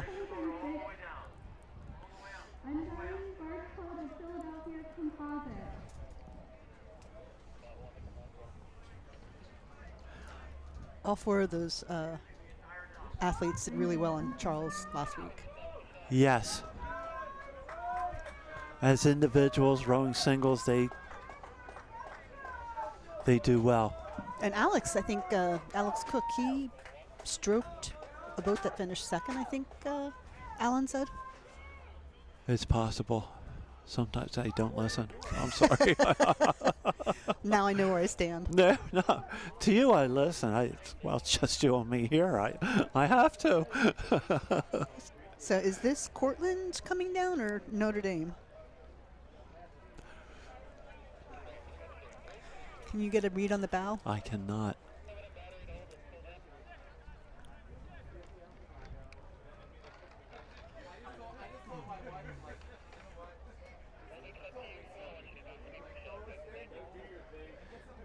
Can you catch it with binoculars yet? Not yet. Let's wait for the announcer. I'm a competitive person. 2041? Notre Dame. Yeah. Look at you. You beat the announcer. You are competitive.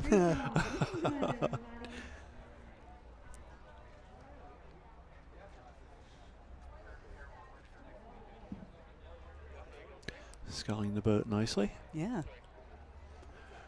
And this is Viking, I guess? But I'm assuming based on the V on the back of two-seat? That's... And stroke? That's a good call. Let's hope so. Approaching from event number 146, mixed veteran quad, is bow number 2043. Yes, that is Viking. Did I miss some of the boats in the 50 to 59 year? I don't know if Cortland came down. Yeah, I don't remember seeing Prince William either. But there's Viking tapping the boat. That's Vesper. That's Vesper tapping the boat. That's a Vesper Penne C composite.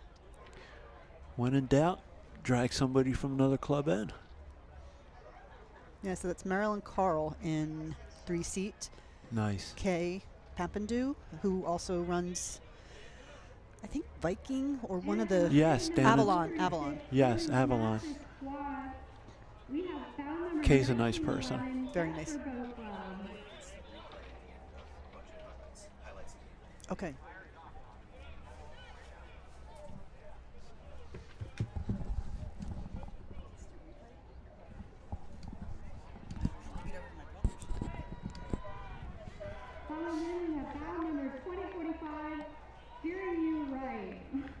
And here's bow 2045 steering you right. Tapping the boat along nicely. Look at the flow. We have approaching bow number 2047, Bachelor's Barge Club, Boat B. And a good indication that the regatta's almost over. The launches are coming back. And here's Bachelor's Barge Club.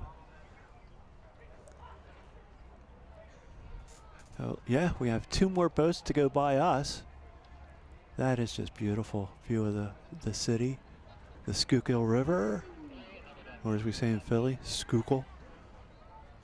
Approaching from the outside. These last 2 quads are being chased by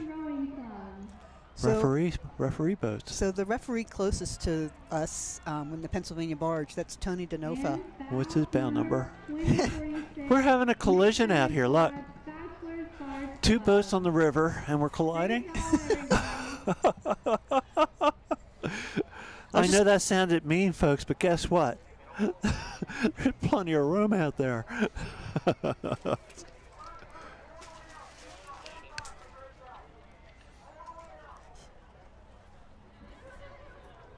Yes, well, as I was saying before the collision, Tony DeNofa is probably one of the better starters in the referee corps. Once again, a nice guy.